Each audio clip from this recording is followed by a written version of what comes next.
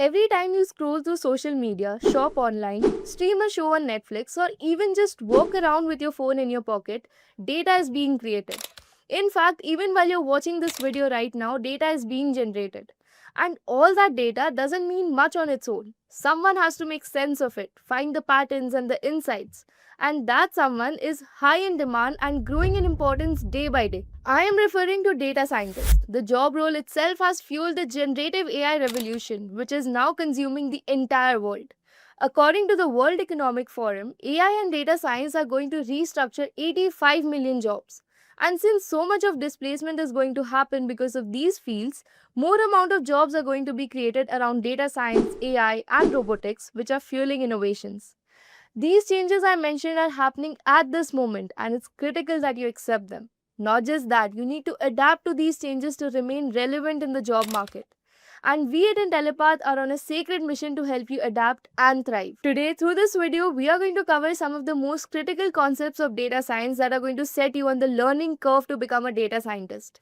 This is a complete data science course designed by our world's top 1% industry experts, which covers most of the machine learning concepts that every data scientist needs to know. If you're already acquainted with the Python programming language, libraries like NumPy, Pandas, etc., then this course is for you. You're going to learn machine learning, feature engineering, and how to optimize performance for the data science problems you're addressing. I hope you're ready for this learning journey of next 12 hours. So let me quickly take you through the agenda for this course. So first, we'll get started with what exactly is data science. Then we'll dive deeper and take a quick look at the data science lifecycle, the step-by-step process every data scientist follows, from collecting raw data to building and deploying a model. Next, we'll start with one of the most basic yet powerful algorithms, linear regression. This is your first step into predictive modeling. Moving on, we'll get a quick hands-on demonstration to see how these concepts work. Similarly, we'll look at the other algorithms like logistic regression, SVM, and decision trees along with their hands-on. Once you're comfortable, we'll explore another popular algorithm, naive Bayes, which is great for classification problems. Next, we'll shift focus to clustering, starting with the famous k-means clustering algorithm. Then, to improve model performance, we'll look at feature engineering and more specifically techniques like PCA and LDA to reduce dimensions while keeping the data meaningful. After that, we'll focus on how to optimize the performance of your model using tuning methods and evaluation techniques. And finally, to get you industry ready, we'll look at some of the most frequently asked and important interview questions on data science. Now that we are done with the agenda, let's look at the very first topic on our list. Generally, when people think about data science, they see data as a lot of numbers and a bulk of mathematical equations. When word science comes into play, people think of it as a person working in a lab or wrapping his head around computers. But is that what data science really is? Well, it is not. Data science is not technical as software development. It is more of a problem solving and creative field where the real world problems are solved by diving deep into the data. And this is something we ourselves naturally do while making even simple decisions in our life. Like for example, if you were to travel from location A to B during the monsoon season, first you'd go ahead and check what the weather is like. What are the chances of precipitation? Then you would go ahead and visit Google Maps and figure out the shortest path to reach location B. If you want to reach there fast, you'll end up checking whether there is traffic on the road or not. See, in a very basic notion, you went ahead and gathered data from different sources, and by understanding that data, you'll be making the informed choice, which will be having very less chances of failure or disruption. Data science comes up from this notion itself. It's the problem solving discipline where you make use of data to drive successful business decisions. Not only that, by recognizing the pattern in data points, you predict the future trends using various statistical modeling techniques and machine learning. This is basically what a rough definition of data science looks like. If I were to refine it as per the industry reference, I would put it like data science is the field of study that involves extracting knowledge and insights from noisy data and then turning that noisy data into insights or actions that business or organization can go ahead and take forward. Okay, let's go ahead and dig a little bit deeper and try and understand this data science term in more detail. So, when we talk about data science in very basic terms, it is an intersection between three different disciplines. From whatever that we have discussed till this particular moment, you can figure out one thing, that data science is there to solve business problems. So by default, one critical pillar of data science becomes the business acumen. Then data is nothing but lot of numbers and mathematics and statistics, right? So definitely mathematics and statistics naturally becomes the second pillar. And finally, the logical block that puts together both the mathematics and business side of things into a problem and solves it is something called as computer science. So basically, in a nutshell, data science is intersection of these three disciplines, and every data science initiatives involves collaboration across these three key areas. Now let's talk about the different types of data science methods you might use depending on the questions you are asking in your organization. And believe me, these questions can range from simple to downright complex with varying levels of value they can provide. So let's map this out by complexity and value. First off, we have descriptive analytics. This is all about understanding what's currently happening in your business. It's like a quick status check. A common question here would be, did our sales go up or down? It's about having accurate data to know the current state of affairs. Next, we move on to diagnostic analytics. This one is a bit deeper. It focuses on figuring out why something happened.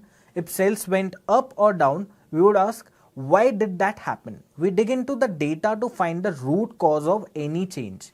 After that, we hit predictive analytics. This is where we start forecasting. It's all about asking what's likely to happen in the future. For example, what will our sales look like next quarter? Here we use historical data patterns and trends to predict future outcomes. Finally, we have prescriptive analytics. This is where we get actionable. It's about figuring out the best course of action. So we might ask, what do I need to do to boost sales by 10%? This helps us decide the next step based on our analysis. This sounds cool, right? Now let's dive into how exactly data science actually gets all of this done and who is responsible for which part. This brings us to the concept of data science lifecycle. The starting point of every data science business problem is understanding the business. This is critical because if we are asking the wrong question from the get-go, we are setting ourselves on the wrong path, and that path is definitely going to lead towards failure. This phase ensures that we clearly understand what problem we are trying to solve and why it matters. Once we nail down our business question, we move on to data mining. This step is all about gathering the data we need for analysis, searching through databases and pulling out relevant information from the web. Next up is data cleaning. Let's be real, when we find data, it's really not in the best shape. It might be full of missing values, duplicates or errors. So we have to roll our sleeves and clean it up to make it usable for analysis. With clean data in hand, we move on to exploration. This is where we use various analytical tools to start answering our business questions. If we want to dive into more complex problems like predictive or prescriptive analytics, we have to use advanced tools such as machine learning models that leverage huge amounts of computing power and high quality data to make accurate predictions and recommendation actions. Once we have explored and analyzed our data, it's time for visualization. We need to present our findings in a way that's easy to understand for every business stakeholder and take action out of it. Now let's quickly break down who does what in this particular life cycle. In most organizations, you'll find roles like business analysts, data engineers, and data scientists. Business analysts are the ones formulating questions and working on the business side of things. They are also involved in visualizing insights and making them useful for decision making. Data engineers, on the other hand, are the people who gather, clean, and organize the data. They make sure that the data pipeline is running smoothly, enabling the analysis process. Finally, we have data scientists. These are the professionals who dive deep into the exploration phase, applying machine learning techniques and advanced statistical methods to get the most value out of that data. Here is the interesting part. These roles often overlap. Business analysts might need to dabble in machine learning, while data scientists may have to hunt down data themselves. Collaboration is a key, and it's becoming more common for people in data roles especially. So there you have it. The data science lifecycle takes away from raw noisy data to achieving actionable insight that can have a significant impact on any business decision. If you're new to machine learning, linear regression is the easiest algorithm to understand and implement. In fact, this is the first algorithm you're going to learn at the very start of your machine learning journey.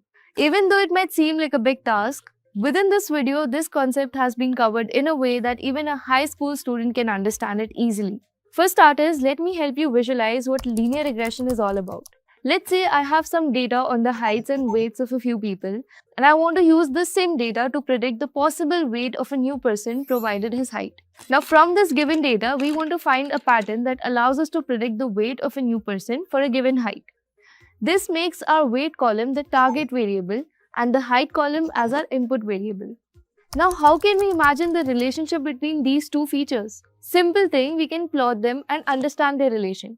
Now, the simplest way to find this pattern is to assume a straight line relationship between height and weight. This is also called linear regression. The line follows the formula y is equal to alpha into x plus beta. Here, y is a predicted weight or predicted feature.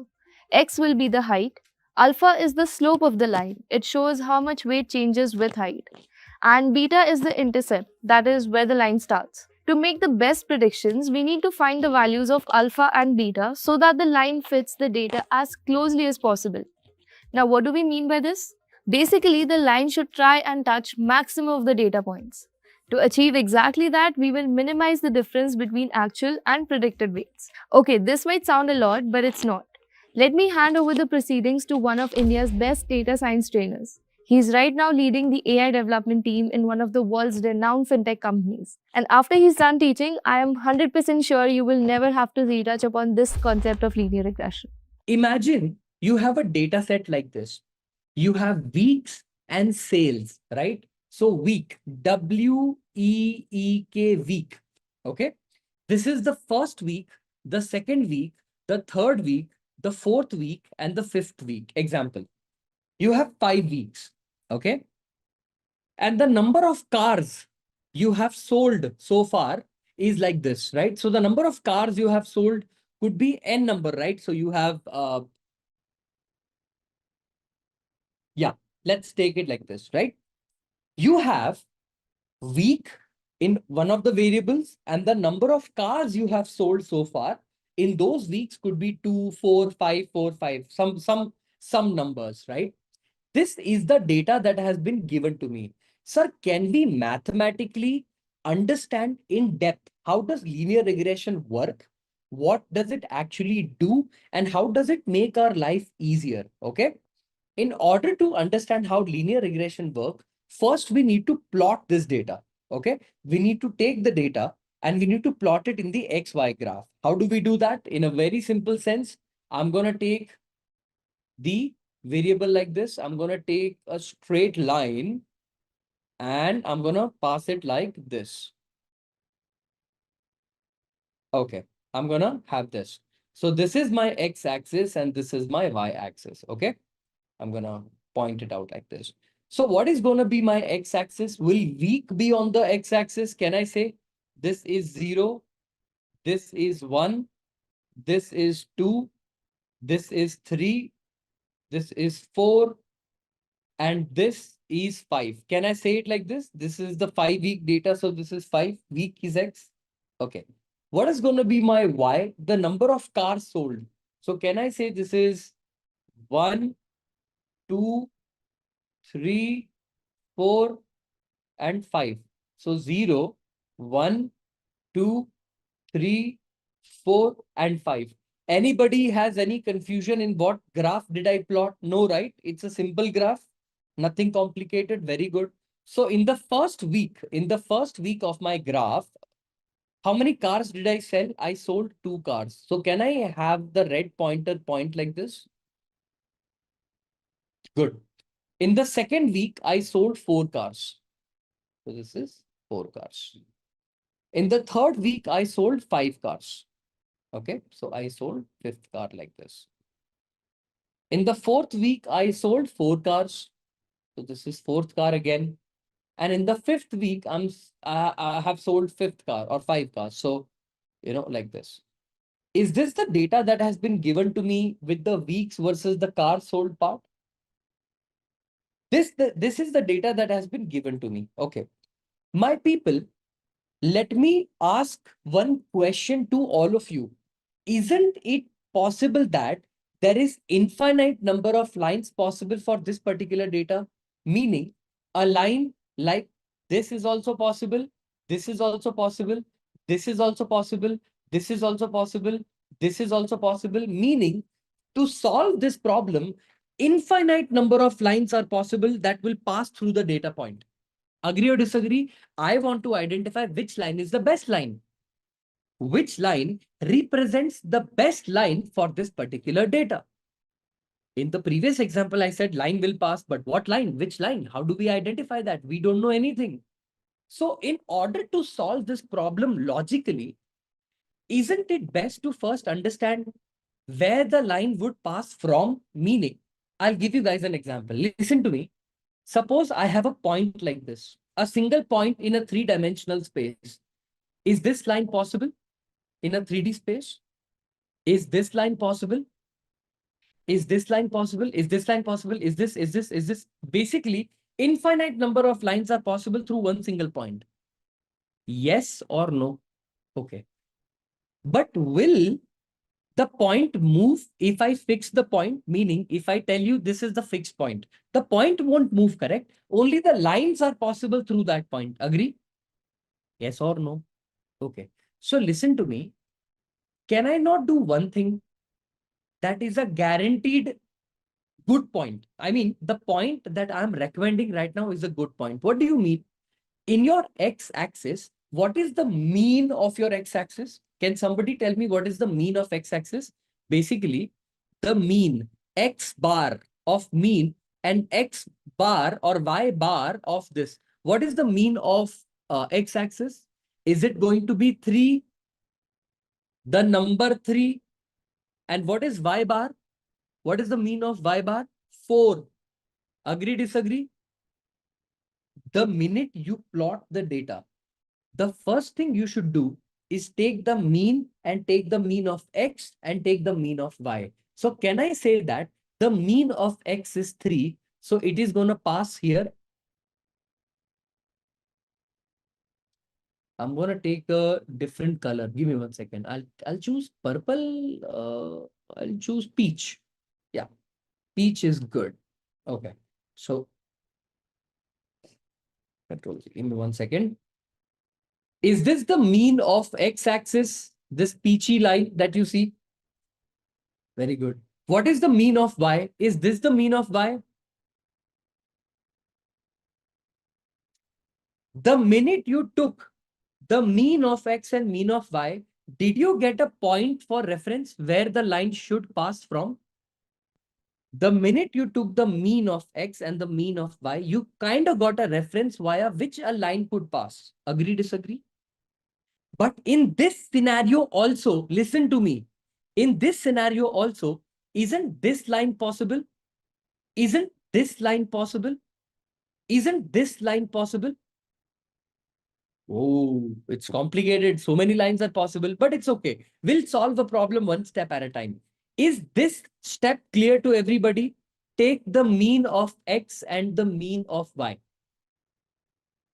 Step number 1. Take the mean of x and take the mean of y. Okay. Now, what you need to do is this. Okay. Your week data, I'm going to take it as x. So what is the x data that has been given to me? 1, 2, 3, 4, and 5. Everybody agrees this is my x-axis data? Very good. What is the y data? It is 2, 4, 5, 4, and 5. Okay. This is my x-axis data and this is my y-axis data. Okay. What you need to do right now, the minute you calculate this part, x and y, so can we take first data point and try align with connect points? You will calculate something called x minus x bar. Hey, what is x minus x bar? Is this data point called x this particular data point called 1 minus 3. From the perspective of 3, I want you to understand from the perspective of the number 3. Is this number 1 called x value and this is the x bar? This point is called x bar and this point is called y bar, yes or no? So basically, aren't you calculating that 1 is deviating from 3 by how much? 2 is deviating from 3 by how much? 4 is deviating from 3 and 5 is deviating from 3 by how much? Are you calculating this exactly? Yes or no? So tell me, x minus x bar meaning 1 minus 3. What is 1 minus 3? What is 1 minus 3? Minus 2. Very good. What is 2 minus 3? Minus 1. What is 3 minus 3? 0. What is 4 minus 3? 1. What is 5 minus 3? 2. So tell me, from the mean value, is this 1 point not in the negative 2 direction? Isn't from the mean this point 2 in the negative 1 direction? From mean, the mean itself is at 0 distance, meaning it is within calculation of itself. Then this number at 4 is 1 positive distance and this number to 5 is a 2 positive distance. Did it not give me the spread? The information, not exactly spread, but did it not give me the information of the deviation I have in the data? Minus 2, minus 1, 0, 1 and 2 with the number format. Is everyone clear? We kind of got the idea of how much is this part. Okay, because you did this with x, don't you need to do this with y also? So you need to calculate something called y minus y bar. Y minus y bar. So tell me, what is 2 minus 4? What is 2 minus 4? Minus 2. What is 4 minus 4? Is it 0? What is 5 minus 4? Is it 1? What is 4 minus 4? Is it 0? And what is 5 minus 4? It is 1. Is everybody clear what we did here with the calculation of x minus x bar and y minus y bar? What did we do with this? Why did we do it? To understand how far off my data lies from the actual mean value. Are we clear? Are we clear until here? Okay, good. The next thing that we do, okay, is there any reason to take x equals to 3? What you have to do next is x minus x bar, the whole square. You know why should you take the whole square? Because isn't minus 2 and plus 2 cancelling each other out? If I want to add them together, will I be able to add them together? Will I be able to add them directly together mathematically? The minus will nullify the plus value. Agree or disagree? So that the nullification does not happen, what do? We take x minus x bar the whole square. Doing squaring of a number, what does it make sure? That the number is always positive. Agree, disagree? If you take minus 3 and if you square it, won't the answer will be 9? And if you take 4 square, the answer is 16. So squaring will make sure that the number is never negative. So nobody will get cancel each other out, right? So what is x minus x bar the whole square? Minus 2 square. Can I say that is 4? Minus 1 square. Can I say it is 1? 0 square. Can I say it is 0? 1 square. Can I say it is 1? And 2 square. Can I say it is 4? Yes. Now, if you take the summation of all the values, what do you mean by summation? Addition of all the number.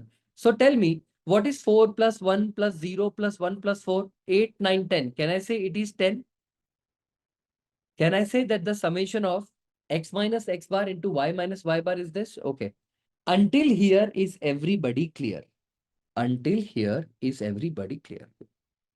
The next thing you calculate is what we called as x minus x bar into y minus y bar.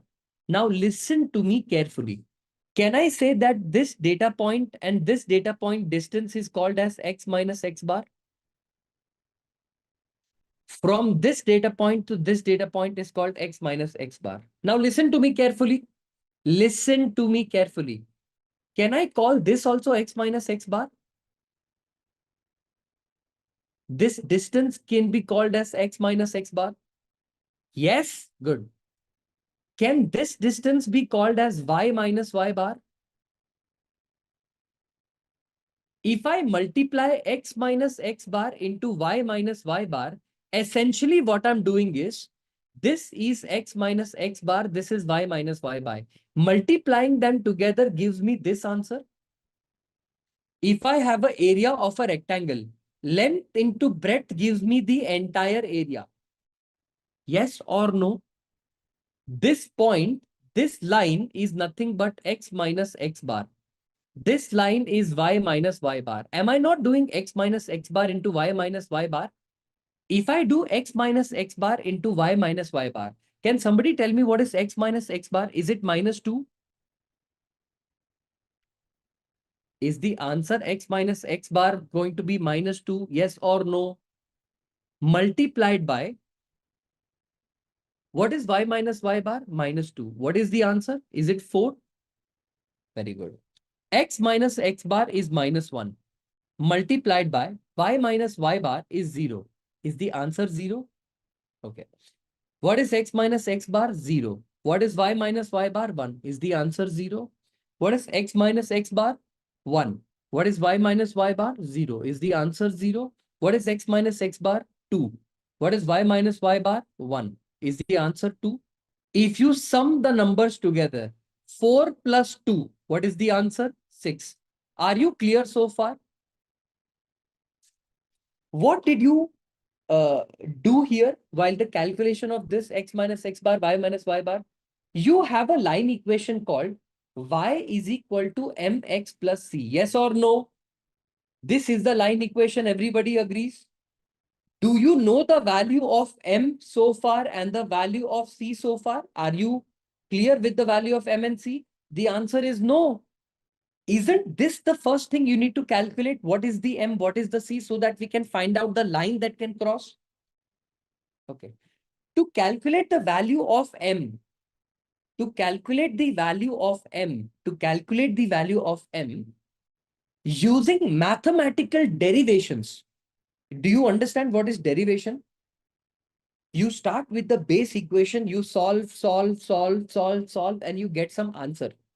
So, mathematically speaking, to get the value of y-intercept, or sorry, to get the value of slope, the formula is summation of x minus x bar into y minus y bar divided by summation of x minus x bar the whole square.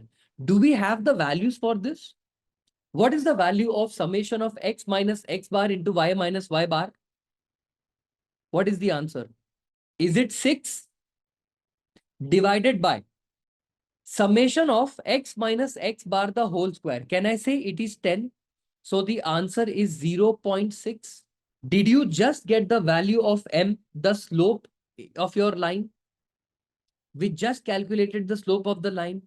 Now listen to me carefully. Sir, how did we get this formula? Did someone calculate it? Yes. Somebody has already calculated this using mathematical derivation. If you want, so first of all, I don't think you should learn derivations, because somebody has taken enough effort to solve the derivation. Me teaching you the derivation is only going to take time, but it is not going to be important for you to know. What's important for you to know is to remember the formula. I can teach you derivation also. It's not a very complicated thing. It's a simple mathematical process. But the problem is that derivation will have no importance to you. Am I making sense? What formula it is, you need to understand that clearly. How you arrived at it can always be learned eventually over a period of time. But first, you need to understand what is linear regression, how it is applied, how can I practically implement it, then giving your energy to how did the derivation occur, who wrote it for the very first time, what is the history. I think you should focus on your priorities slightly differently.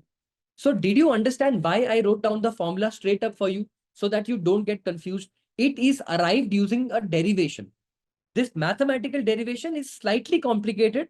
slightly simple, but we have the formula. Okay. Here we are squaring the number and denominator. Yeah, I mean, this is the summation value. We are not squaring anything. It's summation of x minus x bar into y minus y bar by the summation of x minus x bar, the whole square.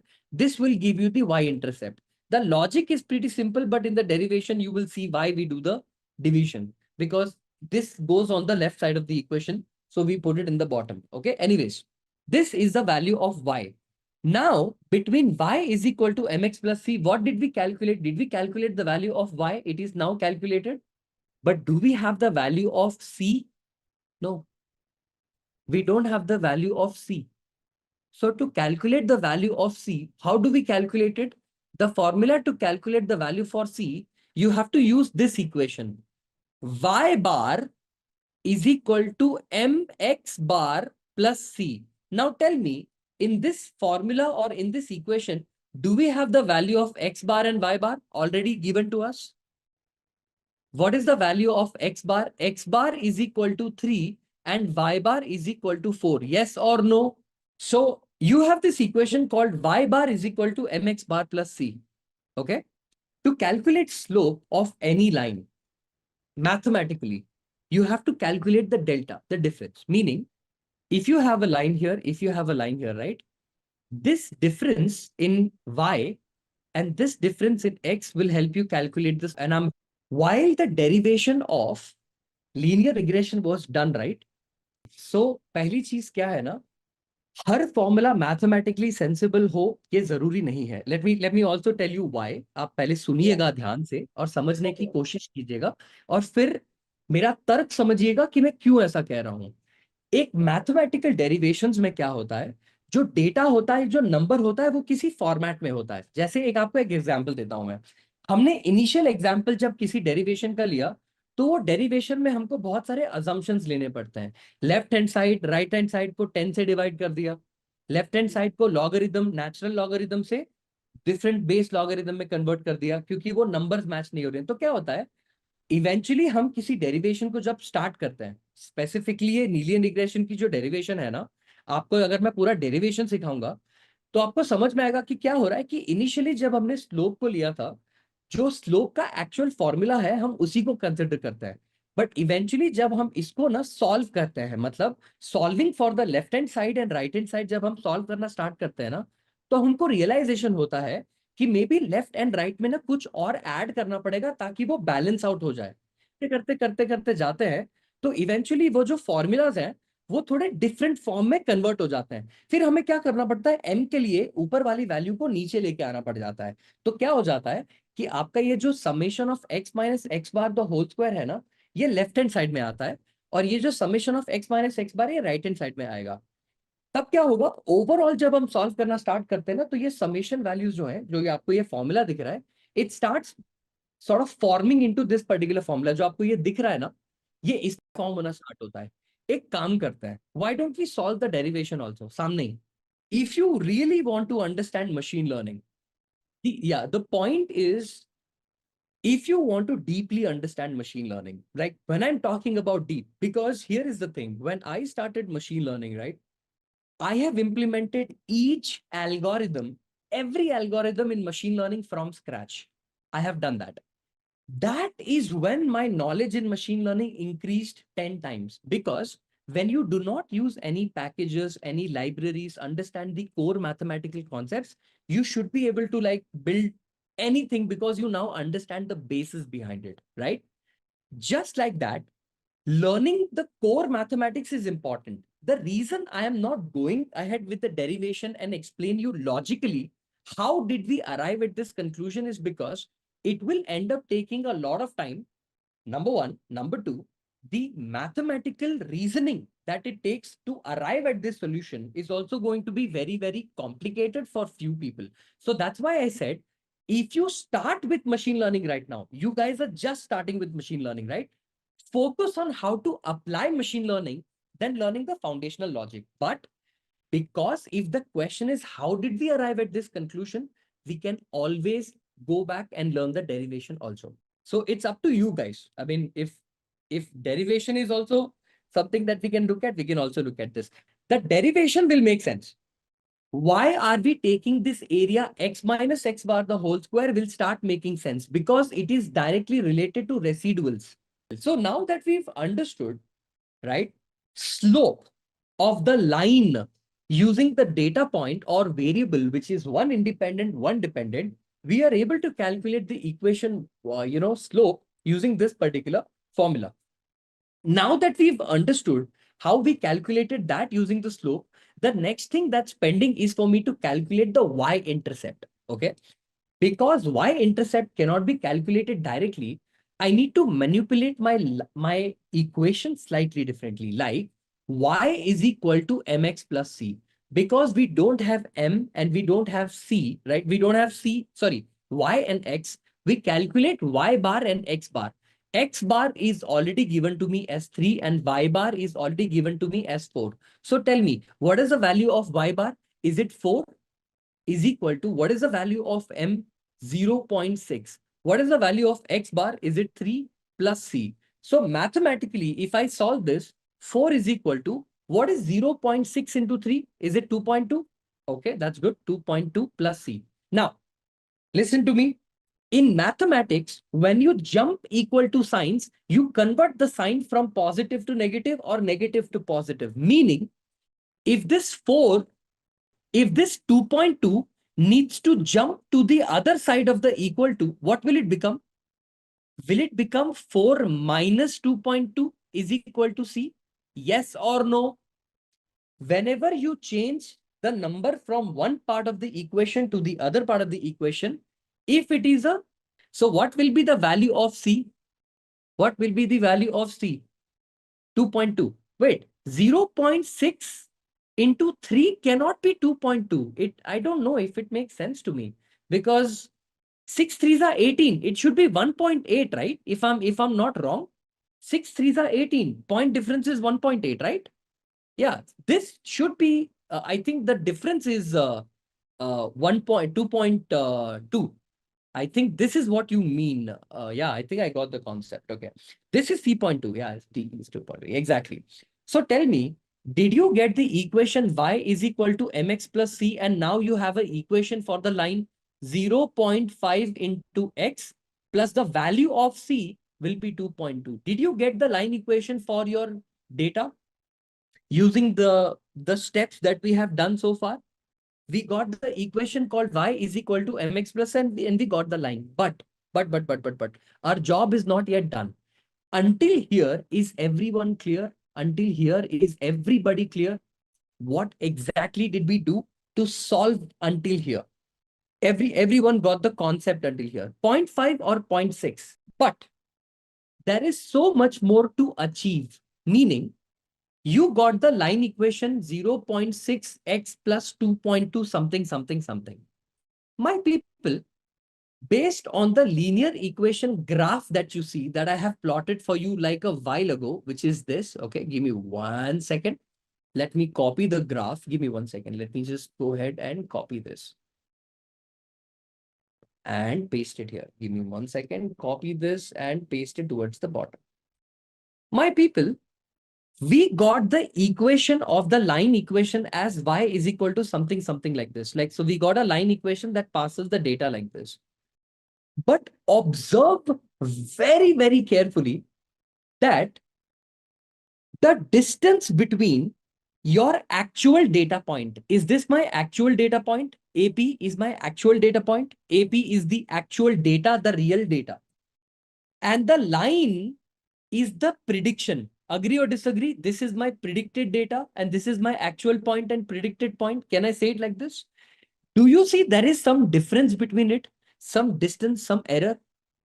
Yes or no? This error exists here also. This error exists here also, here as well, and here as well. There is some distance between this, and this. The data points are distance. This distance or difference is called as residual. What do we call this? What do we call this? Residual. Tell me, the point is very simple. When you make linear regression line happen, or when the linear regression line has been calculated, do you want the distance between data point and the actual point To be the least as possible or to be the maximum as possible? What should your intention be? Your intention should be to minimize, right? Your intention should be to minimize the residual, but your life and your job is not that simple. Let me explain why. Let me explain why this is not simple. Listen to me carefully. I'm going to erase these data point, okay? The line point, and I'm going to show you guys an example. Mathematically, also sensibly, it should make sense to you. Okay, give me 1 second. Let me copy this graph and paste it so that I don't ruin the graph. Give me 1 second. Why am I not able to copy? Okay, this is the copy, is it? Okay, fine. Yeah. So listen to me carefully. I'm going to erase the middle line for a second so that you guys don't get confused. Okay, X bar, Y bar, I'm going to remove. My people, now we have a line that passes through the data like this. Okay, it is passing through the data point like this. Listen to me carefully. And it is passing through the line like this. Like this is the line that we have calculated. Okay. This is the distance between the predicted data point. This is the predicted data point, and this is the actual data point. Okay.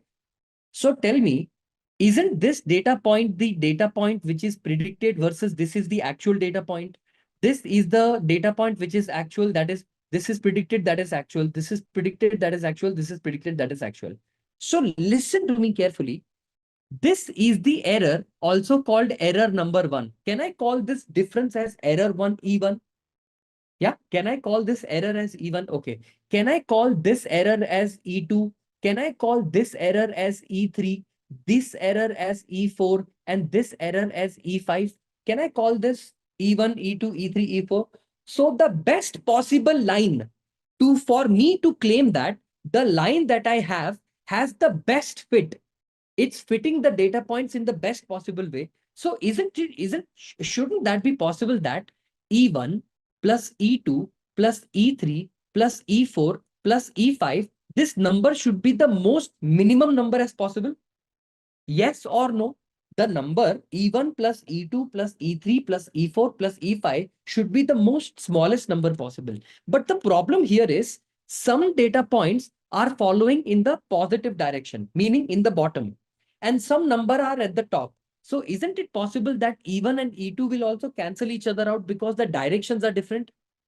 Does that make sense? See, from this data point to this red data point, it is in the negative direction, but E2 is in the positive direction. So if I don't square them, won't they also cancel each other out? And the actual answer will be terribly wrong. So rather than combining E1, E2, E3, E4, E5, do we not take E1 square plus E2 square plus E3 square plus E4 square plus E5 square? Agree, disagree? Now listen to me carefully. Listen to me carefully in a most simplistic sense. Okay. If I take this line and rotate it a little bit more, the line that we have calculated it just for practical purposes, just to test something. Can I rotate it a little to the left and a little to the right? And when I rotate it 2 times to the left, one left, one left, one right, I got the value of error, ERROR, TOTAL, total error as 1.6, 1.2, 1.9, and 2.3. When I rotated the line, which line gave me the least amount of error? In this 4 rotation that I did, 2 to the left, 2 to the right, did this give me the least amount of error? That line is your best fit line. Did that logically make sense? Did that logically make sense? Okay. Can I show you an example? Can I show you an example practically to show you how in reality, in linear regression, how it works? You guys want to have a look? Have a look at this, okay? Linear regression, best fit line, okay? Fit line. Look at this, my people. This is my linear regression data. Can you see what's happening to the line? Did you see what happened? Did you see what happened? See, I'm going to rotate the line, okay? I'm rotating the line. Is the error increasing and decreasing?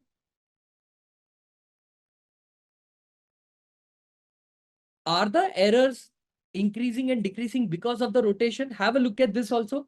See, this is the best fit line. Do you see the mean of X and mean of Y? Do you see the mean of X and mean of Y? We took the red color line. On that point, are we rotating the line that we just calculated Y is equal to mx plus c? When the rotation when we do that rotation, isn't it possible that we can get the value of multiple different error types? And whichever error has the least possible error, that line is the best fit line. Did you understand the logic behind how linear regression is able to calculate the least amount of error? And that line is going to be the best fit line for your example. Is everyone clear what we did in linear regression? First, we plotted the data. Then we took the X bar and we took the Y bar. Sir, we have to code for this. It's too long. The entire linear regression code is 15 lines of code. 15 lines without any library. Without any library, it's 15 lines of code. Do you think it's too much? Point being, first we plotted the data, then we took the mean X, mean Y. From that point, we passed the problem or we passed the line, and now we are rotating the line a little bit to check whether the data or the line is the best fit line. Did you get what exactly I was saying? What line rotation is showing exactly? Line rotation shows you the distance between the error. Meaning, suppose if this is the graph that I have, okay, this is the graph that I have, this is line number 1. Is it not possible for me to rotate the line slightly and have another line like this? If I rotate the line, the distance between actual data point and your prediction data point, does it not change? And your job is making all the errors together, E1 plus E2 plus E3 plus E4 plus E5, all the errors together. Don't we want a number, a value of the line where all the errors together is the least number possible? That is why you rotate the line. Rotate the line. The only thing you need to change in your equation is M, right? Because Y will remain the same. Or no? To rotate the line, what do you need to change? Both M and C, right? You need to change both M and C together for the line to rotate, right? So multiple values of M and multiple values of C will give you the answer. Isn't this like the initial guess of the line? The initial guess of the line, is it the best fit line? The first product you buy, is it the best product? No. We just made a guess on the Y, axis equation. We did that. But is that line the best fit line? Are you sure that is the best fit line? Can you be sure? No, right? In order for us to understand which is the best fit line, we take the line that we just calculated and we rotate it a little bit.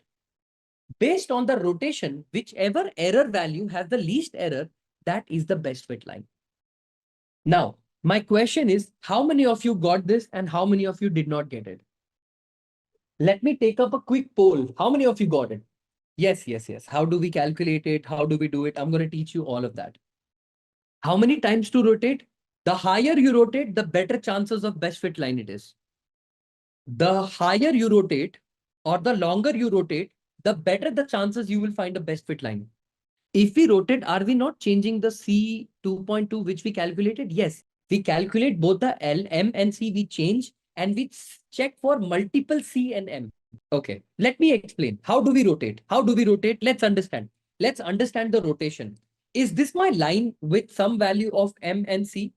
Yes or no? You first please tell me that. Is M is equal to, is the value of M 0.6 and the value of C 2.2? Yes or no? If I want to rotate, this is the line, okay? This is the line which will give me this y M is equal to 6.6.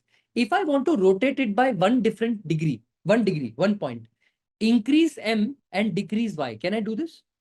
Or decrease M, increase Y, can I do this? Are you getting what I'm trying to say? This is my XY graph. This is my y point on which the line is plotted. And this slope of the point is 0.6. Make it 0.5 and make the intercept here. Will the line now rotate by some point here?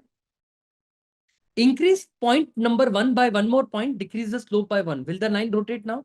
Same thing, keep doing. Increase the point by 1 and decrease the point. Did you now rotate the point slowly, slowly, slowly by changing this decrement by 1, increment by 1? And now if you do the reverse operation, it will go in the opposite direction. Agree, disagree? Am I making sense in this part? At least in this part, 1.1 increase. Won't you be able to calculate for multiple values of y, like the line will rotate? This is the line equation that we calculated. Listen to me carefully. Based on the data, what did we do? Based on the data, what did we do? Did we calculate the y is equal to mx plus c equation? That was the first thing that we did. Yes or no? Y is equal to mx plus c was the first thing that we calculated. The line equation that you calculated, y is equal to mx plus c. How sure are you that that line is the best fit line? Can we be sure that the line equation that I calculated, y is equal to 0.6 into x plus 2.2. This is the line which is the best fit line. What do you mean by best fit? The line passes through all the data point in the most perfect way. Are you sure that this is true? Should you not validate that? We are not sure. Should we validate? The answer is yes. You need to validate. In order to validate, how do we validate if something is good or not? Mathematically, we need to have some foundation for it, right? How do we identify somebody is a good ranker, somebody is a bad ranker? Shiv Kumar, who spoke to me a while ago, is a Bihar topper. How do we know he's a Bihar topper? He must have gotten good score. His percentage would have been higher. The number would have been bigger. If the number is smaller, does it equally mean that the person did not score well? Yes or no? This is called mathematical quantification, meaning some number is trying to give us the idea. So tell me, suppose I have a line called line number 1. This is my line. This is the line. My people, this red color point, is it my actual data point? Is this the actual data point that was available in the data? Good. But using the line, did you predict another data point, which is your prediction? This point on this line is your prediction. This is not the actual data. This is your prediction. Yes or no? Can I say the distance between the prediction versus the actual value is -2? Example. For example, it is -2. Can I say this? Good. The distance between this data point, the red actual data point, and this data point is +2. The distance between the red data point and this data point is +3. The distance between this data point and this data point is -3. And the distance between actual data point versus this predicted data points is -2. Example. So far, the total error in the program is nothing but the difference, right? Difference between the actual and the predicted is what the error will be, right? So -2 plus 2 plus 3. Okay, so -2 plus 2. Let me expand it and write this, okay? So let me say -2 plus 2 plus 3 plus -3 plus -2. If I add them together, will this not be the actual difference, the error in my program? Isn't this going to be my error? But -2 will cancel 2, plus 3 will cancel 3, and the answer is -2. Is the answer actually -2? No. Even if they are not equal, even if the numbers are not equal, okay? The problem here is, mathematically, if this number was -2 and this was -2.1, won't the answer be 0.1, which is also not correct? The numbers don't need to be equal, but they cancel each other. They take a portion of each other. We don't want that to happen. So rather than taking errors like that, don't we square them, the errors? Yes or no? So rather than taking the answer like this, if I want to quantify the number, Can I not take -2 square plus 2 square plus 3 square plus -3 square plus -2 square? The answer will be 4 plus 4 plus 9 plus 9 plus 4.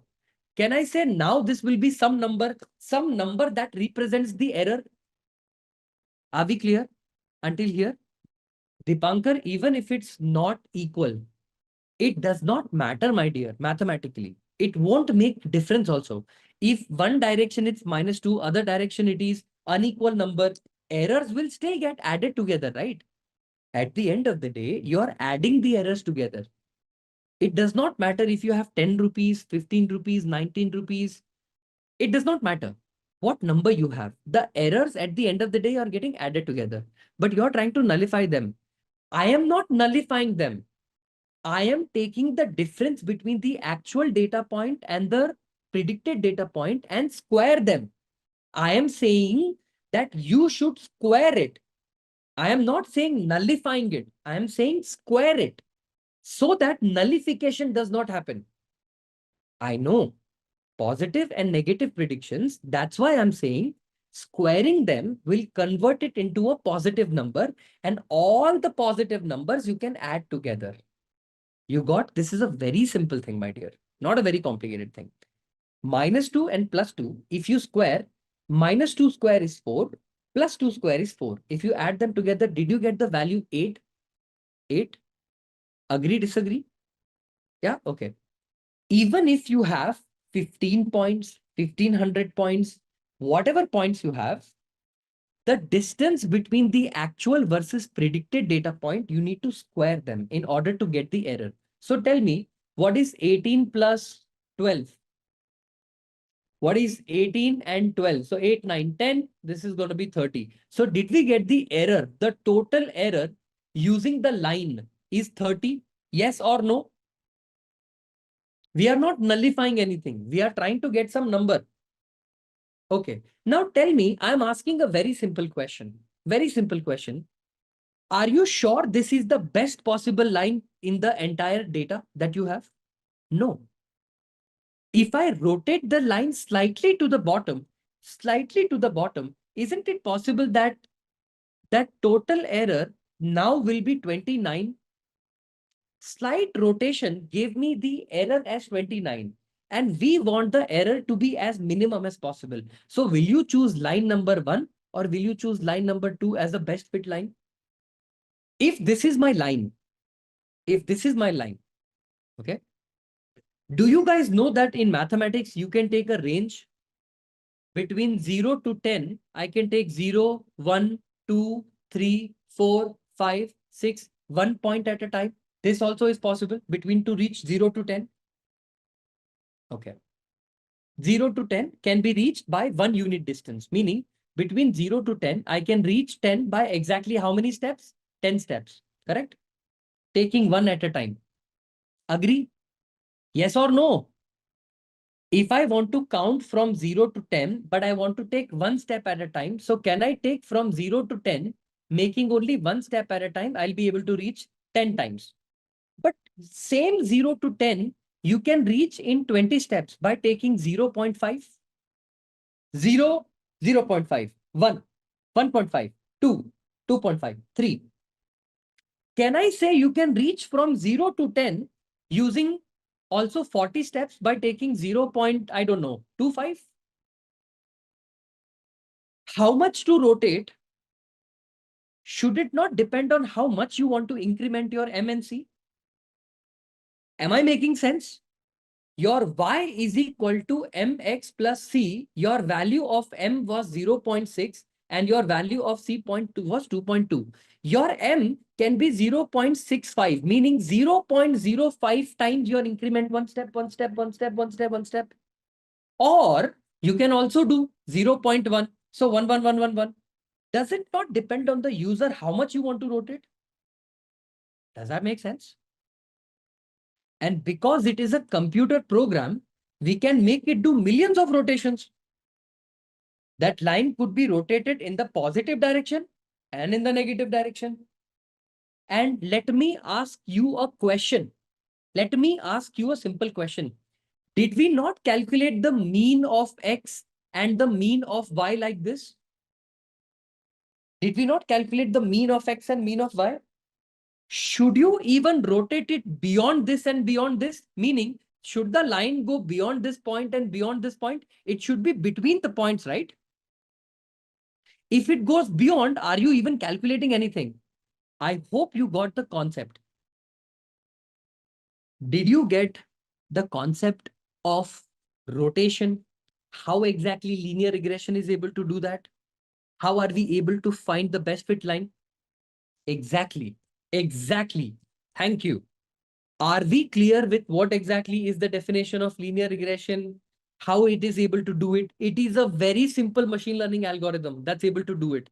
And based on that, and based on the best fit line, we will be able to make a prediction in the future because that line has the least amount of error. So if the prediction in the future is that for 4,000 square feet house, it is 2 crore, meaning it actually in reality is 2.2, but R isn't 2 crore nearer to 2.2, meaning with some error, we were able to very closely identify the answer.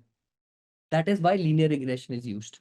Concept of what is R square. Okay, my people, in linear regression, R square represents a very simple information, and that information is R square tells us how well the line predicts or fits the actual point, or how well the line predicts the actual point. This is technically more correct. So R square tells us, okay, R square tells us how well, how WELL, the line predicts, okay, predicts the actual points, POINTS, okay. R square is a way to tell yourself that your model is doing a good job, or your model is doing a bad job, or your model could do better. Okay. This is a way to quantify it to yourself. Now you can ask me one thing, sir, why don't we have a quantification already with something called residual error? We do. The problem is linear regression has a very big problem, and that problem is outlier. If you have a line of a linear regression where you have one data point here, one data point here, one data point here, one data point here, and one data point here, this is known as the best fit line. Okay, the red color thing is gonna be my best fit line. But by mistake, if your point is somewhere here, right, then your best fit line would go somewhere like this. So tell me, does outliers affect the output of your linear regression model? Does having an outlier create problems? Sir, 100% it will create problems. If you don't know, I'm telling you this right now. So removing outliers from your data should be an essential part of your EDA. Have you all heard of something called EDA? Has anybody heard of the concept called EDA? The full form is called exploratory data analysis. It's called exploratory, okay, data analysis. Are we clear? So now that we have spoken or learned about R square, what exactly is R square? Take a line. Listen to me carefully. Take a linear regression line. Okay. So for example, if this is like the y-axis and this is like the x-axis. Okay. If this is my x-axis and this is my y-axis. And suppose you have data points like 1, 2, 1, 2, 3, 4, 5, right? Like this. One. Suppose if you have a data point like that. R square, most simplest form I'll explain. Okay. It is nothing but the distance between and the distance between. Okay. There are two distances we will calculate. The actual value minus mean value, the estimated value minus mean value. When we did linear regression code, okay, when we wrote this graph in front of you, right?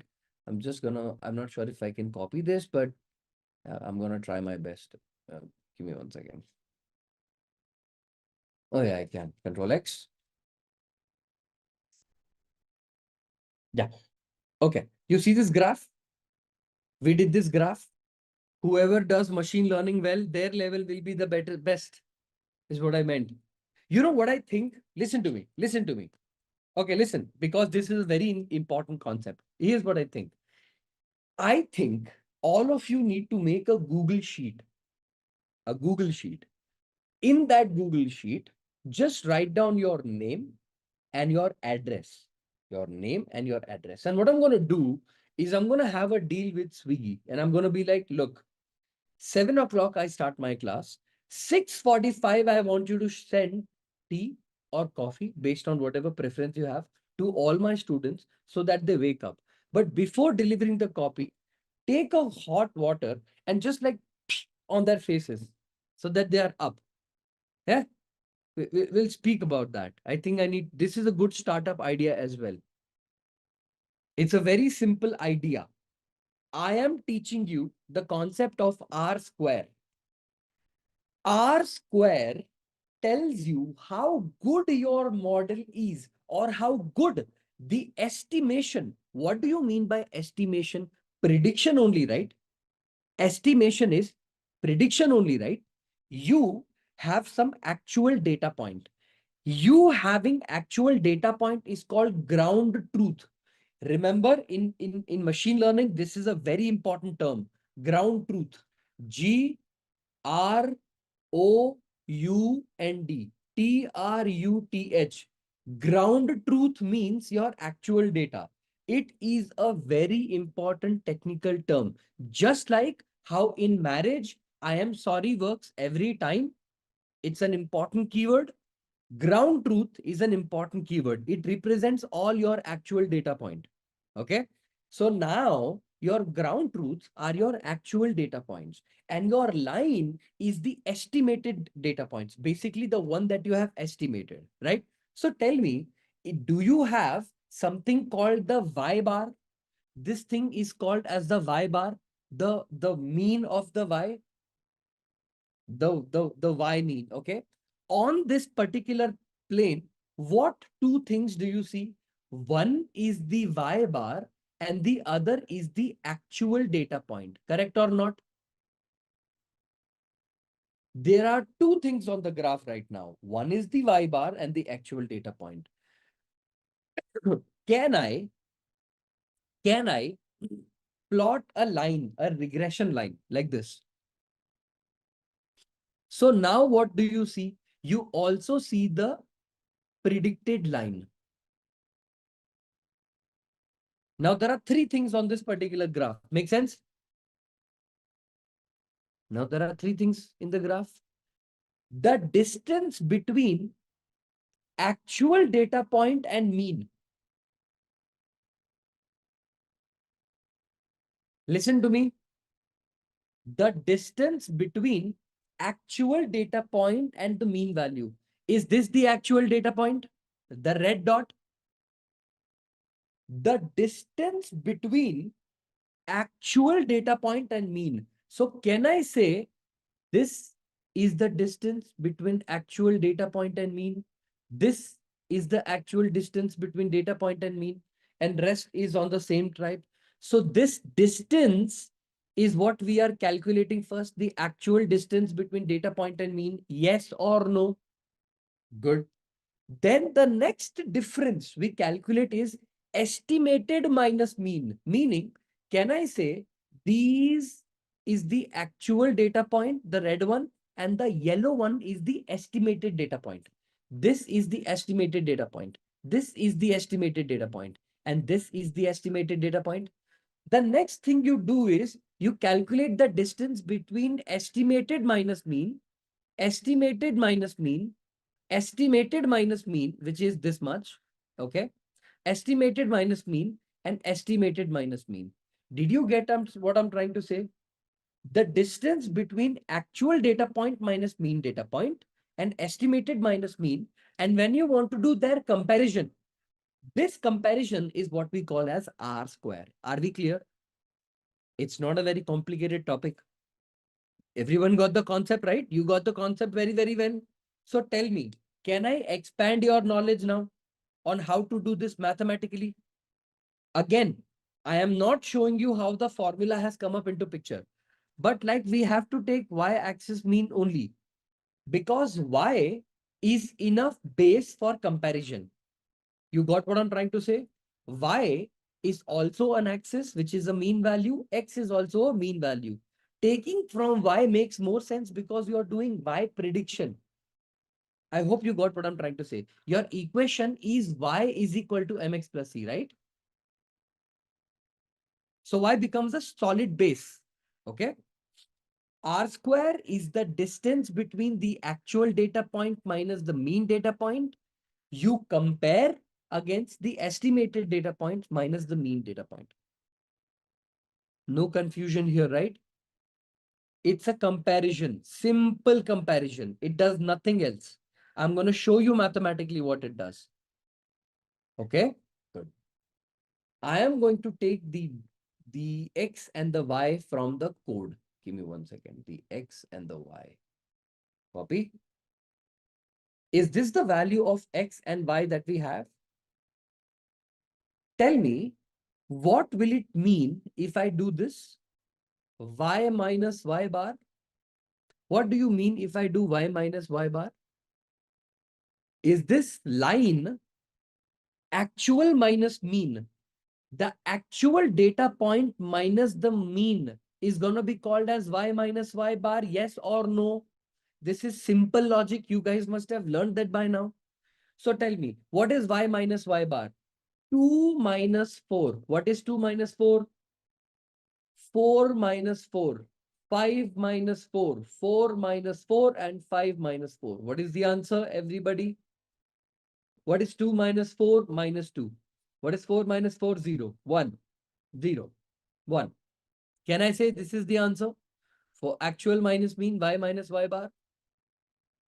Can I assume my understanding is correct? Because the numbers could be both negative and positive, we don't want that. What do we do with those numbers? Whenever the number starts becoming negative, very good. So do we take Y minus Y bar the whole square? So does it become 4, 0, 1, 0, 1?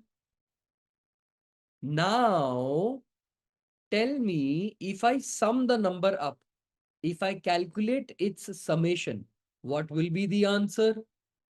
If I sum them up, 4, 5, 6, 6. Let's calculate something called y hat. Y hat is nothing but, what was the equation that you got? What was the value of m that you got here? 0.6 and 2.2. 0.6 and 2.2. 0.6 into x. What is the value of x? 1 plus 2.2. Can somebody tell me what is the answer? 0.6 into x is 2 plus 2.2. 0.63 plus 2.2. 0.6 into 4 plus 2.2. 0.6 into 5 plus 2.2. Am I predicting the estimated data point here using the y hat? Yes or no? This would be 2.8. 1.2, 2.2. What? This should be 3.4, right? If I'm not wrong. Right? 4, 4.6. Yeah, that's true. And that would be 5.2, right? 4.6 and 5.2. I'm assuming this is correct because it is at a very standard difference. Is it correct? Is my y hat prediction correct? 2.8, 3.4, 4, 4.6 and 12, 5.2. Correct? Okay, good. Did you all understand what is y hat? Y hat is the estimated data point. Using the equation only we calculated the estimated, right? Using the equation only we will calculate estimated, correct? So tell me, my people, I have actually taken something called actual data point, actual point minus mean I have taken. What am I remaining with? What is remaining? What is missing here? Which point is remaining? Estimated minus mean, correct? See, actual data point minus mean is taken. Estimated minus mean is not taken. What is your estimated value? Y hat. What is the mean value? Y bar.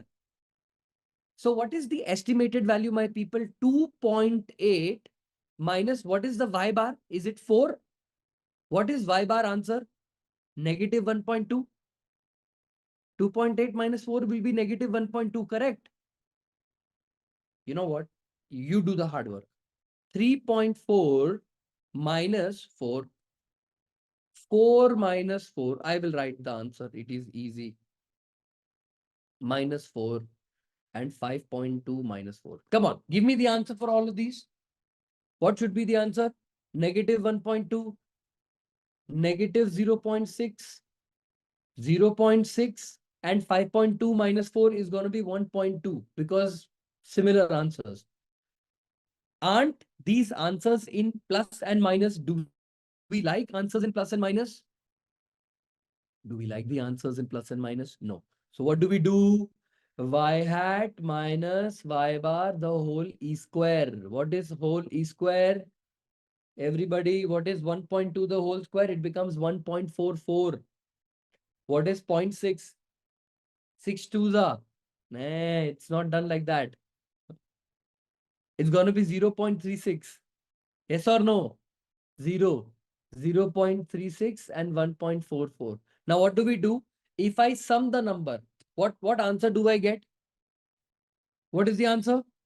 If you sum them together, 3 point. Is it correct? Is the summation going to be 3.6, everybody? That's good. That's good.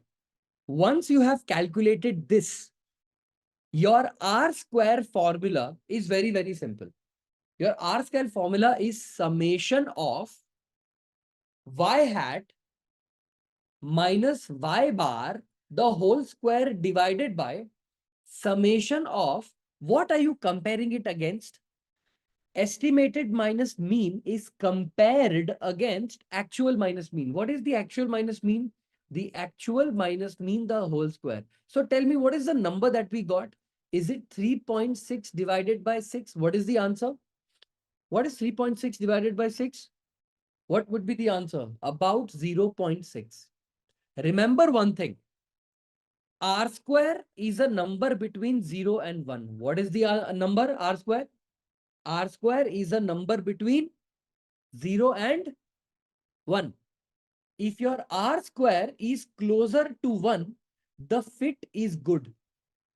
If your R square is closer to 0, the fit is bad. What R square did we get? What R square did we get? Closer to 1. So what does it recommend? Is it recommend or is it recommending something that my fit is good? But R square has a problem. You know what is the problem? I'm going to show you what is the problem. R square formula. You are going to be very much confused when I show this formula, right? Have I taught you the formula like this? Okay. Did I teach you the formula like this? Y minus Y hat the whole square, Y minus Y bar the whole square. Is my formula different from this formula in what way? Copy image and paste it here. Okay. What's the difference in my formula and this formula? Please, somebody tell me fast. Nope. Look at the numerator and look at the denominator. Y minus Y hat. And here I have Y hat minus Y versus Y minus Y bar. Okay. Actual minus predicted and estimated minus mean. Okay. Two things. I'm also going to show you guys one more formula. Okay. I'm going to show you guys it like this. Okay. Give me 1 second. Copy image and paste it here. Is this visible to all of you? Is this image right there visible in front of you? Listen to me carefully. Do you see this thing called SS res? SS res. The full form of this is sum squared residuals. Residuals. And the third is SS tot. Sum squared total error. Okay. TOTAL. Now, I don't want you to get very much confused with this concept that, oh my God, what is this new thing? It's nothing. It's nothing. Literally nothing. Okay. The formula that I gave you, okay, the formula that I have given you, which is this formula, here r square is nothing but sum of squared residuals divided by sum of squared total. Sum of square residual divided by sum of square total. You have to think of it like this. In r square, okay, while calculation of r square can be expanded in multiple different forms, like sum of square residuals by sum of square residuals plus sum of square error. Okay, that becomes sum of square total.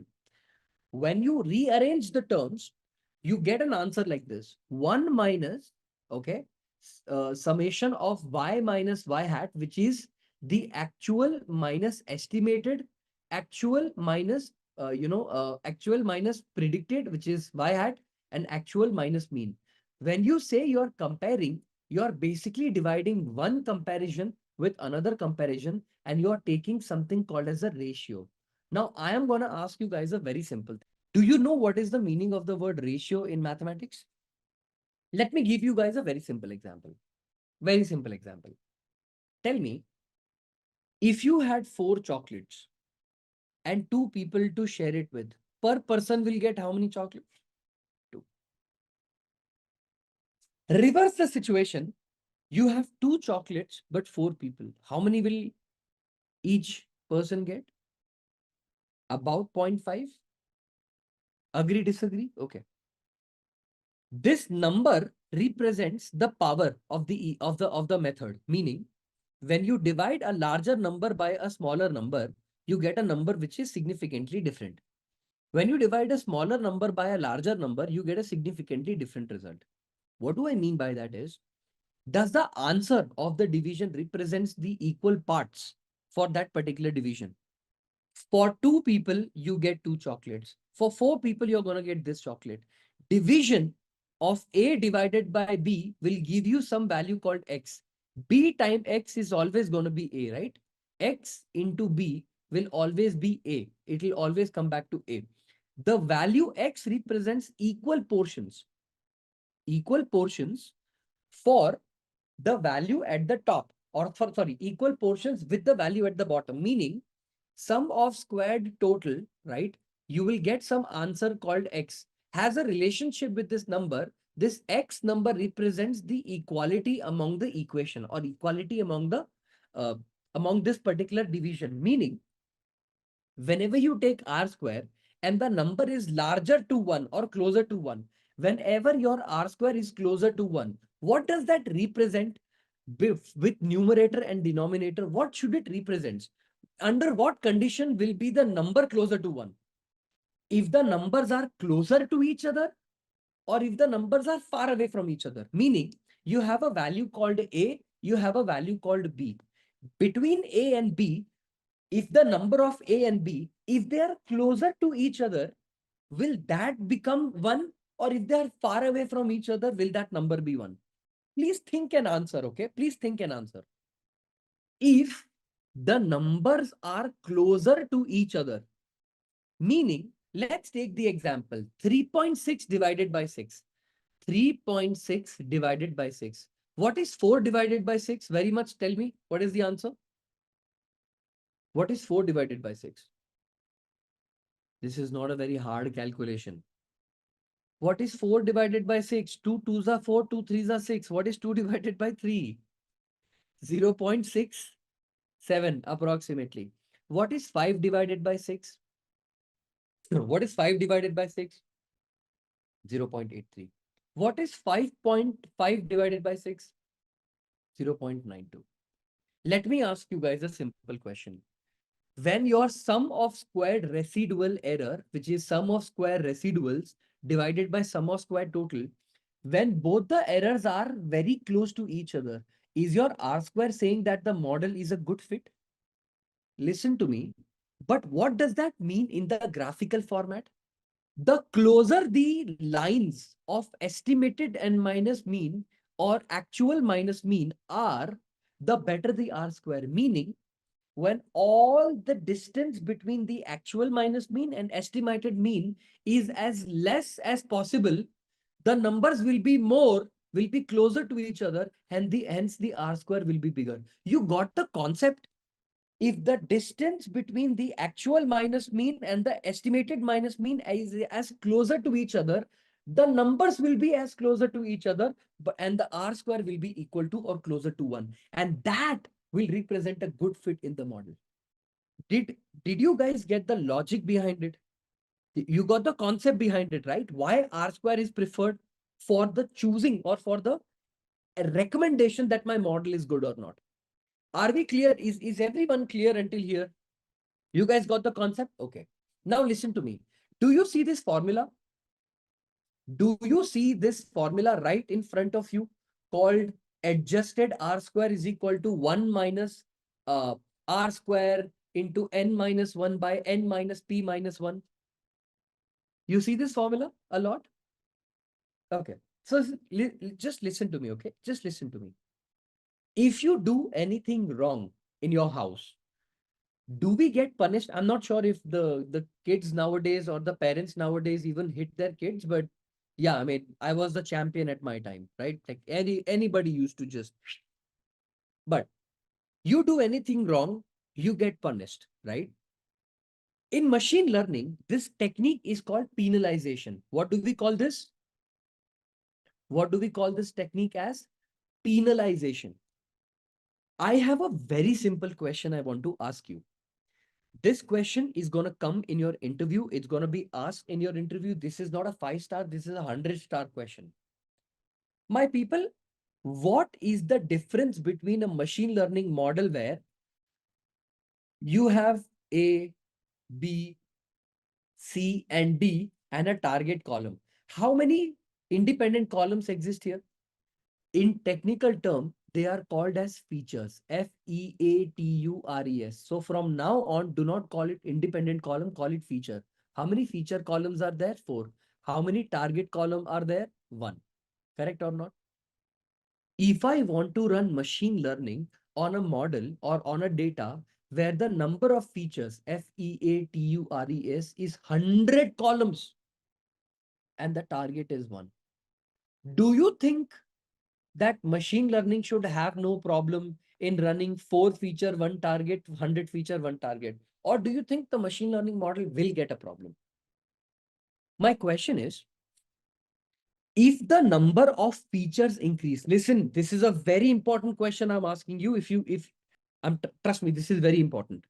If the number of features increase in linear regression or any machine learning model, okay, not just linear regression, if the number of features increase, does that cause problem in the machine learning modeling? The answer is yes. The answer is 100% yes. I'll tell you why. Listen to me why. For the prediction of some answer, for the prediction of some target variable, I'll tell you why this is a problem. Listen to me. Listen to me. I'll tell you why this is a problem. Suppose you have a column called age. You have a column called salary. You have a problem, column called blood group. You have a column called civil score. You have a column called DPDs, days past dues. Oh, XYZ, XYZ. And the target column is whether this person should be given loan 0 or should be given loan yes or no. Tell me, for the prediction of the loan, will the age column also will be like a person? Hey, you should consider me also for your prediction. Then there will be one more person called salary. Hey, you have to also consider me for the prediction. Then the background will be like, hey, I am also existent. Sybil say, I am also here. DPD say, I am also here. More the column, won't there be more chaos because so many people are saying prediction should be 0, prediction should be 1, and the machine learning model will be confused. More the columns, more the people are talking. All the columns are saying, you have to listen to me, you have to listen to me, you have to listen to me. Won't the model be confused? Who do I listen to get my prediction? Right? And it is good to be wrong. My people, when I started machine learning, okay, and when I learned machine learning from my instructor used to also ask me questions the way I'm asking you. And I used to also say no, and then I used to say yes. It's okay. It's a fun part of the game. That's the beauty of learning together, right? The point is, the more the columns you have, the higher the chances of something called overfitting. Okay, I have not taught you what is overfitting, underfitting, But more the chances, more the overfitting. So tell me, does it not mean that by default, if a model, a machine learning model with 4 columns exists and a machine learning model of 100 columns exists, because the numbers of columns are higher, R square will always be closer to 1 because the number of columns are so many. So don't we want a true measure of R square? Even if the columns are 2000 tomorrow or 100 or 4, you give me the proper value of R square. Yes or no? You got what I'm trying to say? If the numbers of column increase for a linear regression model, higher the columns, R square will always be pointing to 1. But is the real value of R square 1? No, sir. It's because more the columns, more the representation. So don't we need to adjust our formula in such a way that even if the number of columns are higher, it will give us the right value of R square? That formula is called adjusted R square, because the R square formula that I taught you, is it adjusted? No, it is not adjusted. It is not fixed. This is the formula that is fixed. So what is the formula of adjusted R square? Is R square nothing but your sample R square that you normally calculate the way I calculated? Yes, absolutely correct. But you divide the equation by total sample size. Can you see I'm dividing this by total sample size n? The sample that I have taken for the consideration of R square, that sample. At the same time, can you see number of independent variable here? This is nothing but the number of features. If your data is working with 100 features, am I not dividing and subtracting it with n? So I am penalizing the model, saying that if you take more number of features, your division also will be larger. You got what I'm trying to say? If your column is 100, suppose if your feature set is 100, I will divide you by 100. So the number also will be that much smaller. But if your column is 10, I will only divide by 10. So be careful. Don't get overconfident and take too many columns. You got what I'm trying to say? That's the logic behind the R square formula. If the number of features are higher, R square is likely to be near 1. Of course, 100%. If the number of features that you have taken are very, very large, what happens in your R square?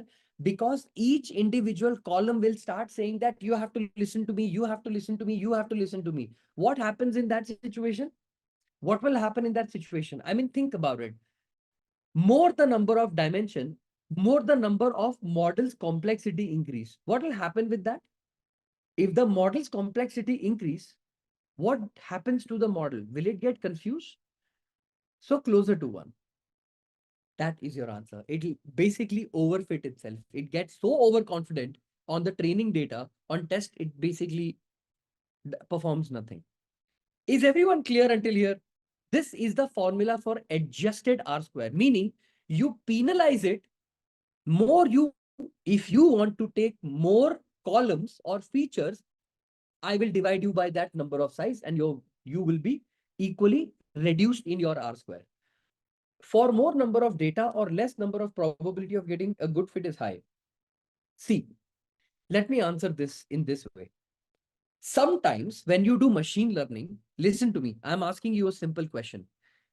Sometimes when you do machine learning, do you want more and more columns, more and more features?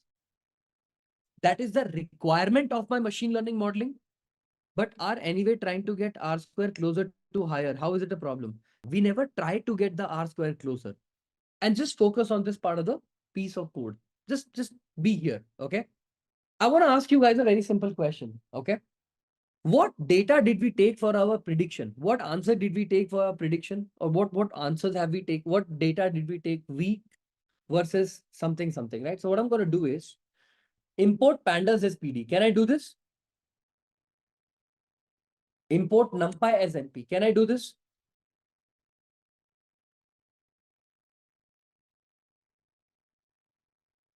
Import matplotlib.pyplot as PLT. Do I say these are the most basic kind of, I don't know, the most basic kind of approaches whenever we are writing any code? Okay, exactly. that representation of R square is not good because anyways more the columns are adding and making the R square closer to 1. That is not a true reading. I'll give you guys a knowledge. Okay. Give me 1 second. So tell me, when you cook tea or when you make tea, you don't cook tea, you make tea. TEAT. For 4 people, the amount of sugar you add is 2 cup or maybe 2 spoons or 3 spoons. Agree, disagree? When you make a tea for 100 people, will the amount or the quantity of sugar that will go will be larger? This behavior is normal and is common in the human system, ecosystem, right? If you are making a tea for 100 people, of course, the sugar is larger. You make a tea for 4 people, the sugar quantity will be lesser. If you reverse this situation, what happens? Disaster.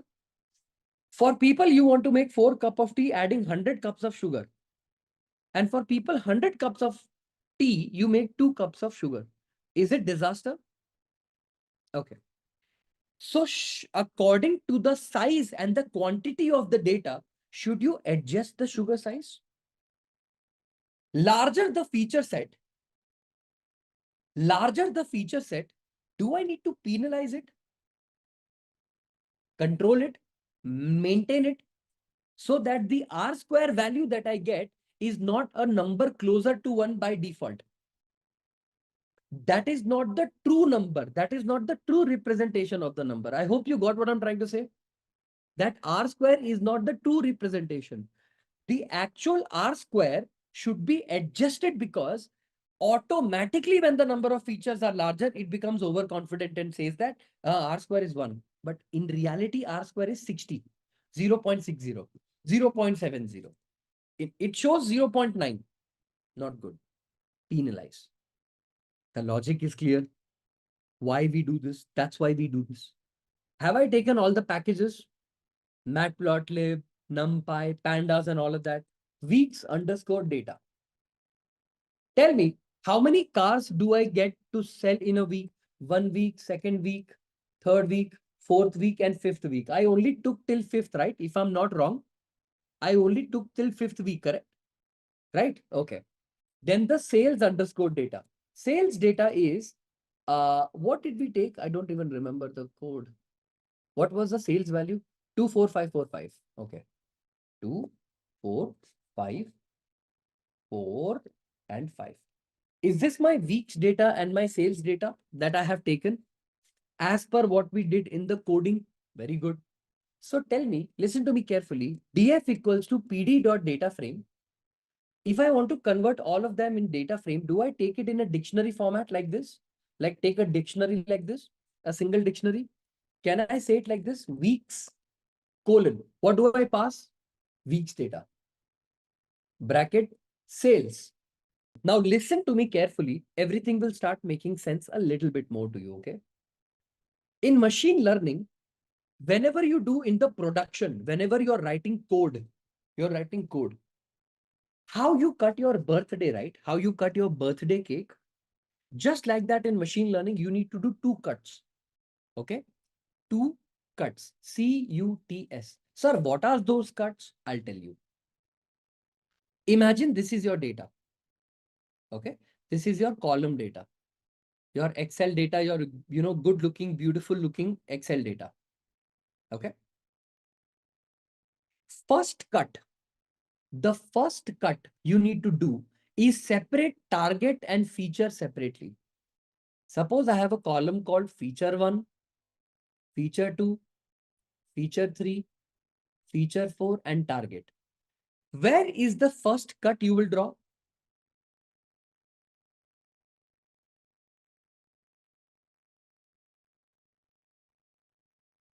Okay. Where is the first cut you're going to do? You are going to separate your target and your feature separately. Am I making sense? Your first cut should be to separate your target and your feature separately. Usually in machine learning, target is taken as X and the feature or your actual feature, your feature is taken as X. Okay. Your feature is taken as a variable called X and your target is taken as Y. Did it become clear? Your features will be separate, your target will become separate. So tell me here, can I take something called x equals to df of, specifically df at weeks? Can I say all the values of the weeks will be converted to x? So if I print x, all the 1, 2, 3, 4, 5 value of the weeks are separated in x. Yes. And your y value will be, your value of y will be df of sales dot values. So what did you do? Did you take your x and y separately? Did you take your x value and your y value differently, your variable separately? So you have done that. The second cut you're going to make is separate something called as training versus testing. I'll explain the concept. You make a cut like this. Okay. This much data is training data and this much data is testing data. Okay. I'm going to explain this concept a little later to you. I'm going to keep this graph in the next. Did I first make the first cut as per what I had done? X and Y is separate. The first step that we do is calculate the mean of X and mean of Y, correct? In the mathematical example also, I calculated the mean of X separately, then mean of Y. Mean underscore X equals to NP dot mean of, what do I pass? X. Mean of Y is going to be NP dot mean of Y. Did I take the X separately and the Y separately? The mean of X and mean of Y? N is equal to length of X. Basically, I am taking another variable called N, where I am understanding how many X parameters do I have, meaning how many independent feature sets number do we have. N will represent that. NUMER, numerator is equal to 0, denom is equal to 0. What have I done here? What have I done here? What is the concept here? Numer is equal to 0, denom is equal to 0. Have I taken something called as a counter? In Python programming, this is also called as a counter. This is counter. I have initialized the number to 0, correct or not? This is a counter that I have taken. Okay. In the mathematical terms of doing the R square calculation, sorry, in the calculation of y is equal to mx plus c calculation, numerator is nothing but x minus x bar into y minus y bar. Agree? X minus x bar into y minus y bar. X minus x bar into y minus y bar. Please tell me, for I in range of n, how many data points am I going through? All the values of x? Am I looping through all the values of x? 1, 2, 3, 4, whatever values of x is, I'm going to calculate its x, x bar, y, y bar. I'm going to calculate all of that. Okay. Can I say numer, NUMER, plus equal to, numerator plus equal to, keep on adding that number is x of I, which is the actual value of x minus mean of x. Is this x minus x bar? Is this code, as simply put, nothing but x minus x bar into y minus y bar? So y will be taken like how? Y of I into mean of y. Is this x minus x bar into y minus y bar? I am simply looping through the code. I am simply looping through the code. How many? First, I will take row number 1, then row number 2, then row number 3, then row number 4, then row number 5, then row number 6, then row number 7, and it goes on and on and on. I'm sorry. What? Isn't it minus? What is minus? What did I do? Where did I make mistake? X minus x bar into, oh, sorry, y minus y bar. Yes, sorry. X minus x bar into y minus y bar. Correct. Okay. So x minus x bar, y minus y bar. Numerator is done. What do we need to solve for next? What do we need to solve for next? X minus x bar is done. Denom. Denominator plus equal to, what is going to be denominator? Look at the formula. Denominator was x minus x bar the whole square. X minus x bar the whole square. So how do you write x minus x bar?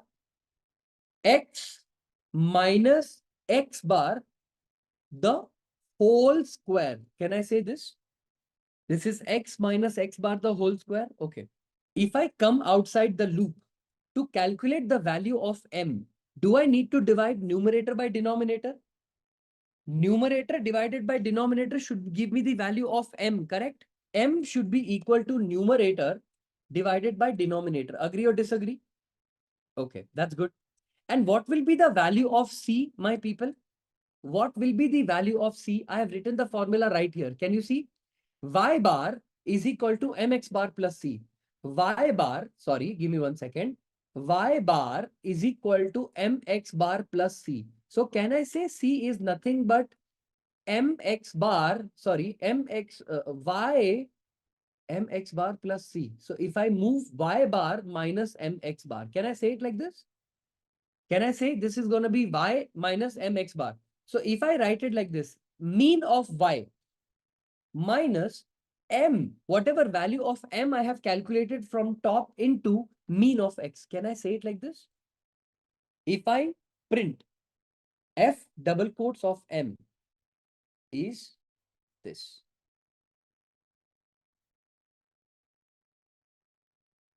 And the value of C is this. Did I get the value of M and C? Now we make plots. So now I'm going to do some plotting. Why plotting? Because we just calculated y is equal to mx plus c. Yes or no? We have the value of m and c. We just need to put the value of x. So if I say max underscore x equals to, just try to understand the code I'm writing, okay? np.max of x plus 1. Min of x. np.max, np.min of x. Because it is the min value, I'm going to take -1. Okay. Who knows what this np.linspace? Have you all used the method called linspace? Have you all heard of something called linspace? Comma max of x, right? You guys have heard about something called this, right?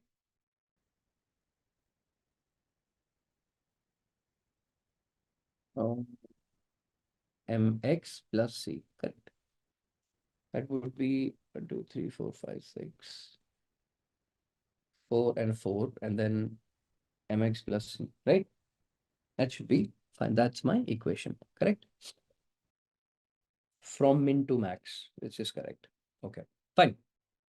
See, I'm very sure you must have studied something called linspace you guys did do something called NumPy, right?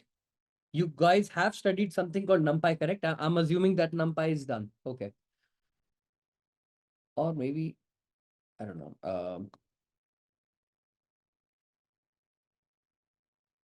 Let's take a little maroonish color like this.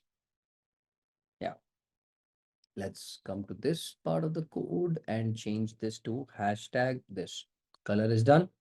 I can change the label also. X and Y in color. Okay.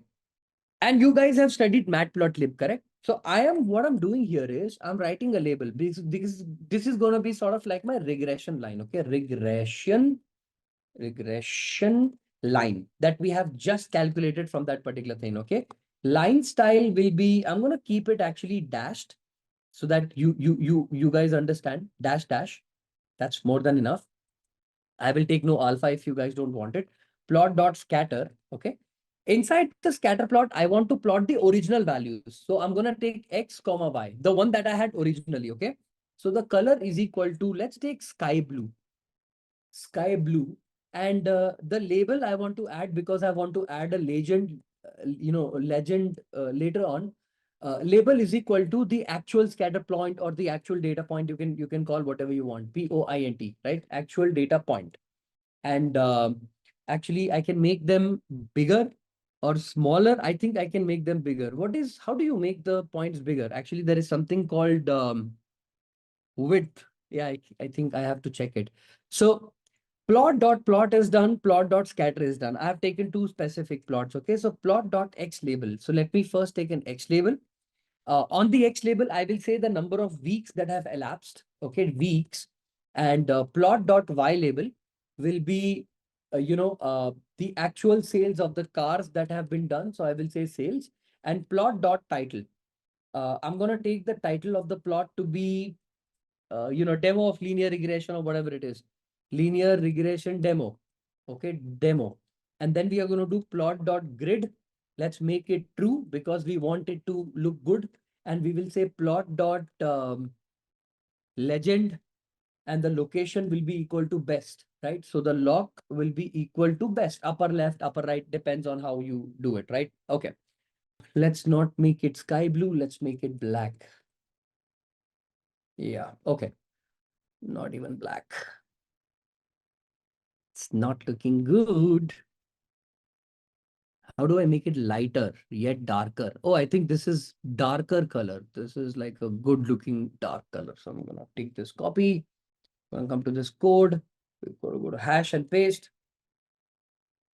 Let's make the grid a little less uh, lighter. Alpha ALPHA alpha equals to, let's make it 0.5. Now let's make it little 0.3. Let's also make it line style is equal to, let's make it dashed, right? Let's make it like this. Please tell me if you're, better. Looks good. Now let's make the alpha better, 0.4. Good. Okay. Do you see what has happened here? We have 4 data points, 1, 2, 3, 4, 5, 5 data points. The red color line is what is actually called as the fit line that we have observed. Yes or no? The red color line is the actual y is equal to mx plus c line, and the blue dots are the actual data points. You got what I'm trying to say? Let's make it a little bigger if you want. Please tell me if the code is correct. No. Is it capital S? I'm not sure. S is equal to 40. Oh, I think I'll get an error. Or small s equals to, let's make it 70. Yeah, okay. Now listen to me carefully, okay? What have I done here and how am I basically printing these values, okay? See, predominantly, I want you to understand just one thing, okay? I have taken something called max of x is equal to np dot max plus 1 and minimum of x is np dot min minus 1, okay? The largest number of the value of x, is it 5? Plus 1 will be how much? And the most minimum number in x is what? 1. Minus 1 is 0. I want to make a plot. I want to make a plot where the x-axis will start at 0 and end at 6. Did you get it? Limitation on the x, the direction of x. Okay. Now what did we do? X equals to np dot linspace min x and max x. Do you know what does linspace method do in NumPy? Everybody? Do you know what linspace does? Everybody? You guys are clear, right? What linspace or this line space does? It's actually spacing. It's for spacing. You guys are aware. So I don't need to teach you this, correct? I don't need to teach this x equals to this, create equal spacing. Very good. I have taken something called y is equal to mx plus c. I plotted x comma y with a different color with a label and a line style. I plotted the scatter plot x and y, the actual data point, color, label. I did the x label, y label, title. I've put the grid in the background. Alpha is the intensity. How do you want the intensity to be darker or lighter? Line style is the style of the line. And then legend is basically regression line and data point. And I plotted this data. Yes or no? Are we visually clear on how this particular thing works? Are we visually clear with the concept of something called how does the whole thing work? It's good. Very, very good. You got what I'm trying to say? You don't know what is grid and legend. Okay, so you don't know what is grid and legend. Do you see the background grid? Okay, let me make it alpha 1. Alpha 1. Alpha equals to 1. Okay. Do you see the grid in the background image? Let me show it to you like this. How about now? Is there any grid in the background? No. Correct. But the minute you say plot.grid and pass inside the parameter called true, it will make the grid for you. If I run this answer, this red color line is what? The blue color points are what? We don't have that information. If I don't have that information, then the plot looks incomplete, right? I want to label it in the plot. So if you do plot.legend and print it, can you see the red color thing is called regression line and the blue color points is called data point. This difference is what we call as legend. How it figured out without giving figure size. Matplotlib has everything by default. If you don't give any figure size, it won't give you error. It will still run. I thought you guys knew this by now. Nobody takes figure size. Nobody in real practical applications takes figure size. Figure size is very illogical and also irrelevant because if you take more than 5 plots, subplots will take care of by itself. What max x and min x does is a very simple thing, right? When you plot any graph, you want to know how long do you want your x axis to go and where do you want to start your x from. You want your starting point for the x axis to start at some value. Now it so happens that not every time the x and y graph will start at 0, 0 only. Sometimes a graph can also start like this, right?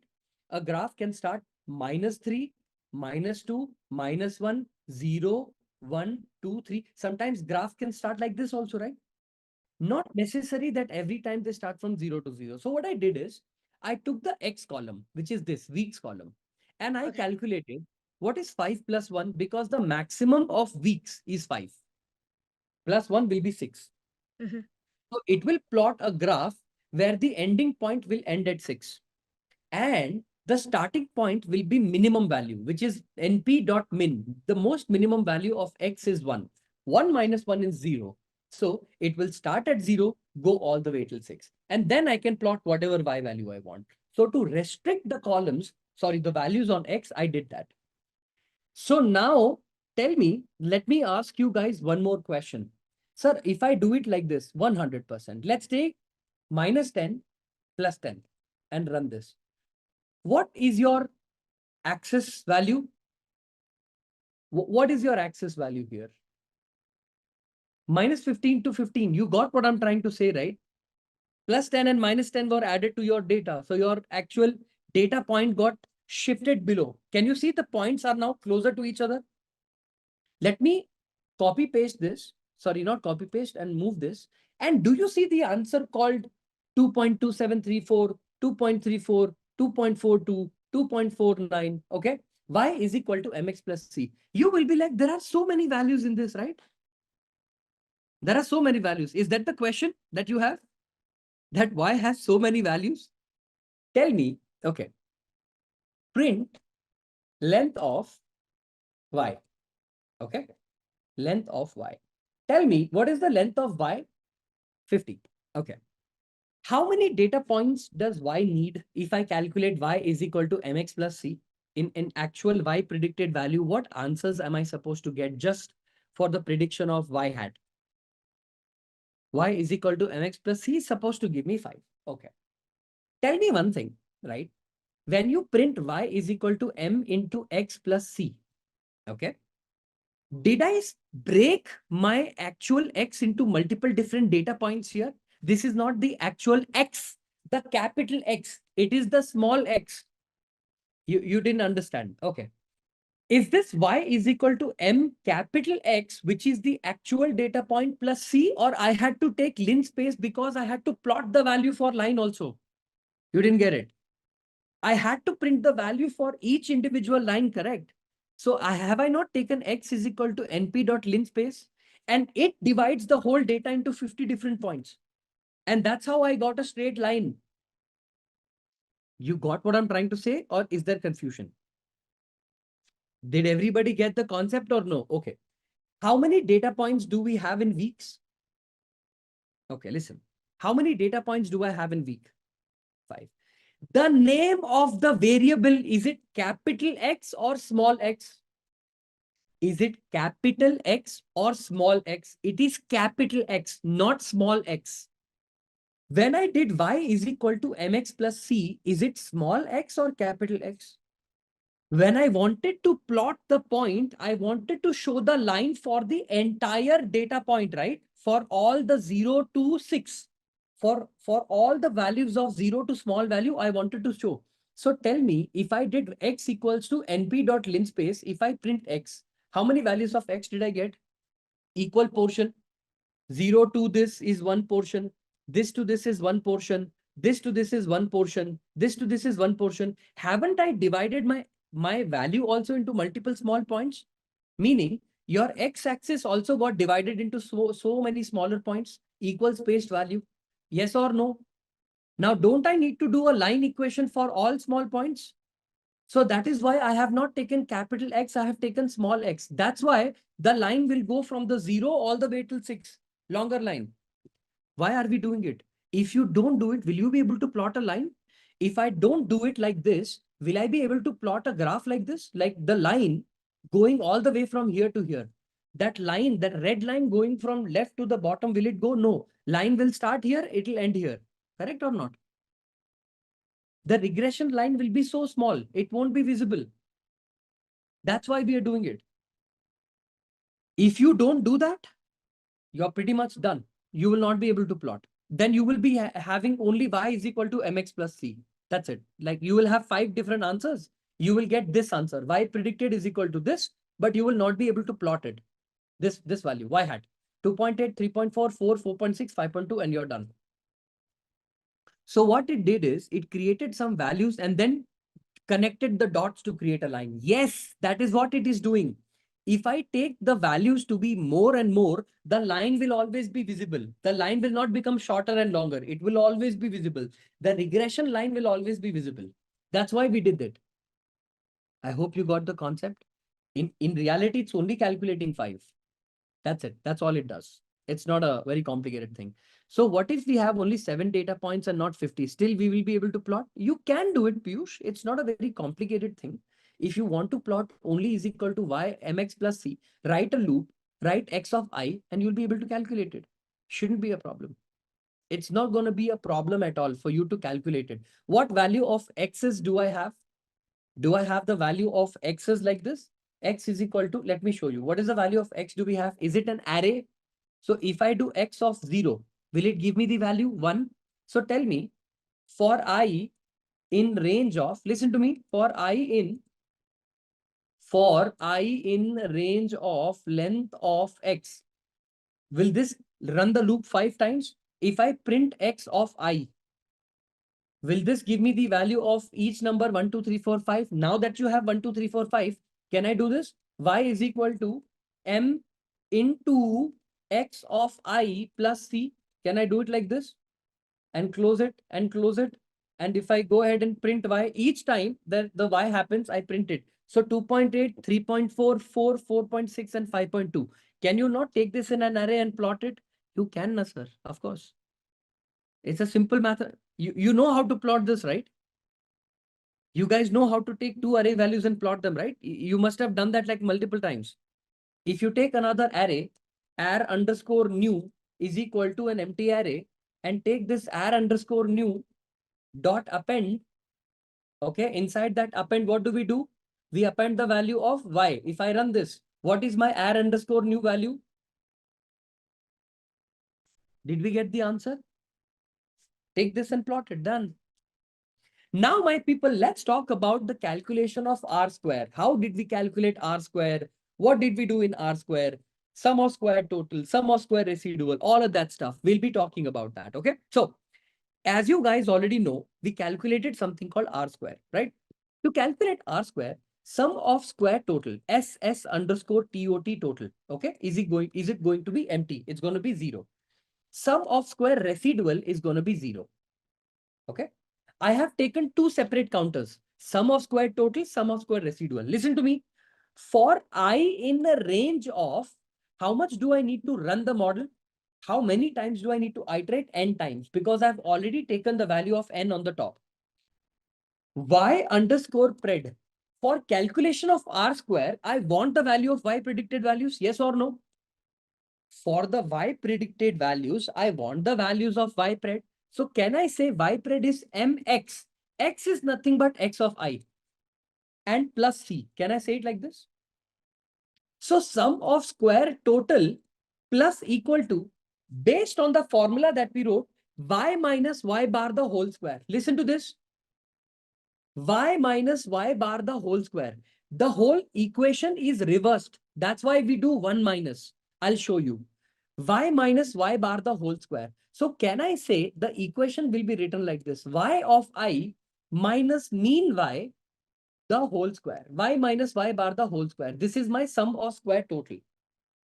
My sum of square residuals value plus equal to y minus y pred the whole square. Opposite. Y minus y pred the whole square. So y of each individual point, actually this is capital Y, okay, because we are taking from the actual value. Y minus y of I minus y pred the whole square. I have taken the value of sum of square totals and sum of square residuals. Based on this, my R square answer that I got is 1 minus sum of squared residuals, right? So sum of squared residuals divided by sum of squared total. If I run this and print, go ahead and print F double quotes R square is going to be R square. If I run the answer, what answer did we get? What answer did we get? 0.6. What answer did we get here? The only difference in this formula and that formula is sum of square total and residuals are opposite. Agree? They are numerator is denominator, denominator is numerator. So if you do 1 minus the reverse case, is it the same thing? In mathematics, when you want to reverse A by B with B by A, you just take 1 minus of sum of square total by sum of square residual, and your answer is pretty much the same. I hope you got what I'm trying to say, everybody. So tell me, did we use any library in this? But we got the value of R square and y is equal to mx plus c. Can we validate? Do you understand what is validate? If I would have used a machine learning library like sklearn, scipy, what answers are they saying and what answers do we get? Can we validate it? From sklearn dot linear model, I'm importing something from sklearn dot linear model. I will import something called linear regression. Can you see I'm importing something called linear regression? I'm importing a model called linear regression. I've imported x equals to, now remember, the problem is when you use a library like linear regression, sklearn, stuff like that, it needs the data to be in two-dimensional format. So your x value should be reshaped. I'm going to reshape the value to -1 or n comma 1. So if can I take it like this, n comma 1? What does this do? Do you guys know what reshape does? N comma 1. The value that we had, was it not a single array like this? The x value was a single array. If I print x here, is it not a single array, one-dimensional array, one bracket open, one bracket close? But in sklearn, you cannot run like that. You need to have the data, even if it's 1D array, it should be in what format? It should always be in what format? 2D format. So this reshaping, I converted the entire form into a 2D array. Are we clear? We converted the whole thing into a 2D format. Now that the whole thing is converted into 2D format, let's take this as a small x, not a capital X, because there will be a lot of confusion. So let's run. Okay, x value should be equal to this. The problem is what you need to do. You need to call the library. Regression is equal to linear regression. Close the bracket. Regression is equal to regression dot fit. And inside the fit, you will pass something called the actual value of x and the actual value of y. Did I make a mistake? I did make a mistake. I think there is a shape. Oh, I took it as a small x, correct? I did take it as a small x. Yeah. What did I do here? This 2 lines of code has run the model. The model has run, meaning linear regression has occurred. You don't need to do anything else now. Your value of y pred, y underscore pred value, the predicted value that I want to calculate is going to be m into x. plus C. If I do, you know what, let's take it in X format only because I'm taking it separately. So there is no confusion here. Okay. Mx plus C. My people, if I calculate the Y pred value like this, Mx plus C, right? And if I run that value directly, suppose if I want to just run the value of Y pred straight up, because I'm using the package directly, if I have reshaped the value or maybe, you know, maybe I'll do it like this. Until here, is everyone clear? Let me run this once again. Until here, is everyone clear? I have run the linear regression part. This part is called linear regression. I have just used the method. Why do we need to reshape Y? We never reshaped Y. We only reshaped X. We only reshaped X. We never reshaped Y. Where in this code do you see reshape Y? Where in this piece of code have we reshaped Y? Why not?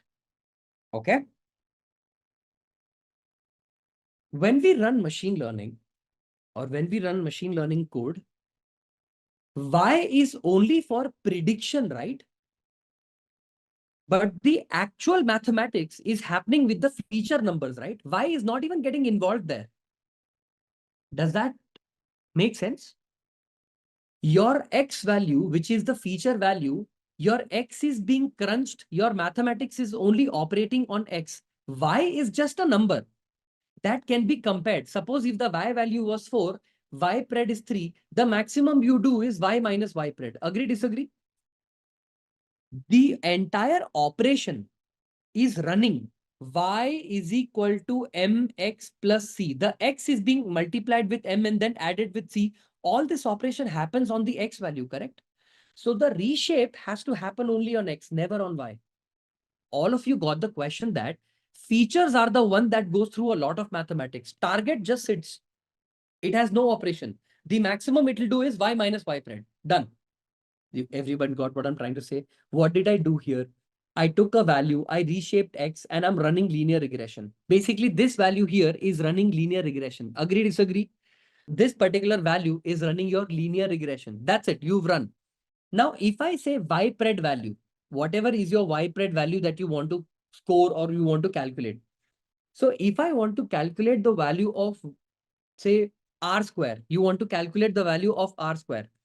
If I say R square is equal to, just R square is equal to reg, because I have taken everything in the small reg. Reg dot score, SCORE, pass x comma y directly. And if I print R square like this, what answer did we get? What answer did we get? 0.59999. Is it 0.6? What answer did we get for R square? We got an error of 0 point or 10 to the power of minus 12 with least significant digit of 10 to the power of minus 12.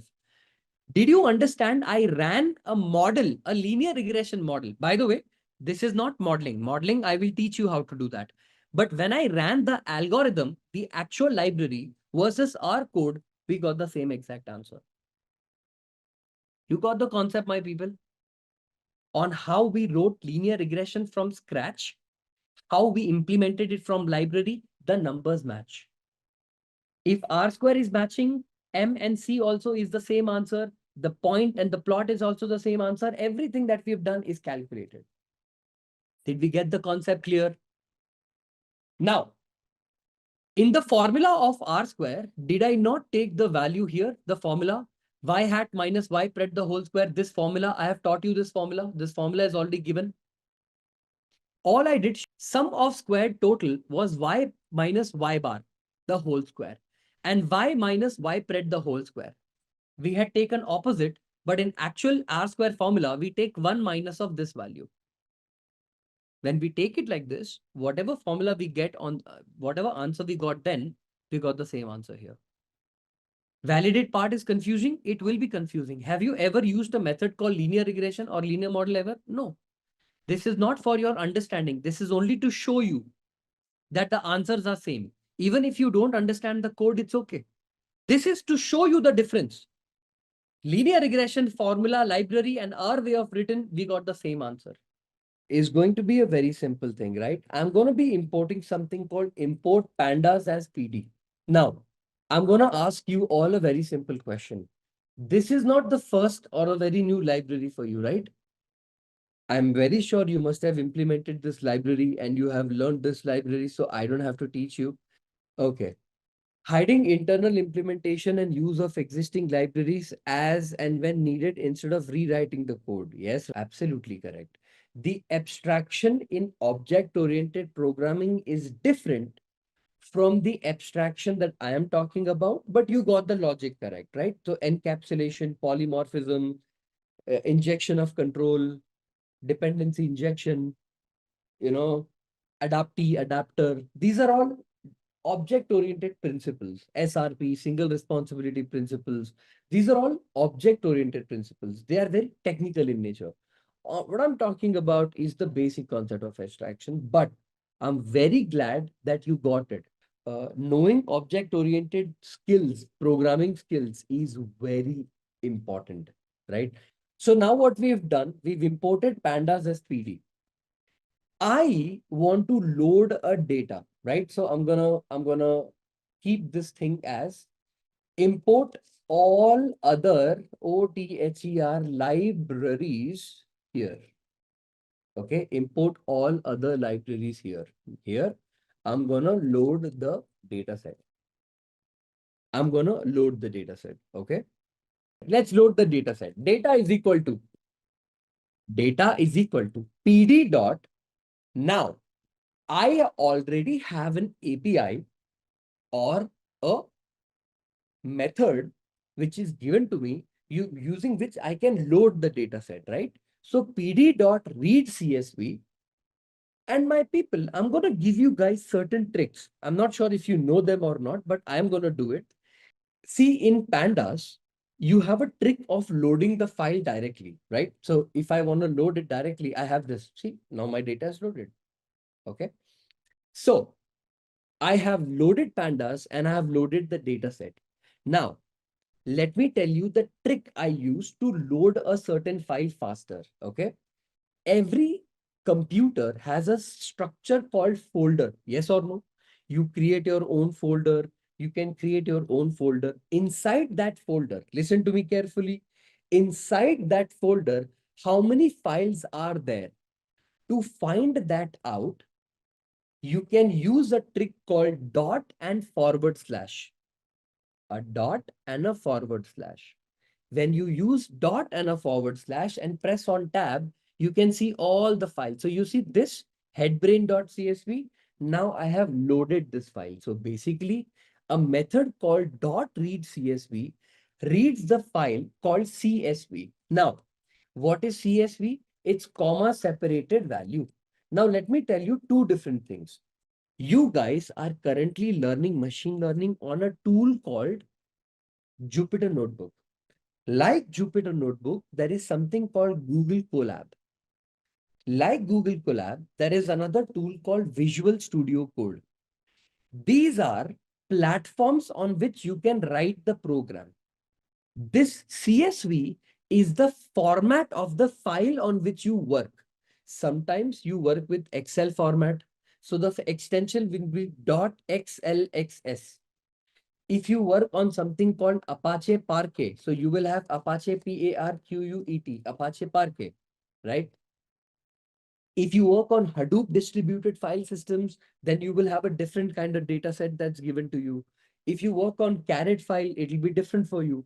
Remember, in machine learning, you can use as many different kind of structures as you want. Depends on what is the file structure that you have, okay? It is so if the same folder available to, no. Dot slash only gets you the file from the same folder on which your file ml_ff is written. Your folder needs to be same. If the folder is not same, it's not going to go beyond that to get it for you. Okay. What is the difference between Jupyter Colab and Visual Studio? See, Visual Studio is something that you will appreciate a lot. Like if I show you a Visual Studio code, I'm not sure if I have it with me. I mean, not here, Visual Studio code. Okay, I'm going to show you the difference between Colab and Visual Studio Code. Actually, you should really know the difference between Visual Studio Code and this. So you see, right now, this is inferential stats that I was teaching a while ago.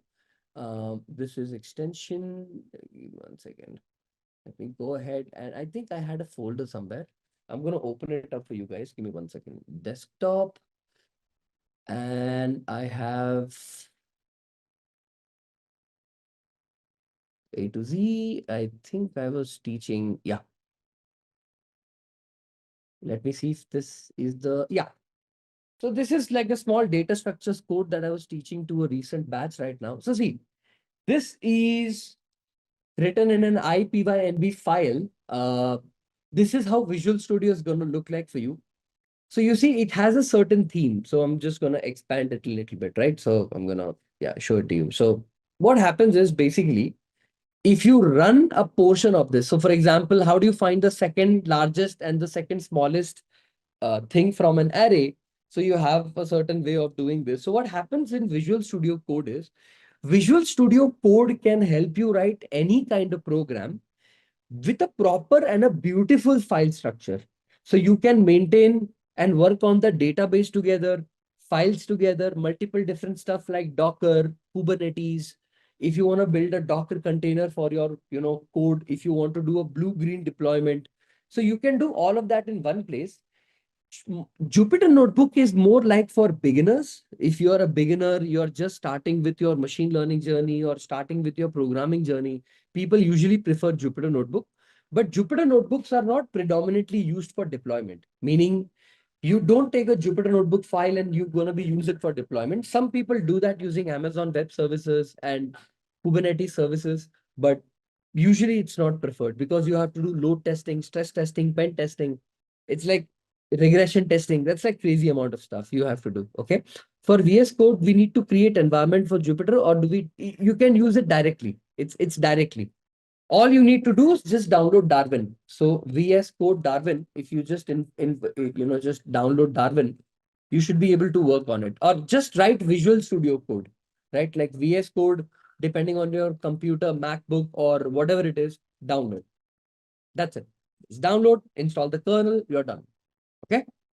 Colab is just like that. Colab is exactly like Jupyter Notebook, but it works on cloud. So uh, if I go to Colab for you guys and show you just one example, I have a pro version.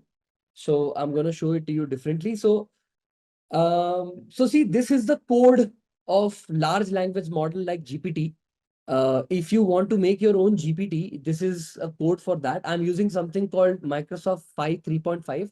So see, for example, if I want to chat with my model, so if I ask a question like, like, hey, can I extract some image information from the from a given image or something like that? So see, I use something called as Google Colab Pro.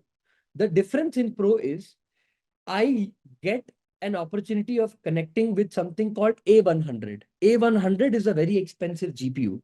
So you will not have this option. I have this option. You will only have CPU or GPU or TPU. In Google Colab, what happens? You are able to load your data in a separate file called file structure to the left. So you have files here, so you can load your data there. That's the only difference. It's just like Jupyter Notebook, but the way it is done is slightly different. Okay. So Jupyter Notebook is same, Google Colab is same, and all of that is same. It's just that you can use a lot of, you can do a lot of fancy stuff with Google Colab. GPU for image processing, GPU for large language models, for inferencing. When you write a query to a GPT model, you need the answer to be as fast as possible. For that, we use GPU. Okay. So now coming back to the point, right? I have loaded the data set. I want to test my data set. How do I do that? Data.head of 5. And if I run this, what data do I have right in front of you, my people? Let's look at it. I have 4 columns. Those 4 columns are, I have gender, I have age, I have head size, and the size of the brain in weight. Okay. So this data set that is available right in front of you, you guys are able to see the, okay, how about now? Is this more clear? Much better? I've zoomed in for a better clarity. Okay, good. So the data set that I have right in front of you is a very simple data set. It has 4 different columns: gender, age, head size and brain weight. Basically, I want to predict using linear regression that does increase in the size of the head increase the weight of the brain? Basically, if the size of the head is larger, does it mean that there exists a relationship between the weight of the brain? Meaning, larger the head, larger the brain, smaller the head, smaller the brain. To us, it looks like, I think it's common sense, but I don't know. There must exist a relationship, and we will calculate that using linear regression. So, in order for me to implement it using linear regression, I need to identify one thing, understand one thing. Okay. And I want to teach you this very, very clearly. Okay. So see, I have taken this example right in front of you. Gender, age, rank, forever, whatever, X, Y, Z, right? I'm going to come over here and I'm going to paste it in front of you. Okay. So give me 1 second. Cut. And I think, why don't I paste it in a view sheet? Okay.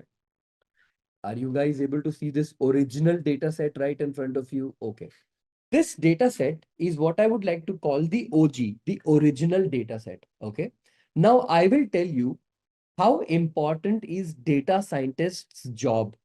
My people, look at the data and observe carefully. How many variables or columns are categorical variables and how many variables are continuous variables? How many variables are continuous variables and how many are categorical? First of all, let me ask you all one question. See, my people, in statistics, you guys must have learned something called continuous variable, categorical variable, ordinal variable, nominal variable. I'm going to revise that concept to you, okay? See, whenever a number is continuous in nature, for example, temperature, can temperature be 47 degree, 37.19 degree, 97.26 degree, meaning it can belong to any range of negative infinity to positive infinity. A number that exists continuously and can be any number between negative infinity to positive infinity. This kind of variable is called continuous variable. What do we call this? What kind of variable do we call this? This variable is called continuous variable. Let me show you an example. Between age, gender, head size, and brain weight, which number is any number that is continuously going on? Isn't head size and brain weight continuous? I'm asking everybody, whoever I taught you, both head size and brain weight are numbers between 4512, 3738, 4261, 3777, 4177, 1530, and all of that, and all of that, and all of that. Listen to me carefully. Data of just gender. If I just take gender, dot value counts. Okay. Dot value counts and run this. The gender column has only two kind of people. If you are one, it means you are a male. If you are two, means you are a female. So tell me, in the column of gender and age, let me also take age very, very quickly. Paste, remove gender and say age. And this.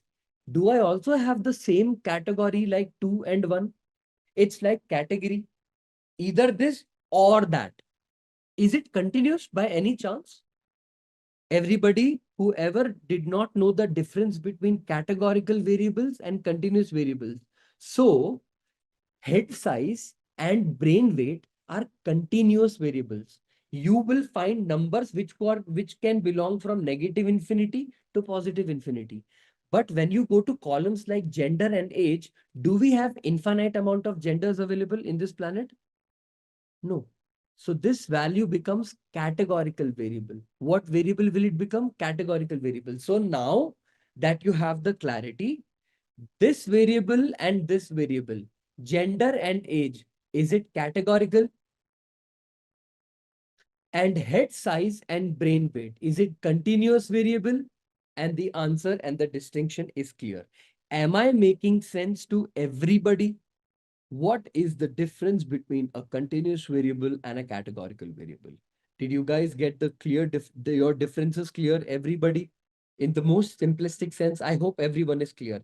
Is there yet anybody again who has confusion? I don't believe there should be, but I am asking. No. Okay. The answer is clear. Okay. For implementation of linear regression, we have no use of gender and we have no use of age rank or range. We don't need them. It's not needed for my analysis. They are not helpful in any perspective. So I need to remove them from my original data. Now, here is what I want you to know and listen to me carefully. Sir, does that mean whenever I implement linear regression, I should never take categorical variables? I should only take continuous variable? The answer is no. If you want to implement linear regression, listen to me carefully. I'm telling you, this is very important. If you want to implement linear regression, your target variable should be continuous in nature. What variable it should be? Your target variable, whatever you're trying to predict should be continuous. Your features could be a combination of continuous categorical. That's okay. Did that make sense? Whenever you want to implement linear regression, the rule is, the law is, the target variable that you will take will follow what variable, should be of what kind? It should be a continuous variable. You cannot take a target variable where the data is categorical. This is not allowed for linear regression. Very good question. See, this is what I want to know. But gender and age might also have an impact on the head size and weight. It does. But the problem is, in machine learning, can I say that your gender, age, and head size is going to be my feature data set and the brain is my target? Can I split my data set like this? Can I do this? Okay. Meaning, using head size, I can predict the brain weight. Okay. Given the size of the head, I can predict the size of the brain. Okay. In machine learning, you can do something called feature engineering. What do you mean by feature engineering? Is gender important for my calculation of brain weight? Is age important for the calculation of brain weight, or head size is important for the calculation of brain weight? And then the machine learning will only tell you, don't give me gender, don't give me age. They are not adding any value. Just give me head size. And when I did that and when I ran that, it says only head size has more correlation with the prediction of brain weight versus gender. Now, why am I not showing you feature engineering? Because that code is very, very large and you haven't yet come to the concept of feature engineering. So now did everybody understand why am I asking you to drop gender and age? Because these are not adding any value to the final prediction. Hence, we are going to be dropping these columns. But I will be teaching you how to do this calculation all by yourself. How to take a feature set of multiple different columns and identify which columns are important and which are not. In specifically linear regression, what variable cannot exist for target? Tell me. If you are implementing something called linear regression, your target variable should be not of this type. What is that not? Categorical. What it should be? What it should be? It should be continuous. Number one. So tell me, what do we do? What do we do here? First of all, I took something called gender. I took something called age. I got something called head size. I will be only using the data set from the original data set. What I'll do, I will take my original data set, okay, which is this, and I am going to, I'm gonna duplicate, okay, come to the bottom. And what I'm gonna do is I am going to remove these two columns, age and gender. And now I will be left with this two columns. So originally, what did I do? I had this data, but what did I do in between? I dropped dropped some columns, and I got the answer called, I got the data set as head size and brain weight. Agree, disagree? This is my original data. Now, this was my original data, but this is my data now because I no longer have needs of these two columns. Taught you the concept of something called as in machine learning. Okay. Just listen to me carefully and everything will make sense. Just like how we humans need to be shown some things for us to understand, machine learning also requires training. When I say training, it needs to go through something multiple times for it to get the idea. So tell me, my question is very simple to you. If I teach you 4 plus 5 is equal to, that's correct. 3 plus 2 is, the reinforcement is different, Kalpesh, right? Reinforcement will be a different thing.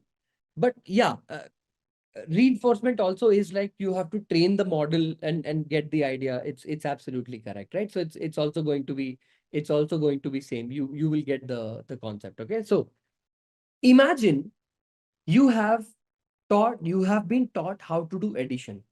4 plus 5 equals to 9, 3 plus 2 equals to 5, 1 plus 2 equals to 3, and 2 plus 2 equals to 4. I taught you this. I taught you mathematics, okay, addition, where 4 plus 5 is 9, 3 plus 2 is 5, 1 plus 2 is 3, and 2 plus 2 is 4. I taught you this.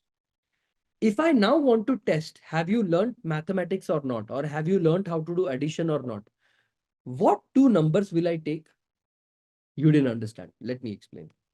I taught you how to add two numbers, 4 plus 5, 3 plus 2, 1 plus 2, and 2 plus 2. I taught you how to add using these numbers. Okay, good.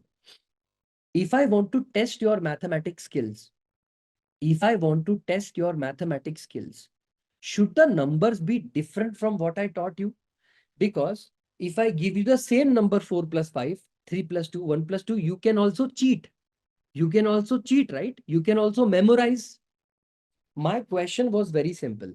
I said that when I taught you mathematics, I taught you using four numbers, 4 plus 5, 3 plus 2, 1 plus 2, and 2 plus 2. If I give you a number called 2 plus 2, wouldn't that be cheating? Because you can always memorize what was 2 plus 2, 4, and write it down here, but you did not really understood math, correct? You can cheat like this. So what if I, for testing, give a number like this? 3 plus 6 equals to whatever this answer is, right? I think it'll be 9. Yeah. You understood what I'm trying to say? And then if you're able to answer 9, then I know you have learned math, correct or not? Agree or disagree? Machine learning works exactly like this. I'll tell you why. Imagine you have an entire data set of all these numbers. 4 plus 5 equals to 9, right? 3 plus 2 is 5. 1 plus 2 equals to 3. 2 plus 2 equals to 4. And 3 plus 6 equal to 9. This is my entire data set. Okay. This is my entire data set. To train my machine learning how to do addition, what will I do? I will divide my data set like this. All this from the top will be used for training my machine learning model, but I will keep this number separate. Why will I keep this number separate? Because I want to test my model also. Hey, model, did you learn mathematics? The model will say, yes, sir, I learned mathematics. Okay, let me give you a question. But the question I'm going to give you, you have never seen it in the training. This question is unique, one of a kind. You have not seen it. But because you say you have learned everything from the training, you should be able to solve the problem. Is this logical? Is this a logical approach to test whether something who says that I have learned, to test whether this person has already learned or not, actually learned or not? If I want to test your mathematics skills, if I want to test your mathematics skills, should the numbers be different from what I taught you? Because if I give you the same number 4 plus 5, 3 plus 2, 1 plus 2, you can also cheat. You can also cheat, right? You can also memorize. My question was very simple. I said that when I taught you mathematics, I taught you using four numbers, 4 plus 5, 3 plus 2, 1 plus 2, and 2 plus 2.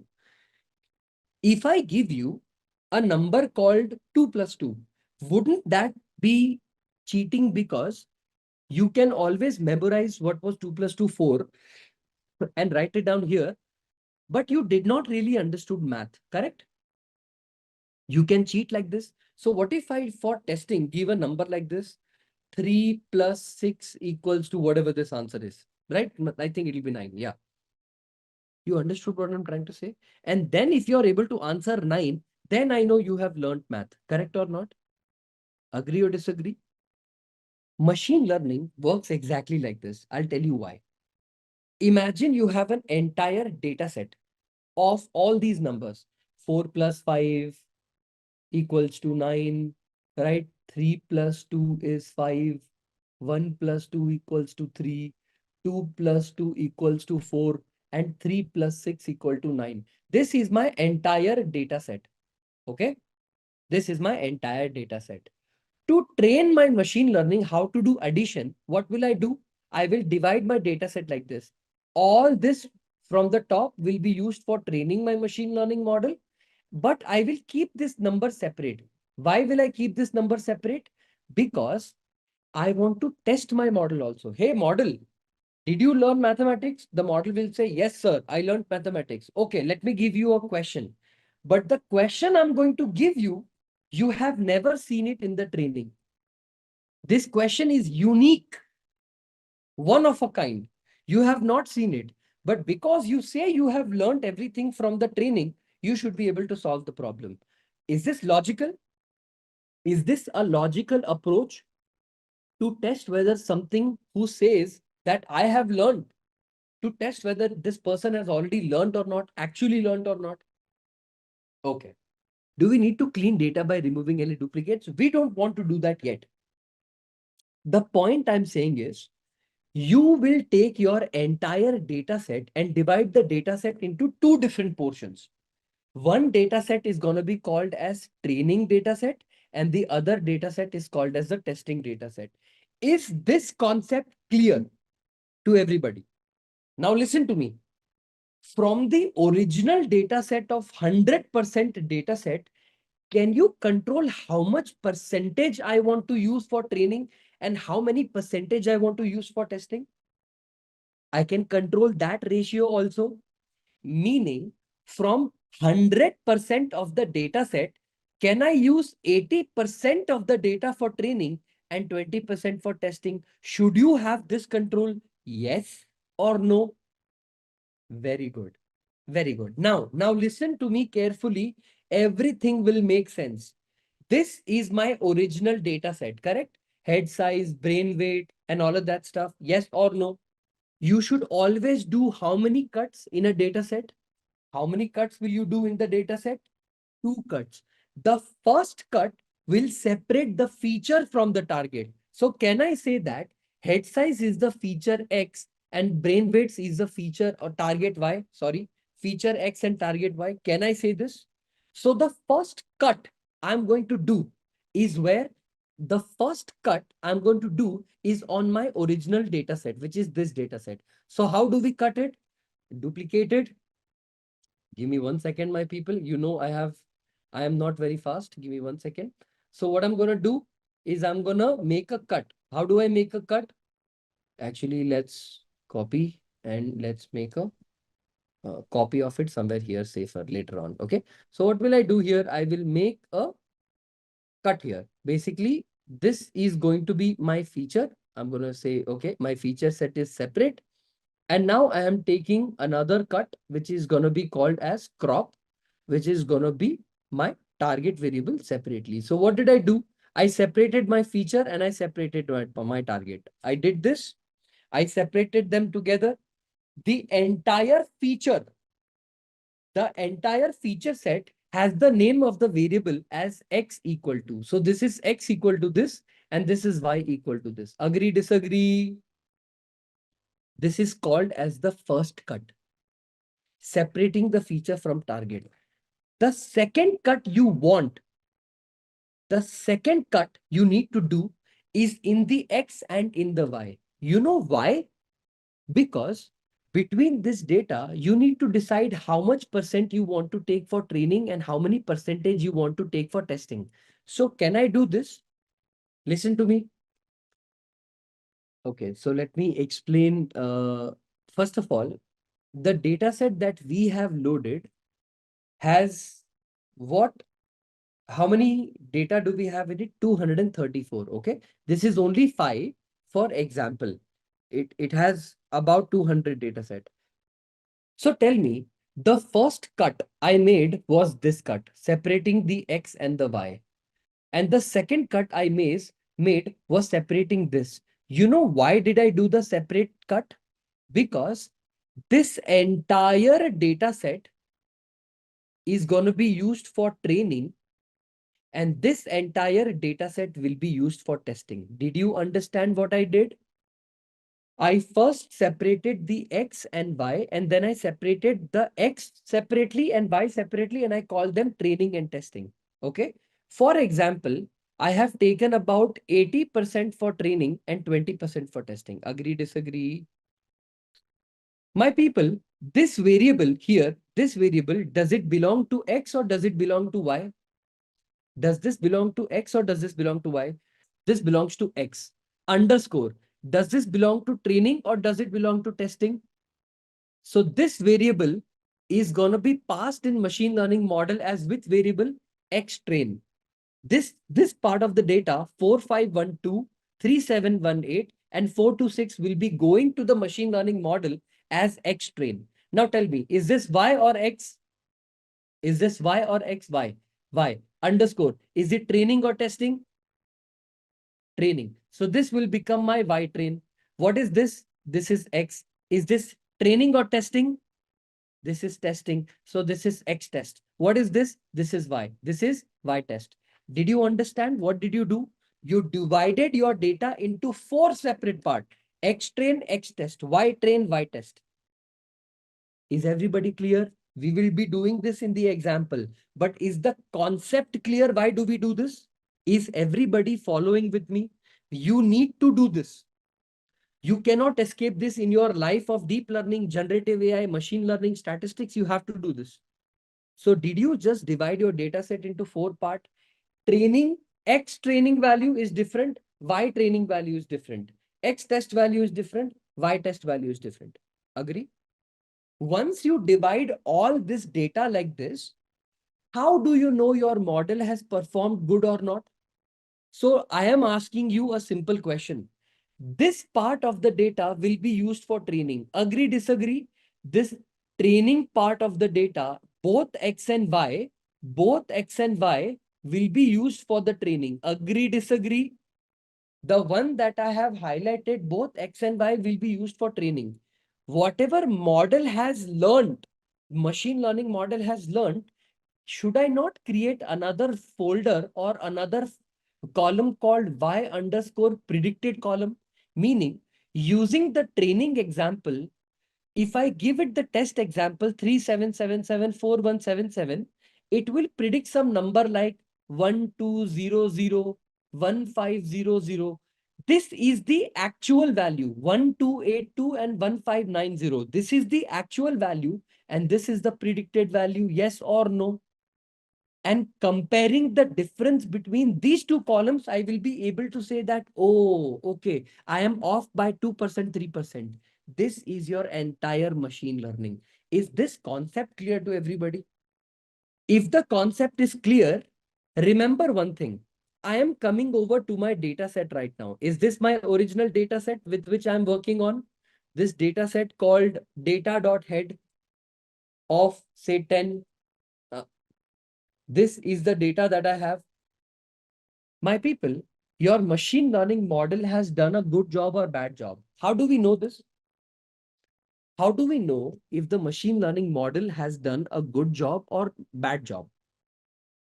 By seeing the results, correct? But to see the result, you need to be able to compare it with something, right? Let me give you guys an example. When we were young, our parents used to tell us how good the neighbor's son is. Because neighbor's son got 90% and you got 80%. Example, I'm giving you an example. They had a comparison to do it with, right? Like you had somebody to compare it against. If you have nobody to compare against, can you do comparison? And by the way, I am Sharma. So, you know, Sharma ji ka ladka. So you get the concept. You have something to compare it against. So tell me, in the entire data set, how many data set did we take for testing? How many data set are we taken or have we taken for testing? 2 points.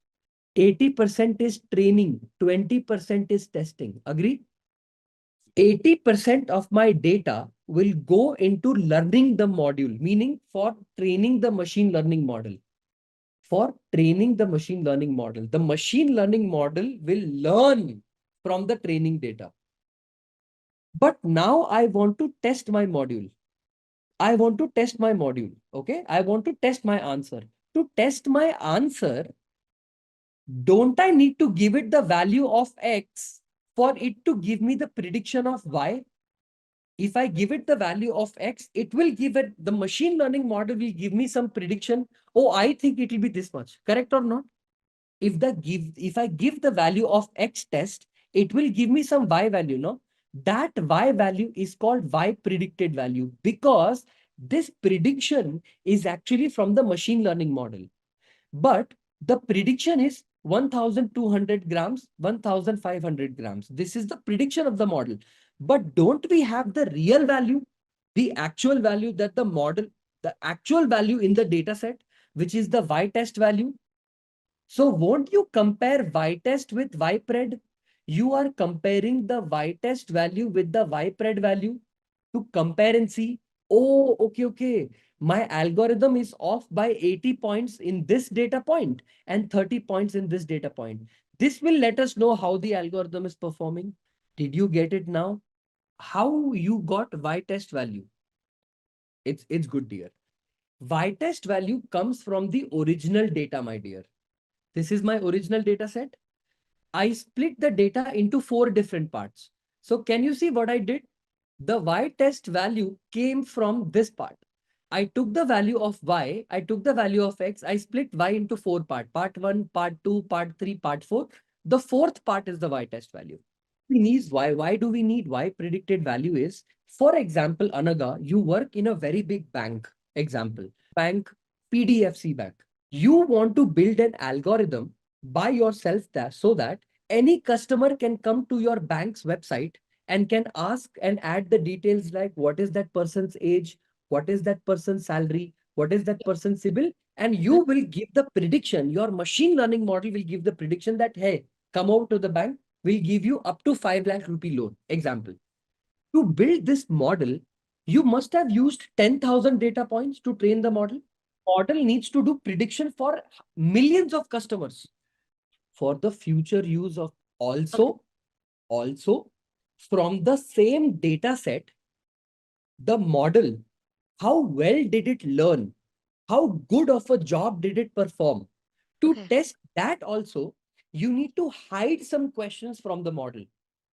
That data set is called testing data.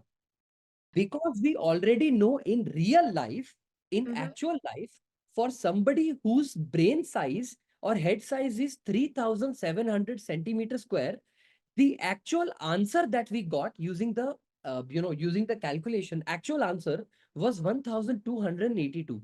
But because our model has made prediction, our model will make prediction, the model's prediction is this and the actual answer is this. So can we also not compare and see how good our model has performed on the data set itself? My question is, we don't have actual Y test data in real time. We always have Y test value. I think you guys are slightly off by some points. Let me explain. Let me get the clarity. When you're training your machine learning model on 10,000 data points, you can only test on those data, correct? Okay, let me explain. Suppose you have 10,000 data set. Your data size is 10,000. How much is it? Ignore everything. I want you to answer my question. I have 10,000 data points, Baba. कितने data points है मेरे पास? 10,000. What is 80% of 10,000?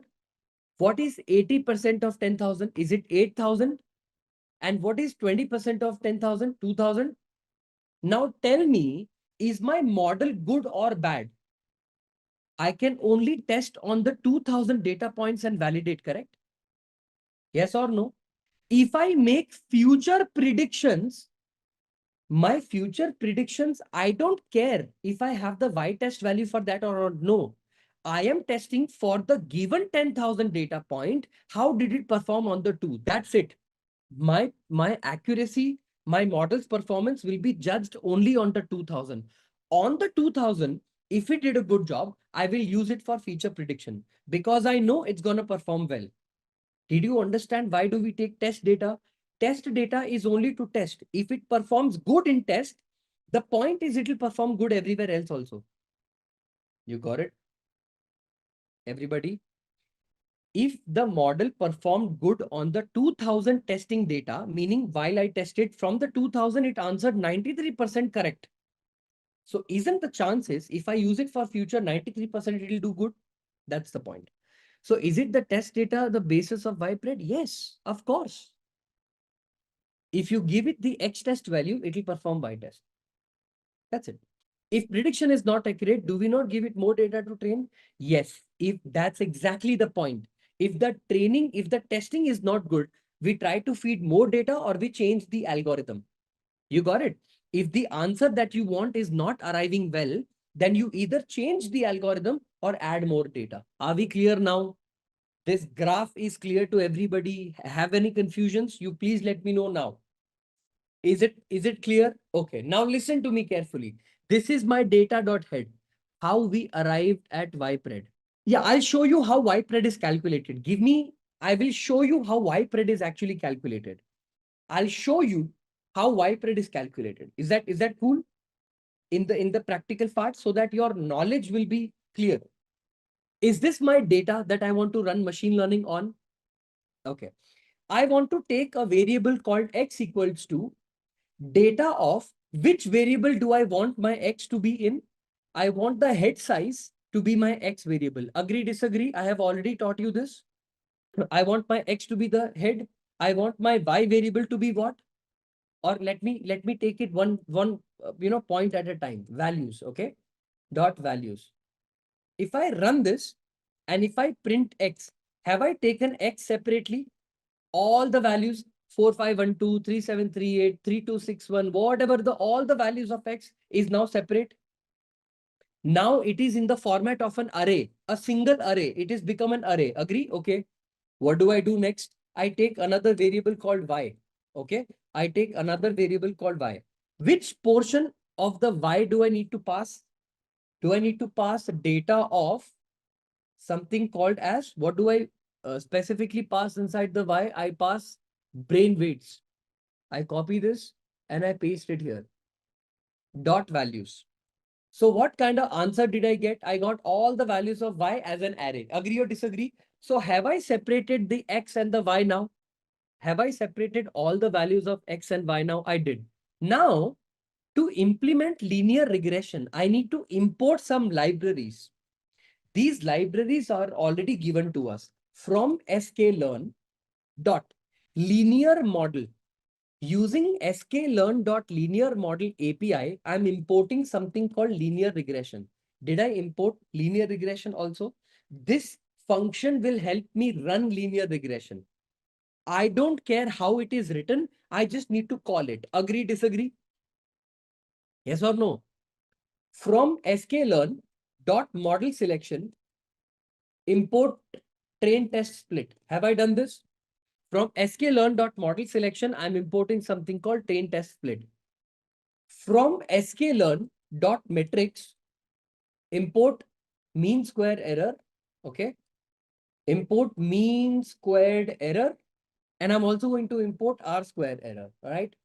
R2 score. So tell me, what did I do? Did I import the libraries? I'm not even using them. I have just called them. I have just called them. I am making them sit on the chair. I have not asked them to do anything. Agree, disagree? So far, I have only called them. I have not done anything with them. Okay. Because I have taken the x value separately and I have taken the y value separately, the x value currently is in what dimension? Is it in one-dimensional data or two-dimensional data? One. That for sklearn, your data should be what dimensional data? Two. So can I say x equals to x dot reshape? Inside the reshape, if I pass this comma this, and if I print x again, did it become 2D? If I print x dot ndim, The answer is 2. The number of dimensions have become 2. From 1 dimension, I converted that into 2 dimension. Remember, you don't need to do this with Y, only X, because X is the data that is being crunched by the model. Y is only for comparison. Only X needs to go through this process. Are we clear? Yes or no? Until here, is everybody clear? Oh, you don't know how reshape works? Okay.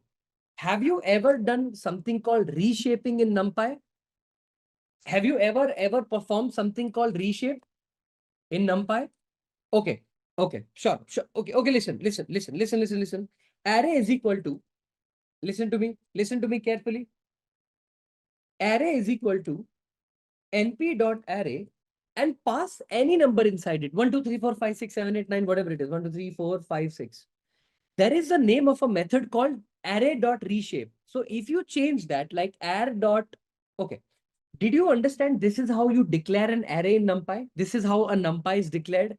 Array is equal to np.array 1, 2, 3, 4, 5. This is an array. Okay. What is the dimension of the array? Is it a 1D array or a 2D array?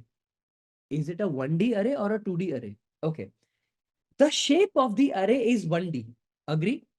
If I want to reshape this, reshape bit array is equal to reshape RESHAPED underscore array is equal to r reshape.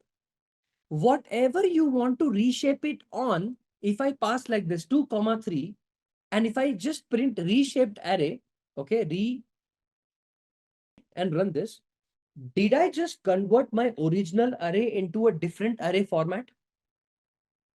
Did I do this? Did I just reshape the array into a different format? Okay, let me show you one more example. Array.reshape of, if you add the number -1, 2, what happened in the original shape of the array to this? What does -1 do? What does -1 do? Let me explain that clearly for you. What is the concept of -1? Why do you use -1? No. Listen. In NumPy, if you are not sure about the shape of the array, meaning if you don't know whether the conversion of the shape will happen properly, meaning you don't know if the conversion of the columns or the rows will happen properly. So first of all, when you say 2, 2 is what? 2 is the row order. Agree? 2 is the row order and 3 is the column order. Is this clear to everybody? 2 is the row order, 3 is the column order. If you're not sure about the row order or the column order, you don't know. You just want to make sure that the row should be 3. Because tell me one thing, depending on 1, 2, 3, 4, 5, 6, if I take one more number called 7, can this happen? Will the answer pop up 7? No. But because you don't know how many numbers exist, even number or odd number, I don't know. But if I do it like this, what happened? Array.reshape cannot reshape array of size 7 into shape 2 because you have given the column order 2. Yes or no? Agree? If I cross and put -1 and -1 here, it will still not be able to do. But what if I do 7, 8, right? And if I come over and do it like this, okay, let's change this to maybe 3. Right? Give me 1 second. 1, 2, and 3. What happened here? -1, 3 cannot reshape an array in the size of 8. 8 values, can it have some number of row which we don't know, but 3 columns? If I change this to maybe 2, 1, 2, 3, 4, 1, 2, 3, 4. But automatically, did I tell it how many rows it wants or how many rows it should have? But did it do it automatically? At the same time, did it convert the dimension from 1D to 2D? Just like that, how many number of data point does X have? Do we always know? Will we always know the size of the X? No, because we don't know. And also we want no errors and we want to convert it in 2D, always put -1, 1. So have I put only one column and one row, which automatically it gives, but in 2D format. So this is reshaping the whole array. So what did we do now, right now?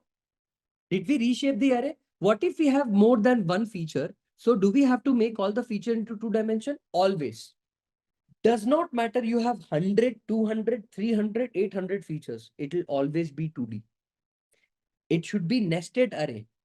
It will be nested array. Does not matter. It has to be 2D. Otherwise, sklearn does not consume this. Are we clear until here? Are we clear until here? Now that we have reshaped the array, if I take it like this, x underscore train, comma, x underscore test, comma, y underscore train, comma, y underscore test. Call this method called train test split. And inside this, pass the value of x and y. Okay, so the values of x and y, you can pass inside it directly. At the same time, I can say test size is equal to 0.20. What happened here is, did I import a method, a function called train test split here using the library called sklearn.model_selection? Am I using the library's method called train test split? I am. I have just called that particular function here called train test split, and I'm passing the original value called x and y.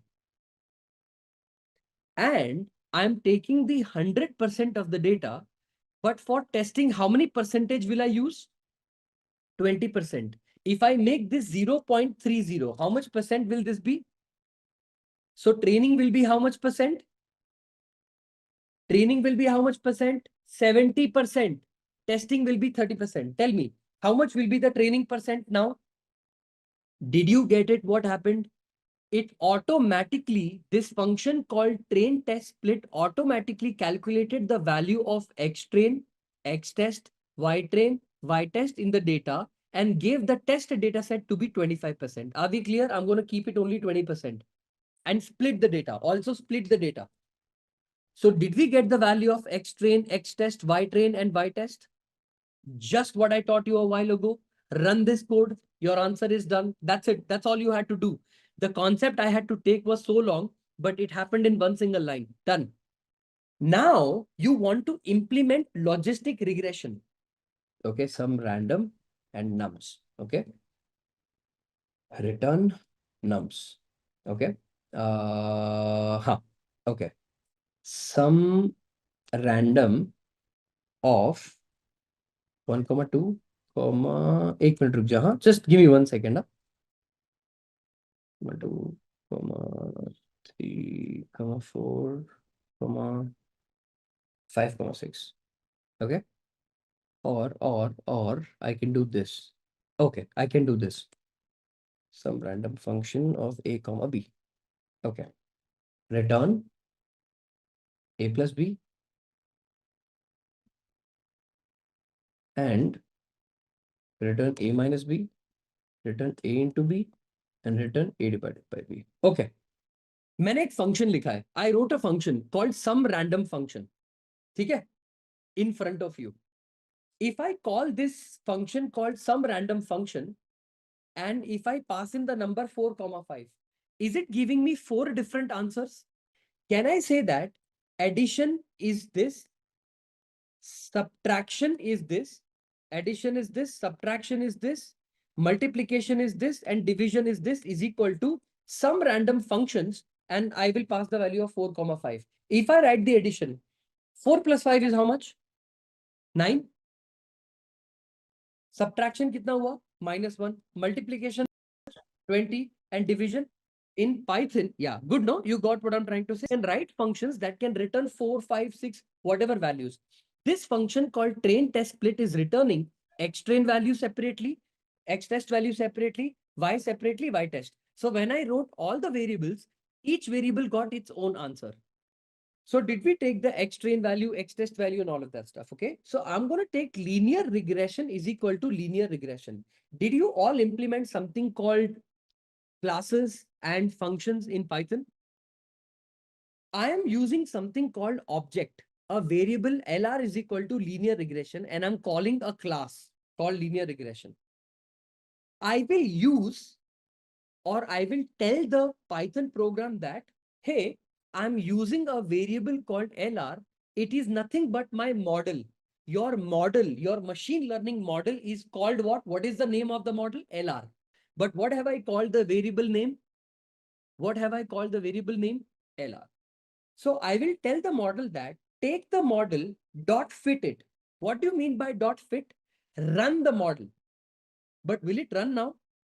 No. Because did I pass the train data? No. Did I pass the Y train data? No. Now it will run. Now I have passed the data, it will run. Do you see this blue color box in front of you? This blue color thing? This shows that the model has run. Your model has run, and the name of the model is called what? What is the name of the model? LR. You can give it whatever you want. I have named it as LR, and your model has run. Are we clear? Your linear regression has run. Now, I want to know how my model performed on the testing data. So I will take another variable called ypred equals to, don't you want to make prediction on the test data to compare? What is the name of your model? LR dot predict. LR dot predict. This dot predict comes from sklearn only. You don't have to program it, it comes predict. So will I give it all the values of y test? Because all the y test value will tell me what is the y predicted value?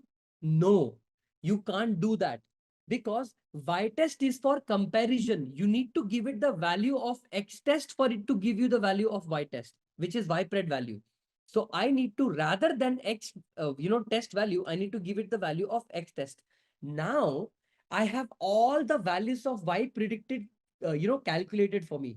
See, the values of y predicted values that the model has calculated for the test data is now created. So basically, I have created one more column called ypred in front of you. It's right there. Agree, disagree? Now I want to know whether my model did a good job or a bad job. So can I say R2, R square is equal to R2 score, R2 score of what do you pass inside it to compare whether your model did good or not? Won't you pass ypred and y test because you want to compare them together? Y test and ypred will be passed to see how good they are, how close they are to each other. Yes. So tell me, in the R2 square, will I say y underscore test comma y underscore pred, and we will get some answer R2 is equal to 0.71? Is the model closer to 1 or farther away from 1? Closer. So did our model do a good job in prediction? Is our model doing a good job in prediction? 100% it is doing a good job. I will show you how it is doing a good job. Plot dot plot. Inside this, I will pass x test comma y test value. Just the x test value and the y test value, comma, you can take whatever color you want. So let me take color is equal to black. Okay, BLACK. And the label that you can give this is the actual data. Okay, the actual data point. Plot dot plot, because you want to also print your x test value with the y pred value. I'll tell you why. Okay, I'll tell you why. X test value with your y pred value. What will this give me? X test comma y test will tell me the actual data point. X test with y pred will tell me the predicted data point. So I will say color is equal to, I don't know, you can take red, black, whatever you want. I have taken red. Label is equal to predicted value, right? Predicted value. I have taken two different plots and I'm going to run this. Okay. I'm also going to give you, give me 1 second. Did I make a, tell me, before plotting, uh, what should you make sure for? Your x test and y test value are scatter plot, not an actual plot value, correct? Yeah, this makes sense because this is the data point that I wanted to plot. This data point, the black color line that you see, the black color dots that you see, that is your what data point? So if I plot dot legend, okay, plot dot legend legend. Okay, if I do this, what are the black dots? Oh, you can also do grid. You can also do grid. Plot dot grid. And inside this, pass the parameter bool called true. Yeah, plot dot grid. Let me make the alpha as 0.3. Yeah. The black points are the actual data point and the red line is the predicted line. Yes or no? Do you see that the fit is good? Are we able to see that the fit is good? Please listen to me carefully. Listen to me carefully. The machine learning model has learned from so many different data sets that if your head size is 3,777 centimeter cube, how much is the weight of the brain? 1,282 grams, meaning 1.2 grams, 1.2 kg. Agree, disagree? Yes or no? Sir, I want to give my number. I want to give my number. I want to give weird number. I want to know if my machine learning model is able to predict my number or not. If you want to do that, use only one function, lr.predict. Now, you know that machine learning model like sklearn can only take a two-dimensional data. So give me a number like this, like if the head size is 4,177 centimeter cube, the answer is 1590. Give me a number like that. I will make the prediction in front of you. 6,000. 6, 1, 2, 3. What answer did I get? If your head size is 6,000 centimeter cube, what will be the weight of the brain? According to the linear regression model, it will be 1,883 grams. If you want me to give 4123, 4123, what answer did it give? If your weight is 1,406, it is 4,123, it's 1,004. We did take that. Did we not take all the values of X test here and we calculated Y pred? This is how we took, right? Did we not take all the X test value and created Y pred value and then compared Y test with X test? Now you got the concept. We took the values from the model itself and we tested how good it performed from the original data. And that's why the answer of R square came up to be 0.71. Can we try 377? Oh yeah, 100%. See, 3777. What is the answer? 1282, correct? 1282 is the answer. See, look at this. 1318. Is it closer to 1282? You got what I'm trying to say? For the answer 37777, see, look at this answer. 3982. What is the answer? 1375. Okay? 1375 is the answer. 1375 is the answer. The prediction is 1370.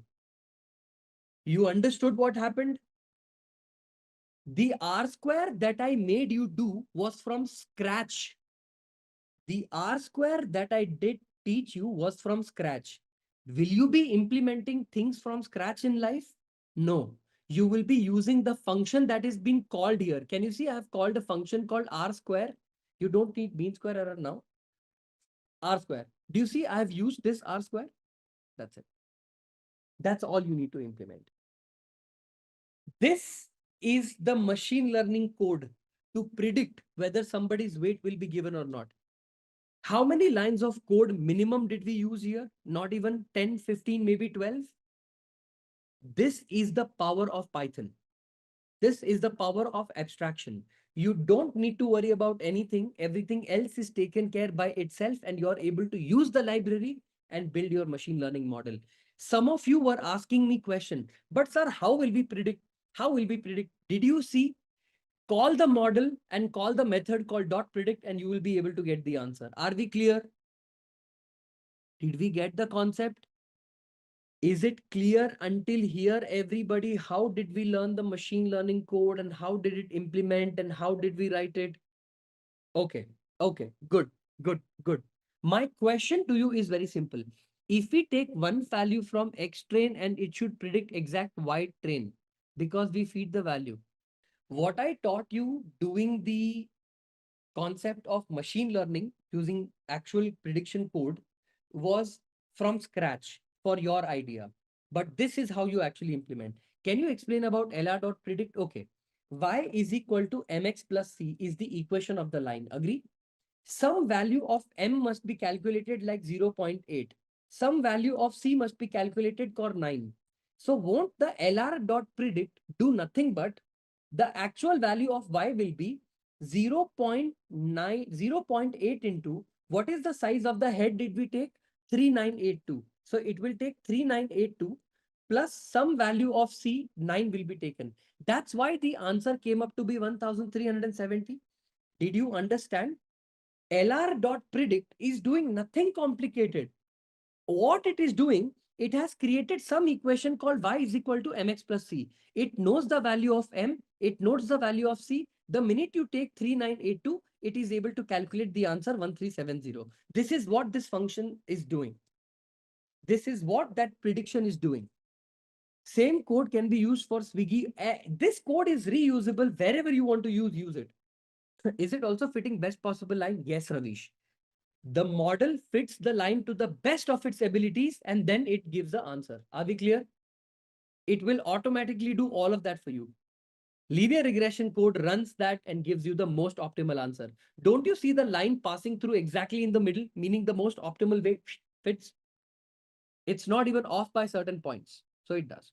Because you had question in reshape, my dear, if you want to convert a data or any dimensional data into two-dimensional data, one-dimensional data into two-dimensional data, dot reshape. When you want to reshape your answers into something, you have to first pass the row and then you have to pass the column. Are you clear? The two will represent that create an array of size 2 and the answer 3. May you share the data set? Answer the row value and the column value and it will reshape the answer. The concept of -1 is you don't care about how many rows it will form, but you for sure want only 2 columns. And I want NumPy to take care of how many ever rows it will give me, you give me. But I want only 2 columns. If that happens and you don't care about how many rows will form, just put -1 there. Can you guys do some research and on the same data set print the value for adjusted R square? The answer will be same, by the way, because one feature, one target. But still, will you give it a shot? Will you guys give some try? Okay, let me tell you something. Do you think 2 hours of machine learning with me is more than enough for you to learn machine learning? I don't think so. This is possible forever. Don't you think you want to do your own research sometimes? Maybe validate whatever I teach. Hey, is Rudra teaching correctly or not? I want to check. He taught me linear regression. Let me learn linear regression from somewhere else also. Oh, no, no, no. Rudra is correct. Should you not do this? Should you not validate? You should not have faith in me. Make sense? You should always get it validated. So don't you think whatever code I taught you, you will implement it on your own. Also print extra value like R square, adjusted R square and see if you're getting the answer. Do your research. If you guys are incapable, I'm not going to say incapable, but if you have a problem, let me know. Can we look into examples where multiple features are invoked? Sure, Reena, if you want to do that, I can also do this. Since it's almost 9, I will take care of that example also. But it's not going to be very challenging, Reena. You will understand once. I mean, not multiple, like I can take hundreds of columns. It's not going to be a very complicated thing. Why don't you give it a shot, Reena? And let me know if you face any trouble. If you want to implement machine learning algorithms, right? I have a folder created for guys like you. If you go to my GitHub page, right, you will find a repository called ML codes, right? In this ML codes, you will, under the ML folder, you will find something called linear regression. See here, how do I teach you? Yeah. Can you see multivariate linear regression? Can you see? I'll show you the example. See, do you have area of the house, bedroom of the house, age of the house, and price of the house? Is it multivariate, meaning multiple features? If you go to my code, look at what I did. Listen to me. Just have a look at this data.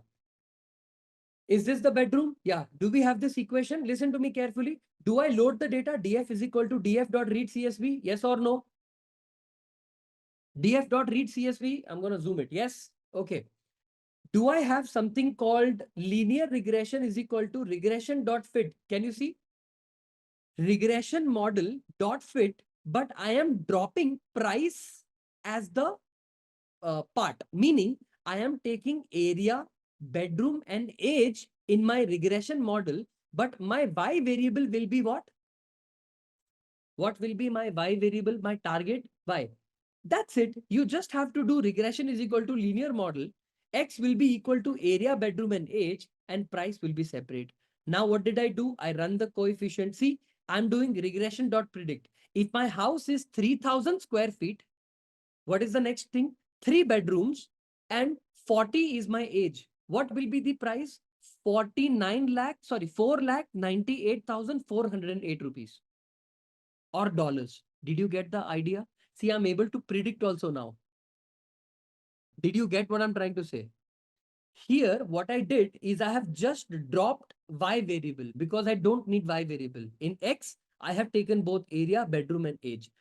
Doesn't need to be in caps. It just, you can do it in small also. Can I confirm my understanding? There are R2 here, test train, and they indicate the line is best fit or not. But none of them tell us that we have selected all the right features or not. No, that isn't feature selection. Kishle Sinha, that's different.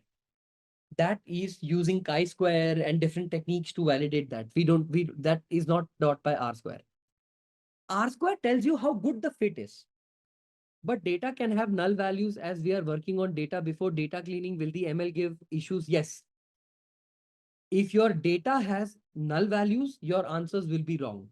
Fortunately, whatever data I'm teaching you today with has been cleaned with any null and none values. So you don't have to worry about it having null or non issues, right?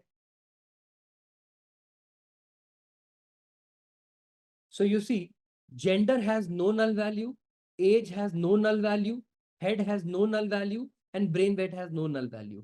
So basically, if you run this method called data.isNA.isNull anything.sum, it tells you the null values. It has 0 because I cleaned it before for you.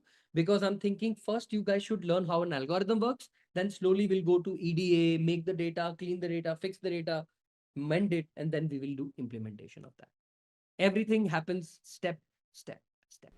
Just a quick info, guys. Intellipaat offers a data science course which will help you master Python, SQL, machine learning, AI, and Power BI. Get a data science certification from IIT Empower, an innovation hub of IIT Madras.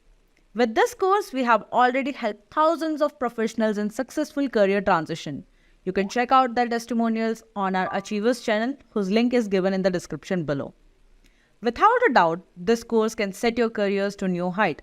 So visit the course page link given in the description and take the first step towards the career growth with the data science course.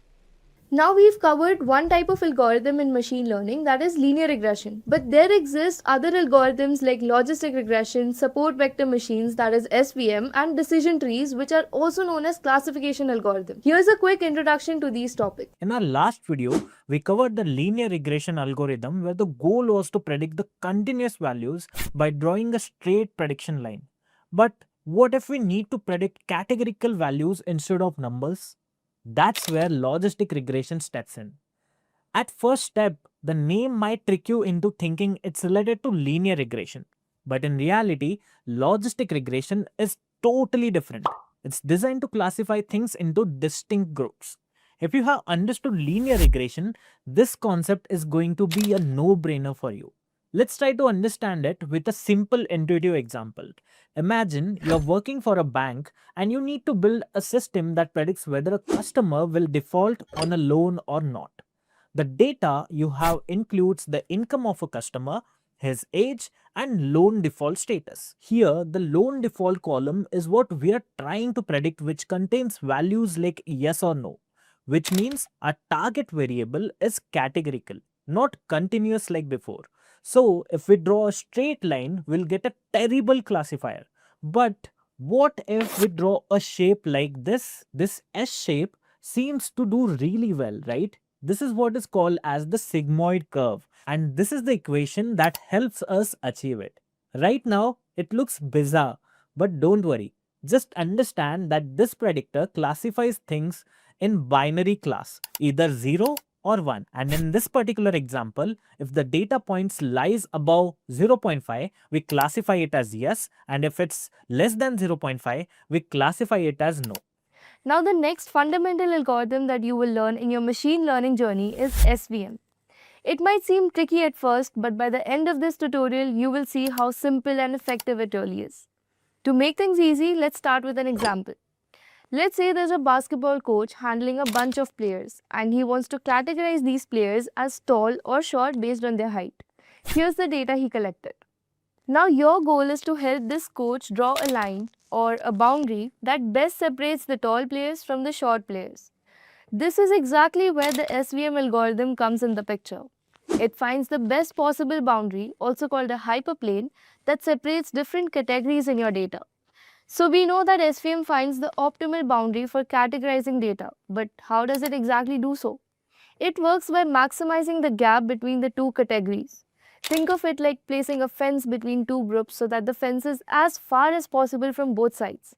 Mathematically, the boundary is chosen in such a way that the margin, that is the distance between the closest points of each group, and the boundary is maximized.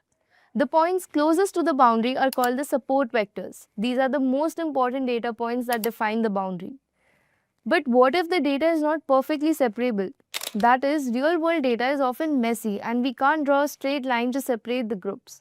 In such cases, SVM uses something known as a kernel trick to transform the data into a higher dimension where it becomes separable. This allows SVM to handle even complex data sets. It might sound like an advanced concept, but in reality, it's just about drawing the best possible boundary between different groups in your data. So far, we've explored linear regression, logistic regression, and SVM. Now let's dive into another powerful algorithm, decision trees. So let's break it down with a simple example. Let's say there's a restaurant owner and he wants to predict whether a customer will order dessert or not.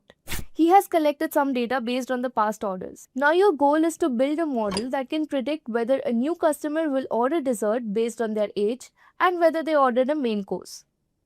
Now your first instinct would be to use logistic regression because it's used for classification problems like predicting yes or no. But here's why it's not the best fit for this case. Logistic regression works well when the data is perfectly separable. That is, logistic regression relies on a linear decision boundary in feature space. But in our case, the data is not perfectly separable.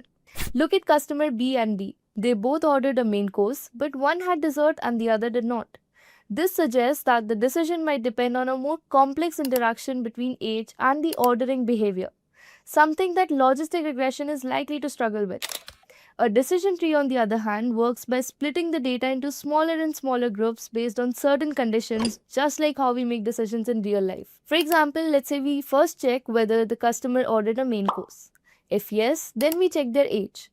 If the age is below 30, they are more likely to order dessert. If the age is above 30, they are less likely to order dessert. This forms a tree-like structure where each decision leads to a new branch, eventually leading to a prediction. But how does a decision tree decide where to split? The algorithm tries to find the best question at each step to separate the data into the most pure groups possible.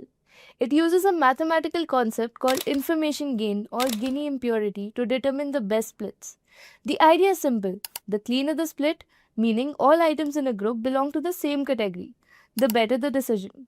But real world data is often messy and complex, and sometimes a decision tree can become too complicated by making too many splits.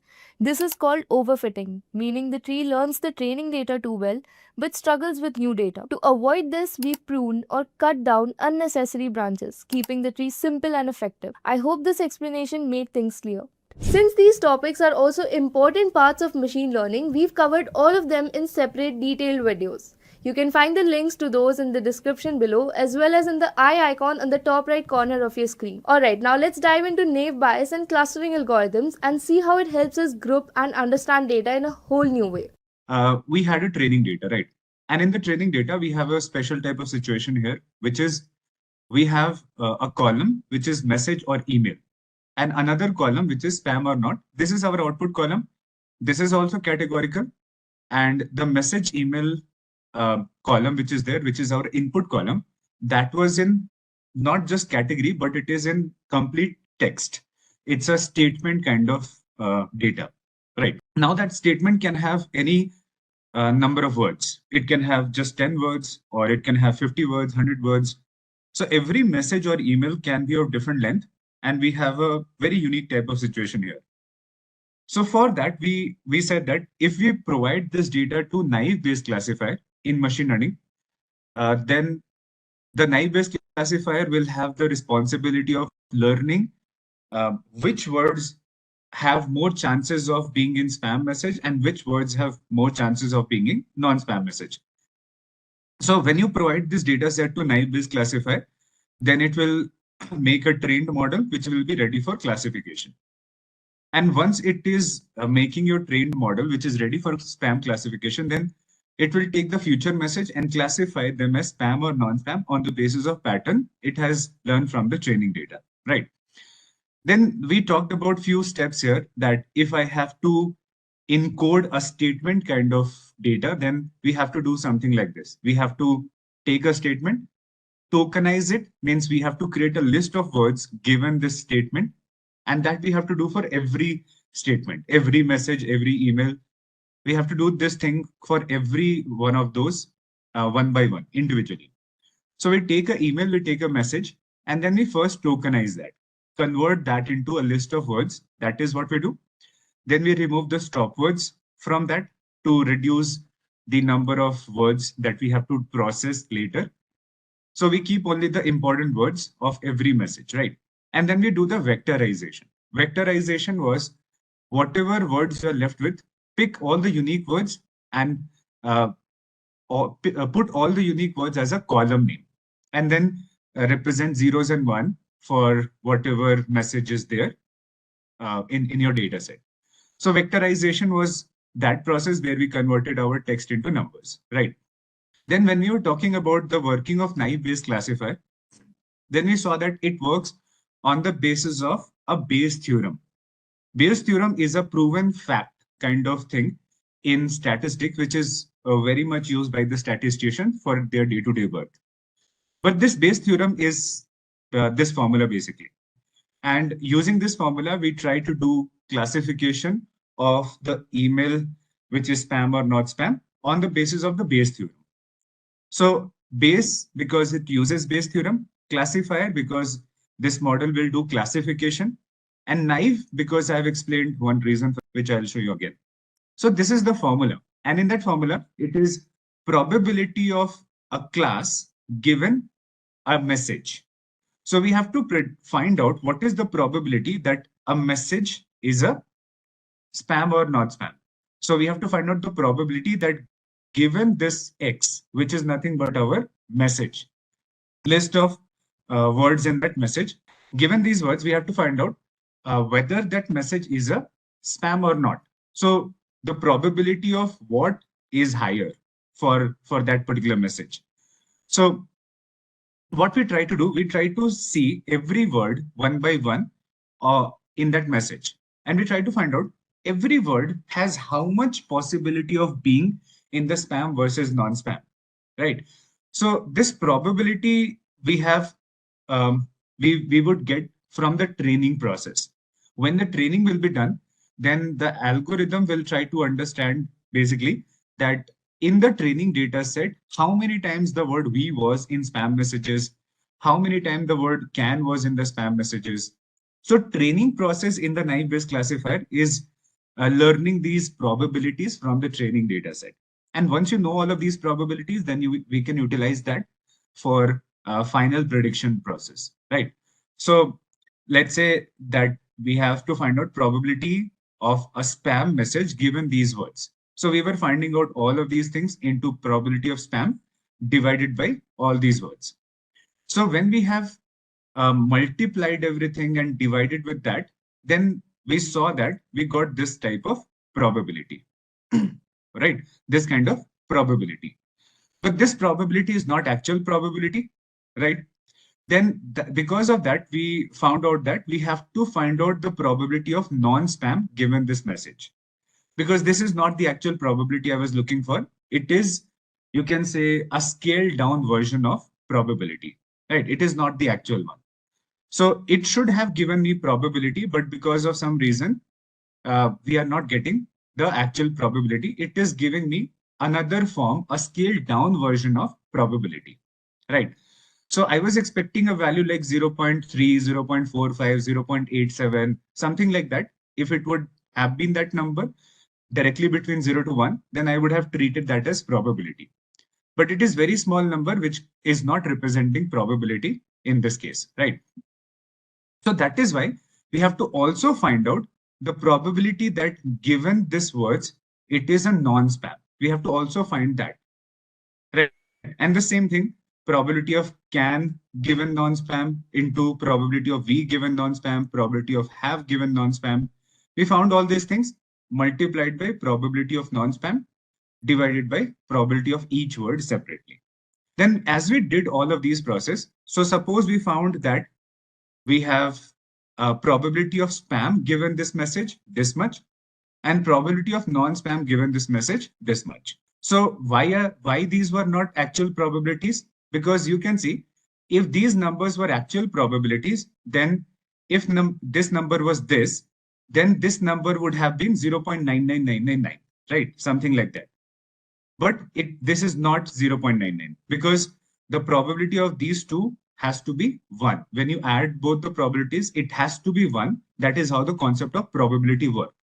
So given that message, either it will be spam or not spam.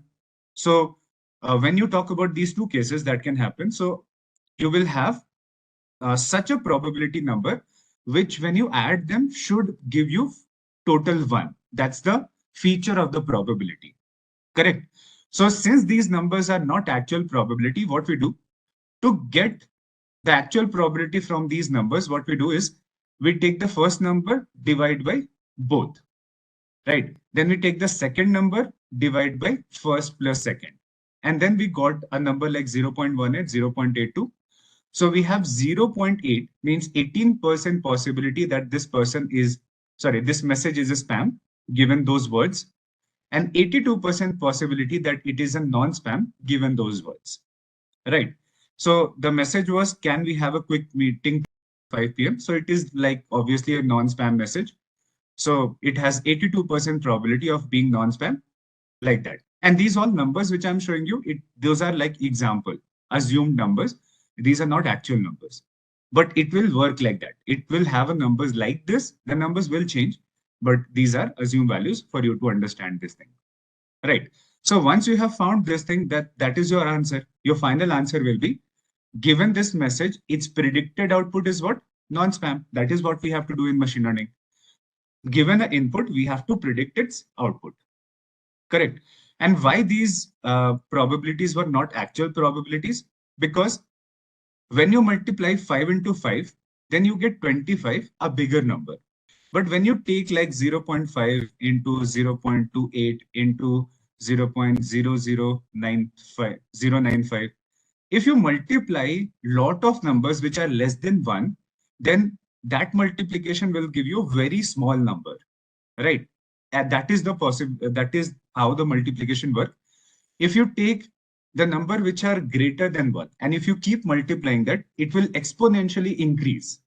Correct. Any number which is greater than 1, and if you keep multiplying a lot of them, it will exponentially increase and it will become a very big number after some multiplication.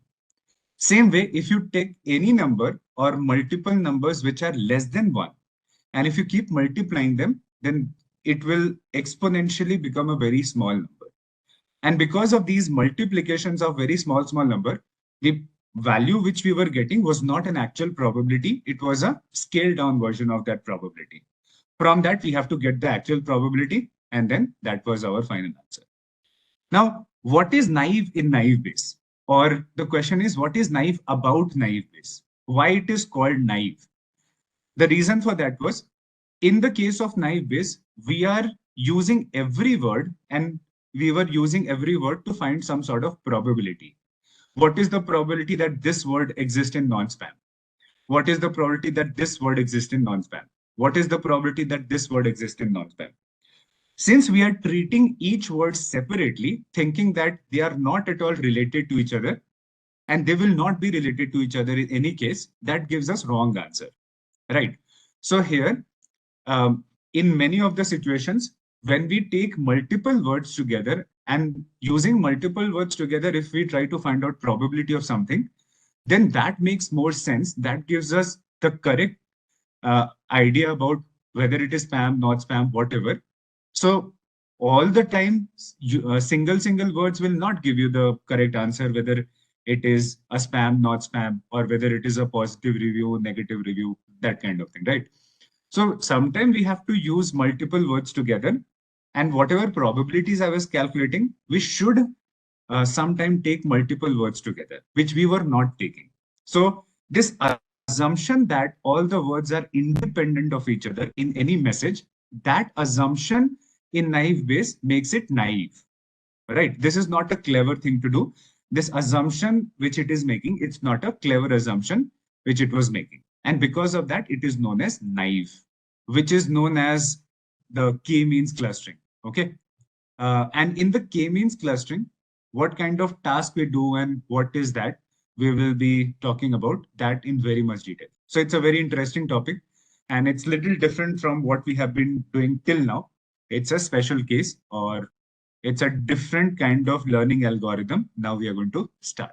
So for now, let's have an idea about unsupervised also, so that you can understand this scenario too, that what kind of problems do we face in unsupervised learning. We know very well now that what kind of situations we face in supervised. So once we know that what kind of situation we faced in unsupervised, then we will have much more clarity about the problems we can solve in the field of machine learning. In supervised, there are a lot of algorithms. There is no limit, like 40 plus, you can say, algorithms are there. Small modified version of multiple existing algorithms. Lot of are there. But as a fresher, you don't need to know like 40 plus. Initial 7-8 algorithms are there, which you need to know. I'll mention their names and that's all as a fresher. Because all the algorithms are not used in every industry. There are specific type of algorithms which are used in specific industry a lot. Correct. Now, like us, basic idea is that logistic regression and linear regression, you will see being used in finance industry a lot.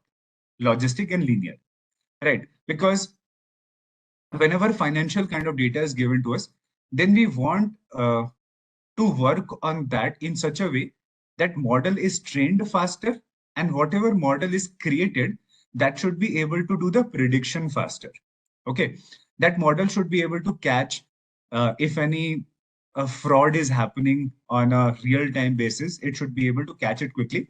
It should not be like a very heavy model that takes too much time, and in the meanwhile, the transaction has happened, the fraud transaction has happened. Right. And in the financial industry, the data is also huge. So we want a simple algorithm which can do the training fast, but it should be good enough that it learns the pattern also well enough from that huge financial data set. Then when you talk about other type of industries, let's say where you deal with a little larger data set on a regular basis. So in those cases, you will see that one, the data is large. Second, their main motive is to get, you can say, a high accuracy score, right? They are okay if the model is taking more time for prediction, but they want that the accuracy should be very high. Correct. Like there are many companies who work on insurance approvals, right? Insurance approvals. So let's say I have a car and I have taken insurance of somewhere and I met with an accident. So that company has to see the images of the car which has been through the accident, and it has to identify whether it was the mistake of the driver or it was actual accident, which was not the mistake of the driver. And on the basis of that, insurance has to be provided.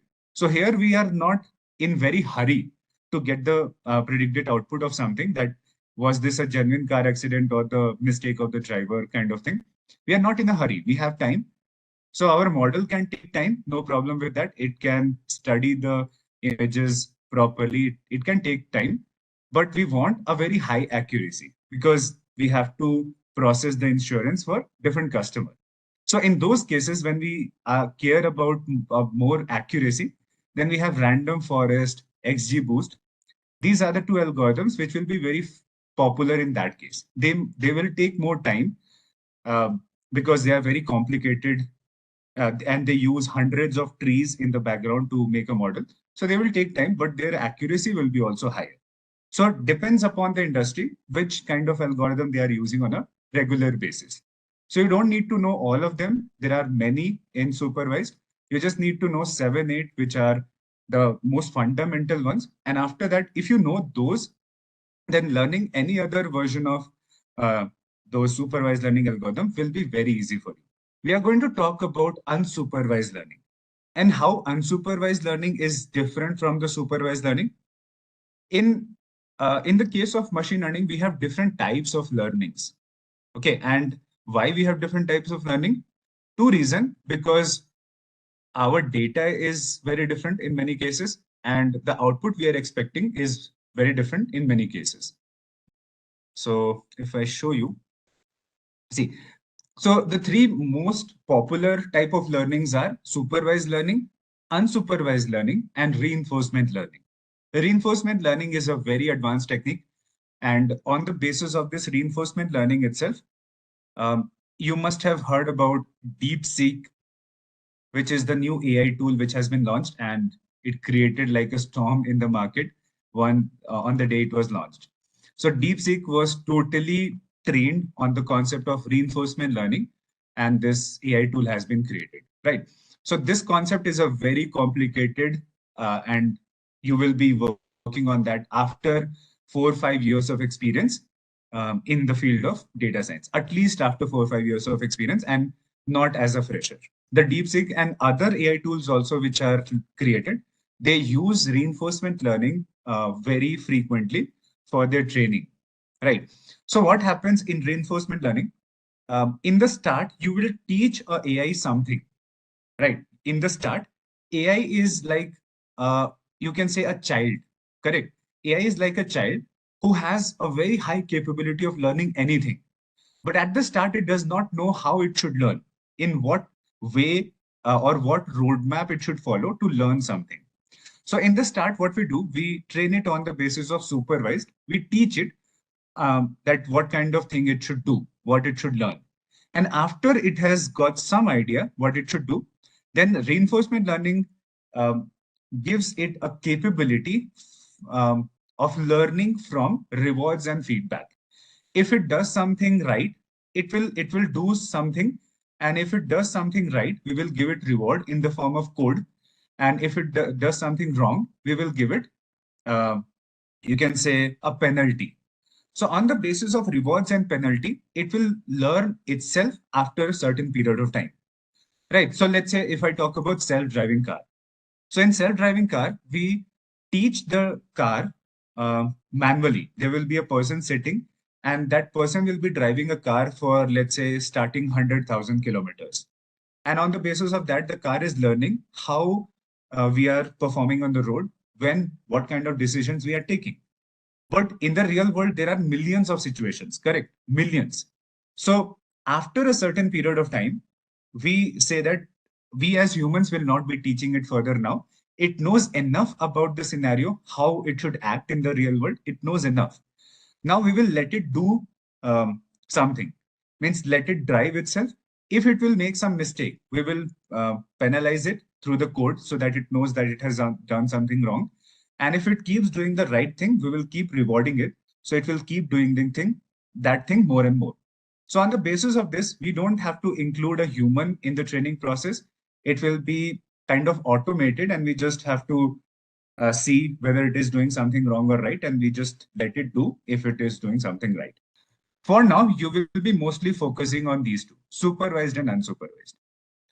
Supervised, we have seen that it is a scenario where you have input columns and output column. So most of the problem statement that you see around yourself are specially of supervised type, correct? Where we are given input and output in the training data set. On the basis of that, the algorithm is learning and it is making a model. And then that model will do that kind of prediction in the real world, correct? So after that, you have unsupervised learning, right? In unsupervised learning, how it is different from supervised learning? The difference is in the data set. In this data set, we have input only, right? There is no output column, and that type of data we used in unsupervised learning, correct? And that type of data is known as unlabeled data. So output is like labeling for something. Right. Why it is labeling? Because let's say this is my first row and these are the features of a house. Then it is mentioned 1.323 million, let's say. Now this is the label that given these features of the house, this was the price of the house. So this is considered to be the label which we call as our output. Correct. But in the case of unsupervised, we don't have any output. We just have the input here. And only using the input, we have to make such kind of model which will do something. So if output is not there, then what kind of task we will do? That is what we will be talking about. And it's very interesting. You all have been using the application of unsupervised learning very frequently on day-to-day basis, but you did not know. Now you will know those applications here. So let's get started and let's see what kind of task we will solve in the unsupervised learning. Where is it going to be helpful if there is no output column? So for example, let's say we have data of Amazon. Amazon has their own marketplace where we go and purchase something, and it is on a global scale. Now, Amazon suppose have 100 million customers just in India. For Amazon, we have 100 million customers just in India. Correct. And what kind of information Amazon has about this 100 million customer? These information like the name of the customer, address of the customer, gender of the customer, from what date they are customer on Amazon, what purchases they have made in the last 3 months, 1 month, 6 months, 1 year, and other things they know about these customers. So these are all the information which the Amazon would have about these customers. For each customer, all these information. Now, in this case, all the columns are input.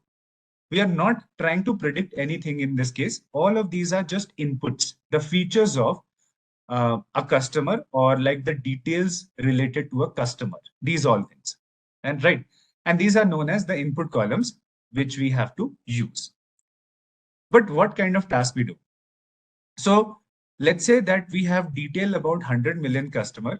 We have to do what in unsupervised learning? We have to divide all the data points, or we have to divide all the customers into various groups, segments, and clusters. Correct. So either you say groups, or you say segments, or you say cluster. It means the same thing. So our main task in the unsupervised learning is to take the data and divide that among multiple groups. So currently we have the entire data somewhere together. And we have to first identify that how many groups exist in our data set. So first we have to identify that. Then we have to divide our data, entire data into that many groups. So that will be our main task or main focus in unsupervised learning. Now, when you're dividing all the customers into various groups or segments or clusters, the groups will be based upon some similarities between the customers or the data point. Here, every row is a customer detail, and you can call every customer as a data point. Correct. Because when you make a graph, if you make a dot, this dot is representing a row always. So in every row, I have a customer detail. So every dot is a customer or a data point, anything you can say. Right now. So when I divide the customers into multiple groups, in each group, you will have similar type of data point. You will not put dissimilar data points into the same group. That is not our task. So we have to put, if I'm putting, let's say 1 million customers into one group. So it means that those 1 million customers are somehow similar to each other. Either their gender is same, their age is same, their city is same, their country is same, right? So some sort of similarity must be there in the customers on the basis of which you are putting them into one group, right? So again, we have data about 100 million customers, and we have these information about every customer. So 100 million rows are there, 100 million data points are there. So first we have to divide the customers into various groups or you can say clusters. Clusters is the main term we will be using, which means nothing but groups. So we will divide the customers into multiple clusters or groups, and each group will have similar data points to each other, right? And there is one very important property you should know about these clusters. All the data points within one group should be very, very similar to each other. Correct. The data points which are within a group should be as similar to each other as possible. So if I have made one group and if I put some customers here into this group, so these all the customers should be very, very similar to each other. Correct. So we'll be talking about what do I mean by similarity. But these customers should be similar to each other in some way, very, very similar. And if I have another group, and in this also some data points are there. So these data points should be very similar to each other. But if I pick one data point from this and one data point from this, then they should be as dissimilar to each other as possible. The higher the dissimilarity between them, the more stable the group we have identified. Correct. So there are two properties we have to follow.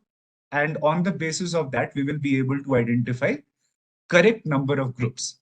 So if I have 100 million data points, I can make 10 groups, 100 groups, 1000 groups, even 10,000 groups.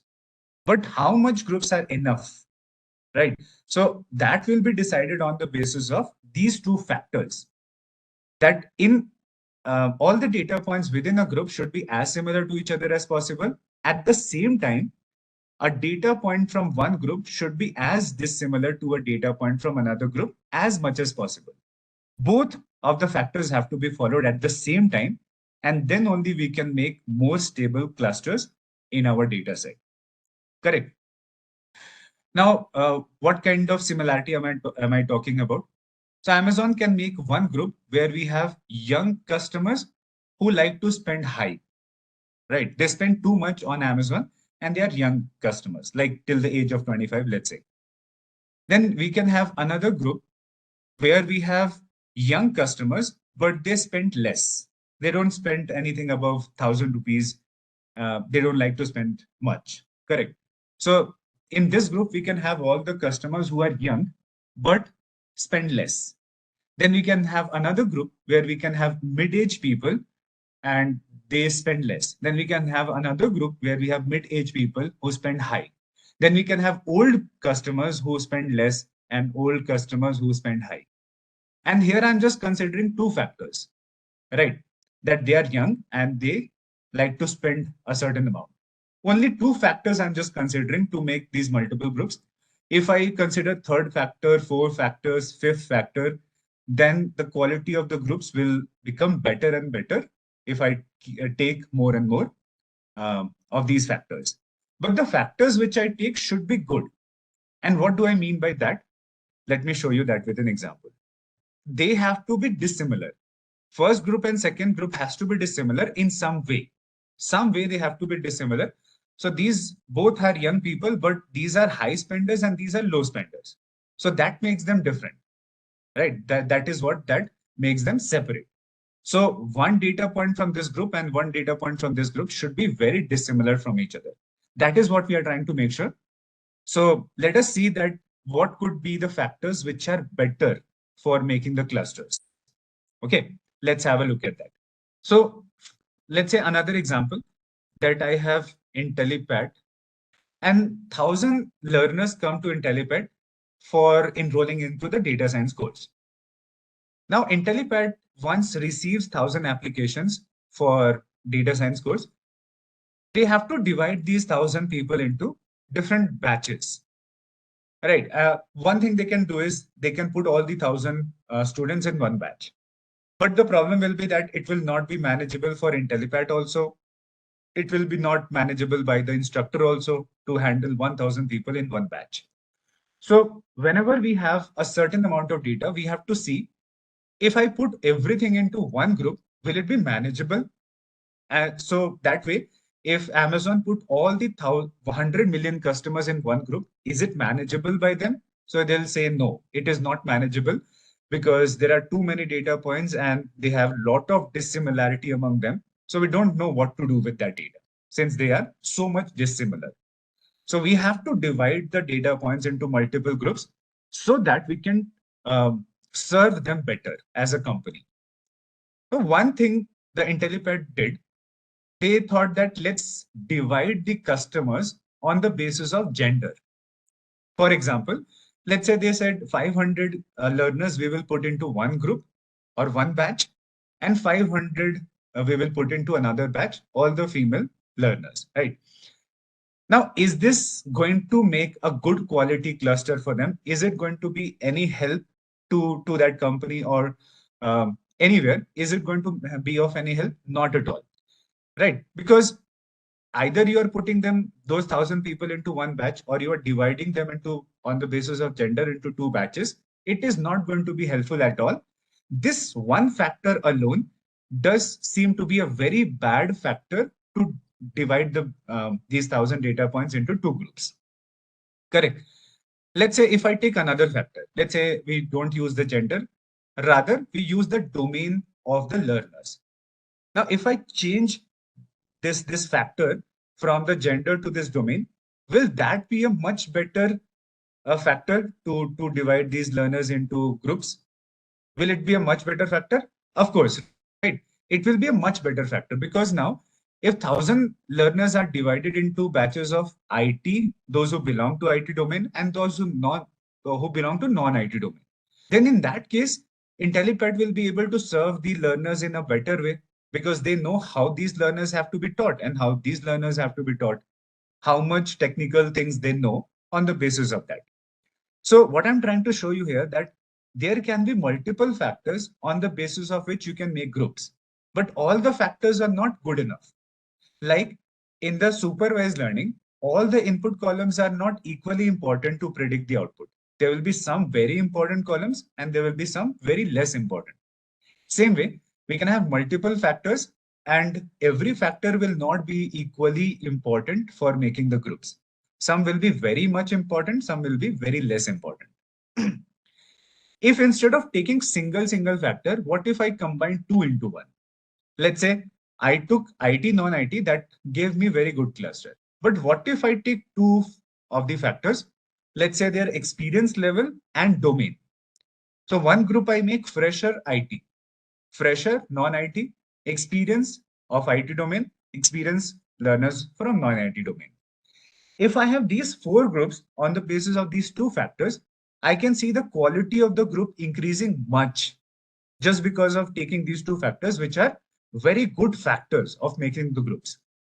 And that way, you are understanding that whenever you have to do this kind of unsupervised learning task, then all the factors you don't have to take. You have to clearly understand, out of given, let's say 50 input columns, 50 input factors, which of the input factors are good enough to make the groups. So out of 50 input columns, you can just use 10 of them or 12 of them, which seems to be the most important one. And you can discard totally the rest of them for making the final groups, right? And this is a ongoing experimental process. In this case, it is very difficult to identify those 10, 12 input columns, which will be very helpful for you. So this kind of task is not solved in, let's say, 2 months, 3 months, 4 months. This kind of task goes on for years. So you will be trying 10 first, then you try that for 6 months. Then you pick another 10 features, you try that for another 6 months. So after multiple trying, you will be finding out those 10, 12 or 15 features that were giving you the best result, right? When you divided the customers into that many groups, taking those factors, you were able to make very good quality groups. And what we do by making those good quality groups, what is the benefit? First, the benefit is that a company will be able to, a company will be able to serve those customers better if they have made good quality clusters, right? And second, you see that if the Amazon has divided the customers into multiple groups, right? They know that one group is that kind of people who are young but less spenders. And one group is those customers who are young but high spenders. So Amazon can do a very proper targeted marketing. Any company can do a proper targeted marketing on the basis of those things that they know. Targeted marketing was what? If, let's say, Amazon has some sale going on or they have any offer going on. Now, they have to send notification about that offer or sale to some customers. Now, whenever you have your Amazon app installed, you will be getting a lot of notifications of Flipkart, Amazon, any of these applications that you have installed. Any means any startup who is selling some, let's say, beauty products or health related products. That also, if you have installed, you'll be getting notifications about the offer on your smartphone. Now, the same notification, same offer is not being sent to all the customers of that. You are being sent a very specific type of notification, which makes you spend more, right? Which makes you uh, purchase that product which is being sold to you, right? And this is known as a targeted marketing.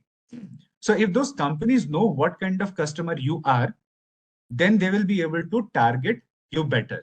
So all the people who are in this group, they are all young and high spenders. They like to spend high, they are young. So they have to be sent those kind of notifications, which will make them purchase those kind of products. So about any fashion product which is coming up, about any new smartphone which is coming up, and they are the people who like those kind of products and they're capable of spending that much. Correct. So they will be sent those notifications which will make these people purchase that item. So targeted marketing is one of the most famous kind of application of unsupervised learning. So first, the companies will divide all the customers into group, then they will be serving them in different ways.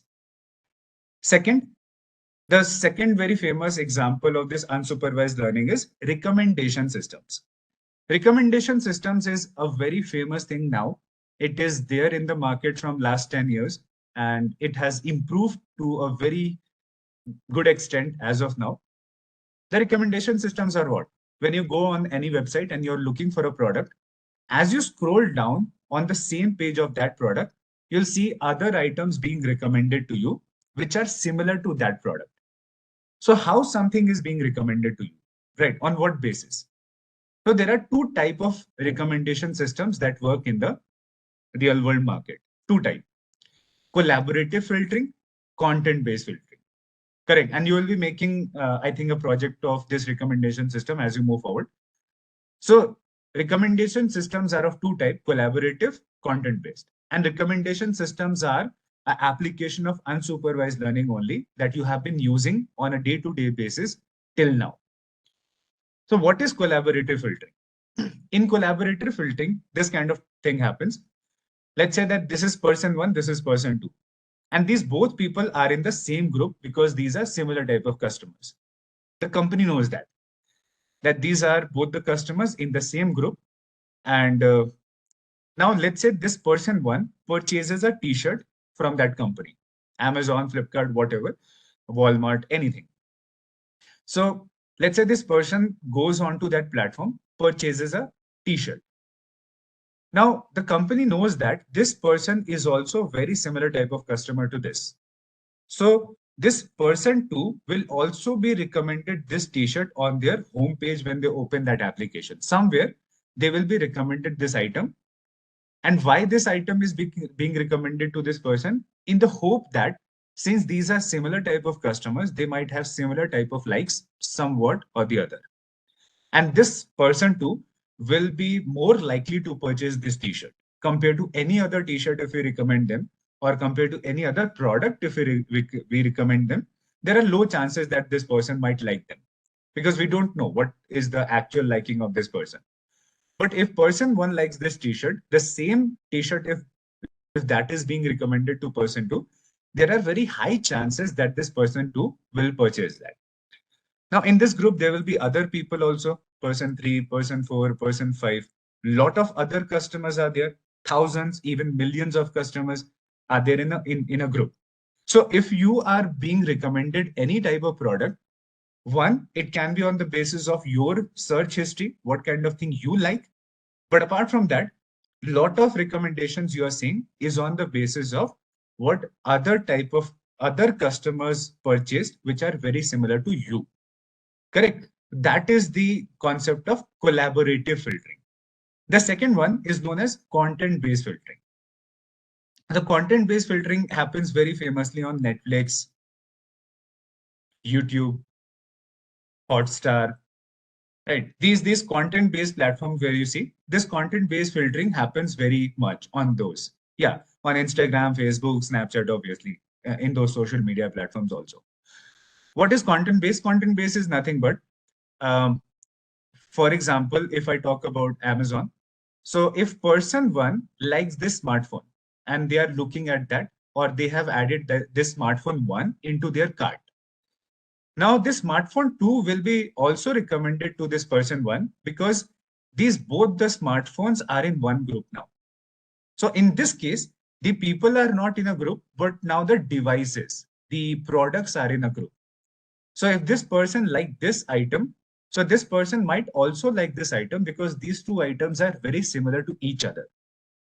Same way, if you talk about Netflix or YouTube or Hotstar, and you have to uh, think about the recommendation that is being done there. So if I like video 1 and I'm watching this video 1, I liked it, right? And there is another video 2. Now, video 2 is either by the same creator or by the similar creators. And these two videos are very same. The audience are same, the kind of content is same, something is same, right? So if I like this video, then on the right side of that, the other videos that will be recommended to me will be similar type of videos, right? Which have some similarity. So now these videos are in a group, they are in a cluster, and this is now content-based filtering. If I'm watching something on Netflix, so on the same page, other videos are also recommended to us, right? On Netflix. So there also same thing is happening. If I'm watching a show, then other show which is very similar to that will be recommended to me. So these are some of the applications of unsupervised learning. And apart from that, there are other applications also which work on similar kind of concept. So wherever you are getting targeted marketing, targeted notifications or recommendations, anywhere where the company is putting their customers into multiple groups, there is a use of unsupervised learning. So every marketplace, no matter if it is a small startup, bigger startup, if they are selling some sort of product, they will all do this kind of task, all of them, because they have to know what kind of customer they are dealing with so that they can launch product related to those type of customers. If let's say there is a new startup which is selling, let's say, whey proteins and protein bars, correct? And let's say some smoothies for your gut health kind of thing. They are selling that, right? And in those cases, they want to know what kind of customers are visiting our website a lot. What kind of people? So are those 25 to 35-year-olds more? And in 25 to 35, what kind of people? Are male customers more? Are female customers more? What kind of people are visiting our website more? On the basis of that, this company will be able to launch more products which might be liked by those kind of customers. So there are many applications of this unsupervised learning which you might have been interacting with on a daily basis, but you might not have known that these are the unsupervised learning things. So where somewhere you see the combos created by the company itself on the basis of what people are purchasing, correct? And then some places the combos are automatically also created, but I don't think that combos are like automatically created. The company sees that which kind of customer are liking that. On the basis of that, the company can make the combos itself, such as if you use Blinkit in India and uh, let's say food ordering platform. So, right. So both of them, they use this kind of information to club multiple items together. Let's say if customers are purchasing milk, bread, and butter a lot together, so they can be sold as a combo. So if any person is looking to purchase just a bread, if they see a combo, they might be more likely to purchase that entire combo, thinking that somehow I will use those other two products also, which I don't need. So these kind of combos are also created on the basis of these similar data points itself. Once you search in Flipkart, even got recommendation in Amazon as well. See, that is Milan, that's a different kind of thing. It is not related to machine learning. In Facebook, it's a social media marketing, or you can say Facebook ads thing. there's a tool in Facebook which is known as Pixel. So if you start marketing of your company, so there is a tool called as Pixel. Anyone who has to show ad on any platform, they register on this Pixel. Now, Pixel is a tool which tracks your movement on every single website. This is this is a tool which, without your knowledge, is tracking all your movements, whatever you do, anywhere. And on the basis of that, if you search something somewhere, that same recommendations or similar recommendations will be shown to you everywhere. This is the name of the tool, which is a Facebook's tool. And because of this tool, they earn a lot of money in revenue. If anyone who is working in marketing, who does this Facebook ads, Google ads, they will know this kind of tool. But this is a separate thing. Okay, so this was the introduction about the concept of unsupervised learning. Yes. So content-based learning was content-based filtering was what? In the content-based filtering, the content is in a group. Multiple videos are in a group. So if I like one video, other videos in that same group will be recommended to me. That is content-based. And collaborative is where the people or the customers are in a group. On the basis of the similarity between customers, they are in a group.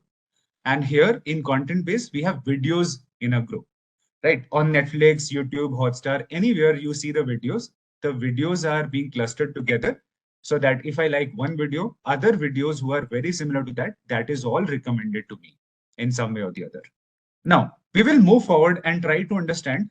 We have seen an overview of all of these processes, how it is being done, how it is not being done. Now we will be talking about the algorithm. What kind of algorithm is being used to do all of this task? And in unsupervised learning, there are three very famous algorithms which is used most of the time. Three very famous. So let's get started about the working of. It's a very powerful algorithm which we are going to see, but it's very simple, very short, very simple, which you will be able to understand. Working of K-means clustering. Right. When you talk about the unsupervised learning approach, where we are making a model for a data set which does not have any output column. So that data we are trying to divide into groups. That is what the overall concept of unsupervised learning is. We always are trying to divide data into groups. And the groups will be on the basis of some sort of similarity. But how do we define a similarity? Correct. We'll be seeing all of that. Yes, of course. In the background, to put this kind of task into the background or on a seamless way so that customers can use that, lot of things are done. What you are studying here is just the tip of the iceberg. There are a lot of things which are very, very vast. If you get into the data science, you will see that whatever you learn in this course will be like just a starting point, which a fresher knows. But apart from that, you have to take these projects, make them usable for a customer. So you convert this into an application form or a website form, and you have to constantly update your model, constantly update the data, constantly monitor the performance of your model. There are hundreds of things that you have to do in this field. That is why a lot of people are required to manage the entire process. But data science is one of the things which converts the effort of a data scientist into actual revenue, right? It is one of such things. If you do something very correct, if you're able to make a good model, or if you're able to make these good clusters, the impact of a data science project on the growth of a company, on the revenue of the company, is more direct, even more direct than the software development process. Correct. So because of that, this field has become so much important in the recent time. And this will become even more important as we move forward, because many companies have yet not started to use the data science actually. In India also, if you see, we can say that there may be like 10% companies who have been using data science properly, just 10%. 90% companies still have to use data science for their use case. Correct. So the expansion of the data science is going to be very exponential in the upcoming time. So you are kind of a very right time to learn all of these things and to take the full advantage of this. This is the golden period of the data science coming up. Those who have joined around 2020, that kind of time, or before that, that was even better time, because the competition was not at all existent at the time. But now the competition is more, but it is not a problem because the expansion of this field is exponential. So let's see the working of k-means clustering. In unsupervised learning, there are three very famous algorithms. That's it, which you need to know, which are used most of the time. See, one is this k-means clustering. Second, we will be talking about hierarchical clustering, hierarchical. And third one is known as DB scan clustering. Three different algorithms are there: k-means, hierarchical, DB scan. These three are mainly used in 99% cases of unsupervised learning. Other algorithms, which are specifically designed by that company, might be used in different cases for a few particular cases, but these three are the famous ones which you have to use. Among these three, the most used is this k-means among these three, because the working of k-means is very easy. We understand it. We can modify that if we want, because understanding of the k-means is quite simple. Hierarchical DB scan are also very simple, but k-means is very intuitive, and it feels like we know what is happening in the background and we can explain the process. That kind of thing is there, which makes k-means very famous amongst the data scientists. But after k-means, the other one which is becoming very popular nowadays is the DB scan. Correct. So DB scan works in those kind of situation very well, where the groups are not very clearly visible to us. So if there is a confusion in how many groups exist, DB scan is a more advanced method which will be able to identify groups amongst a very complicated data. So let's get started. Now in this thing, what does K means? Okay, what does K represent?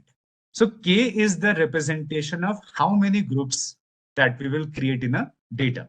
So we don't know in any data how many groups are existent. We don't know by default, but there are K number of groups. That is the assumption that some number of groups exist. So we represent that with K, that there are some groups in every data set. And that is what we have to identify. Now, first, in the k-means clustering, we will have a data, right? And the data will have some n number of rows. N means it could be 10,000 rows, 5,000 rows, 20,000 rows. It can be any type of data which can have any number of rows. N rows are there and k number of columns are there, right? We can say n number of rows, m number of columns, anything you can say, just we are representing it with something. That n number of rows are there and k number of columns are there. Now this k does not represent this k. M number of columns are in any data set. So for example, it could be 10,000 rows and 50 columns. That is the data that we are working with. Now all the columns that are given to us are all input columns. There's no output column that we have just seen. These are all input columns. So this is our data that we have to work with in unsupervised learning. Now what is the assumption? Why are we using k-means clustering? How do we know k-means clustering will be used on this case? So assumption of ours is that there exist k clusters, right? There exist k clusters or groups in any data that we have to identify and then divide our data into those clusters. So we work with an assumption that in any data set which is given to us, there are some sort of groups. 1, 2, 3, 4, 5, more than one obviously will be there. So there exists some sort of groups, some number of groups in every data set, and that we have to identify given this. Now, if you talk about a supervised data set, so in supervised data set also there are some number of groups that exist. Like if I talk about classification and we have this data set of spam and non-spam, there are two groups that exist in that. If I talk about heart disease patient, non-heart disease patient, there are two groups. If I talk about regression data, like car prices, house prices, so there are less expensive car, more expensive car, mid-level cars, those kind of groups exist in the data. So any data that I work with, there are some sort of groups which exist. And in the case of unsupervised learning, that is what we try to do, because in supervised, we have something else that we can focus on. We have an output that we have to predict. That kind of task we focus on. But in unsupervised, we don't have any output that we have to focus on. So what we are left with is identifying how many groups are there and then dividing our data into those many groups. So we will write it down in short words. So our task number 1 is identify the number of clusters, and then second, divide all the data into those clusters. Right, two main tasks. So identify the number of clusters, divide all the data into those clusters. Now, when we initialize the process of k-means clustering, when we start the process of k-means clustering, the k-means clustering has these two demands, or you can say better than demands, we should write requirements. Requirements to initialize the clustering process. There are two demands of the k-means clustering algorithm. The first demand is that give me the x variable. X variable is nothing but it is our data, entire data, all rows, all columns. We provide everything into this x variable. That is our entire data. Then second demand of the k-means clustering algorithm is the k value. Okay, k value is what? Number of clusters to be created. Now the first demand is okay, but second demand is weird. It's just saying that you give me the data and you also tell me how many groups I have to make in that data. This is a weird demand of the k-means clustering. And the problem is that how do I know how many groups exist in the data? How do I know? So you can say that we can plot the data and then we can identify that how many groups are visible, right? But the problem here is, I think I might have told you somewhere in linear logistics somewhere that if I have, let's say 20 columns, so then the graph will be 20 dimension. If I use 20 columns to make a graph, it will be 20 dimension, right? And because of that, we cannot plot the data. Anything above 3 dimension cannot be plotted. It is simply not possible to visualize any data which is higher than 3 dimension. Not at all. So the problem is that if I have a data set and if I cannot plot that data, how will I know how many type of groups are there? If I could see the data, then at least it was possible for me to identify the k value. But if I don't have the possibility of even seeing the data, then how do I know what is the k value or how many groups should be created in the data? And why this weird demand is there in k-means? This k-means clustering algorithm was created like 30 years ago, long ago in 1990 somewhere. And at that point of time, the data used to be so simple and basic that always we knew how many type of groups exist in the data. Like 100 rows were there, 200 rows were there, 300 rows were there. That kind of data used to be at that point of time. And on the basis of that only, the algorithms have been designed or created. So one reason for this kind of weird assumption or requirement by the algorithm is at that point of time, the data used to be simple. So people knew how many groups have to be created.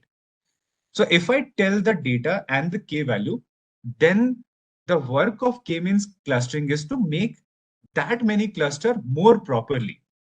And what do I mean by that? I'll be coming up to that. But you see, this is the weird demand of the k-means. Now, what is the solution? How do I provide the accurate k value? What can we do? So there is a technique which we will be seeing, which has been developed later, and that technique will help us to identify the k value. So before I run the main algorithm of k-means clustering, we have to do an experiment just before that to find out the most proper k value. So there is a very small, simple process, and it's very easy to understand how we can find out a very accurate k value for any given data set. But for now, let's start working and let's assume the k values as of now. How do we identify the proper k value for any given data set? Here, I'll be taking some data points. Let's say we have 3 data points here, 3 here, and let's say 4 here. So I have x variable, which is 10. 10 rows are there in the data set. And you know that for each row, there is a data point which represents that row. Correct. Whenever you visualize anything, then there is a data point which is representing a row. So for now, I am assuming that we have just two input columns. One will be written here, one will be written here. Just two input columns are there on the basis of which we are making this graph. Because for two input columns, the graph will be two dimension. And this is how the two dimension look like. Now, why a point is called two dimension, three dimension? If you see, let's say we have a line here. Let's say we have just a line. So if I talk about a data set where it's a classification data set, suppose in the classification data set, we have one column which is income of a person, and second, loan approved or not. Loan should be approved or not. For that, one input column, one output column. So there is income of different customers given, and it is mentioned that for this person, loan was approved, for this no, for this yes. This kind of data set we have. And in this case, only one input column is there. One input, one output. So on the basis of the input column, we will be making the graph. So if just income is given to us, then I can represent income on one axis, just one axis. I don't need y-axis here. Just x-axis is enough. Because I can represent every income as a dot here. Right? Every income as a dot. Let's say these are all the people. And every dot is representing one income. That this is one person whose income is this much. This is one person whose income is this much. And on the basis of the output, we can color the data points that we have discussed in detail in the decision tree, I think. Right. So always in the classification, the coloring of the data points we can do on the basis of output, and the representation of data will be done on the basis of input. So one input, and you can see the graph is one dimension. There's only a single value which is representing a data point, just a single value, it's income value. But if instead of income, if I take age of the person also, income also, two factors if I take now, so now you will see that the graph will not be one dimension. Sorry. So now if I take a data, every data that I plot here will have two values. It's X value, it's Y value. So now I have taken age on this side and I have taken income on this side. That's why it is a two dimension. But if I talk about three dimension, so when will be a point three dimension? If I take another axis, which is Z axis, which is going in this direction. So think about it that you're standing in the corner of your room, corner. So one line is going upward in the corner of a room. You're facing the corner and there is a line going up. This is that corner you can see. Then one line is going on right side of yours, one is going on the left side of yours. So imagine that these are your three axes where you're standing in the corner of the room, correct, facing the corner. But this is how you can imagine that these three axes are there: x-axis, y-axis, and z-axis. Now this point will be known as a three-dimension point. Why? Because it has a x value, it has a y value, and it also has a z value. That is why, since this point is known by three values now, it's age, income, and let's say CIBIL score. Three input columns are representing this point. So this point is a customer, and this customer is represented by three of its values: their credit score, CIBIL score, or income, and the age. Correct? Three things.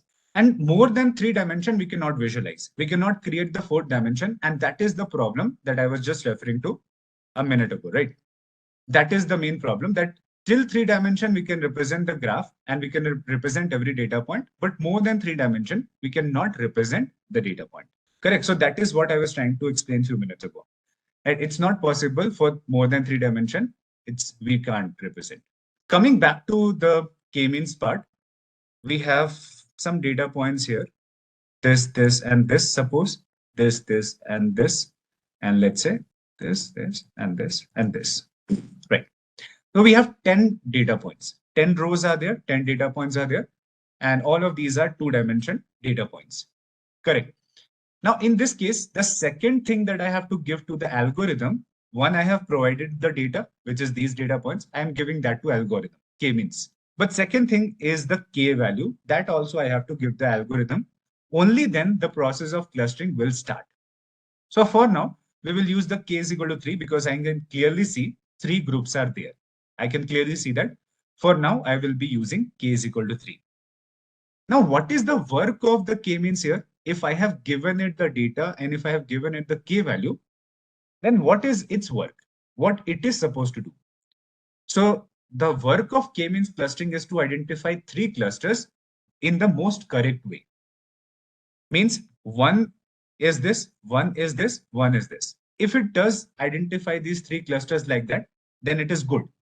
Otherwise, it can identify one cluster like this, and one like this. Now also we have 3 clusters, but these are not correct 3 clusters. So main task of k-means clustering algorithm is to identify 3 clusters or whatever clusters I'm telling it in the most correct way. That is the main task of k-means cluster. Right. But in few minutes, we will also talk about how we can identify the most accurate k, that we don't have to guess a k value. And you see, first challenge was that we cannot plot the data point, and that is why we cannot tell the k value. The second challenge is also there, and that challenge is, what if you are able to plot the data point and the data points come out to be like this, right? What if your data point after plotting comes out to be like that?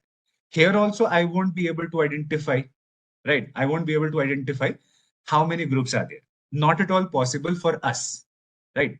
So in this case, the algorithms will be able to do a better task of identifying this cluster. So we should leave this kind of task to the algorithm itself.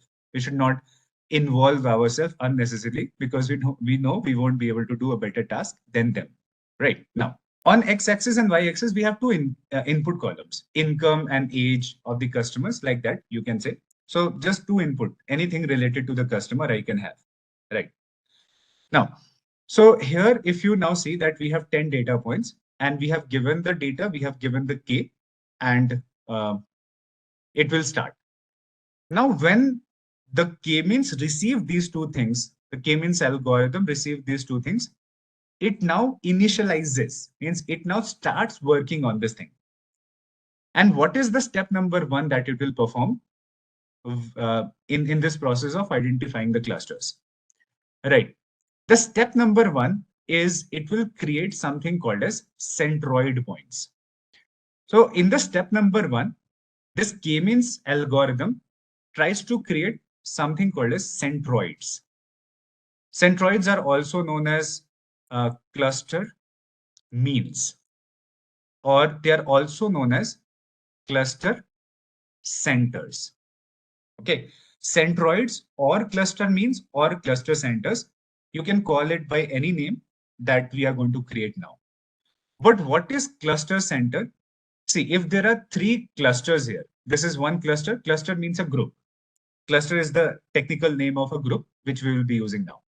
So if there are 3 clusters here, there must be a center point of these 3 groups. And why do we need to have a center point? We will talk about that also. But k-means work in this way. That first step number 1 is that according to the given k value, it will make that many centroid points into the graph. So it is going to make 3 new data points, which will be extra. These are our main data points, but it is going to create 3 new data points since k is equal to 3. If k was 10, then we would make 10 centroid points in the start additionally, right? So let's make the centroid points. One centroid point I will make will be of, let's say, this color. One centroid point I will make will be of, let's say, this color. And third centroid point which I'm going to make will be, suppose, of green color. We are going to make 3 centroid points because there are 3 clusters. And each one of them will be the center of one of these clusters. So pink one can be of this, the green one can be of this, and then the purple one can be of this. 3 clusters, so 3 center points of those clusters. Now, initially, we don't know any cluster. Initially, we don't have any cluster created as of now. There are just data points, 10 data points, but there is no cluster existing as of now in the start. Because of that, they don't know where the center of the cluster is. So if the cluster itself is not formed, how do we know what is the center of the cluster? So initially, because of that reason, you can create them anywhere. So suppose I have created the pink one here, and I have created the green one somewhere here, and I have created the purple one somewhere here, right? The initial position will be randomly anywhere. Since there is no cluster at the initial point, they will be randomly scattered anywhere into the graph. All three can be here also. Initially, one can be here, one can be here, and one can be here. Anything. Their position can be anything. We don't have any control over that. So now, what we do with these points? See, these points are going to help us identify the clusters more easily. Using these three centroid points, we will be able to identify the clusters. Correct. And how we will identify that cluster? Let's see process one. Process one, very simple short. We take every data point. See, the blue points are our actual data points, and these three color points are not our data points. These are just three extra points we have created for helping us in the clustering process. So we take our data points, blue points, and one by one, we start with that. Let's say this is my first row number one. Let's say this is my row number one, my first data point, and we start from here. What we will do is we'll find out the distance of this data point with cluster mean 1, cluster mean 2, and cluster mean 3. 1, 2, and 3. These three. Right. So now we have our data points, and we have these three cluster means, M1, M2, M3. I'm writing M1, M2 because this is cluster mean, right? That is why we are giving it a name M1, M2, M3. What we do now, we take our first data point and we find out the distance of the first data point with this, distance of the first data point with this, and distance of the first data point with this. And now we will see which is the minimum distance. This first data point is closest to M1 or M2 or M3. Where is it closest to? So it's clear that it is closest to the M1. Then the same process I will do for this data point also. Second one, I'll again take the distance of this with this and with this, right? Then I'll take the third data point also, right? So for these three, I can clearly see that they will be closer to M1 for these three. No doubt about that. And when I come to this point, for this point also, I have to see the distance of this with this, this with this, and this with this. So according to that distance thing, I will clearly see that these three will be closer to M2, and these four will be closer to M3, right?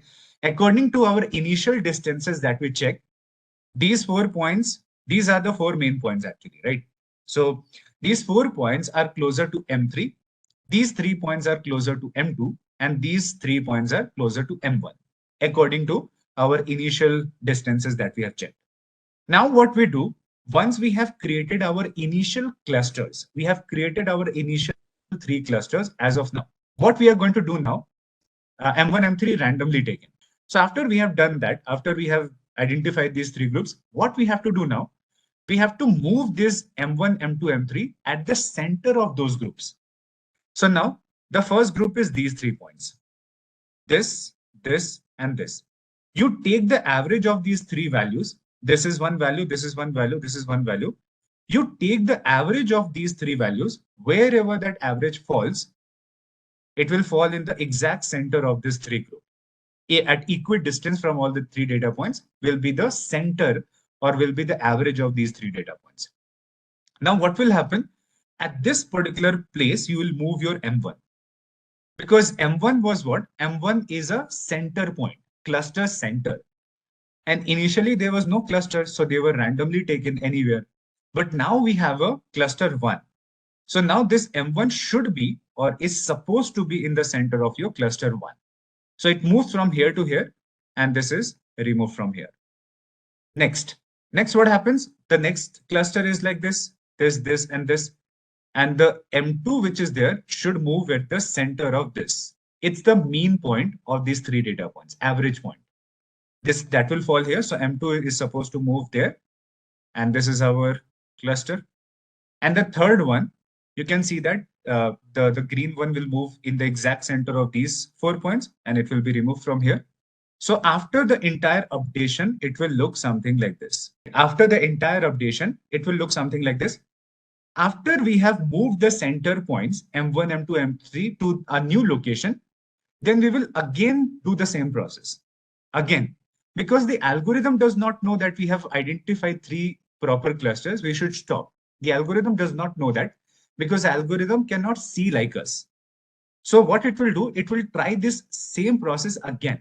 So it will say that, now let's check the distance of this data point with the updated center points, with this pink one, with this green one, and with this purple one. Again, we will follow through the same process. But now the k-means will see that there is no change happening at all. The data points which were there are not moving at all, and they have become stable. There is no change happening. So when the k-means clustering will see that there is no change happening, it means that we have identified 3 best clusters, and because of that only, there is no change happening. And these are our 3 proper clusters with 3 centroid points.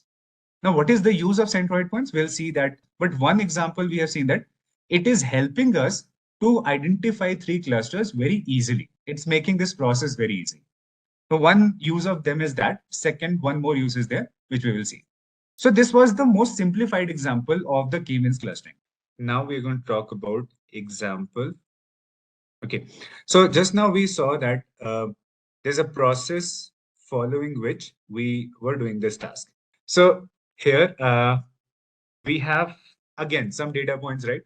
And we'll take the example of something similar.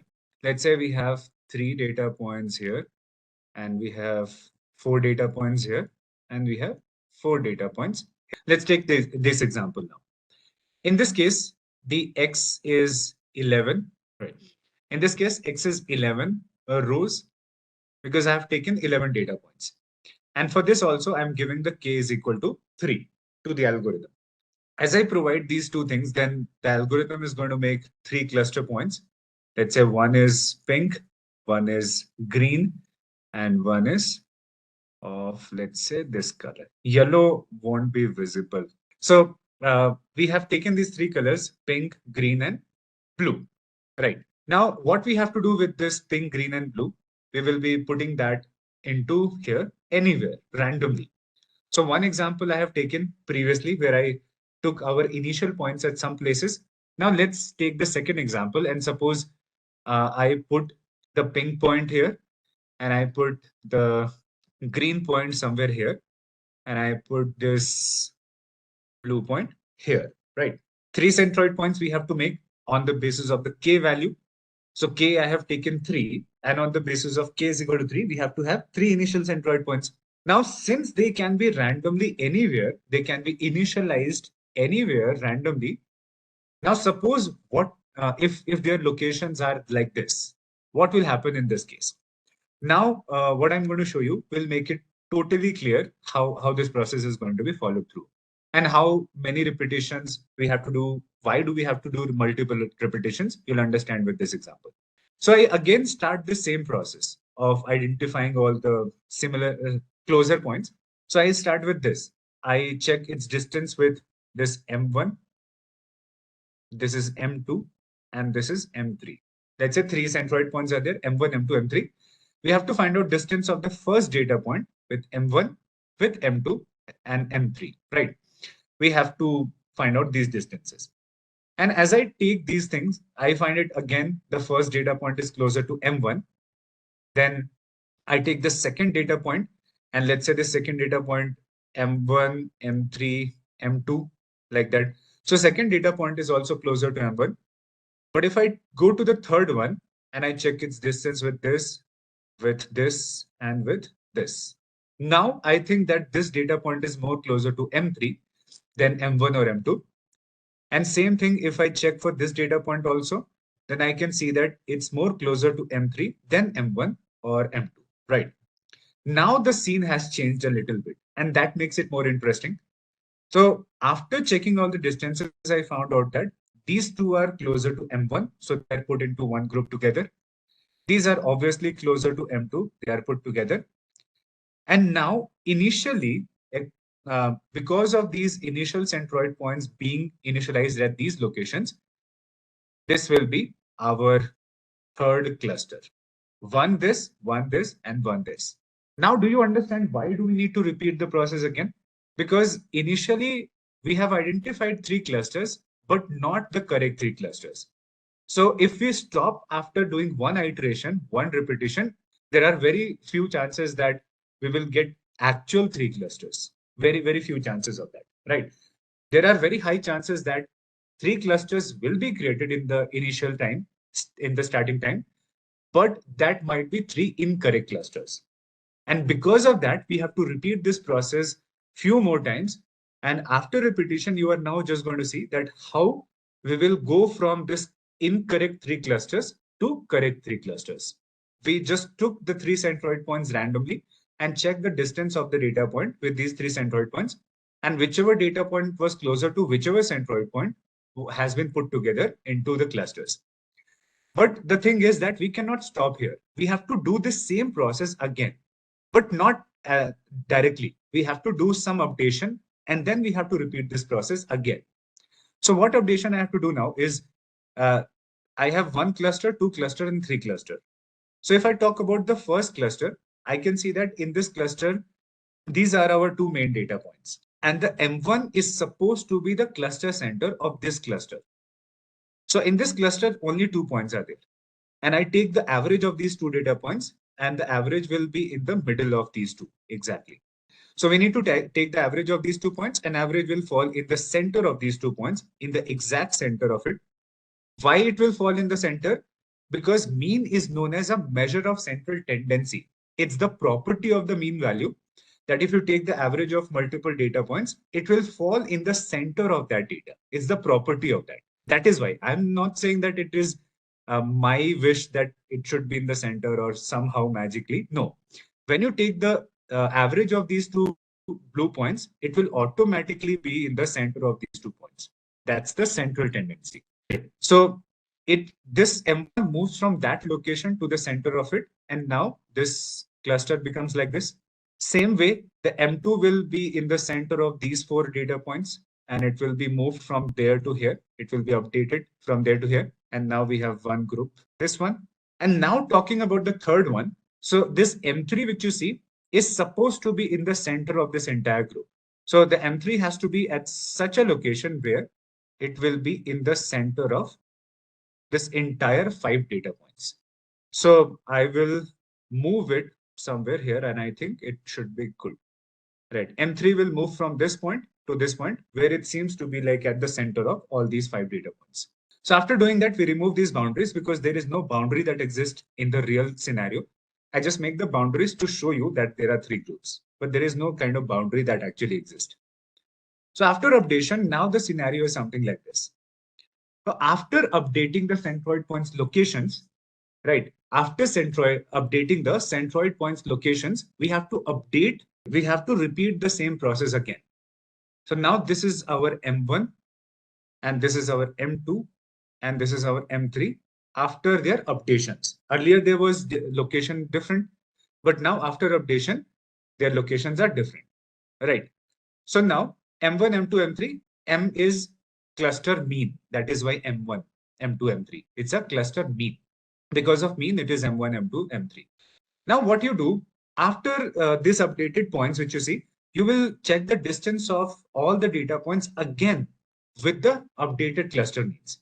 Now, if I check all the distances, I will find out that now these all 4 points fall closer to the pink one, where in the initial step, these 2 points were with the green because they were closer to the green. But now since the green point has moved from here to here, because of that, in the second time when I repeat this task, I will observe that these 4 blue points will fall closer to the pink one. These 4 will be obviously same to this, no changes here. And these 3 points will now be with this blue. Correct. Now an updation in the shapes of the clusters can be observed if I repeated the same process again with the updated cluster means. Right, you can see a change in the shape. And as I change the shape again, we will update the cluster means again to be the center of those. So now this M2, which is the green one, will move where? Will move into the center of these 3. Because now in this cluster, there are only these 3 points. Earlier there were 5 points. Now after updation, there are only these 3 points which are closer to M2 after updation. So M2 will move in the center and it will be removed from here. Now this is one group. M1 will move from that. M1 is going to move from here into the center of this entire thing, and it will be somewhere here. And M3 will be as it is. No changes have to be done. Correct? So what we have done the same process 2 times, calculating the distance of each data point with the centroid, and then putting them together as a cluster, then updating the centroid point after making the first cluster, updating the centroid point. Now checking the distances again of all the data point with the updated cluster means or the centroid points. And then after that, when I did this second time, I can see the cluster shapes changed. Now, when I try to do it third time, we will not stop it here because we don't know we have found the 3 base clusters. Okay, we can see, but algorithm does not know that we have found the 3 base clusters now. We should stop after the second time. It does not know. So it will try it third time again. Will any change be done after time? No change at all, because if you repeat this 10 times also now, 100 times also now, it will not change. The 3 clusters have become very stable. You will not observe any change in that. These 4 points will still be closer to red. These 4 points will still be closer to red after you repeat this process 10 times also. If these 3 will be closer to green one, and these 4 will be closer to the blue one, no change will be observed at all. So the shapes are not going to change at all after any repetitions further. How this process is working and why do we need to do the repetitions? Because you can observe very clearly that initially we have 3 clusters, but they were wrong 3 clusters. And just by repetition of the process again and again, we are able to reach from a wrong 3 cluster to correct 3 clusters. And this process is so simple. Correct. This entire process is very, very simple. Now, in this entire process, what can go wrong? What can go wrong? Is there something we should be careful about where it should give us any sort of problems? Yes, there's a problem, of course, here. And that problem is known as initialization trap. Okay, initialization trap. Now let's see a problem. What kind of problem can the k-means clustering give us? Initialization trap is one of the problems, right? Euclidean Manhattan, I'll be telling you about that also. Euclidean is the distance formula which is used to find out the distance here. We will be talking about that. See, initialization trap, what it is. And if this problem happens, how do we avoid that? How do we overcome this trap?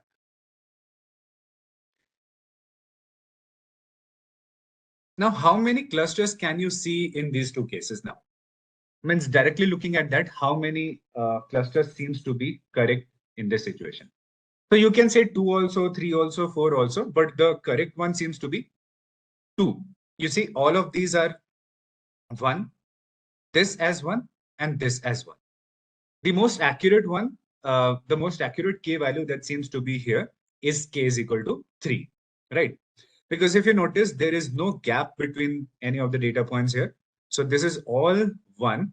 This should be considered as 1 because there is no visible gap. There's no major gap in the data points. They are all supposed to be 1. Then I have these data points, and then there is a small gap. So I think that these are some other data points like that. So here we have k is equal to 3. So I have given my x, which is all these data points, and I have given k is equal to 3 to the algorithm. Now, what does the algorithm do? According to the k is equal to 3, the algorithm has to make the centroid points, initial centroid points. If k is equal to 3, then 3 centroid points. Centroid, cluster mean, cluster center are the same thing. So you should not be confused about that. That is what I written here. Centroid, cluster mean, cluster center. I've explained already so many times that I will be telling you the value of k. I've said it more than 5 times. We'll be seeing a process of that in few minutes. So according to k is equal to 3, what we have to do now, we have to make 3 centroid points. And you know that the centroid points can be anywhere. So let us suppose that if this happens, let's say the pink one of that is here, one of that is here, and one of that is here. What if my initial 3 points are here? Now think about it. In this case, will I be able to identify 3 correct clusters even after multiple repetitions? Will it be possible for me? No. And why no? Let's have a look at it.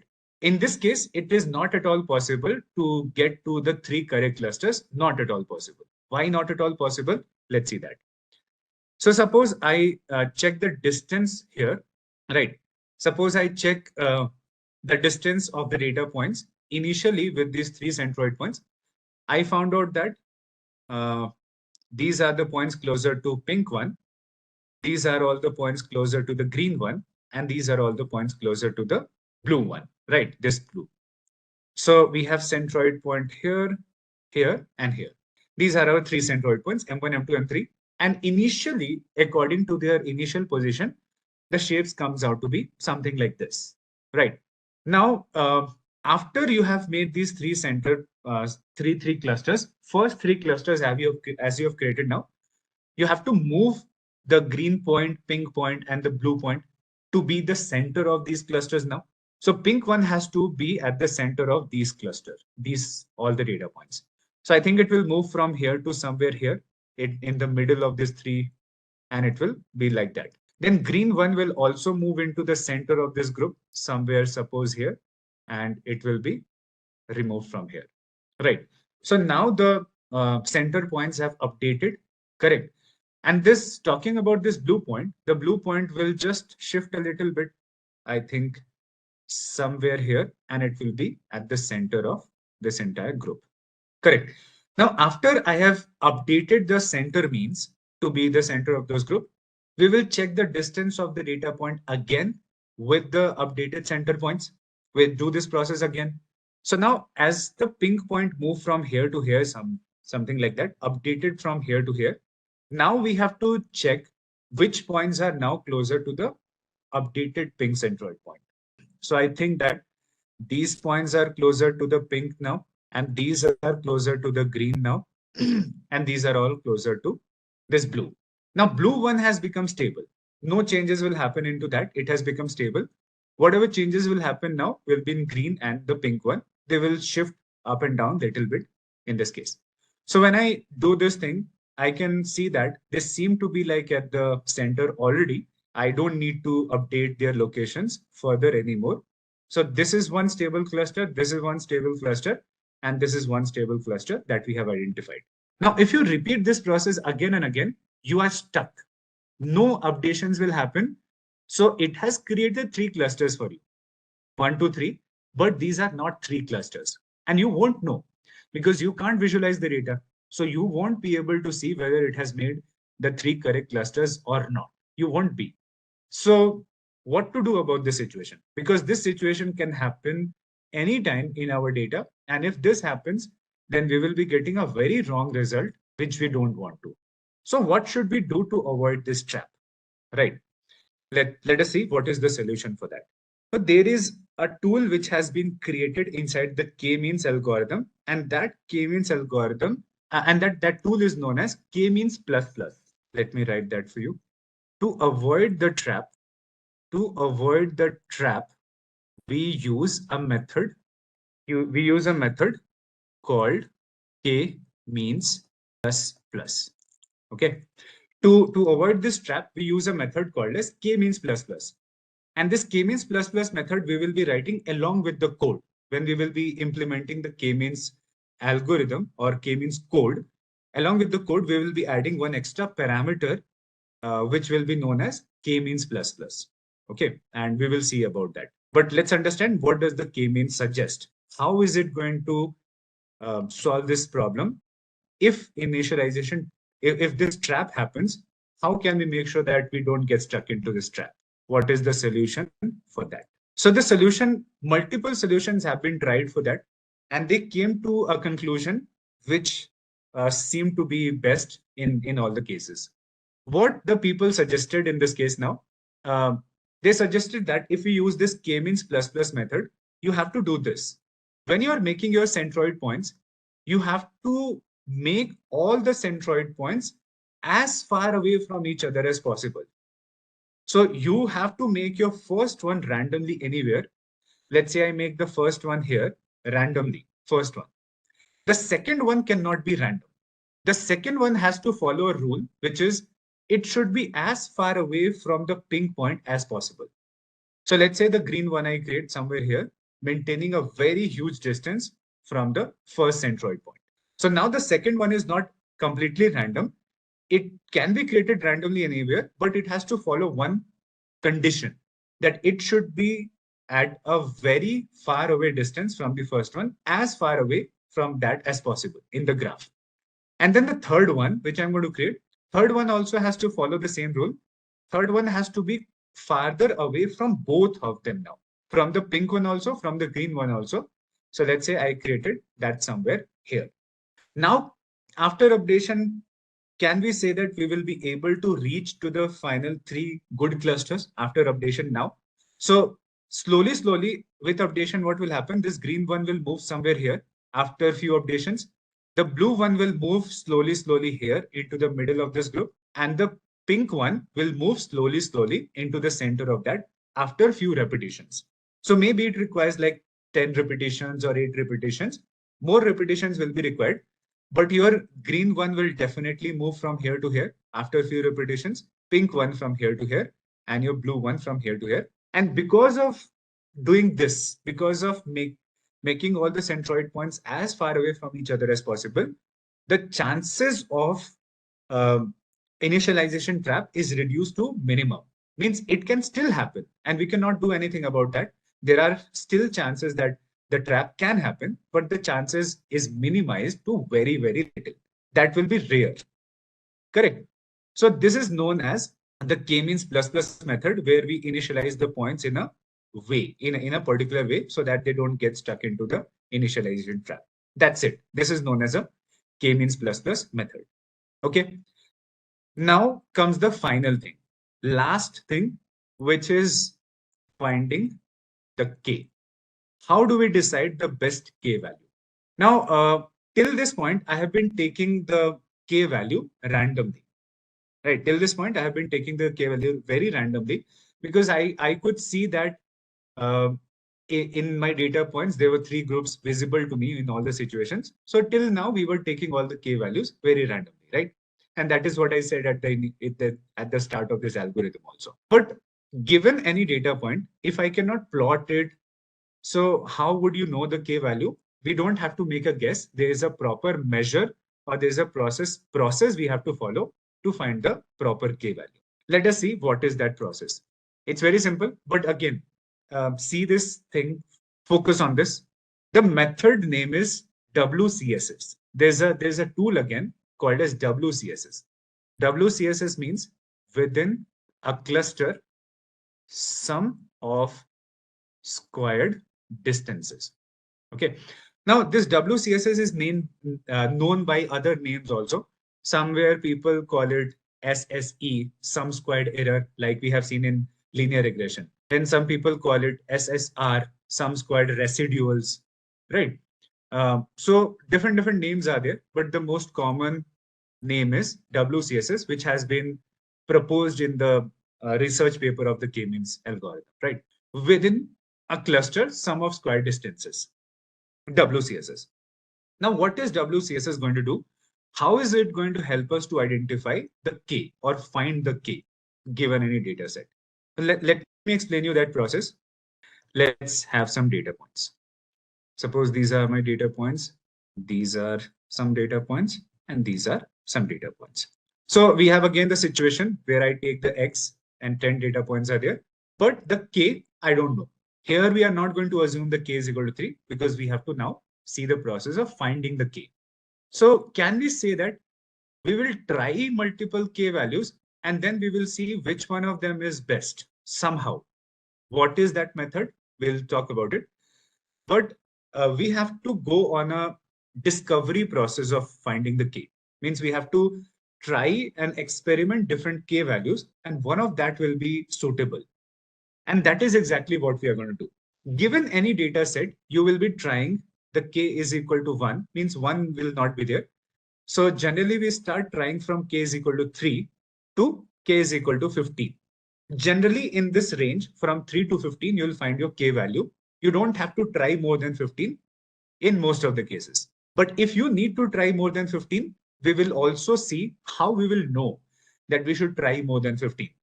But for now, the answer is that from 3 to 15, generally you will find your number of clusters. That is what we have to try. But how are we going to try that? Again, we will see theoretically, practically both. And after I show you practically, then it will be 100% clear.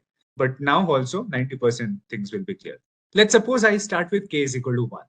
I start with that. I don't know what is the perfect k value here. I have no idea. So I start with k is equal to 1. What I will do now, I will make a single centroid point because k is equal to 1. It can be anywhere. And then I will update the locations. And at the end, we will see that the pink one will be somewhere here after all the updations. And this is our one cluster.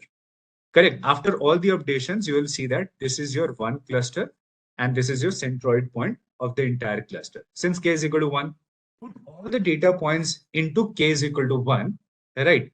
What you have to now calculate is the distance of all the data point with your centroid point.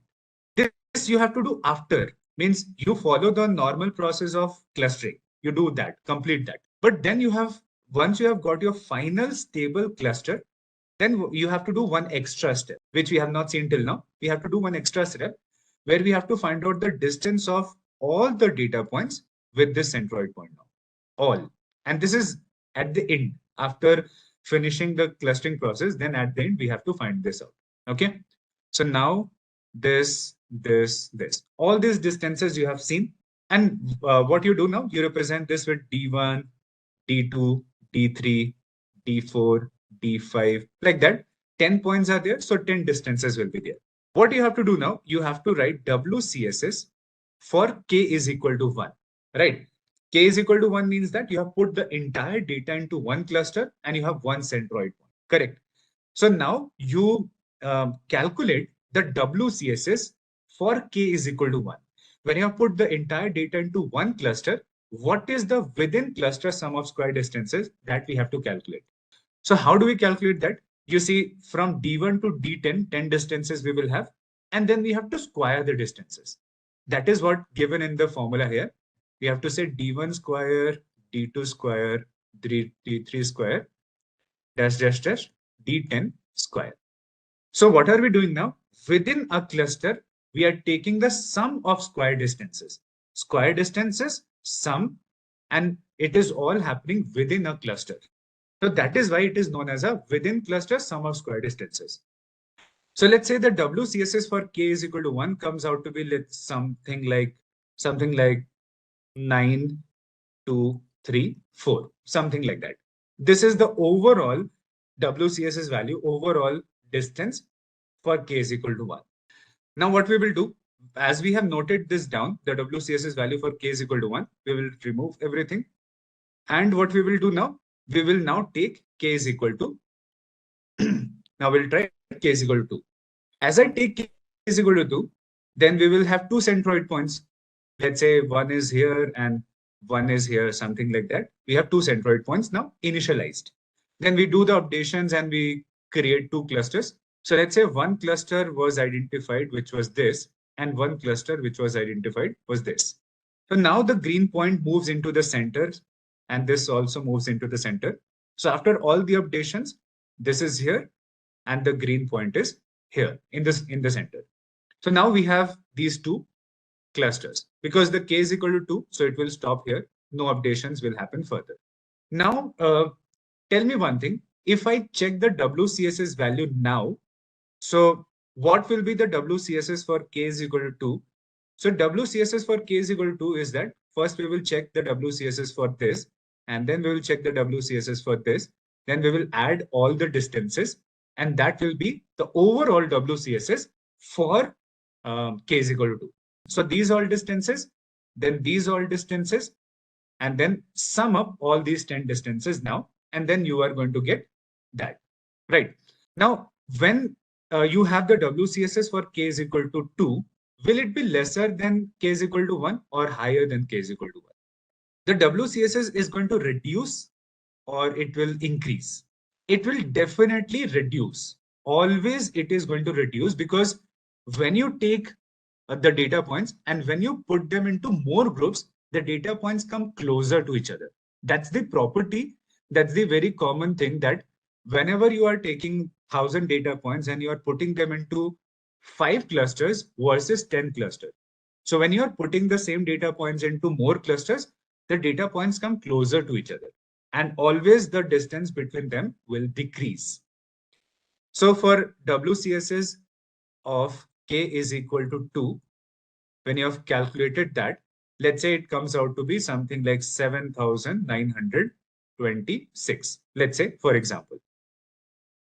Some distances from that, some distances from this group. It feels like it might be increasing. But let's say when I go to k is equal to 3 now. So for k is equal to 3, the final situation that you will see will be something like that. For k is equal to 3 now, if I try one group here and one group here and one group here. Now, something special will happen. When we try the k, which is best, yes, it is like the gradient descent, exactly. So when you try the k, which is the best one, for this data, we know that k is equal to 3 is the best one. And when I try the k is equal to 3, for that, you will notice a special thing. What special will happen? The decrease in the WCSS value will be massive. From 9,200 to 7,900 it went, because the decrease was not that much. But as you go from 2 to 3, it will be drastically reduced, drastically, because you can now observe that the data points have come closest that they can be. Correct? Like this one seems to be the best one. So from 2 to 3, as we go to the best one, you will always observe a very drastic reduction. So let's say from 7,900, it went to 2,733, something like that. A very drastic reduction, major. And for that, we can try some other WCSS value also. For k is equal to 4. When I go from 3 to 4, then there will be a small reduction now happening from 2,700 to, let's say, 2,400, 18, something like that. Now, if I have 10 data points, then k is equal to 10 maximum I can go. Because at k is equal to 10, the total WCSS value will become 0. Because when k is equal to 10, then all the data points are a cluster in themselves, and each data point is the center point also of that group. Correct. Each data point will be the data point also, will be the center of the group also. So distance between the data point to the centers will be all 0. So WCSS for k is equal to 10 will be 0. So maximum we can go in this data is equal to 10. But if our data point has 40,000 data, so you can go till k 40,000, but of course we don't have to try till k 40,000. Like I said, till from 3 to 15, you will generally get your answer. But if you need more than that, we will see all the process. Okay, we will see all the process, how we know where to stop. I will show you. It's a very simple process. I will show you that. Okay, so we don't need to go till 0. We don't need to. Like I said, whatever number of data points are there, if 40,000 data points are there or 4 million data points are there, generally you will get your answer from 3 to 15. But how do I know from where to where we should try? How do I know? It is very simple. I'll show you with the code. It's very, very simple. It's intuitive. It's simple. So you will see that also. Leave that to me. You'll see that also. How do we know where to stop? I'm just going to show you this process, this one process practically. We were taking the different k values and we were calculating the WCSS for different k values. Now, after receiving the k and their WCSS, what I'm going to do now is I'm going to make a graph between a particular k value and its WCSS value. So for k is equal to 1, k is equal to 2, k is equal to 3, k is equal to 4, k is equal to 5, k is equal to 6, k is equal to 7, like that. Now I will just represent those. K is equal to 1, what was the WCSS? Let's say very high, somewhere here. Then for k is equal to 2, where was the WCSS? Somewhere little low. Let's say somewhere here. Then what was the WCSS for k is equal to 3? Drastically reduced, somewhere here. Then 4, then 5, then 6, then 7, like that. It will go towards 0. Now we just have to connect them. Something like that, it will go. Right, let's make this one somewhere here. It will be on the line. So now I just have to connect all the WCSS values for different K. And what I am going to observe, this will be called as a elbow point graph. It's a line plot. It is nothing but it is a line plot. You have scatter plot, histograms, everything. You're just taking the K value and their WCSS value. You're just plotting them as a line plot. I'll show you this also. And the property you will see in this kind of graph will be, there will be a very major bend that you will see. And it will be like an elbow. You have your hand, there's a bend here, and you can see that from here at the shoulder it is starting, and then it is going towards the wrist here, and there is an elbow in the middle. Wherever you observe this major bend, this elbow kind of thing, that is your K value. That's it. But this is how we identify the most proper K value for our data set. For any given data set, this is the process we will follow. We will take the data, we'll try multiple K values, we'll note down their WCSS. And when we make the graph of that K with that WCSS, we'll see this situation, which will tell us the most proper K value. Now, should we see the practical of just this process? Rest we will see later. Just this process, let me show you the practical so that you'll be more clear about that, right? Okay, so for this, it's a K means unsupervised. The data will be, yeah, this one. Just running all of it. Let me show you this process. So here, after taking our X, we have to perform a process of finding the K value. See, in this code, what we are doing now, in the machine learning process, we take X. There is no Y because there is no output column, just X. In X, I'm taking the input columns. And then after that, we have to run this code. After taking the X, we have to apply the K-means clustering on the X, on the data. But the problem here is that this is our algorithm, and this algorithm has a parameter known as N clusters. So N clusters is this K. We don't know what is the cluster. So I cannot run this code directly. So we have the data. And the second step, the next step we have to perform is this. But we don't know this number of clusters. For that, we have to perform a process in the middle.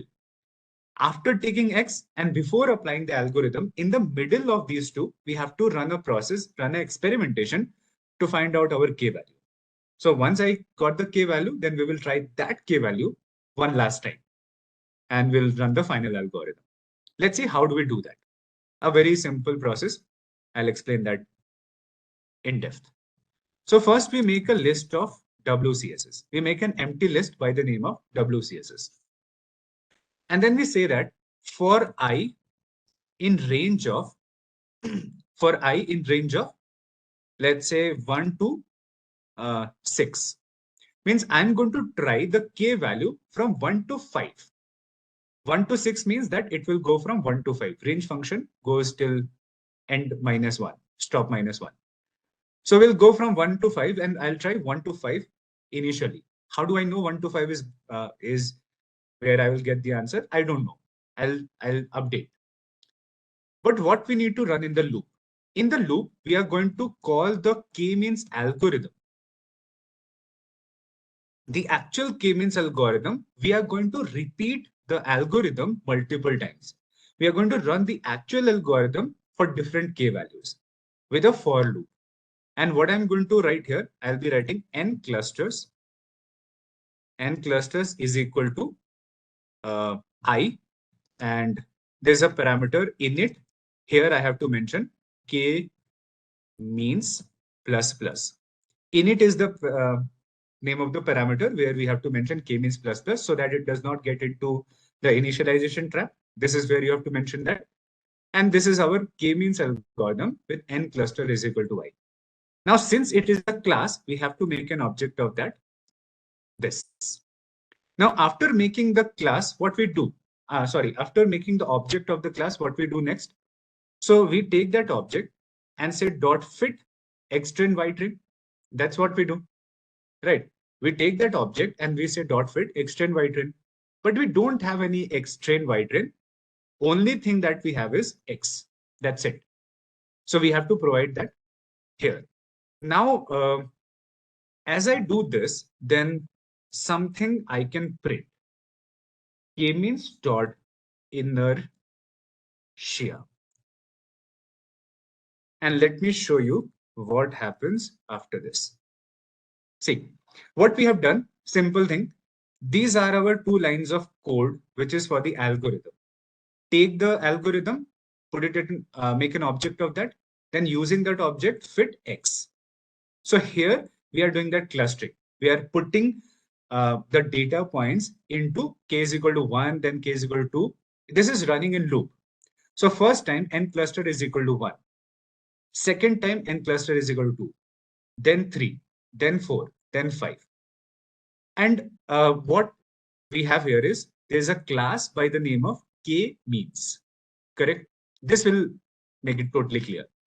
And in this class, there is a function by the name of fit. You know that the object of the class, right? You know that the object of the class can only object of the class can access the function of that class. You know that, right? So this is the object of this class, and that has the means access of this function. So this object is accessing this function. That function takes something, does the process. This is that. But in this class, there will be some variables also, self dot something. So in this class, there is a variable known as inertia. Inertia with the underscore. This is a variable that exists in this class by default. It's written code. And what is stored into this inertia value? The WCSS. So WCSS is automatically calculated. We don't have to calculate it manually. When you perform this process here what you're doing, you're putting the X, you're putting the data points into the K, into different clusters at this line of code. So when you put the data points into different clusters, then inertia value is automatically calculated, which is nothing but our WCSS. So in the first time when the loop runs, I is equal to 1 and this is 1. So for K is equal to 1, we are putting the entire X into K is equal to 1. As I do that, then I can access K means dot inertia. That object can access that variable also. So inertia I'm able to access where this is the WCSS for K is equal to 1, we have printed. Then this is the WCSS for K is equal to 2. This is for K is equal to 3. This is for 4. This is for 5. So inertia is a variable where WCSS is automatically calculated and stored. So we have to do one last thing, just that we have a WCSS list where we will append all these inertia values which we were printing. K means dot inertia. I'll just append that so that when I have a list of these WCSS value, I can make a graph. Let me show you. So now as I did that, WCSS list is ready and I can make a graph of that. Let me show you how that graph will be created. See, what we are doing now is we are saying plt.plot. And you know that in the line plot, we have X and Y value. On the X, we have to represent the K. So multiple Ks are there. So I'm using range function from 1 to 6. Whatever range value you use here, the same range value you have to use here also. So range 1 to 6 and WCSS means K is equal to 1 to 5 and its corresponding WCSS value. This line of code is going to make that graph, that line plot. And the labels on x-axis and y-axis are these, and then plt.show, that's it, run it. Now you can observe we have got that graph which I was talking about. And now we have a bend here at 3. But the question is, how do I know if I have tried from 1 to 5, here I got the answer, how do I know that? Let me tell you that. How do I know that when I tried from 1 to 5, I have got the answer here and I don't have to try for further K? How do I know? So answer for that is, if your graph is still decreasing fast till that last value, it means that you have still not got the answer. You have to try further. If you got your answer, then your graph will become almost flat, right? Almost like this. till that last point. So my graph at this point has not become flat as of now. My graph is still decreasing very fast till 5. So I know that I have to try more than 5. This is the method of finding that. Let me show you how. So from 1 to 5 I have found, and I got a bend here also. I got a bend, but this is not our K value. Correct? This is not. Why it is not? It is a bend, but this is not our K value because the graph at this point has not become flat. It has to become flat. Means it should have become like this at this point. Then only we can take that this is our K value. Right? Now, not. So my graph is still reducing, means WCSS is still reducing. Let me show you something interesting. This final thing will make it totally clear. Let's say I increase from 1 to 8. 1 to 8. 1 to 9 as I say, 1 to 8. Correct. And then I run it. I will also change the same thing, 1 to 9, because we have calculated WCSS from 1 to 8 now. And now you will see the answer. Now what is your K value? Here, as you can see at 8, has it become flat, which I was talking about? Yes, it has become flat. And then which is our best K value? The lowest one, which we have. Here also there is a bend. Here also there is a bend. But we have to take the lowest one, which is our final answer. So whatever is your final K, after that you will observe that your graph will become flat after that point. See, from 3, it is still reducing very fast. So this is not our optimal K. The K5, after which the graph becomes almost flat, that is our optimal K. Now, do you think that I have to try more than 8? Will the answer change if I try more than 8? What do you think? No. Obviously, no.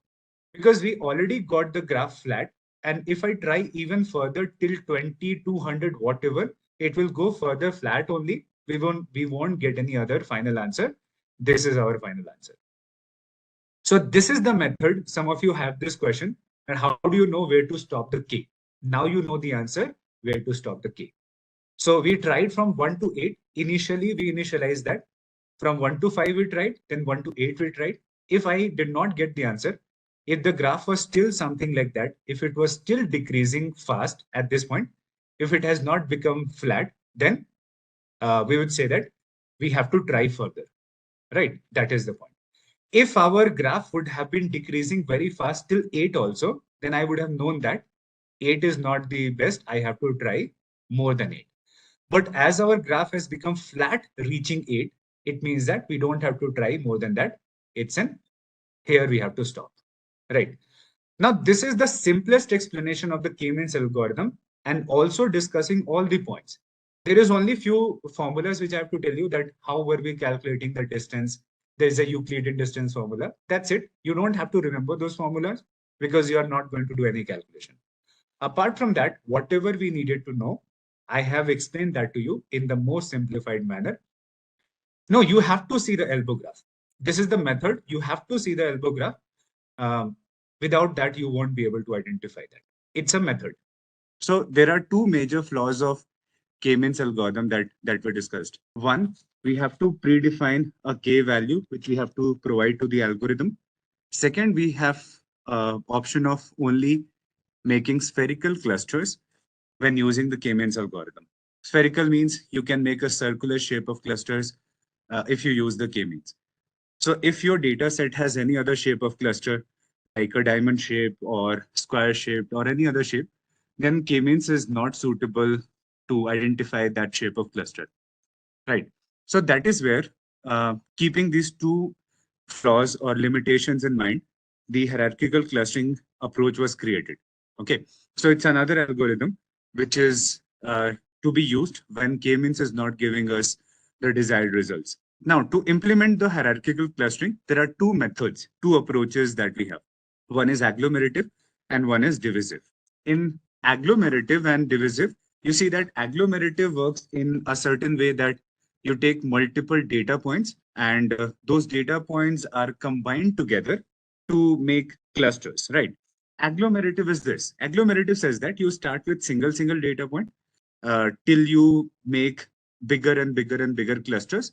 And at the end, you should be having one big cluster where all the small clusters are there, right? That is what you should have.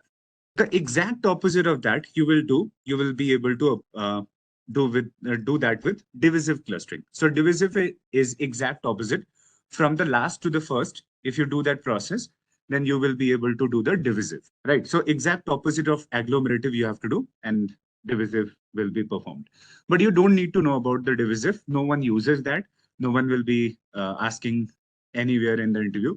You just need to understand the agglomerative approach. This is the only one which is used, and this is more easy to understand, intuitive to explain also what is happening. So that is agglomerative one is used, right? So what agglomerative says, understand this thing. Agglomerative says that we have to start with single data points, right? Agglomerative says that in the start, all the data points that you have, they are a cluster in themselves, all the data points. Now, at this point, what are you doing now? You found out that 1 and 2 are closest, you put them into one cluster. Then you found 3 and 4 are closest, you put them into one cluster. Then 5 and 6 were closest, you put them in one cluster. Then you put them into one cluster, and then you put them into one cluster, right? So this approach where you are starting with single data points, and at the end you are putting everything into one big cluster, this is known as agglomerative, right? You're combining your, you can say, bringing all the data points together into one big cluster, but not directly, stepwise. So this is called as agglomerative. What is divisive going to say? Divisive is going to say that in the start only, we will put everything into one big cluster, then break it down into smaller, right? So in agglomerative, we go from smaller to bigger. In divisive, we just do opposite. We start with one big cluster and break it down into smaller, till the point where we have all the data points as single.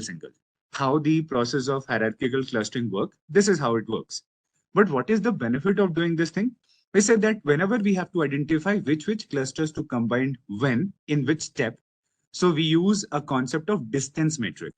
Distance matrix helps us to understand that which 2 points are closest to each other that we should be merging first. Distance matrix is going to help us in that. So what are the ways to find the distance between the clusters to identify close clusters? What are the ways, right? So we have 4 ways, which is single linkage, complete linkage, average linkage, and word linkage. These linkages are something which help us to understand what? They help us to understand that if I'm combining or if I'm finding out the distance between 2 clusters, so how we are going to define a distance between 2 clusters. So we'll particular point here, have a look at this. So this is one and this is one. What the linkage concept says. What the linkage concept says. So there are 2 things that you will be confused about: the distance, Euclidean distance, and the linkage. So which one is doing what? So see, Euclidean distance is a formula which will help us to find out distance between 2 things or 2 points. This is going to be used for calculating distance. But we should know first what distance are we calculating. Between what we are calculating the distance, we should know that first. First, if I know that, if I know that I have to calculate the distance between this to this, then I will be using the Euclidean distance formula to calculate this distance. But who will help us to understand what distance I have to calculate? Linkage. So linkage concept says that if there are 2 clusters here, if let's say this is my cluster and this is my cluster, if 2 clusters are there, we have to find out the total distance between these 2 clusters. Correct. We have to find out the total distance between these 2 clusters. But distance of what? How will I know the distance between these 2 clusters? So there is no boundary that exists between them. So I cannot calculate the distance from here to here because there is no boundary. Boundary to boundary distance cannot be calculated. So what are the methods using which we find out the overall distance between these 2 clusters? Keep this in mind. We are trying to represent a method which will help us to find out overall distance between 2 clusters, overall distance. So what the single linkage concept says? Single linkage concept says that the overall distance between these 2 clusters is the distance between the closest points. That is the single linkage, right? Single linkage says, if you want to know the overall distance between these 2 clusters, So you have to calculate the distance between the closest point of them. That will be the overall distance between these two clusters. The complete linkage says that if you want to know the overall distance between them, you have to take the farthest point, the farthest between both. So you have to take that. Then average says that you have to take this also, you have to take this also, you have to take this also, and you have to take this also. And then you have to do the average of all these four distances. And when you get that average distance, that will be the overall distance between these two clusters. And word method says what? Word method says that if you have D1 here, D2 here, D3 here, and D4, four distances are here. So D1 square plus D2 square plus D3 square plus D4 square, you have to add them up. That is what word linkage concept says. So I hope everyone is clear with this concept. What is linkage doing? And then when linkage has decided that thing for us, then we are using the Euclidean distance formula to calculate that distance. This is very, very important. Now see, I will be telling you how do you decide which linkage to use. In any data set, when you're using the hierarchical clustering, you will be using only one of them at a time. But you have to check which one is giving you best result in any given data. So directly you cannot decide that I will be using single or complete or average or what. You cannot decide that directly. I will be telling you a very simple or intuitive method using which you have to identify which one of these linkages you have to use. Now, if you try to search the answer of this on the internet, you will rarely get a good answer related to that. So that is why whatever I'm going to explain to you, try to understand that, because that is going to be the best answer to understand which linkage to use in what scenario, right? That I will be explaining with all the visualization and everything. We'll be trying to see that in detail. But for now, let's see the example of how these linkages are going to work. So example of agglomerative approach using linkages. Let's see how does the agglomerative approach work. When I say agglomerative, it means that hierarchical clustering, correct? So we are trying to see how does the agglomerative approach is going to do hierarchical clustering for us. So let's get started from this point itself. A quick revision kind of thing will happen. So what I have done here, I have taken an example that suppose there are 5 data points available to us, A, B, C, D, E. So I'm naming them A, B, C, D because if I give them 1, 2, 3, 4 number, then you'll be confused between the distance and the data point names. So I'm using the names as A, B, C, D, E. 5 data points are there with us, means that we have taken 5 rows of the data set. That is why 5 data points are there. Now I am representing the distance between these 5 data points with each other. So 5 data points are there and total you can see 25 distances are there, which means that we have the overall distance between each other, right? So this is the Euclidean distance concept we have used to find out the distance between each other. Single data points were there at the start. Now these numbers I have given as an example for you. This is our starting point. Suppose our data is spread like that they have these kind of distances in the start.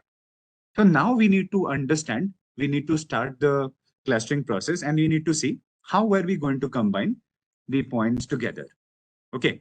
Now here there will be 1 or 2 confusing points. So that is why with focus, we'll be able to understand. See, when you have made this distance matrix, okay, in this distance matrix, you always have to pick the smallest value, always in this distance matrix.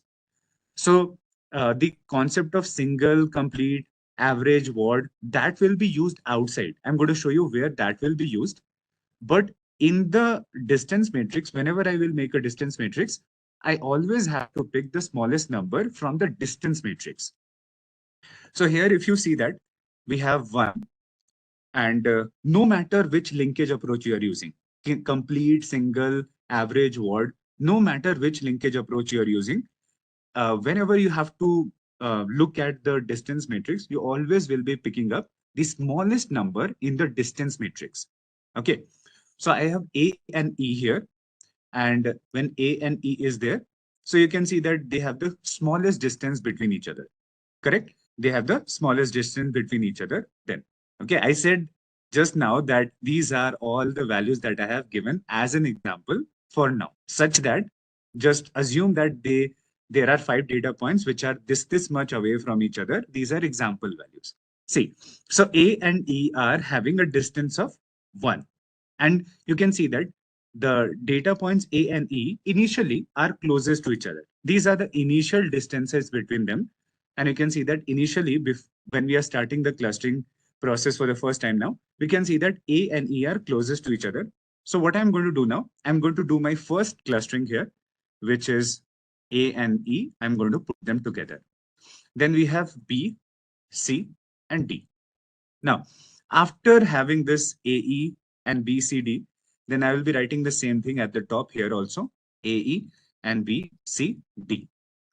Now, when I have to represent the distance between AE to AE, it will be 0 because it's the same thing, it will be 0. So what has happened now, there was two data points A and E. Now they are in a group, right? So AE to AE means that we are checking the distance of this group to this group itself. So that will be 0. And now the main part comes up when we have to find out the distance between AE to B, right? So how are we going to find out AE to B? If I use the single linkage approach, then what I will be doing, let's look at that. If I use the single linkage approach. So linkage concept will be used outside in the outside calculation, which I'm going to show you now. So now I have to find out the distance between a group to a data point, right? And that is not given here. I am given the distance between A to B and E to B, right? I'm given a distance between A to B and E to B. This is given, but AE to B is not given to us. That we have to calculate. So if I use the single linkage concept, then the calculation will be like this. If I say AE to B, then it will be A to B, then check E to B, right? So A to B is how much? A to B is 4, E to B is 3, right? So A to B is 4 and E to B is 3. Whichever is the smallest number here, out of these two, whichever is the smallest number, that will be the overall distance between AE to B, right? That will be the overall distance between AE to B. So our final distance is 3, correct? Same way, if I use the complete linkage approach, if instead of single, if I use the complete linkage approach, then it would be 4. Same thing, just I will be taking the maximum value, which is going to be 4, right? Then if I use the average linkage approach, see, nothing else will change, just that for single, I'll be taking the smallest one. For complete, I'll be taking the biggest one. And for average, I'll be taking average. Yeah. So in the previous table, we have A to B, and distance between A to B is this 4. And distance between E to B is this 3. This is the distance between E to B. So 4 and 3 are the values which I'm using here for the calculation. Okay, so if I use the average linkage, so I will be saying 4 plus 3 by 2, that is 3.5. That will be the distance between them. And if I use the word approach, right, so in the word approach, it will be 4 square plus 3 square, that will be 25. So let's take an example of the complete linkage. Okay, we'll take the example of complete linkage for now to do all the calculations. Now, whichever linkage you decide once, then you have to follow the same linkage throughout the entire calculation. You cannot change the calculation in the middle of that. So you have to initially decide which one you want to use, complete, single, average, or what, and then you have to follow it completely for the entire calculation. But how do I decide that? Don't worry, I'll be coming to that. How are we going to decide that? No, I have not explained single to be used in this case. So now AE to B is, I'm going to say 4 because I'm using the complete linkage approach. So AE to B. What is the value of AE to C according to complete approach? AE to 4. Sorry, AE to C. So A to C is 7 and E to C is 6. So maximum out of that will be 7. Then I have to take AE to D. So A to D is 9. E to D is 8. Okay. A to D is 9 and E to D is 8. So I have to take the 9. Right. Remaining ones are given to us. Just the difficult part was calculating these 4 because it was not given to us. We had to calculate. But B to AE is 4. That I know here. And B to B is 0. B to C is given to us. B to C is 3. And B to D is 5. Then C to AE is 7. C to B is 3, 0. C to D is 2. Okay. and D to AE is 9, D to B, D to B is how much? 5 to 0. 5, 2, and 0. Correct. Now this is our updated one. So we started with single, single. Now in the updated one, we have one group and 3 single values. Now what are we going to do in this? In the distance matrix, what we have to see now? The smallest value. Remember it always. In the distance matrix, you always have to see the smallest value, right? Here, you will never take the bigger value or average value or ward value. In the distance matrix, you always have to take the smallest. So smallest is, so which is now going to be combined together. C and D are going to be combined together next. So we are going to write like this. We are going to write now AE was one group, then we have B, and then we have C comma D. And then I'll be writing the same thing, AE, then B, and then C comma D. Now comes the interesting part. So AE to AE is going to be 0. AE to B is also calculated here, 4. No, not to initiate.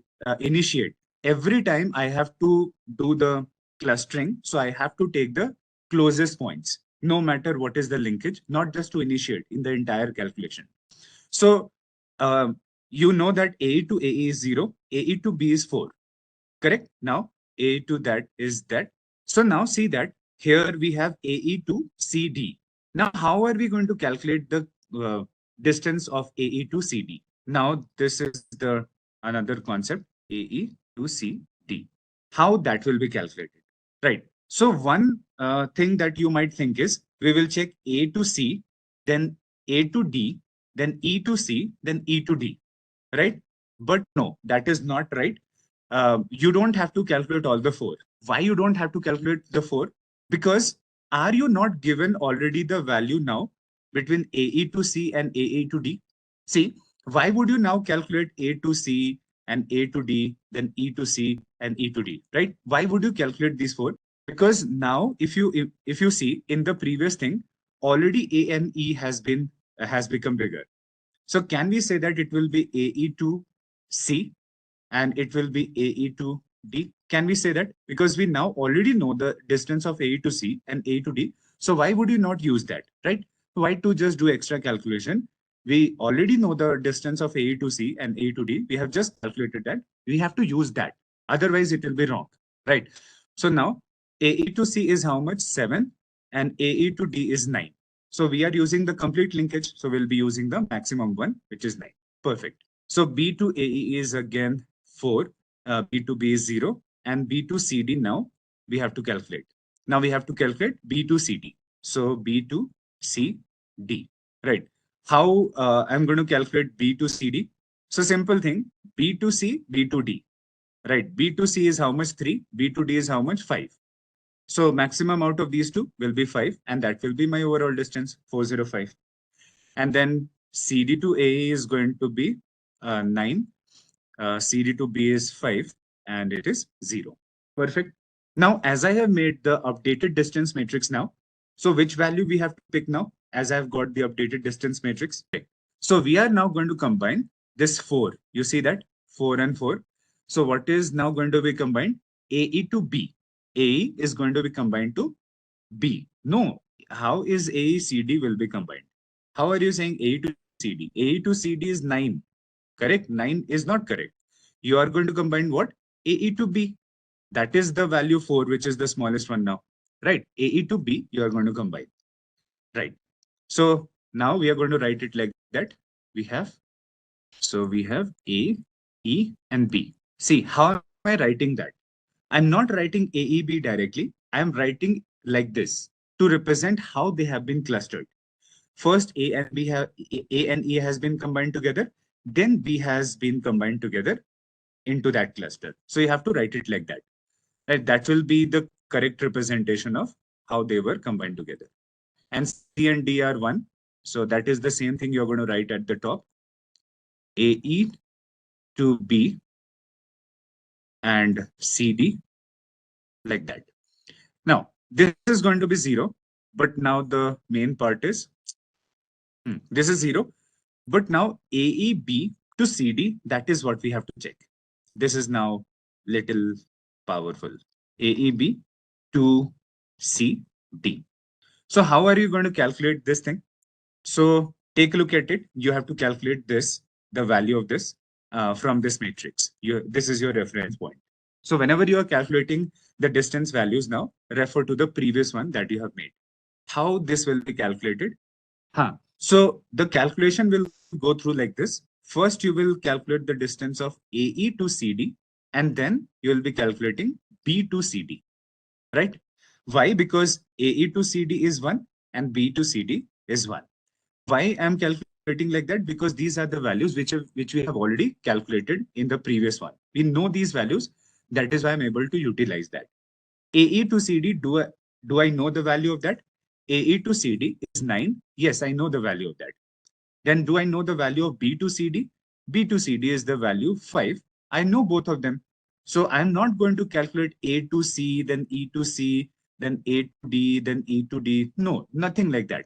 See in the previous one, what are the things that you know? See in the previous one, that what are the distances we have to calculate. So 9 and 5 are the two distances. This one is 9 and this one is 5. So the maximum one is 9. We have to take that. So this will be 9, this will be 9, and this will be 0.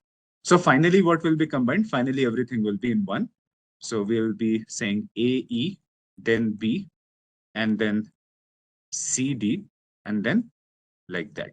Okay, this is how they are going to be combined together. So when you are going through this example, when you solve this thing, try to use the single linkage, average linkage, and word linkage, that examples also. I have shown you an example of the complete linkage. You just have to replace the complete linkage thing with the single, average, and word. And remember this thing, whichever you pick, you have to follow through that only in the entire calculation. Means if you're using the complete linkage, then you can't say that here I'll be using average linkage, right? And you can't say that here I'll be using the single linkage. Whichever you pick, you have to use that only from the further one, right? That is the thing. So, so now we have two clusters. Let's see what are we having here. Previously, we did not combine AE and CD, while this we are combining AE and B, AE and B. Because the smallest distance, you always have to see the smallest distance. Whichever have the smallest distance, you have to combine that. So in our initial, see, we started from here. In this thing, which is the smallest distance overall? So the smallest distance overall is 1, which is between A to E. So first we combine that. There is no other smallest distance, right? This is 1, this is 1. So they both are representing A to E or E to A, same thing. So we are going to combine first A and E, correct? Now, so after combining A and E, we again calculated all the distances. And what we found in these distances, which was the smallest value, this 2. So 2 is representing what? C to D, or you can say D to C, same thing. Either you combine C to D or D to C, same thing. You are putting them together. So in the second step, we combined C to D because that was the smallest value here. Then here we took what? Here we checked the smallest value, 4. So in this case, we found that AE with B is closest. So what is getting combined? AE with B, right? So now we have AE with B, then CD, and then only one distance is remaining. So we combine all of them together into 1. So this is the only mathematics that you need to know. That's it, right? That's it. There's nothing apart from that. So when you do the when you work on this example once, when you see the video, so I'm saying that instead of using the complete linkage approach, try the single linkage also, average linkage also, word also. One example of all, you try that. Okay. Once you do the entire calculation with single linkage, once you do the entire calculation with average, and once you do the entire calculation with the word method. What are you going to observe here? When you change the linkages, you will observe this thing is the way we are clustering the data points, that will change. So in this case, A and E were combined together, then B was combined with that, because we were following the complete linkage. So it gave us a cluster like this. But if I change these linkage approach, so obviously the result will also change. Obviously, it is definitely going to happen that this is going to change. So if I use the single linkage, it might happen that A and D get combined together and C and E get combined together. That can happen totally. It is going to change. The structure of the clusters are going to change. when you change this linkage approach. Because if all the linkage approaches are giving you the same cluster, then it will not be beneficial to have multiple of them. Correct. Then we would be having only one linkage approach, right? If all of them are giving the same kind of cluster. But when you change the linkage approach, you will see that they will change. Okay. Now, yes, I'll be coming to that. Should I use this for the large data set or not? What are the challenges that will happen? But now let me show you why we did that. Okay. We understood how we are doing this thing, but let's now go through that and try to understand why we did this thing. What is the benefit of combining these in step by step? What is the benefit? Let me take you through that. So let me take you to the coding process now, and let me show you how these process is going to be helpful for us in the practical scenario. We have understood what are the terminologies that you need to know and what are the calculations being done, but how we have to make sense of that. I want to show you that with the practical, because with practical it will make sense, and at the end you have to use it with the practical itself. Now in this collab notebook, most of the code is exactly same as what we have in the k-means. Just there is 1 or 2 lines of code which is new, so we'll be talking about that. But apart from that, everything else is exactly same. You can open up the collab notebook and just see for now. Don't write any code for now, because all the code is same. Whatever is new, I'm going to first explain that to you, and you can run that later. But first, try to understand this thing. Let me run this file first. Now, what I was showing to all of you is there's a dendrogram. Dendrogram is what? Dendrogram is a structure that will be created once you do the clustering. You see, if I open one of the examples, have a look at it. So if I have the data points, A, B, C, D, E, 5 data points were there. So how they are being combined together, we are representing that exact thing with a diagram known as dendrogram. Okay, this diagram is known as dendrogram. This is the name of the diagram. Now, as soon as you do this process, as soon as you tell to the hierarchical clustering that you have to do the clustering using agglomerative approach, and you want to do the linkage using complete linkage. Suppose you tell that the linkage will be done like this, that this example I was showing you. Now, as you have done this, as you got this result through the calculations, then you are going to represent this exact thing as a dendrogram. Correct? You are going to represent this. So how it is working now in this case is you have 5 data points, A, B, C, D, and E, right? So first, which are the points getting combined together? A and E. They are getting combined. Then what was combined after that? B. Then what was combined after that? CD, and then totally into one. So let me bring that closer so that it will be more easy to understand. We have A, E, B, C, and D. C.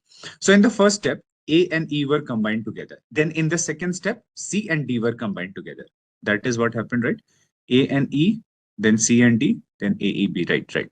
So first A and E were combined together, then C and D were combined together, then AE was combined with B, then this entire thing was combined with this entire thing, right? And this is known as hierarchical. You're going from start to the top, bottom to the top. In a hierarchy, you are moving up, right? So what are we representing with this diagram? We are representing how the data points were combined. So first I have written A and E because these were the 2 points combined first. Then second, C and D were combined. Then third, AE with B was combined. Then finally, AEB with CD was combined.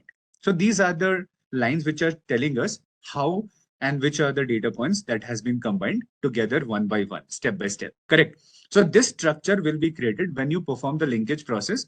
When you complete the linkage process, then this structure will be representing this thing. Right? This structure will represent what? This thing that we have created with the calculation. But what is the benefit of this? Why we even bother about this structure? What is the benefit? I'm going to explain you the benefit now of this structure. Yeah, let me show you some of the practical things. AE, B in cluster 1 look like, and CED in another cluster. Now, I'm uploading the mall customers.csv dataset that we used in the practical of the k-means. Exact same dataset. Right. Now, so here we have pd.read.csv, we have mall customers.csv. Correct. And then we have this customers.head. If you look at it, then you have all these 5 columns as your input column.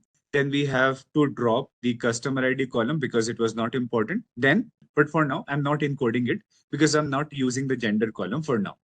I'm just using the last two columns, the annual income and spending score. So because of that, I'm not encoding it for now because I want to show you the final visualization of the clusters that will be created. So till this, all the steps are same. We took the data, checking for the duplicates, missing values, then encoding the data. All the things are same. And then we come to this point where we take the X. In X, we store the last two columns value in array format. I have explained this thing to you. Now, as you take the X, you have to perform one process, which is known as the process of making those linkages. Correct. So how should we choose the number of clusters in hierarchical clustering? That is what we are going to talk about here. First, you remember that when we took the X value in k-means clustering in the last practical, what we did with the k-means clustering. So we took the X value. X value was all the input column. Then after taking the X value, this was our step 1 in machine learning process. After taking X value, what we did an experiment, right? In experimentation, we used the k-means algorithm. The main algorithm we ran multiple times in a loop with different k values. We ran the main algorithm. And then after that, we used the final k value, correct? So the problem here is that we are running the k-means algorithm multiple times. The main algorithm itself, we are running multiple times to find the k value, correct? And what is the problem with doing that? If your data set is very large, if you're running the k-means algorithm first for k is equal to 1, then for k is equal to 2, then for k is equal to 3, if your data set is very large, it will take too much time. A lot of time will be required and a lot of computational resource also will be required. If you're doing this thing, if you're using a very large data set and you're running the algorithm with different k values, correct? So you can imagine if you are going from k is equal to 1 till k is equal to 15, imagine that how much of the process will be required or how many resources will be used for doing that. But this is the only option we have in the k-means clustering, that you run the main algorithm and then you find out the WCSS value, then you plot the k value with its WCSS to get the proper k value. This was the problem. Using the main algorithm to find the k value was the problem, because using the algorithm is a intensive process. It will take much time, it will take much resources. It's an intensive process, right? So we are saying that we will not do this. In hierarchical clustering, what are we going to do? Step number 1 is going to be our X. We'll take our X, which is our data. Then in step number 2, what are we going to do? We are going to do the linkage. In step number 2, we are not going to run the algorithm, our agglomerative clustering algorithm. We are not going to run algorithm to find out our k value, correct? So we are going to do a much simpler process, which is known as a linkage. Linkage is nothing but what we were doing with the mathematics. Linkage is that in the linkage, we are not using the algorithm. We don't have to use the concept of agglomerative clustering or the main algorithm. We don't have to use. We just have to do the linkage on the basis of distance calculation, correct? If I use the single linkage, I'll be using the smaller value. If I use the complete linkage, I'll be using the bigger value to represent the overall distance. We don't have to use any machine learning algorithm to do the linkage. Linkage is the very basic distance calculation that we are doing between them, correct? So when I do this, then I'll be able to find out number of clusters through this linkage process. Then in the third step, we will be running agglomerative clustering algorithm. The main algorithm we are going to run in step number 3 only once. Just we are going to run the linkage once, and this will help us to understand the number of clusters. Once I got the number of clusters, then I will be running my main algorithm once, correct? So it will be taking much less time compared to what we were doing in that case, in the k-means clustering. But it also has its own challenges. So let's understand how we are going to do all of these things. Let me show you something interesting now. So ignore this code for now. I'm going to show you the same thing in a simpler way for now. See, so first I'm taking the entire data and I'm using the single linkage for now. Because what I told you, we don't know which linkage approach we have to use. We don't know that at all. We will never know which linkage we should be using. So what we need to do here is we need to try all the linkage approaches, and then we will be able to find out which linkage approach is best on that data set. So you will never know, by default, you will never know that on this data set, whether the single linkage will work or the complete will work or the average will work or the word will work. You will not know that, correct? So you are going to use the linkages one by one, and you are going to see which linkage is giving you the correct answer. So first, let me make the single linkage approach and let me show you this. So remember that the work of algorithm is what? Either you use the k-means or you use the hierarchical clustering. What is the main work of algorithm? The main work of algorithm is to make sure that if you have told it to make 3 clusters, so it should be making 3 right clusters, not 3 wrong clusters. That it has to make sure, right? It is this much. The main work of algorithm is to make sure that if I'm giving it the number of clusters, so I am giving it the number of clusters in both the cases. But if I'm giving it the number of clusters, it has to make sure that the number of clusters which it is creating should be correct. Okay, if I say make 5 clusters, so it should not be making 5 wrong clusters. It should be making right clusters with 5 of them. That is its work. Now, look at this single linkage and look at what it has done. And now, let me go through the complete linkage and let me show you what the complete linkage is doing. Now, can you see that the entire structure changed as I changed this? You see, this is the structure getting created when I'm using the single linkage. And this is the structure getting created when I'm using the complete linkage. So can you see now that the way the data points are getting combined together is totally different, very, very different from each other, right? This structure and this structure, totally different. So obviously, when you are going to change the linkages, the structures will be very different, very, very different, correct? Some of them can be very similar to each other, but generally what you will see that the structures will be very different. Now you have to decide whether this one is better or this one is better. You have to decide that. But coming to that point also, let me show you the other two also, the average and word. Average is doing this and the word method is doing this. Okay, now, so single, complete, average, word, average and word. So single, complete, average and word, correct? So I hope you are able to see this thing that they have a very different structure. But now look at this word method. If you see, word method is something similar to complete. Word method has done something similar to complete. So it can happen that two of them can have little bit similarity in them, what they are doing, but there will be still differences between them. It will never be exactly same. There will be still quite a significant difference in them. Correct? Now see this. So do you think that the single linkage is doing a good task in this case? Now, before you answer that question, you have to keep this in mind that I was writing a concept for all of you. So the similar points should be as close to each other as possible, right? And the dissimilar points should be as far away as possible. Now look at these both the things. We have to make sure whenever we make clusters, we have to make sure both of these things are being followed, both at the same time, not just one of them, both. So similar points should be as close to each other as possible, and dissimilar points should be as far away from each other as possible. Now see this. What is it doing in this graph? So do you think that this graph is making this or following these two things? Is this graph following these two things at the same time? So you will observe that no, it is not following, because if you see, there is in the start the orange color and green color structure.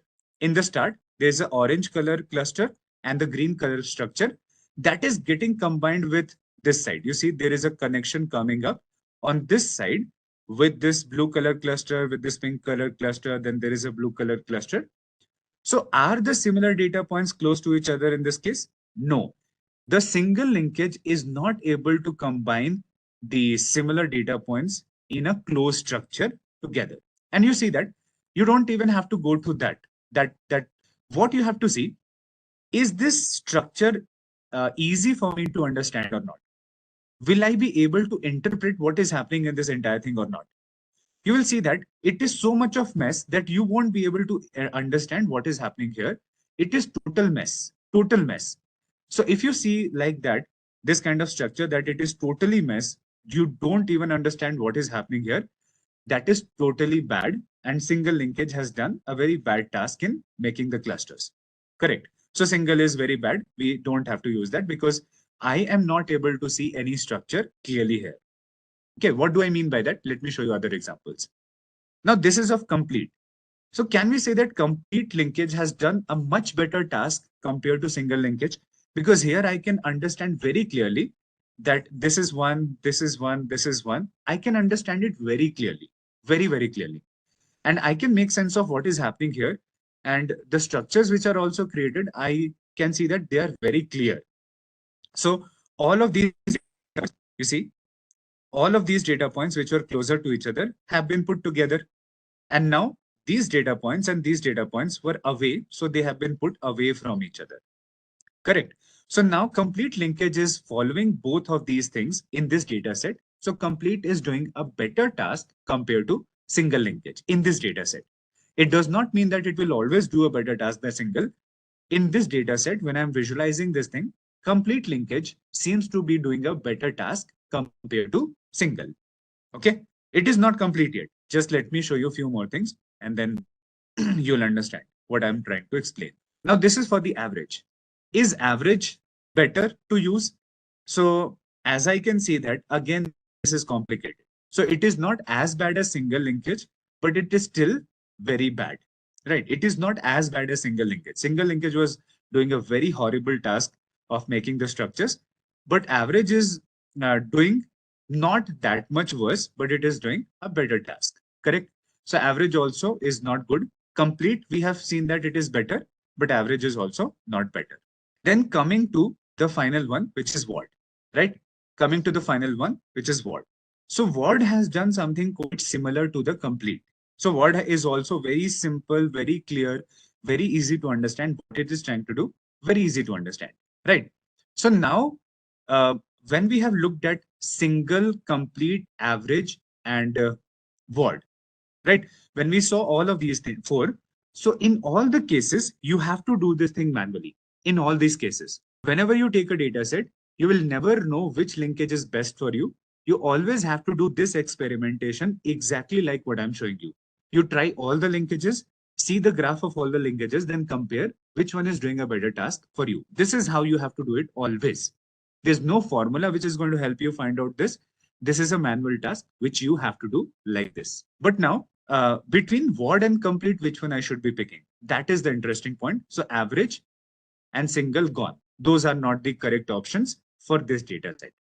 Okay. Now I have to decide between ward and complete. So which one I will be using between ward and complete?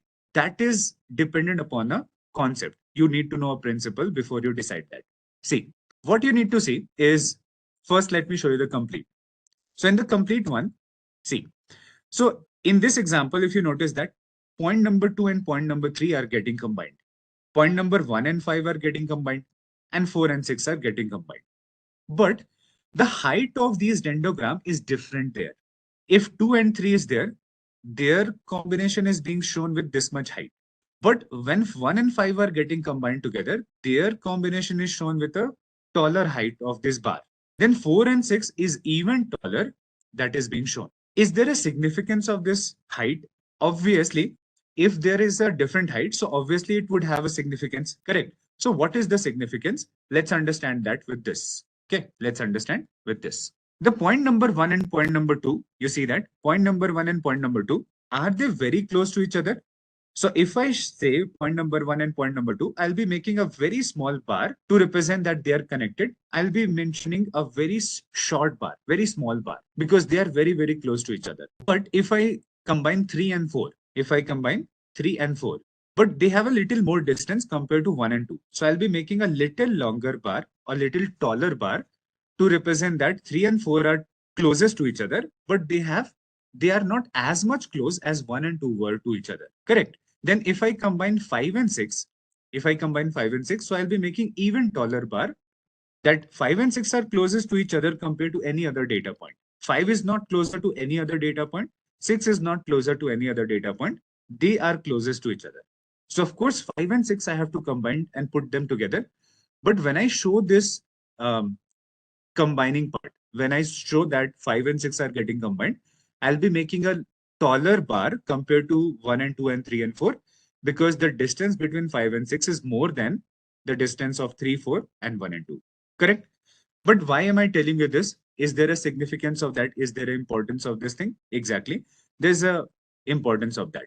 Otherwise, this height would not be there.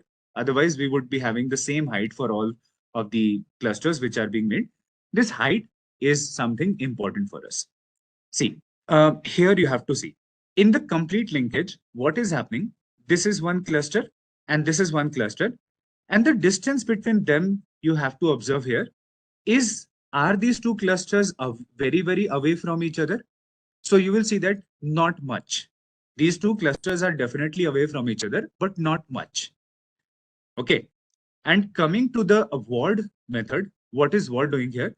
So can you see that this and this is very far away from each other? These two clusters have been made very far away from each other. Yes, clearly it is visible that compared to the complete approach that we were using, the word is making these two clusters very far away from each other. If you remember one statement I have given you, that the good clusters are those clusters which are very far away from each other.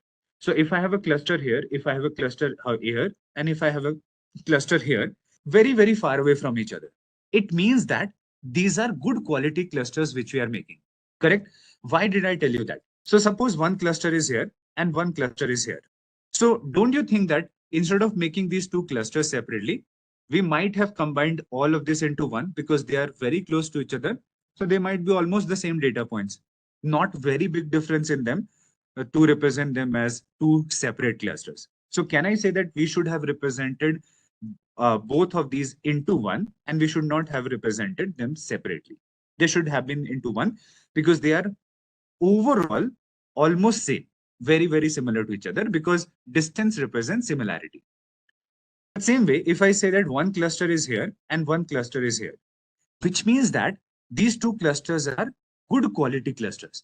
Means obviously these data points are very different from these data points, and we should make two different clusters to represent these two data points. We should make, because these two clusters are having two very, very different type of data points, not the similar type of data points, very different from each other.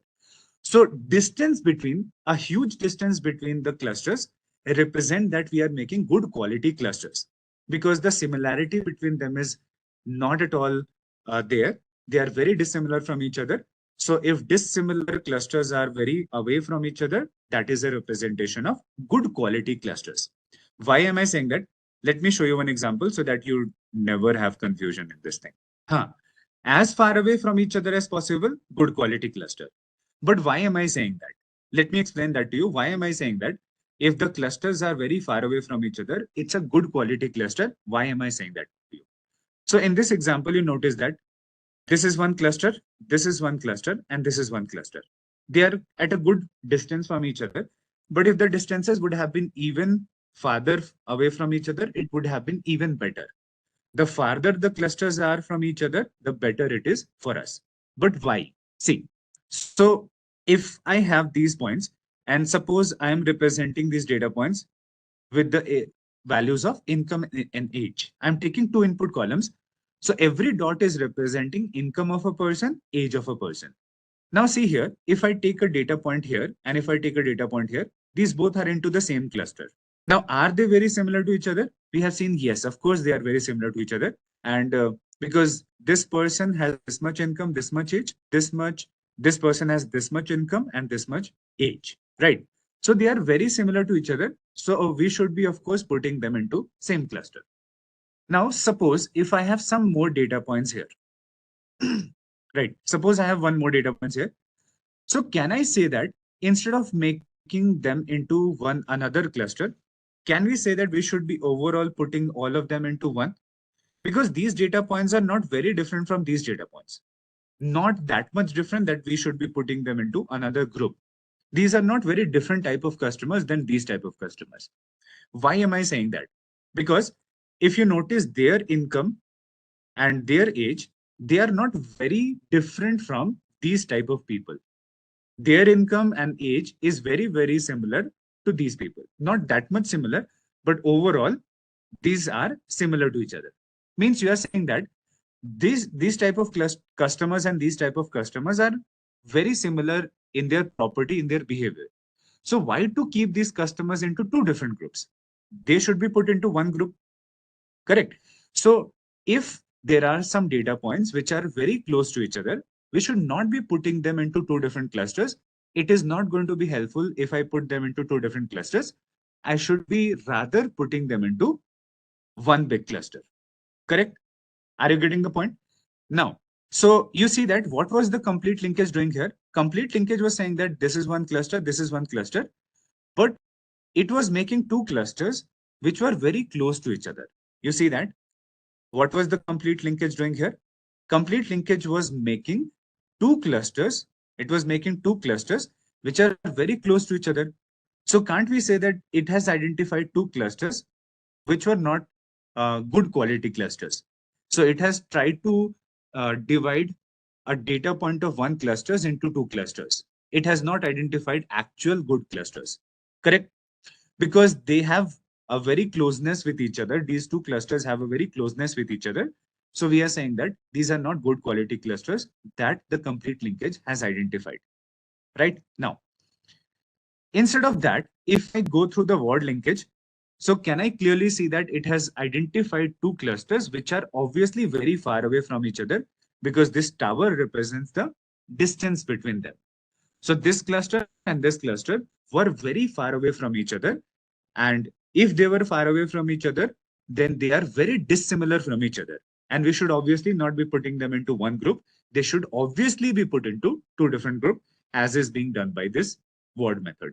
Keep in mind, whichever linkage is making multiple clusters very far away from each other, that linkage is best for us. So in this case, out of all four, we have to use which one? The word method, right? We have to put word method in this. So this is a tower which is representing how far away from each other they are. This tower, the taller the tower, the farther they are from each other. Correct. This is a cluster. This is a cluster. So this tower, the tallness of this tower is representing how far away from each other they are. And before explaining this, I explained this also. That you see this one.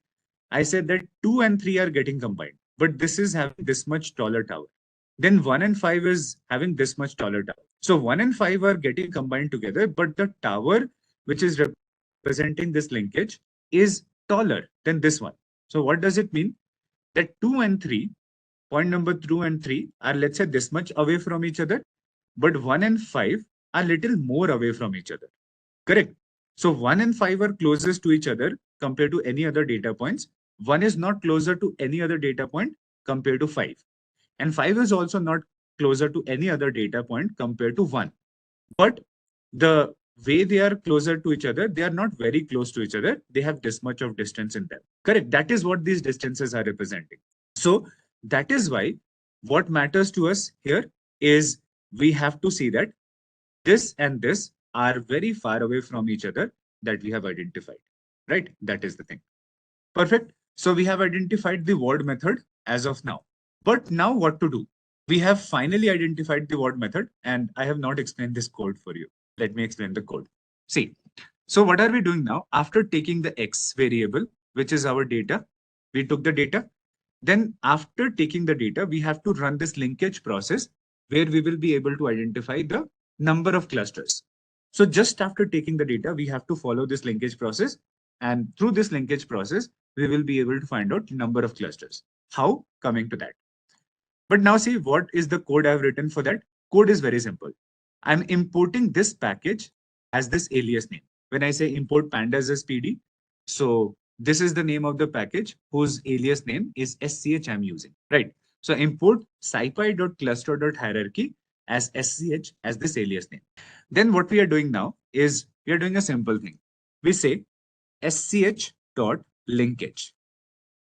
Correct. Using this package, we are calling a linkage function from that. And what are we providing to the linkage function? Our data and what method? Method is equal to what? So when I provide the data and the linkage method, it will start linking them together. Correct. It will start to link them together. Then when it is linking them together, it will be making this particular code will be making what? AE, then B, then C, comma D. This example that I was showing you, the way they are getting combined, this particular code is going to make this code. But now when you have this thing, then you have to represent it as a visualization. You want to see it as a visual form. So then it becomes easy for you to make further decisions. So what I'm doing now, take this entire code, put it into a bracket. So whatever this entire code is going to give to us, what are we going to do on that? We are going to make sch.dendrogram on top of that. Correct? Simple thing, right? So first we are taking our data and the method, linkage method, giving that to linkage function. It will do the linkages. It will make that graph, that A, comma E, comma B, those combinations it will do. Then whatever combinations are being made, you are visualizing that exact combination with a dendrogram plot. Correct? So whatever it is making, I'm storing that into a variable dendrogram so that I can print it, or whatever I want to do, I can print it. And then the method, word method, why did I pick the word method? That also should be clear to all of you. Now coming to the last part in this case, why did we even care about the word method? Correct. Why did we even care about the word method? Let's take a look at that. So first, we have to take our data, which is X. Then we have to go through the linkages, single linkage, complete linkage, average linkage, and word linkage. All of these things we have to see what? Manually visualize them, or manually check them, you can say. So after manual visualization, what we have done, we will take a data, we will take our data set, and we will try all the linkages on the data set. I'll say method is equal to single, method is equal to complete, method is equal to average, method is equal to word. Where? In this code. You see, there is a method is equal to word I've written. So you will be trying all 4 of them on every data set, because you will never know which one is going to give you the best answer. So by default, you will not know. You always have to try all the linkages on a data set. Correct? Now, so when I tried all the linkages on the data set, I found out in this case, this one, right?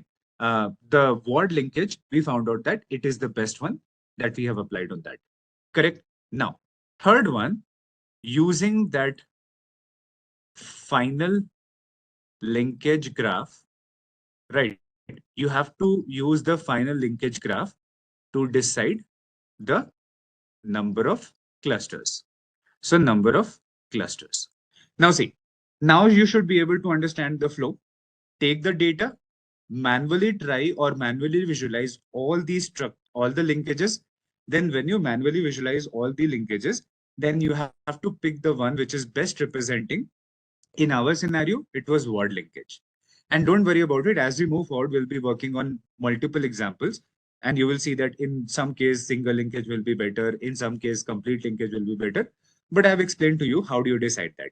So if your graph looks very random, very, you can say, messed up, it is very complex to understand, totally discard that. That is not doing a better clustering. Correct. In this case, complete and word gave us very clear picture. But complete was not very good because it was not following one of the principles of identifying the clusters very far away from each other. Word did a better task of identifying the clusters very far away from each other. That is why we are picking the word method in that.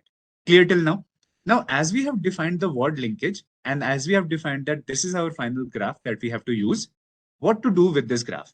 Using this graph, we are going to decide the number of clusters now. Correct? We are going to decide the number of clusters now. Correct? That is the thing. Right? That is the thing. So should we go forward to that? Your input columns, whatever input columns you take, 2, 3, 5, 10, 15, 20, whatever input columns you take, you'll be able to visualize this dendrogram structure, right? you see that on the bottom, what is being represented? Our data set has 200 rows. Correct. Our data set has 200 rows. So we are not plotting the data. If I was plotting a data like that, then I would be limited to two input columns or three input columns. But I'm not plotting the data here, you see. I'm plotting the distance between the data points. So no matter how many input column you use, the distance will be will be visualizable. Correct. So that is not the problem here.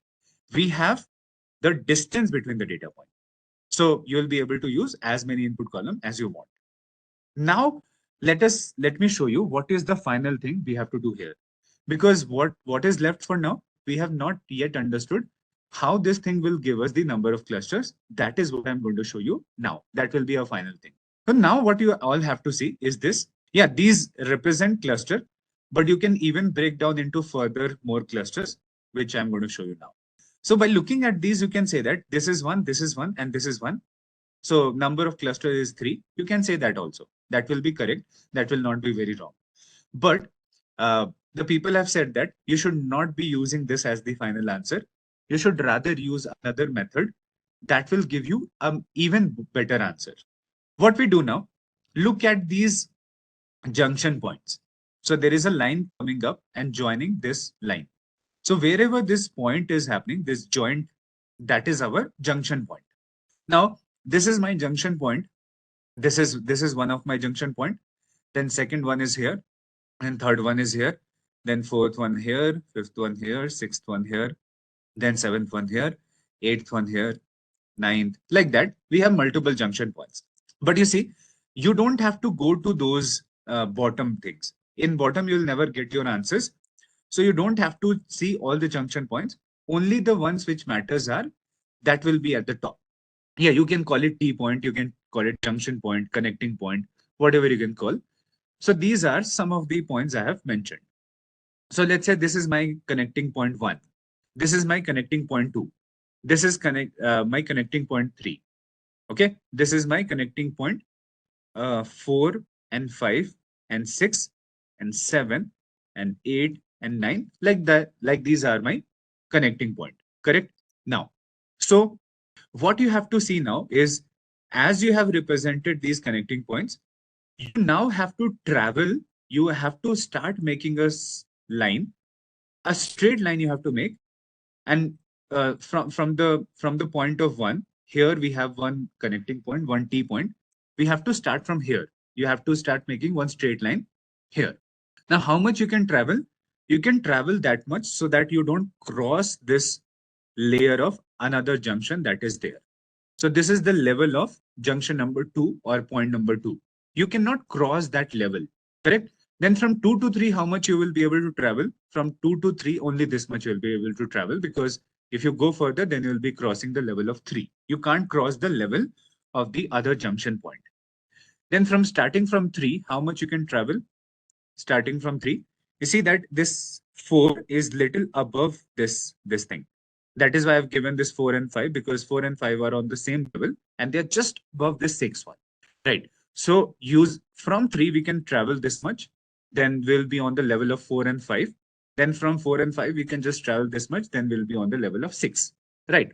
So now what you have to see here is where we are able to travel most.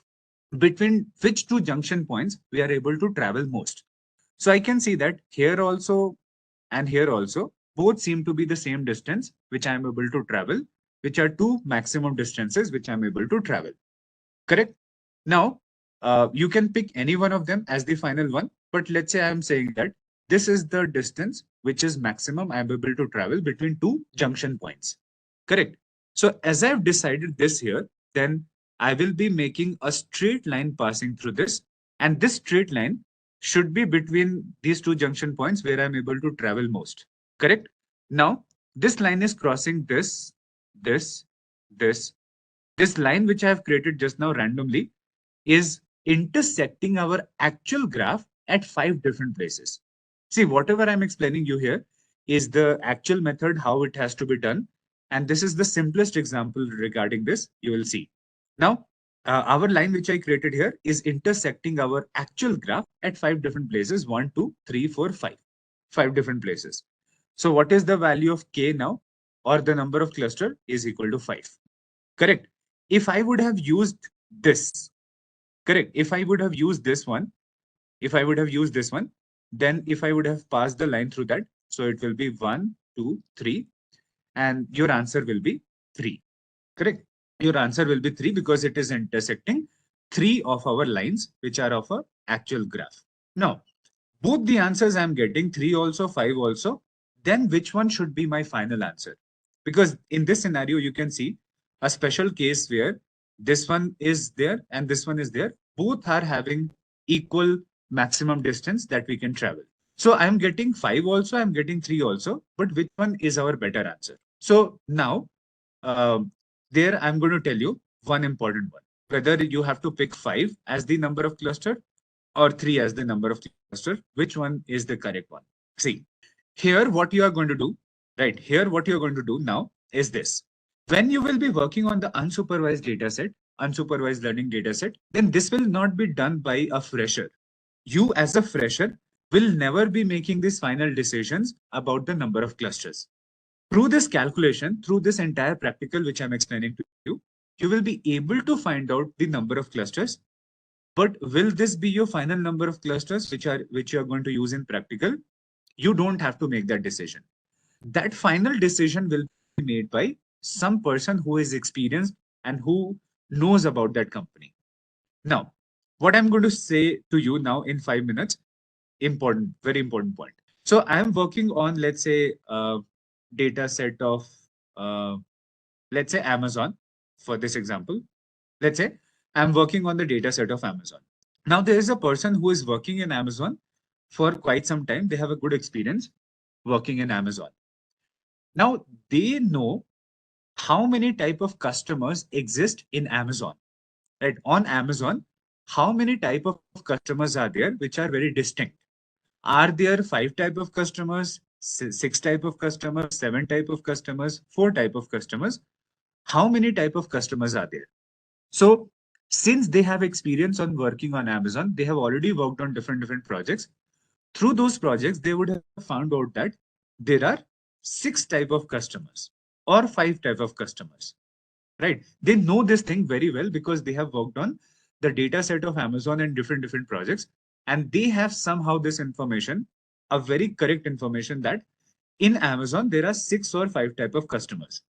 So if they are very sure, then they would have used this answer directly. We would not have to do this entire practical. But they are saying that I think it should be 6 or 5, but I'm not very sure about that.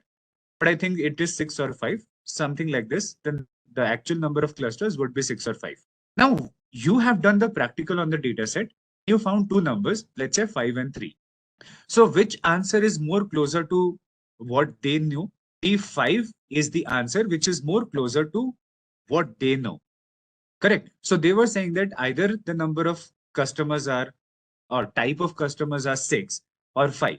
I'm not very sure, but I'm sure that it will be 5 or 6. With your practical, you are just confirming the fact. Okay, they have a knowledge of this thing, but with your practical, you are confirming which one is correct. You're confirming the fact. So if your code is giving this output as k is equal to 5, so then you are confirming the fact that whatever they knew were correct, and the actual number of clusters would be 5, right? Now, suppose if you would have got, if your manager would have said that the number of customers are 4, correct? So your answer 3 and 4 both are closer to 4. So either you can go with 3, or you can go with 5, or you can go with 4. Any of these answers will be correct. There is no concept of right and wrong. There is just a concept of more efficient, less efficient. So you can either go with 4 because that person knows that, and our code is also confirming we are getting 2 k values which are closer to 4. So I can say that 4 might be the correct answer because my code is also saying that, right? Correct? Because my code is also confirming the fact that the number of clusters could be 4 or are closer to 4. So you can go with 3, you can go with 5, or you can go with 4 also. Because your code is confirming that the number of clusters can be 4. Because both the number of clusters are very close to 4. Is that clear to everyone? So you have to go through either 5 or 3 or 4. You have to go through that. I hope this is clear. right? So you don't have to make sure that, or you don't have to just stick to your final answer, which is given by the code. You don't have to say that 5 is given by the code or 3 is given by the code. So I'll use that one only. I can't use anything else. No, it is nothing like that. If you have any other answer, which your some experienced person knows, you can go with that value also. But you have to see that is the code telling us the same thing or not. So code was telling us the same thing, that if my manager says that 4 should be the number of clusters, and my code is also confirming that both the number of clusters I found was close to 4, 5 and 3. So I can go with the 4 as the final answer. That will be the. So basically you can say that overall you can say that with the code we are confirming. So someone who is a manager who will know this thing, whoever is experienced in this data set, they will have an idea in their mind that the number of clusters should be 3 or 4 or 5 or 6. They will have a number in their mind that they are pretty sure. But with the code, you are just confirming which is that number, which is the better one. You are confirming that thing. So this is the thing you will do finally. In k-means clustering also, in the hierarchical clustering also, this is the thing you have to go through. So I hope this is clear and this is simple. If it is having any giving you any confusion, or don't worry much about it, when you go through the theoretical and practical both together at the same time, then it will make sense more. Now, after finding out your final number of clusters, you just run this final code, which is of your algorithm. So agglomerative is the class which we are importing from this package. Then we say agglomerative clustering, take the class, mention these values which it is asking from us, and then make an object of it. Then you do the same thing which you have done in the k-means clustering. Just a quick info, guys. Intellipaat offers a data science course which will help you master Python, SQL, machine learning, AI, and Power BI. Get a data science certification from IIT Empower, an innovation hub of IIT Madras. With this course, we have already helped thousands of professionals in successful career transition. You can check out their testimonials on our Achievers channel, whose link is given in the description below. Without a doubt, this course can set your careers to new height. So visit the course page link given in the description and take the first step towards the career growth with the data science course. Talk about a concept called as PCA, Principal Component Analysis. So now we have a principal component analysis, and this topic is going to help us understand something, help us to do something. See, what is the situation here? When you talk about the number of input columns, the input columns are also called as features. So whatever is the number of input column, we have that dimension, that much of the dimension in the data set, right? If I suppose take a one single column and I try to make a graph of that, we will be having one dimension data set or one dimension graph, you can say. If I take 10 input columns and if I try to represent that as a graph, or if I try to work on that, it's a 10 dimension. 30 columns, 30 dimension, 500 columns, 500 dimension, right? So whenever you work on different number of input columns, so you have that many dimension in the data set, right? And the thing is that there is a problem that happens when you start increasing the dimension and you try to increase the dimension more and more and more. There's a problem that start to come into picture. So first, let me give you an idea about why do we call it dimension? How I am saying that if I have one column of data, I can call it one dimension data set. Why am I saying that? How do you have to make sense of that? So here we have a data set and we'll try to understand that. Let's say I take a data set in which income of the people are given to us and then their loan approved or not is given. Okay. You see, suppose I have one input column and one output column, right? In this case, if you talk about the input column, if you talk about the column in input column income. Now let's say I have this income column, right? In this income column, I have 0, 1, 2, 3, 4, 5. These different rows are given to us. And there is some income of the first person, second, third, fourth, fifth, sixth.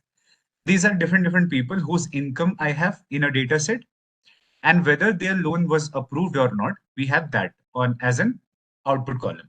So we have yes, yes, no, yes, no, yes. These kind of things are there. Okay. So I have a data set in which one input column is there, one output column is there. And in the case when you have one input column, then whatever data you plot, that will be one dimension. So if I suppose have to plot these income values, all the income value of the different customers that is given to us, if I plot that, you will see a graph like this. You will see a graph like this. Okay. And in this graph, you'll see that there will be multiple dots on a single line. Let's say like this, like this, like this. Now each dot is representing what? Each dot is representing one income value, right? And this is income here, and this is our x-axis. You know, we have seen already a lot of graph, and we have a graph like this. We call x-axis, y-axis. These kind of things are there. But see, when I take a classification data, suppose here, and I have one input column, if I plot a single input column, you'll see that these dots will be created on a single line. Okay, single input column. So you have a single axis here on which you have the dots. So this is a customer whose income was this much. This is a customer whose income was this much. Let's say it is starting from 0 here and it is going in this direction. Correct? So now we have start from here, right? We have a value starting from here. It is 0. And as we are moving forward, we have different income values like that. Correct? And every dot you see is a certain income value of a of let's say a person. Correct? So if I have 1000 income values, then I will have 1000 dots like that, but on a single axis, one axis. Correct? Now, if I take this data, copy and say I paste here. Now let's say I take this data and I add another input column into this. I'm going to add another input column to this, which is, let's say, the CIBIL score we were talking about. The CIBIL score of the people who were applying for a loan and income of the people. So now I have two values that I'm going to take, right? So when I take two values, I have to represent a row with two values, their CIBIL score, their income. For every dot, there will be two values attached to that. Correct? For every dot, because every dot is a data point and every data point is basically a single row that we are representing. You see, there are different dots like these. And what are these dots? Every dot is a row, right? Every dot is a row. Now see, so when I take here, when I take a single row, every row has two values, correct? A person's CIBIL score and a person's income. A person's CIBIL score, person income. So if I have 1000 rows now, every row has two input values. So here I'm representing the income and here I'm representing the CIBIL score, correct? And you see all the dots are representing a row, right? And since every value has two values, or every data point has two values, right?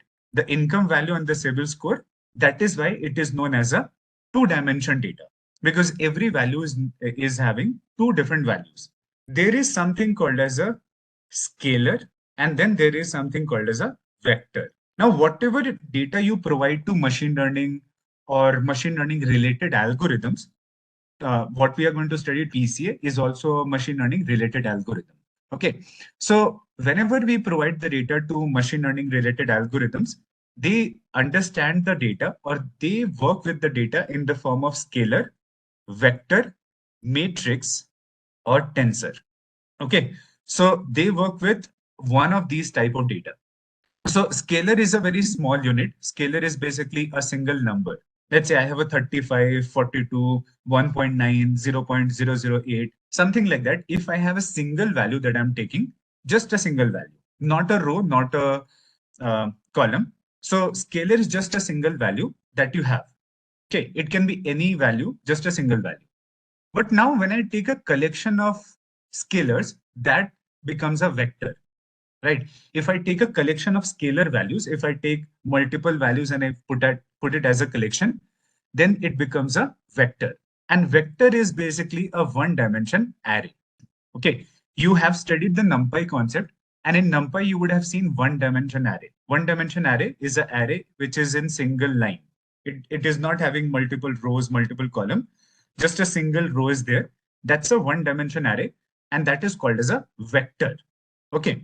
Now, when you take a collection of vector, you make a matrix. So matrix is nothing but it is called as a 2D array. 2D array means you have multiple rows and columns. So if I have a array of shape 5, 7 or shape 100, 250, right? Anything, if I have some rows, some columns, that data is known as a 2D array, and that is also called as matrix in the field of machine learning. Correct. And what is a tensor? Tensor is 3D or higher array, right? When I talk about tensor, tensor is a 3D array or higher dimension array, right? Now, why am I telling you about these terms? Because you see, whenever you provide a data frame or a single column or a single row or multiple rows, you are providing the data in the form of rows and columns to the machine learning algorithms, right? But when machine learning algorithms receive the data, they are going to convert that data into one of these forms, and it will understand them in the form of vectors, matrices, tensors, scalar, in form of these. We are providing rows and columns. We are providing a data frame to the algorithm, but they don't work with the data frame or rows and column structure. They first convert a data to that, and they are going to use that, right? So till now, whatever data we have used, all of the data was in the form of vector and matrices. Till now, we have not touched the tensor. Correct. Till now, whatever data we have worked with, that was either a vector we were working with or a matrix we were working with. Most of the time, we have been working with matrix. Okay. Now, tensor is what? Tensor is a array representation of images, videos, signal, that kind of thing. So we have not worked on image data, video data, audio data. So tensors, we have not dealt with that for now. Tensor you are going to deal with in deep learning concept. After machine learning, the advanced part of machine learning that you will study, there you will be dealing with tensors. We have not studied about tensors at all till now. Most of the time, we have been dealing with vectors and matrices. Basically, all of the data that we have been using were kind of vectors and matrices. Let me explain. So let's say I have a customer whose CIBIL score is, let's say, 700, and their income is 75,000 per month. Okay, a person is there whose CIBIL score is 700 and income is 75,000, and they applied for a loan, and their loan was approved. Right. Now see, in this case, 700 and 75,000, these are both scalars. This is a scalar, this is a scalar. Correct. 775,000, these single individually, they are scalars. But if you take them together and if you put them as a list, or if you put them as a one dimension array, 700, 75,000, if you put them like that, 700, 75,000, so it is going to be called as a vector. Okay, now you are going to call it as a vector. So what is a vector for us? Vector is nothing but every single row that we have been using till now. Every single row is a vector. Correct. Till now we have been using that, but some of you knew, some of you did not know that all of the rows are vector for us. Correct. First row, second row, third row. So if I have 10,000 rows in my data set, I have 10,000 vectors. Correct. And these are called as row vectors because see, I have made a vector out of row values. So these are called as row vectors. Row vector. Correct. Yes. Now see that in the case of vectors, we have a column vector also. Column vector. So what is a column vector? You see, the output column that we use generally in the form of column vector. We make a variable y, right? And in the variable y, we provide the output column. So output column that we provide we are providing the output column basically in the form of a column vector. So this is our column vector, and the rows that we use, these are row vectors. Now, if I show you an Excel file, let's say I open the data set for heart disease related data set. Correct. So this is our heart disease data set. Now, from here to here, from this to this, we have our input columns, and target is our output column. Target column is our output column. So target column, we are going to treat it as a column vector. And this is going to be stored into y variable. Correct. But every single row that you see in the input columns, this is going to be called as a row vector. This is a row vector. This is a row vector. Every single row is a row vector for us, is a vector for us. Now, if I take two values in a vector, it's called as a 2D vector. If I take three values in a vector, it is called as a 3D vector. If I use four values in a vector, it is called as a 4D vector. Correct. So the number of values which are there in a vector, that much is the dimension of that vector. How? Let me show that to you.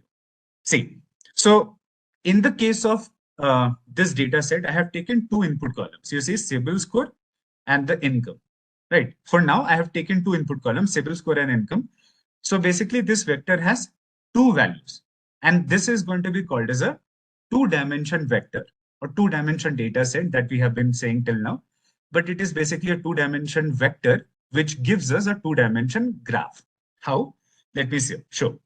So let's say this is a dot representing our first row or first vector, this dot. Then I have second row. So there will be a dot for that. There is a third row. There will be a dot for that. There's a fourth row. There will be a dot for that. Fifth row, sixth row, seventh row, eighth row. Every dot that you see is a vector which has two values. Okay. So now if I take one of these points for now. So here, let's say this point is representing our first row. What is the value here? 700 for CIBIL score and 75,000 for income. So first I have x-axis. So I'll be representing x-axis value first, 75,000 and 700. This is the value, correct? So now this dot is a vector for us, or you can call it as a 2D vector for us, correct? Single dot is a 2D vector. And when I'm representing a 2D vector as a graph, it will make a 2D graph that you're seeing here. X-axis and y-axis you have. So two dimensions are there, two axes is there. It's a 2D graph because we are using a 2D vector. Now, what if I take a third column also?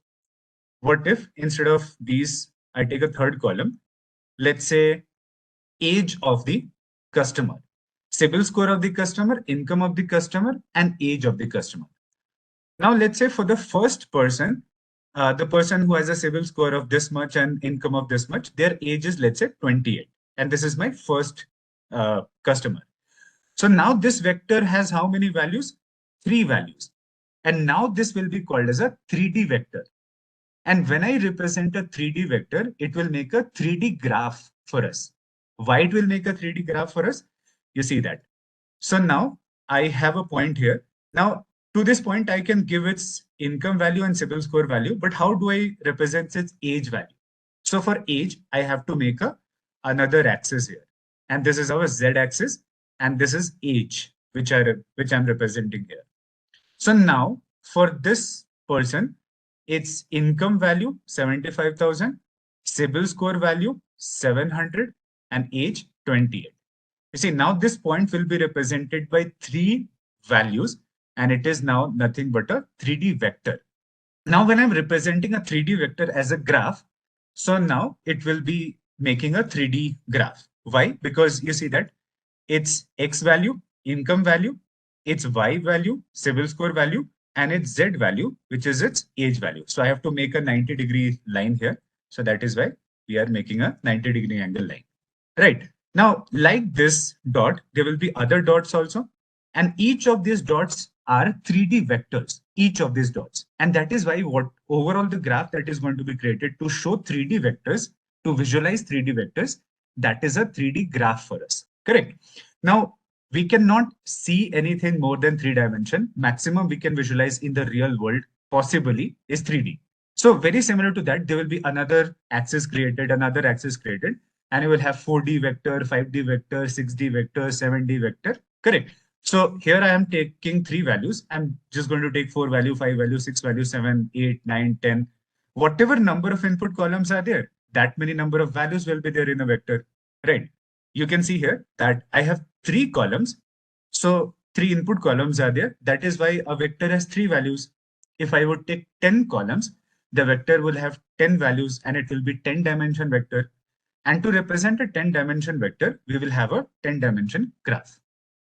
No, that is what I'm saying. Above 3 dimension, we can never visualize anything. So how do we work on data which we cannot visualize? See, so the thing is, this concept called as linear algebra, right? See, linear algebra that you see here, linear algebra is such a beautiful and such a powerful concept that says that you can visualize the data till 3 dimension only. Means if you want to see how the data looks like visually, you can see till only 3 dimension. But above 3 dimension, if you want to work with the data, you want to make a best fit line in a 10 dimension, if you want to make a sigmoid curve in 100 dimension, so you cannot see that, but linear algebra says that leave it to me. I will be able to make that best fit line in 100 dimension or a sigmoid curve in 500 dimension. It can do that. Correct. So linear algebra is capable of representing the data in higher dimension, and it can make the machine learning model for us, but we cannot see what it is doing. It just gives us a formula, which is the final machine learning model, we call it. So in the case of decision tree, there is a tree and those decision boundaries. So it gives us that, it makes all those connections and relationships in a higher dimension, but we cannot visualize anything above 3 dimension. Mathematically, it can be drawn, or you can use a mathematical equation to see that relationship in the data, but you cannot visualize that as a graph. Mathematically, we can visualize that. So why I was trying to explain this thing to you, because it is a very important concept. And you see that we deal with vectors when we are dealing with a data set. Now, one another interesting thing is every row will be a 3D vector for now, every single row. And every single dot that will be created will be representing a row, which means that all these dots are 3D vectors for us, every single data point. Now, the interesting part here is if I take a collection of all these vectors into one, what this becomes? If I have 5 vectors, I have 6 vector here, 6 rows I have taken, 6 vectors are there. For those 6 vector, a single data point will be created. But a collection of vector is called as what? It is called as a matrix. Okay, it is called as a matrix. So matrix is always a collection of vectors taken from the data set. So when you provide this kind of data to machine learning algorithm, when you say to the algorithm that I will be creating this X variable, which will store all the input columns. So in this X variable, what you store? Age, CIBIL score, income. Input columns you store. But what machine learning does? Machine learning takes your input columns, convert them into matrix first, and then it will be working with that. So even though I'm providing columns and rows and data frames, it will take that, convert to matrix in the background, then it will be working with that, and it will giving you those equations of the ML model that we have been using. Right. Now, so that is how you can understand when we take a certain number of input column, then that is the dimension of the data always. Right.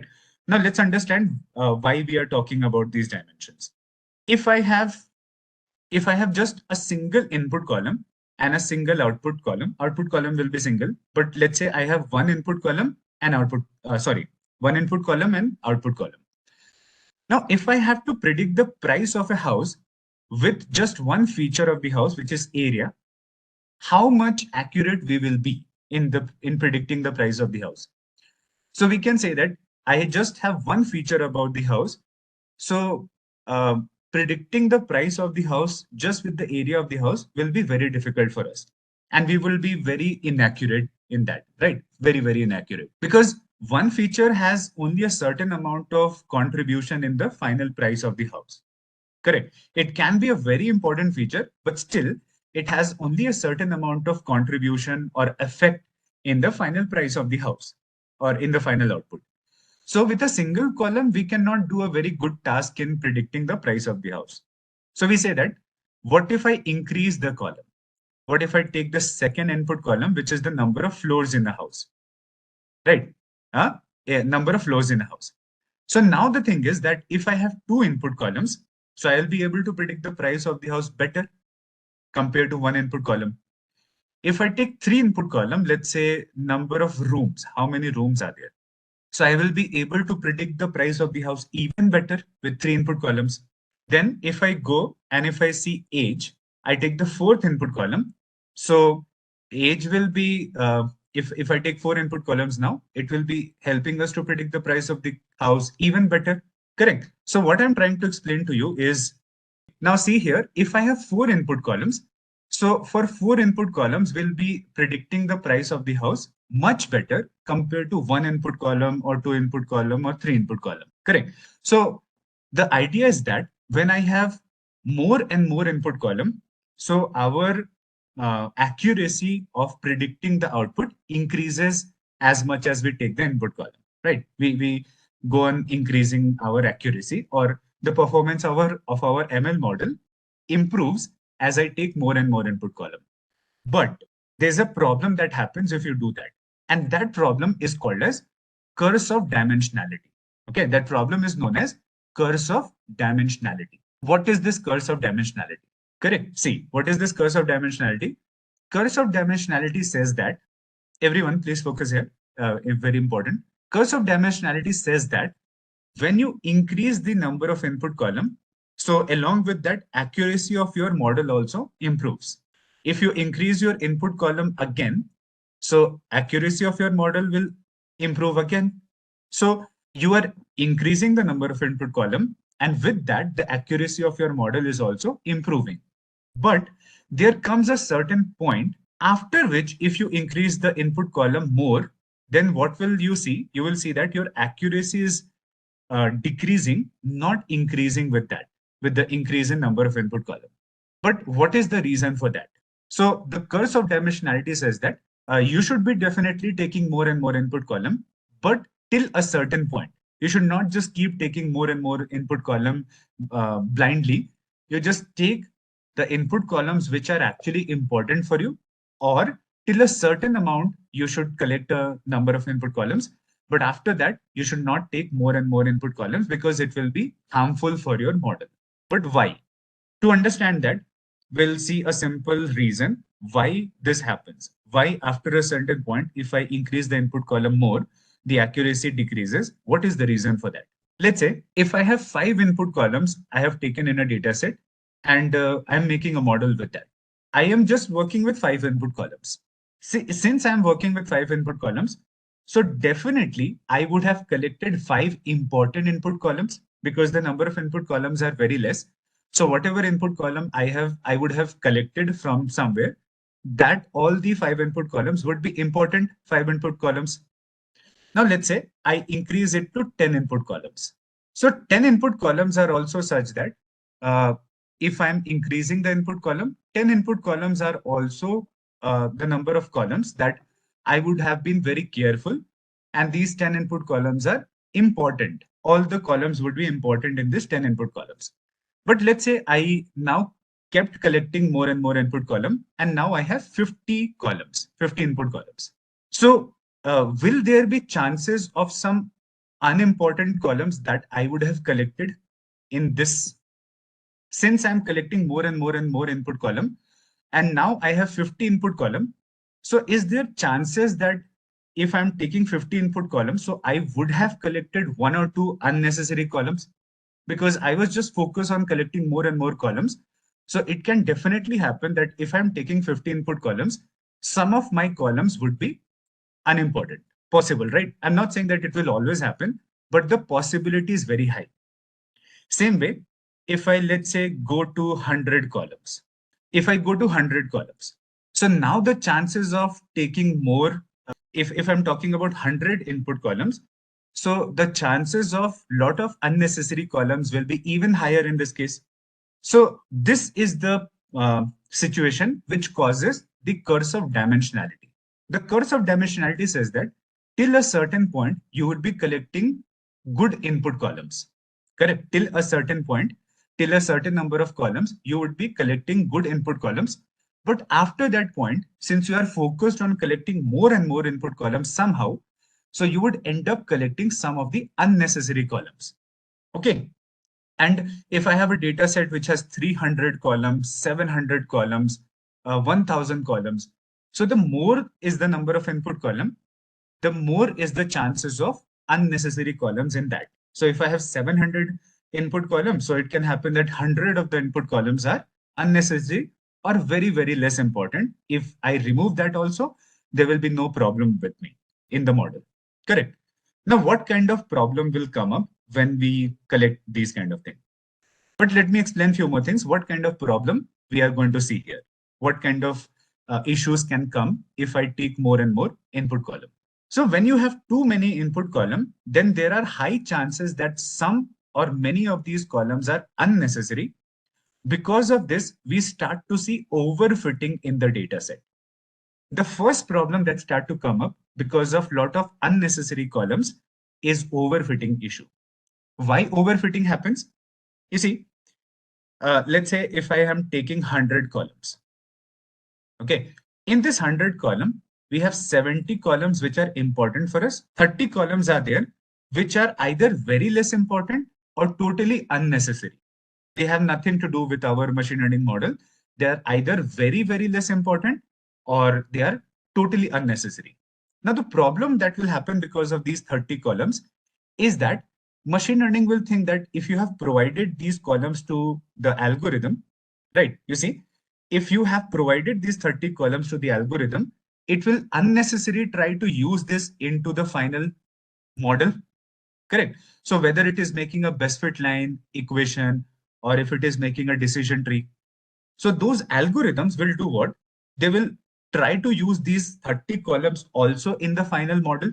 But the thing is that they should not have been used. These are totally unnecessary.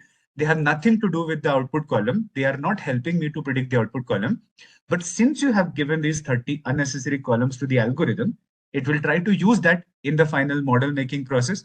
So don't you think that if 30 different columns are used in your final ML model, in your best fit equation or in your final decision tree, that will cause a lot of problem, or that will cause a lot of output to become wrong because of these 30 columns involved in the machine learning prediction? Obvious, right? It is very obvious that if I'm using this 30 unnecessary columns in my final ML model, so definitely the predictions made by the ML model will become wrong. A lot of predictions will become wrong. And this is the situation which will cause overfitting, right? So our machine learning model is trying to forcefully create a lot of connections with those columns in the machine learning model. And this is called as overlearning or overfitting in the data set, correct? And this problem is what we refer to as a curse of dimensionality. Dimensionality means what? The number of input column. So the curse of dimensionality says that till a certain point, the number of input columns are good. But after a certain point, the chances of having a lot of unnecessary columns increases. And because of that, we will have a curse of dimensionality. Now, see, the second issue that comes into picture, one, overfitting comes into picture. And the second issue that comes into picture is multicollinearity. So when I'm taking more and more input column, there are very high chances of multicollinearity in the data. Very, very high chances of that, correct? So why multicollinearity chances increases in a high dimension data? See, if let's say I have a data set of house price prediction, and in the house price prediction, I'm taking a lot of input column. Now there is one column which is called as area of the house. And then there are these two columns, which is length of the house and width of the house. Now, the thing is, when you do this length into width, you get the area of the house with length and width. So this column and these two columns are exactly same, right? These are telling the exact same thing about the data set. And why this happened? This issue is called as multicollinearity. When there is a very high correlation between input columns, this is called as multicollinearity. And you should have very, very less correlation between input columns. See, input columns are called as independent variables, correct? Input columns are called as independent variables because all the input columns are supposed to be unique, right? Then only they will be bringing unique features into your data set and the algorithm. If the input columns are dependent upon each other, then multiple input columns are telling the same thing. And that is a bad thing for us. Why would you take two input columns which are telling us the same thing? No reason, correct? It is not going to help in that. It is just going to take unnecessary computational power to process these things. Now, so the thing is that when I'm taking more and more input columns, the chances are there that I would collect some input columns which are very highly correlated to each other. And this will cause a problem of multicollinearity. which is nothing but high correlation between input column. So two main problems happen. Overfitting start to come up when we have too many dimensions, and multicollinearity comes into picture when we have too many dimensions.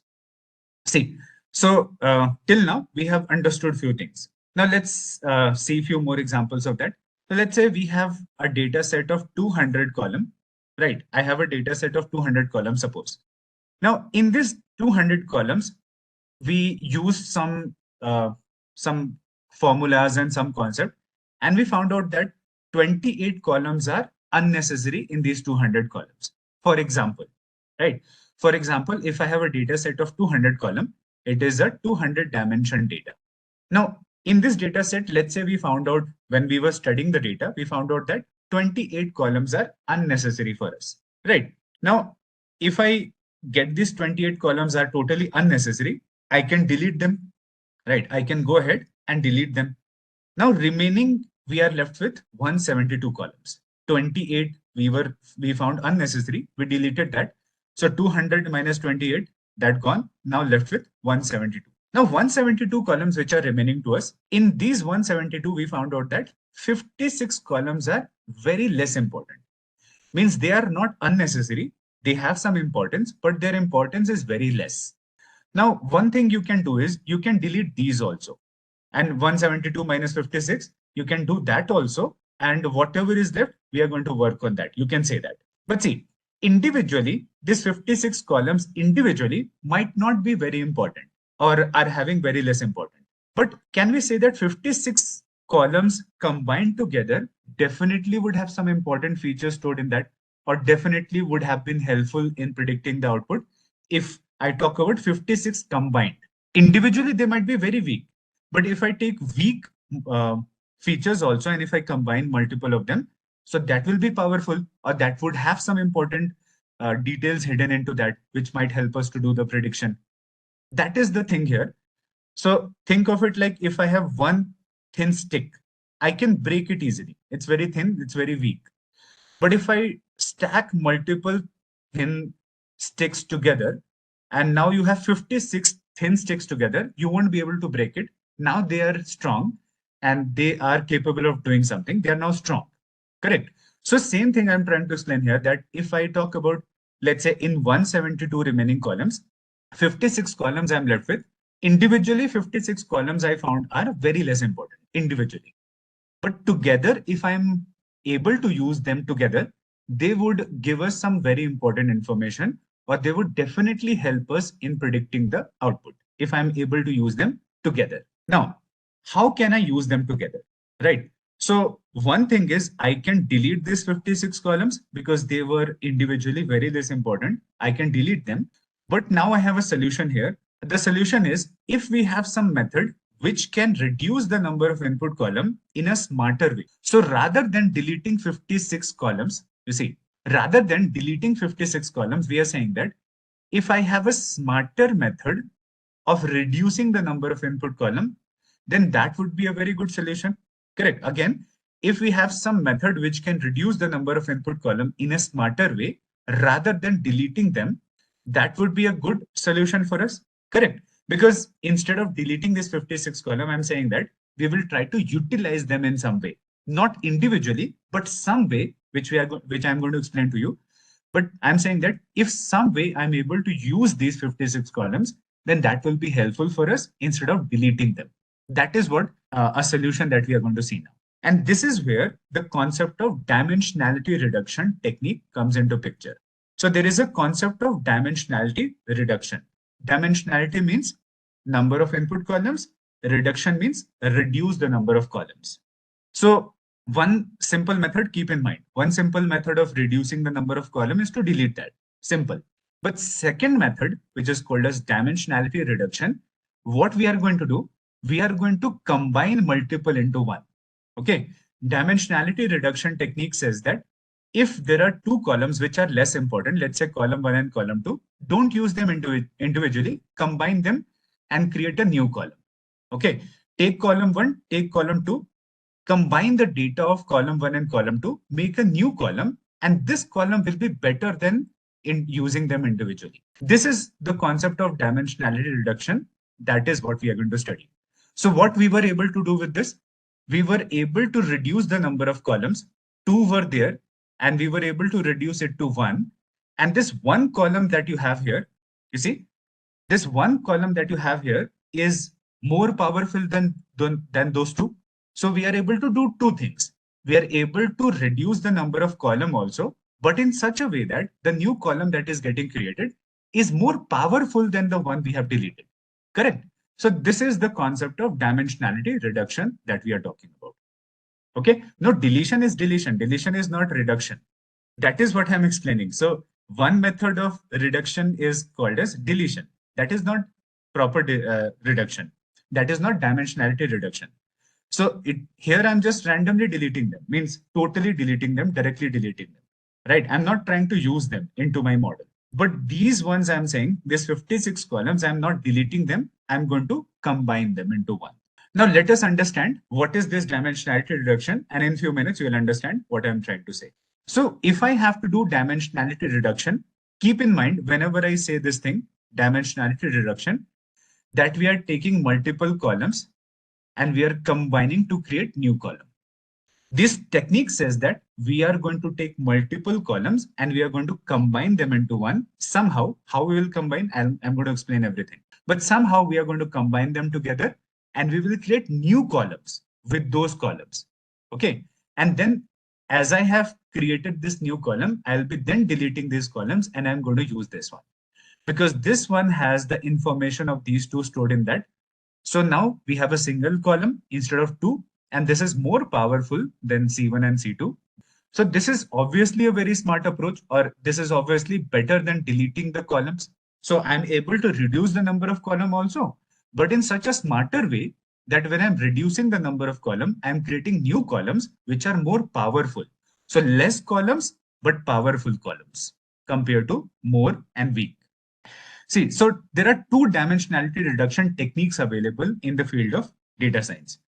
One is called as PCA, Principal Component Analysis, and second is called as LDA, Linear Discriminant Analysis. This one we will be studying today, and this one we will be studying tomorrow. Okay, see, PCA can be applied on all type of data. PCA can be applied on regression data, classification data, unsupervised data, any type of data you can apply it, because its main task is to reduce the number of columns by combining multiple into one. So it can be applied on any type of data. Now, this PCA is called as an unsupervised method.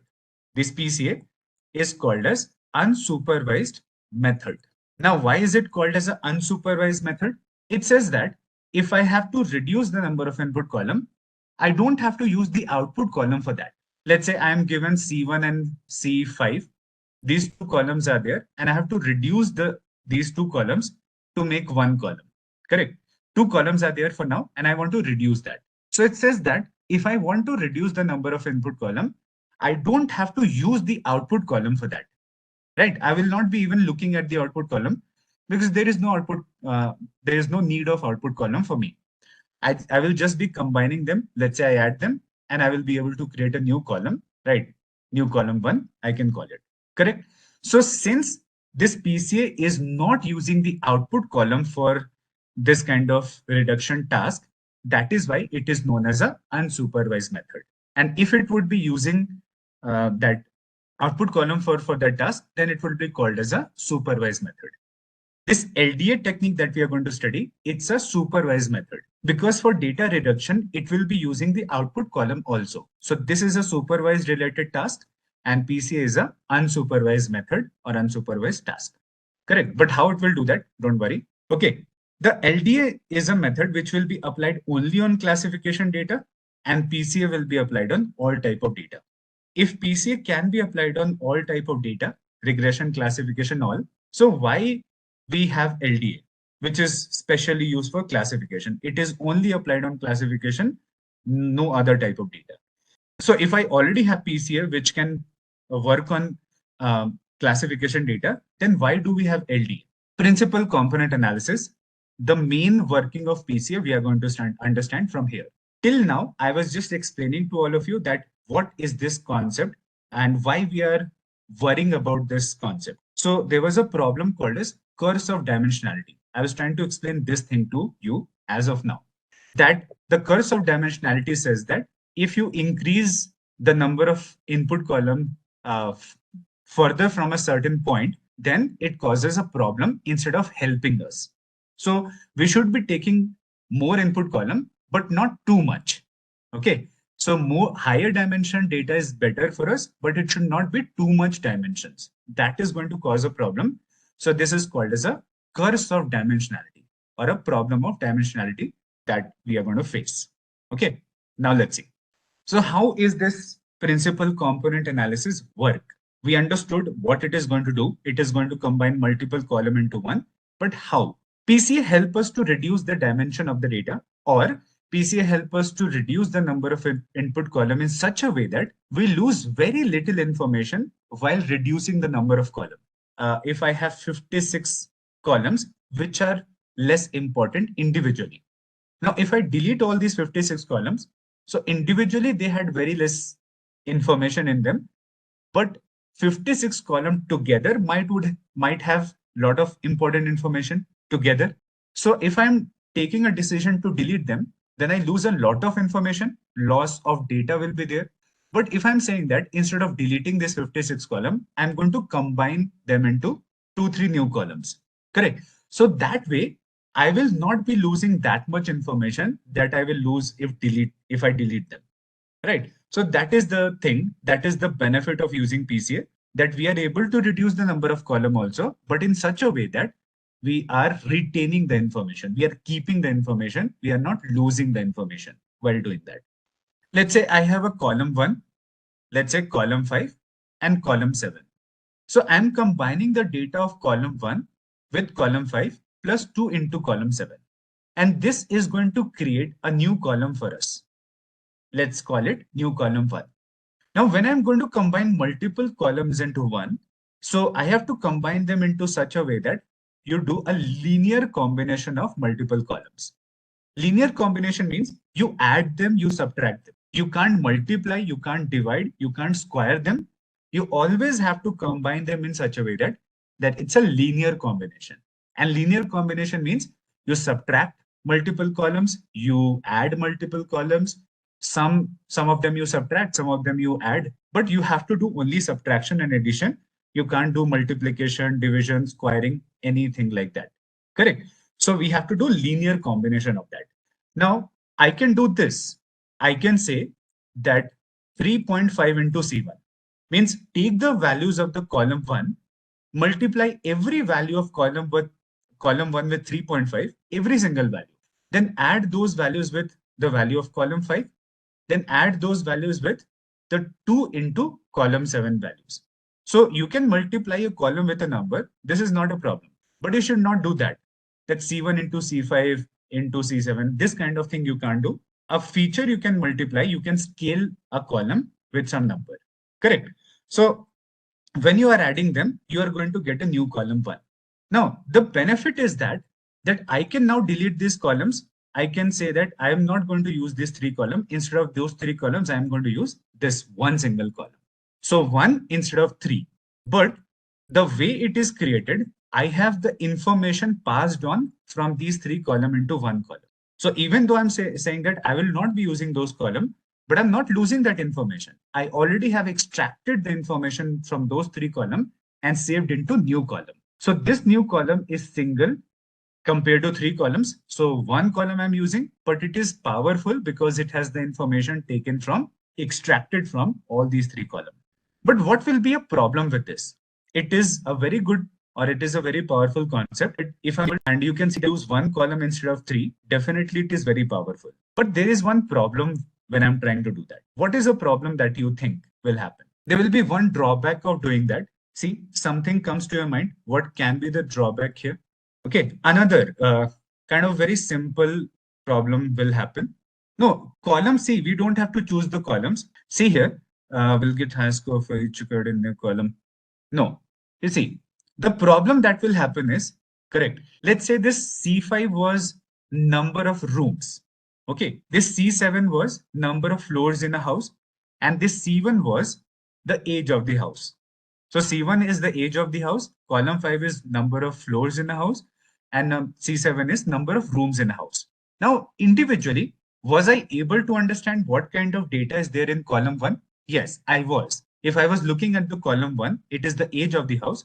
So when I look at the values of the column 1, I was able to understand that this column is talking about age of the house. If I'm looking at this, so I would be able to understand this column is talking about number of floors of a house. And if I look at this column, I would be able to say that this is talking about number of rooms. But if you're combining the data of these three and making one, would you understand what is this data talking about? Would you be able to interpret this new feature that we have created? No, right? No, because it is a combination of age of the house plus number of floors plus number of rooms. So this column does not make sense to us, right? So then whatever model is going to be created, I won't be able to interpret that. It will be working very fine. It will be doing all the predictions very fine. It will be a usable feature. But only the thing is, I won't be able to tell what is this column about. I won't be able to interpret that. So that is the biggest drawback with PCA, that it does solve a problem, but it creates another problem for us, that after using PCA, all the new columns which will be created will not be interpretable to us, because those are combination of multiple columns into one. Okay. Now see, so let's say I have these 100 input columns. Correct. You see, if I have 100 input columns, in this 100 input column, if I was giving these 100 original input column to decision tree, it was causing overfitting issue, let's say. So I said that instead of using original 100 input column and instead of using that to a decision tree, that with a decision tree, I'm saying that let's transform our data.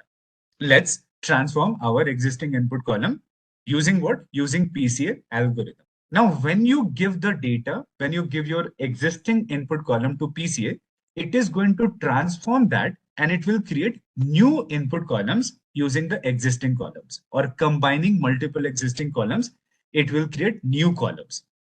And all those columns are going to be called as principal components.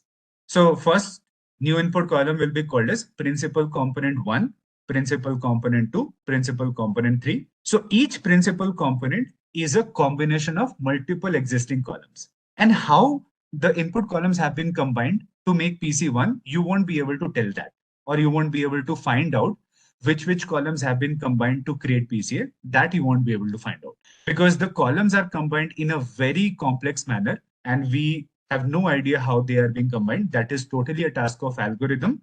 But you see that the new input columns that are going to be created, the benefit is that those will be powerful and less than the number of actual columns. But the problem is, the only big problem is that I won't be able to understand what these new columns mean.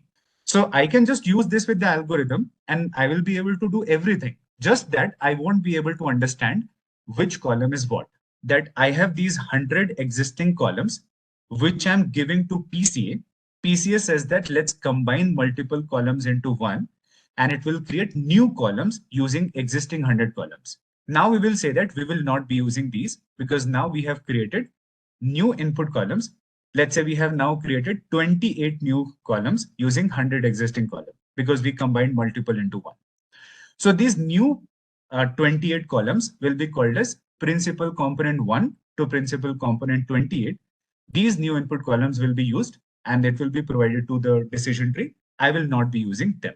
Okay, I will not be using them. Correct. See, but when we are doing this transformation, PCA gives us a very good power to us to control something in this entire process. Okay, so till now see, when PCA does this, when PCA transform your existing column into new columns, and we are saying that we will not be using them now, we will be just using this new input columns. When we are transforming the data into new input column, PCA gives us a power to control something in this process. In this transformation process from old to new columns, in this transformation process, PCA gives us a power, or it gives us an ability to control something in this. What it gives us to control. Now think about it. If you're combining multiple existing columns into one to create new columns, would you be able to extract all the information into new column? If I'm saying that I am combining column 1 plus column 5, and I got a new column. So will I be able to transfer 100% information to new column? Of course not, right? So I can transfer like 99% information, 97% information, but I can never extract 100% information from those two columns and put it into new column. But we don't have to extract 100%. If I'm able to extract 95% information also from these two, more than enough. It is too good. So that is the thing, that we won't be able to extract all the information. Some information will be lost during transformation, but it is very less that it does not matter much to us. Now, in this process, the PCA gives us a power to control this thing, that if you are combining the existing columns to make new columns, how much information you want to keep in this process, that power also I have. Let me explain. Now, let's say I have the existing data, and this data has 100 columns. So imagine that you are in an old house and you have a very big box, a carton kind of thing. You have a very big box in which you have been putting a lot of items into that, and you have been living in this old house. Now, you have been living in this house for, let's say, 2 years, 3 years, and you have collected a lot of items in this box. Whatever you thought was important, you kept in this box. Now you have to move into a new house. Okay. And the new house is very new, very clean, uh, new painted, and everything is all new. Now you want that I have to take this entire box into new house. Correct. This box we have to take to new house because a lot of items I have put here. So you are saying that if I take this entire box into new house, it will take a lot of area in one corner, and I don't want to take that much area to keep this box. Okay, I want that there should be a small box and it should be kept somewhere that it does not bother us. So you are saying that instead of taking all the items, from this box into new house, we will take a small one. Okay, we will take a small box. So let's say instead of that big box, I took a small box. Now, since you have a small box compared to this box, would you be able to transfer all the items into that? No, you won't be. So, but I'm saying that I am okay losing 5% of the products or 5% of the items. I will either throw it away or I will sell it somewhere. The 95% important items which are there, I'll be only transferring that. Correct. So in this box, there were some very big boxes, or there were some like teddy bears which were very big. And I'm saying that there were some items which were taking too much space. So I will sell those big items, and all the small important items which are there, I'll be transferring that into new small box. So I'm transferring 95% important items into this new box. So it is small and it is having almost all the items, just 5% of the items. I have to throw it away or I had to sell it. Now, if I take even smaller box, instead of this box, if I take an even smaller box, now in this, I can, let's say, transfer 85% in important items, and I'm throwing away 15% items. And I'm saying I'll just transfer 85% of our important items or important products into that. So this exact thing happens in PCA also. PCA says that if you have your existing data, in your existing data, there are 100 columns, and those 100 columns has 100% information for now. That is your data set. Now, when you are combining these 100 columns into new columns, you're combining them to make new columns. So it can happen that since you want to transfer 100% information, you can't, but let's assume that you are saying that if you want to transfer 100% information into new columns, so let's say we have to make 82 new columns to keep 100% information, or to transfer 100% information from existing to new. Let's say we need 82 columns. So were we able to do proper reduction that we wanted? So I can say, yes, 18 columns we were able to reduce, but not much, right? It is not that much beneficial for us if I'm saying that all the 100% of the information I want to keep. So if you want to transfer all the 100% information from your existing data to new data, you will need more columns to store that much of information. Correct. So lot of pain, but little gain. Correct. Perfect. So what I'm saying that is, if I reduce this information, if I say that No, I just want to keep 95% information. So when I'm combining the columns, I'm okay losing 5% information. I'm okay. No problem with that. 5% if I lot, no problem. Still, I'm able to extract 95% important information. The benefit of that will be instead of 82 new columns, you'll just need, let's say, 54 columns. A drastic reduction will happen if you are saying that I am okay losing some information and I want to keep, let's say, only 95%, a reduction. So you now reduce from 100 column to 54 column. That is now obviously beneficial. Then you say that I will keep only 90% information, 10% I'm okay to lose. So now you will be able to store everything in just 31 new columns. So you see, when I'm saying that I want to retain a certain amount of information, that many, or on the basis of that, the number of new input columns will be decided. So the more the information you want to retain, the more the columns will be required. The more the new columns will be required to store that much of information. The lesser and lesser as you go, and lesser the number of new columns will be required to keep that much information. Now, one thing to keep in mind here, when I'm saying 95% information I want to keep, it does not mean that our accuracy will also be 95%. Or when I'm saying I just want to extract 90% information, it is not that our accuracy will also be 90%. So it can happen that you are extracting just 80% information from old to new, still your accuracy is 93%. Okay, so this has nothing to do, or this is not directly telling you what will be your accuracy. It depends upon if you are keeping 80% information, was it most important 80% information or not? Correct. So this is the thing we have to decide. Now the question is, how do I decide this percentage? Should I use 99%, 95%, 90%, 85%, 80%? How do I decide that percentage? I'll be explaining that to you with the practical. But this is a power which PCA gives us to control the amount of information you want to retain when you're doing this transformation. Depending upon how much information you want to keep or you want to retain, the number of new principal components will be decided on the basis of that. You see now, let's say I decided to retain 95% information, let's say. So from 100 input columns to retain 95% information, 28 principal components were created. For example, so these are known as PC1 to PC28, and these are our new input columns, which are a combination of multiple existing columns. Correct. Every principal component has been created through combination of existing columns. Right. Now, there's a property here in this principal components. When these new input columns are created, they have a important property. The property is that your first principal component is the most powerful or the most important principal component. Correct. And as you go forward, the importance of these new input column decreases. They become weaker and weaker, right? They become weaker and weaker. So now that is the thing. We have multiple principal components. And when we talk about this principal component, the first one is most powerful.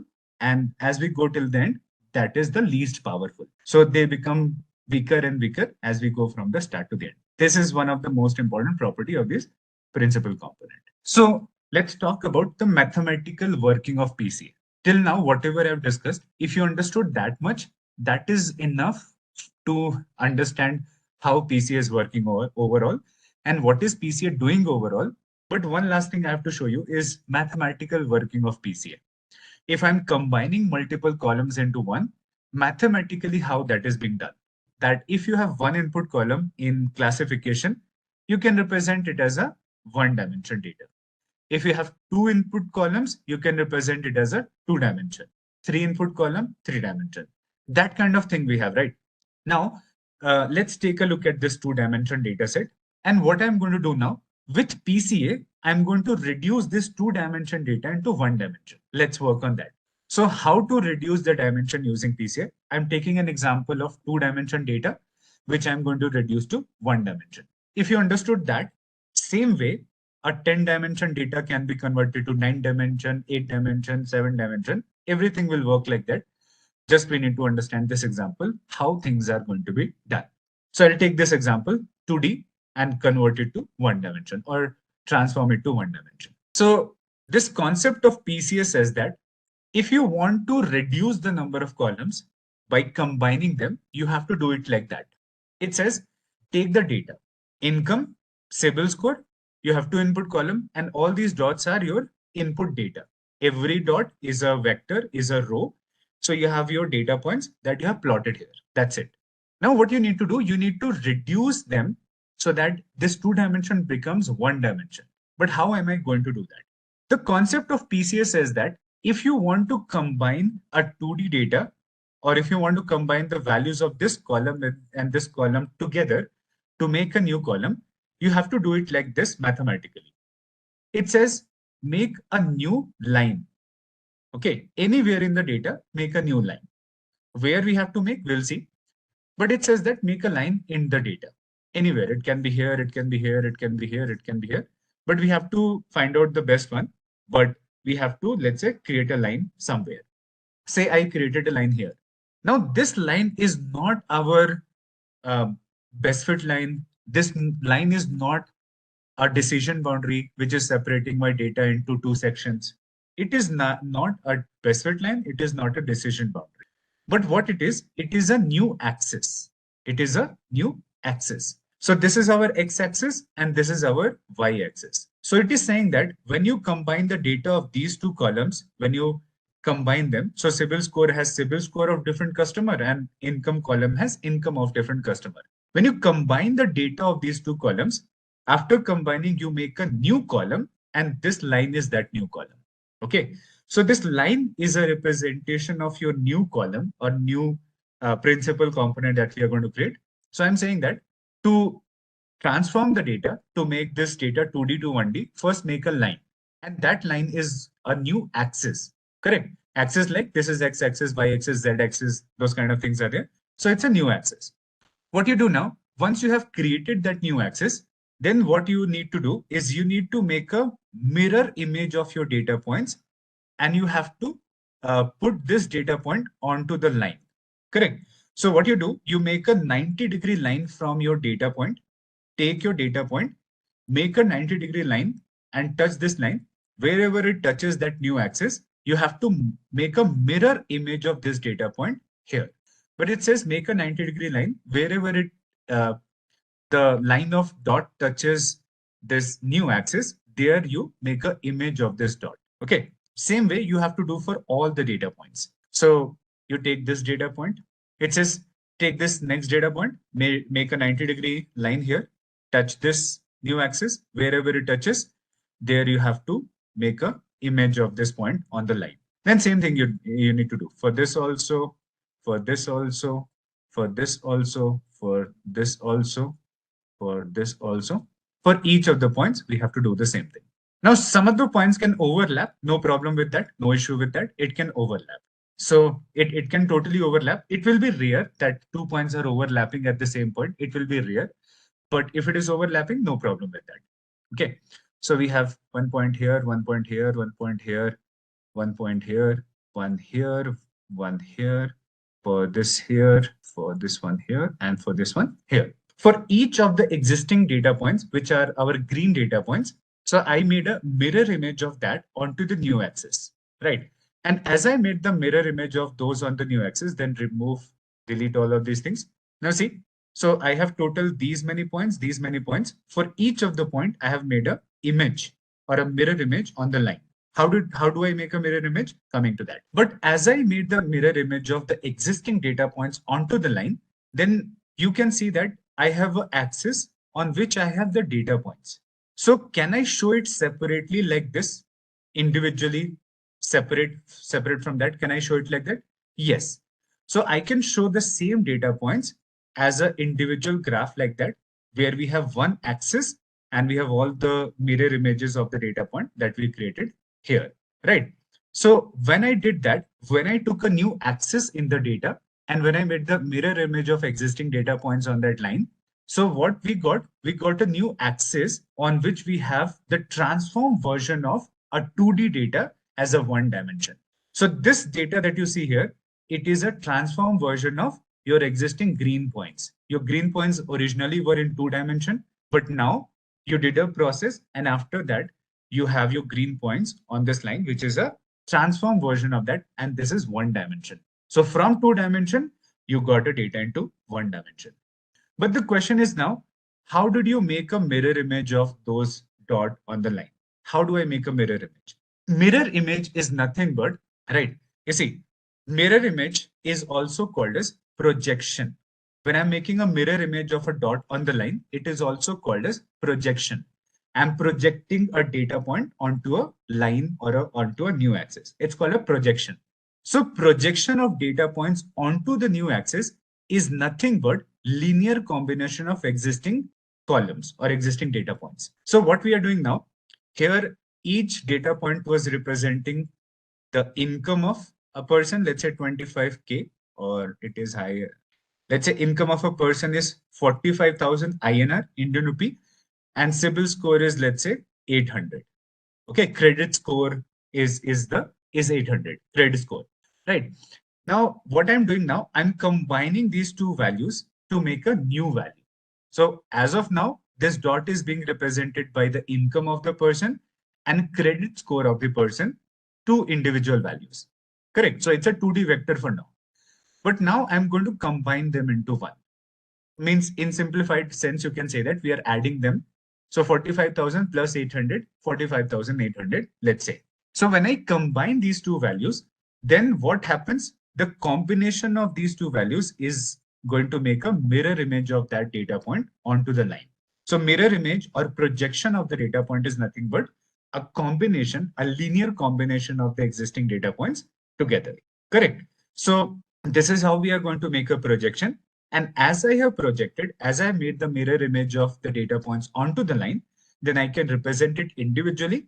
So here your green points were in 2D. Here your actual data points, your green points are in 1 dimension. Correct. So mathematically, this is how the combination of two columns is being done to make a new column. Correct. But what is one difficulty here?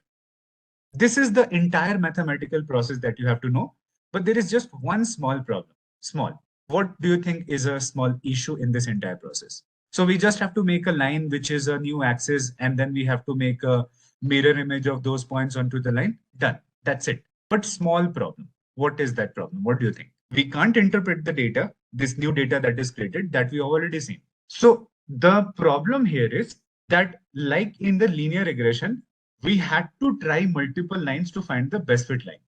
What we were talking about in linear regression, we saw that if I have some data points like that, so a line can be like this also, line can be like this also, line can be like this also. So there can be multiple possible lines passing through the data. What we have to find out? The best line, and that is our best fit line. Correct. So on a data set, there can be multiple lines possible. We have to find out the best line, which is having the least error, or which is closest to all the data points. This is what we were talking about in linear regression. Same way, I also have to find out what, right? In the same way, we have to find out this new axis. So this new axis should be here, it should be here, it should be here, it should be here. Where it should be, that we have to find out. Correct. Because if I don't find out the best new axis, then the combination of the column will be bad. Right. So if I want to combine two columns most efficiently, then I have to find out the new axis, which is the best one for us. So like the concept of best fit line, we have a concept of best axis also. So axis should be here, or it should be here, or it should be here. If you change the axis, the way the transformation is done is also going to change. Okay. And the best axis is the one axis where the transformation will be most efficient. Means when you're transforming two columns into one, so you will be able to keep, or you will be able to retain most information if you find the best axis to do the transformation. So the process of this PCA is just that much.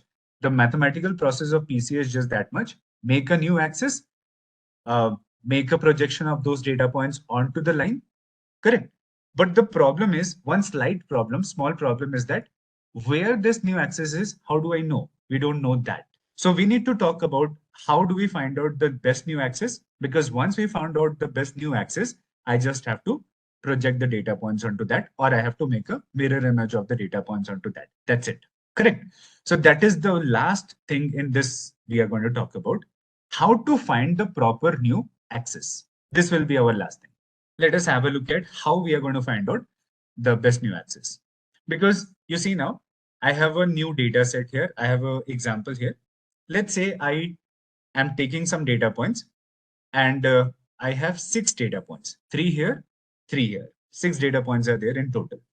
Now, when I have these 6 data points, then what I need to do, I need to find out that the new axis which I'm going to make should be here, should be here, should be like this, should be like this, should be like this, where exactly it should be.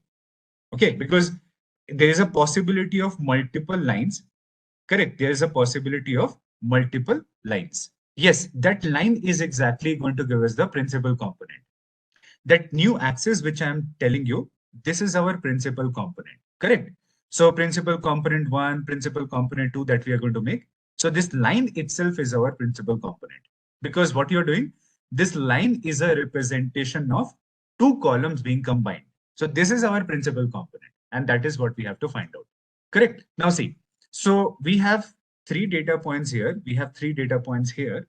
And when you see the 6 data point, we need to find out our best new axis. Correct. See, so the concept of PCA says that if you want to find out the line, you start with this step first.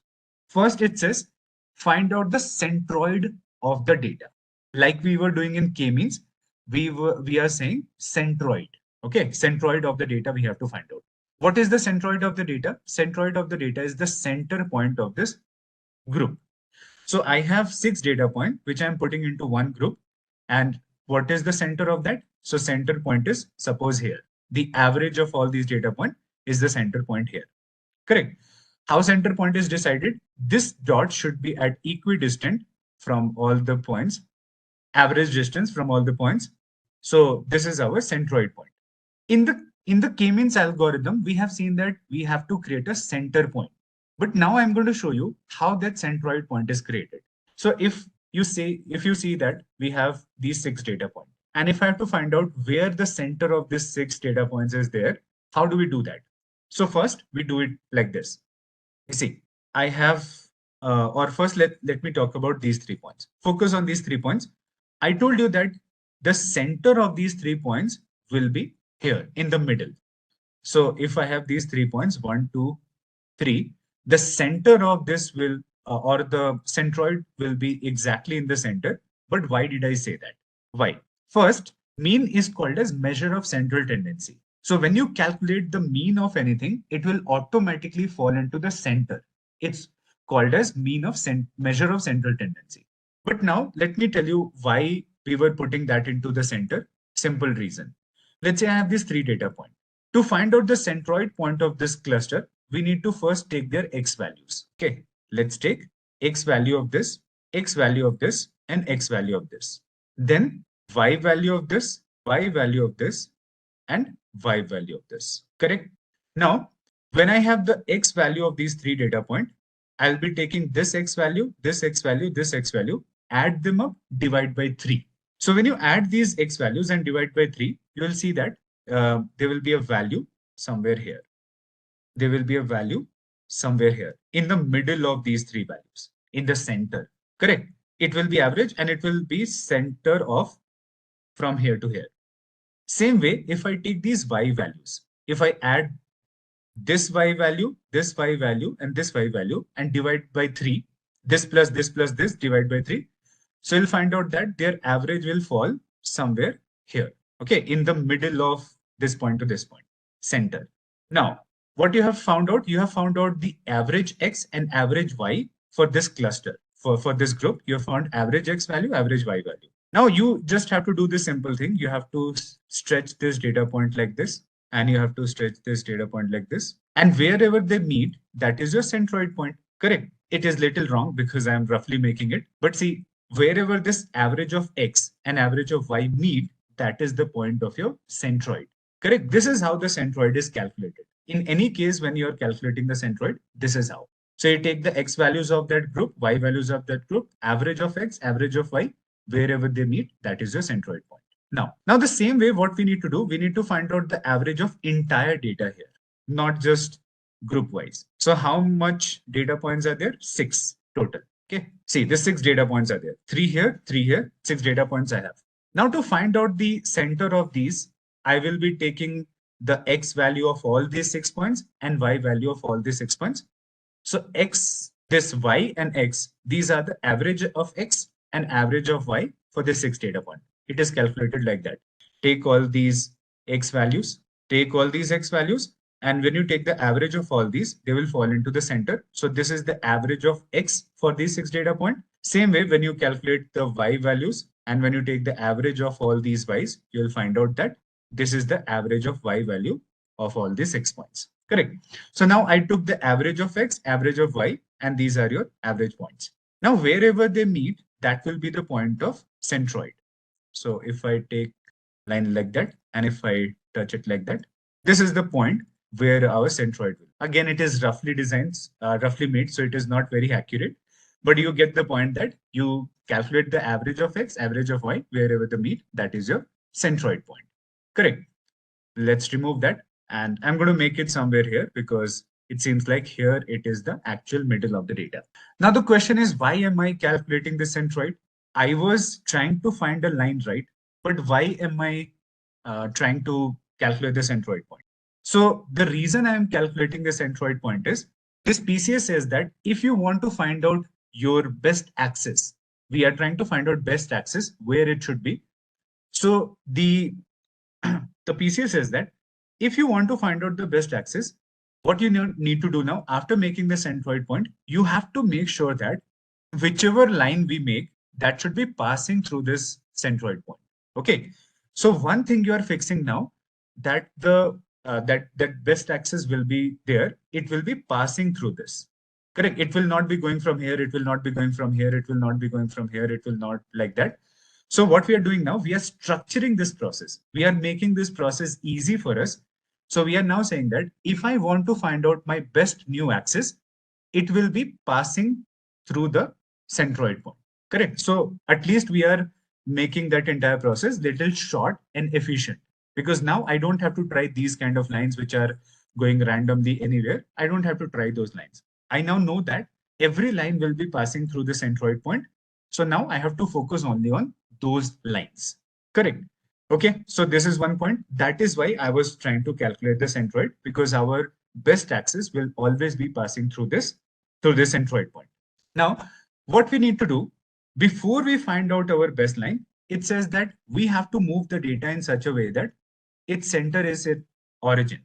We are saying that in this data, before we find out our axis in this data, let's do a simple transformation here, or let's make this process more simplified. It says that do a process where you move this point here.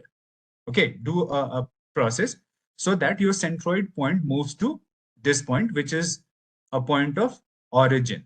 This point is called as origin because here X value is also 0, Y value is also 0. The entire middle of this graph, exact corner of this graph. This point is called as the origin point. Correct. So what we need to do now, we first calculated the centroid. Using this, we have to find out our best axis. But before we start the process of finding our best axis, it is saying that let's move the data in such a way that the centroid points moves at this point, which is called as origin point. Now, if you're moving this point here, if you're moving the centroid point here, then the remaining of the data point will also move. So this entire graph will move in this direction. So you see, if my centroid point moves from here to here, so these green points will also move into this place on the left side of the origin point. So I'm moving the data in such a way that the position of the data point will be maintained. Okay, the position of the data points according to the centroid point will be maintained. So whatever is the distance between these, see, this point and this point are at a certain distance. This point and this point are at a certain distance.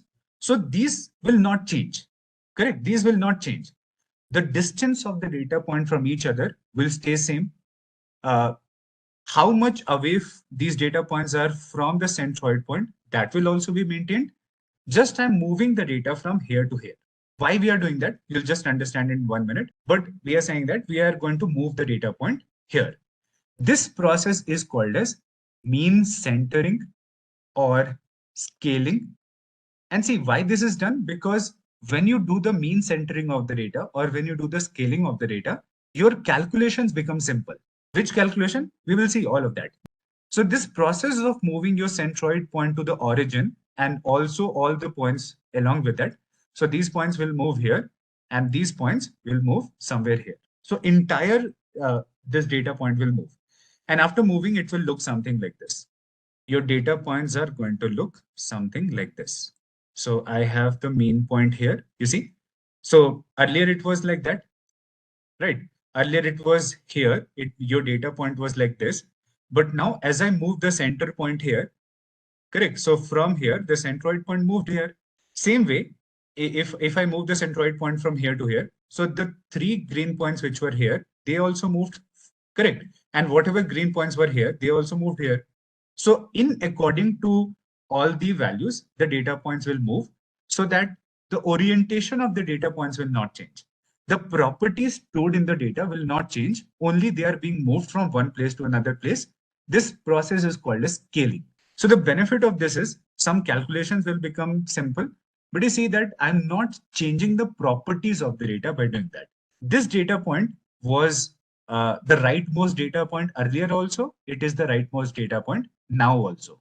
This data point was leftmost earlier also. It is leftmost now also. So property of the data is maintained. Just we move it from somewhere to this place. But the question is, how did we do that? This process is called as mean centering or scaling or standardization.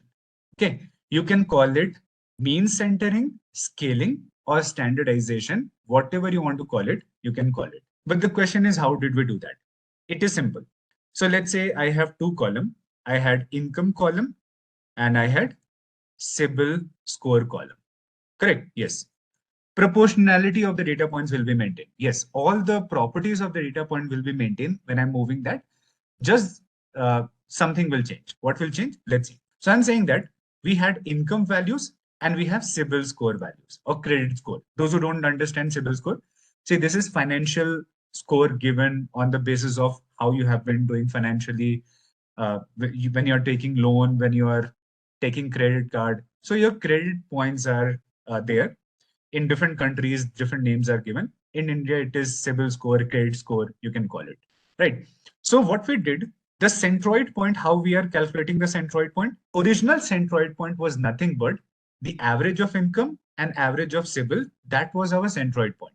So let's say average income is 30K and average CIBIL score is 650. When I took the average of all these, I got these 2 numbers. So this is going to give us our centroid point, original one, right? Original one. Now, when we do the mean centering, how do we do the mean centering?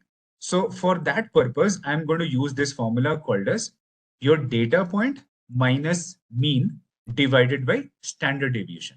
Correct? Data point minus mean divided by standard deviation. What we are saying that when we do the mean centering, when we do the scaling, how the scaling is done, how the mean centering is done, we use this formula for that. This formula is used to do standardization. So you call it standardization, you call it scaling, you call it mean centering. It's all the same thing. So what I'm saying is we take our actual data points, right? This data point, this data point, this data point. We will scale them. Scale means if let's say my first income value is 65K, correct? We say my first input value is, first data point is this. Take your first income value. How are you going to scale the first income value? You take that income value, subtract the mean from that, divide by standard deviation. Let's say 5K is the standard deviation of income column. Let's say mean is 30K of that income column. So take your data point, subtract mean from that, divide by standard deviation. That will give you a number. Okay. So 35 divided by 5 is 7. Correct. So 35K divided by 5K, 7. So what you did, your income value was, the first income value was 65,000, but after scaling, it becomes 7. Okay, it becomes 7. So value changed, but the property of the data will not change. So if suppose this 65,000 is the highest value in this column, let's say it is the highest value, 65K, correct? So its scaled value also will be highest. If let's say this value is the smallest, let's say it is 10K.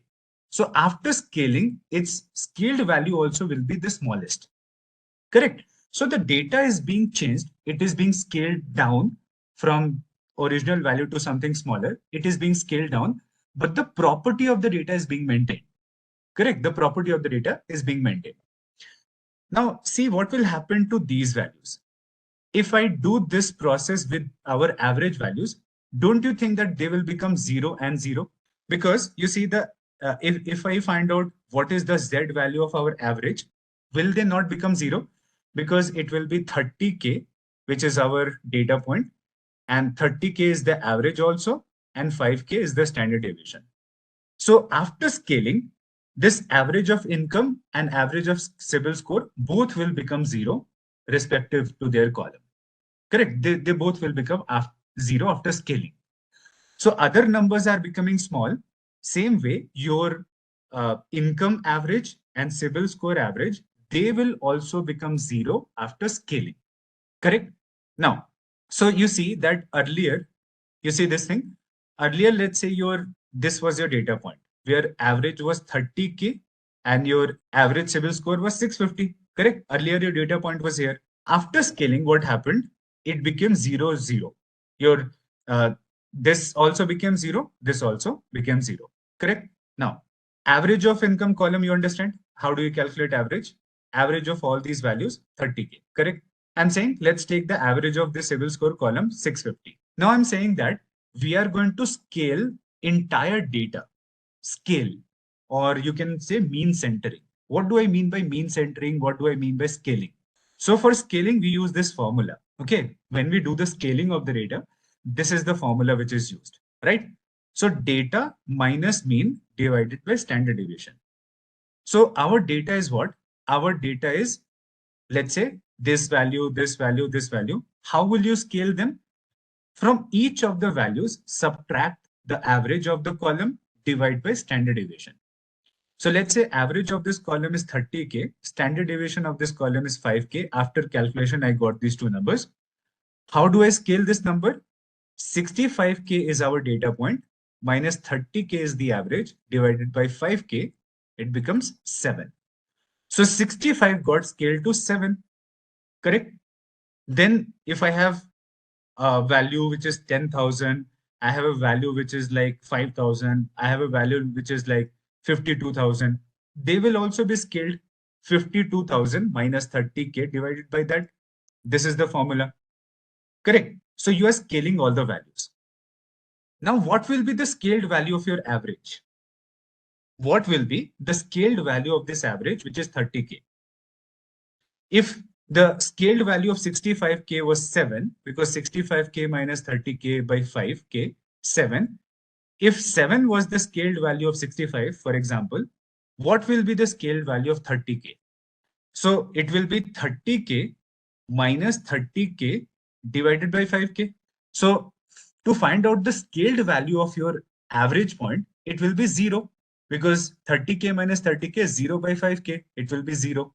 Same way, if you talk about the CIBIL score column, so this value, this value, this value, this value, they are also being scaled.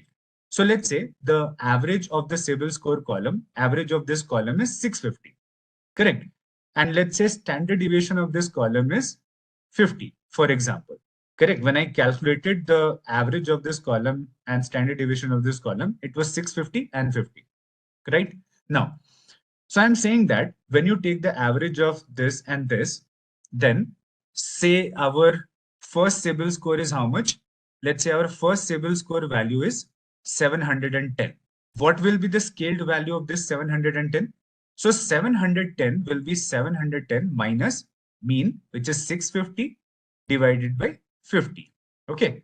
So it is 60 by 50, correct? 60 by 50, or you can say 6 by 5, like that. Correct. And it will become 1.2. So 1.2 is the scaled value of 710, which is our first CIBIL score value. Same way, I have 580, 800, 850, different values are there. I'm going to scale them. So they will become like 1.2, 2.8, 5.6, those kind of number they will become.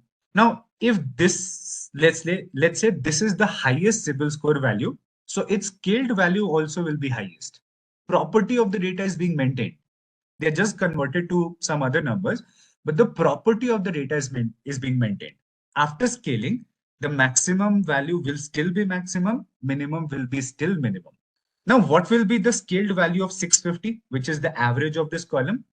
It will be 650 minus 650 divided by 50, 0, right? The scaled value of your average of the CIBIL score will be 0. So earlier, what was the average? 30,000, 650. But now can I say it is 0, 0? The scaled value of your average, is it not 0, 0 after scaling? Exactly. So it is now 0, 0. Correct. So this is the thing. How we are moving it here, we are doing a process called as scaling of the data. And scaling of the data is nothing but we are going to take all the data points. These data point, and our centroid also, we'll take all the data points and we will take them through this formula called as data minus mean divided by standard deviation. Why we are doing this, I'll explain now. But see, when I apply this formula on the entire data, they will be scaled.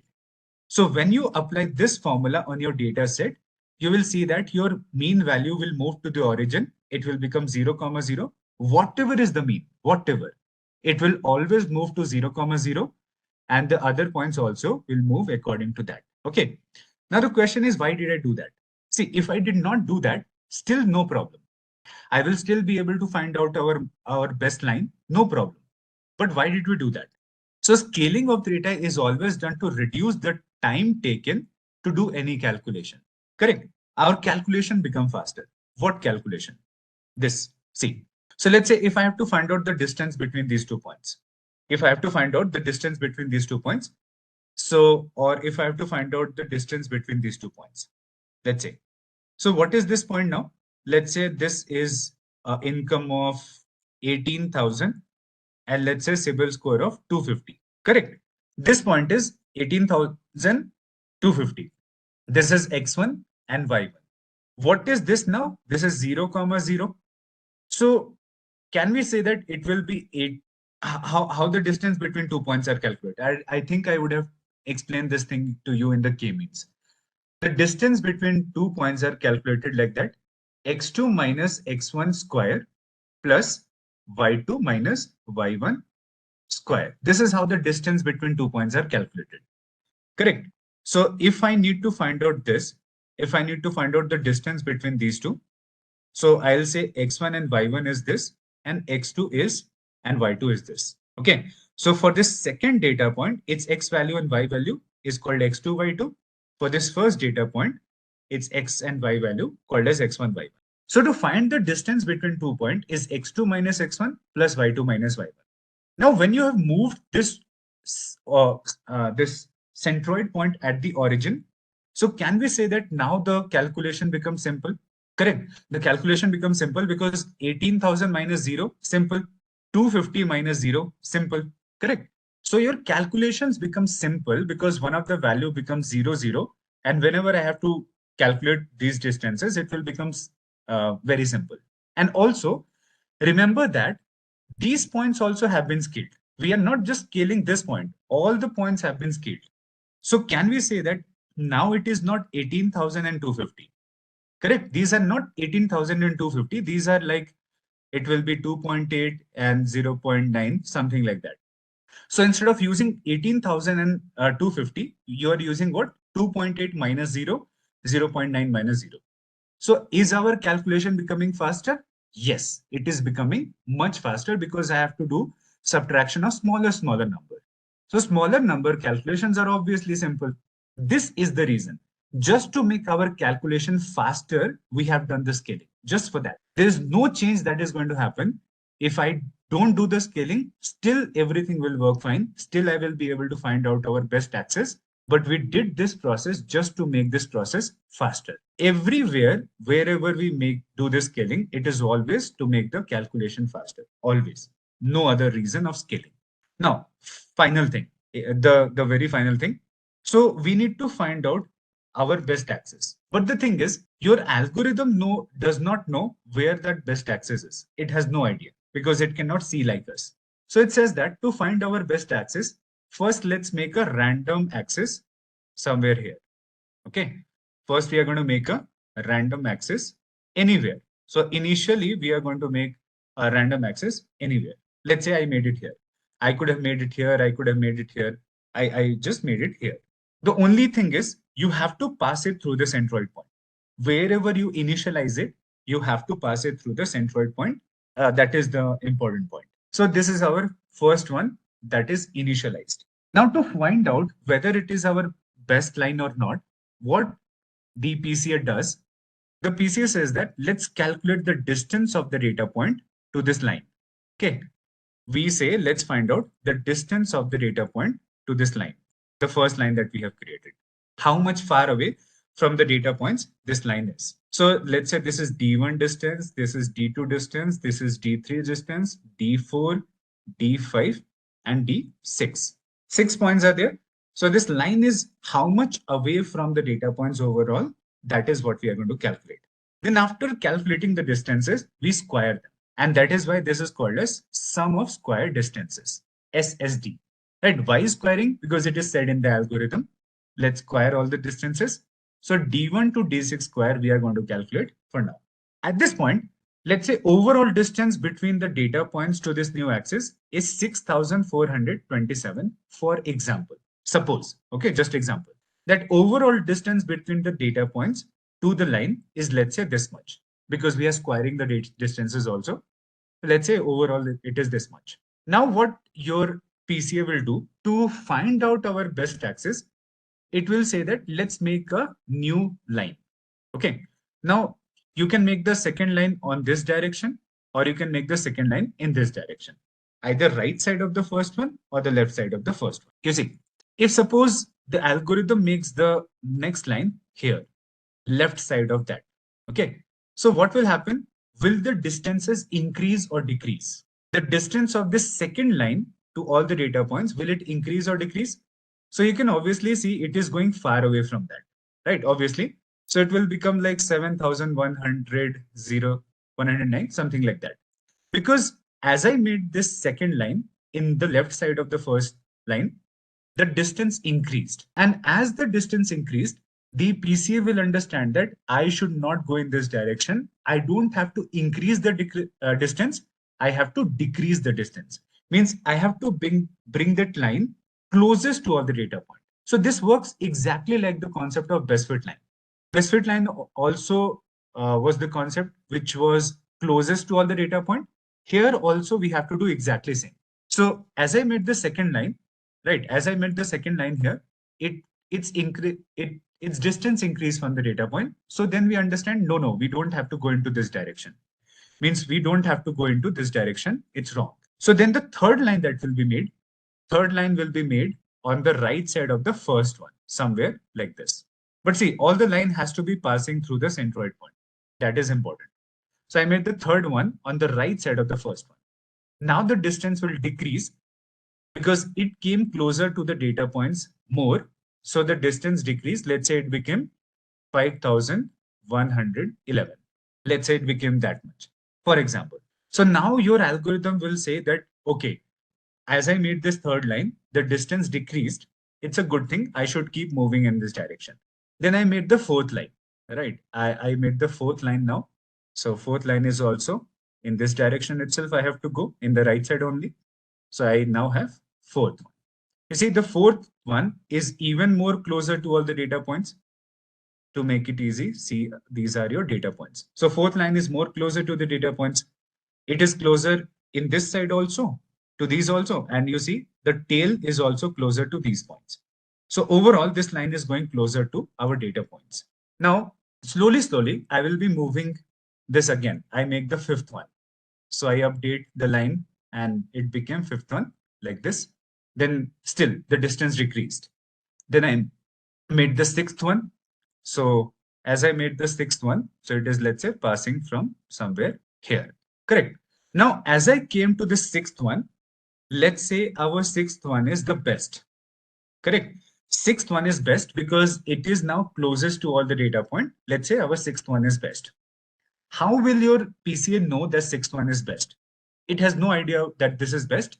How it will know is as it make the next line, as it is going to make the next line now, and the seventh one.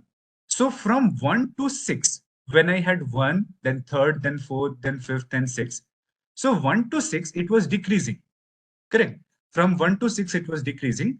But as I am going from 6 to 7, now it start increasing again. So then the PCA will know that as I'm going away from 6, so if I'm going away from 6 in left or right side, both the sides, the distance is increasing, both the side, which means that the sixth one must be the point of minimum distance, right? That is why when I'm going left or right, both the side, the distance is increasing from the data point. So it must be your best location, correct? And then finally, you are going to remove all the other points and your sixth one is your best one that you're going to use. So overall, the last part of this mathematics is that any line which minimizes this equation will be our new axis. So we are saying that any line which minimizes this formula will be our new axis. Means whichever line is closest to all the data point, that is our best new axis. That's it. So as I got the new axis, then what I have to do with that new axis? I just have to project my data points onto that. Done. That's it. Correct. So only difficult part was to find out where my best axis is. For that, we talked about this concept. And whichever line minimizes this formula, that will be our best axis. That is the last thing about this. Okay. That what is curves of dimensionality, how PCA work theoretically and mathematically, how it is going to work. And when we find this new axis is nothing but our principal component. Correct. So we were saying that principal component 1, principal component 2. So this line is our principal component. The question now is, how do I know whether I should apply the PCA on the data or not? Is there a requirement of PCA on a certain data or not? How will we know that? Problem here is, if I have 100 dimension data, I cannot plot it.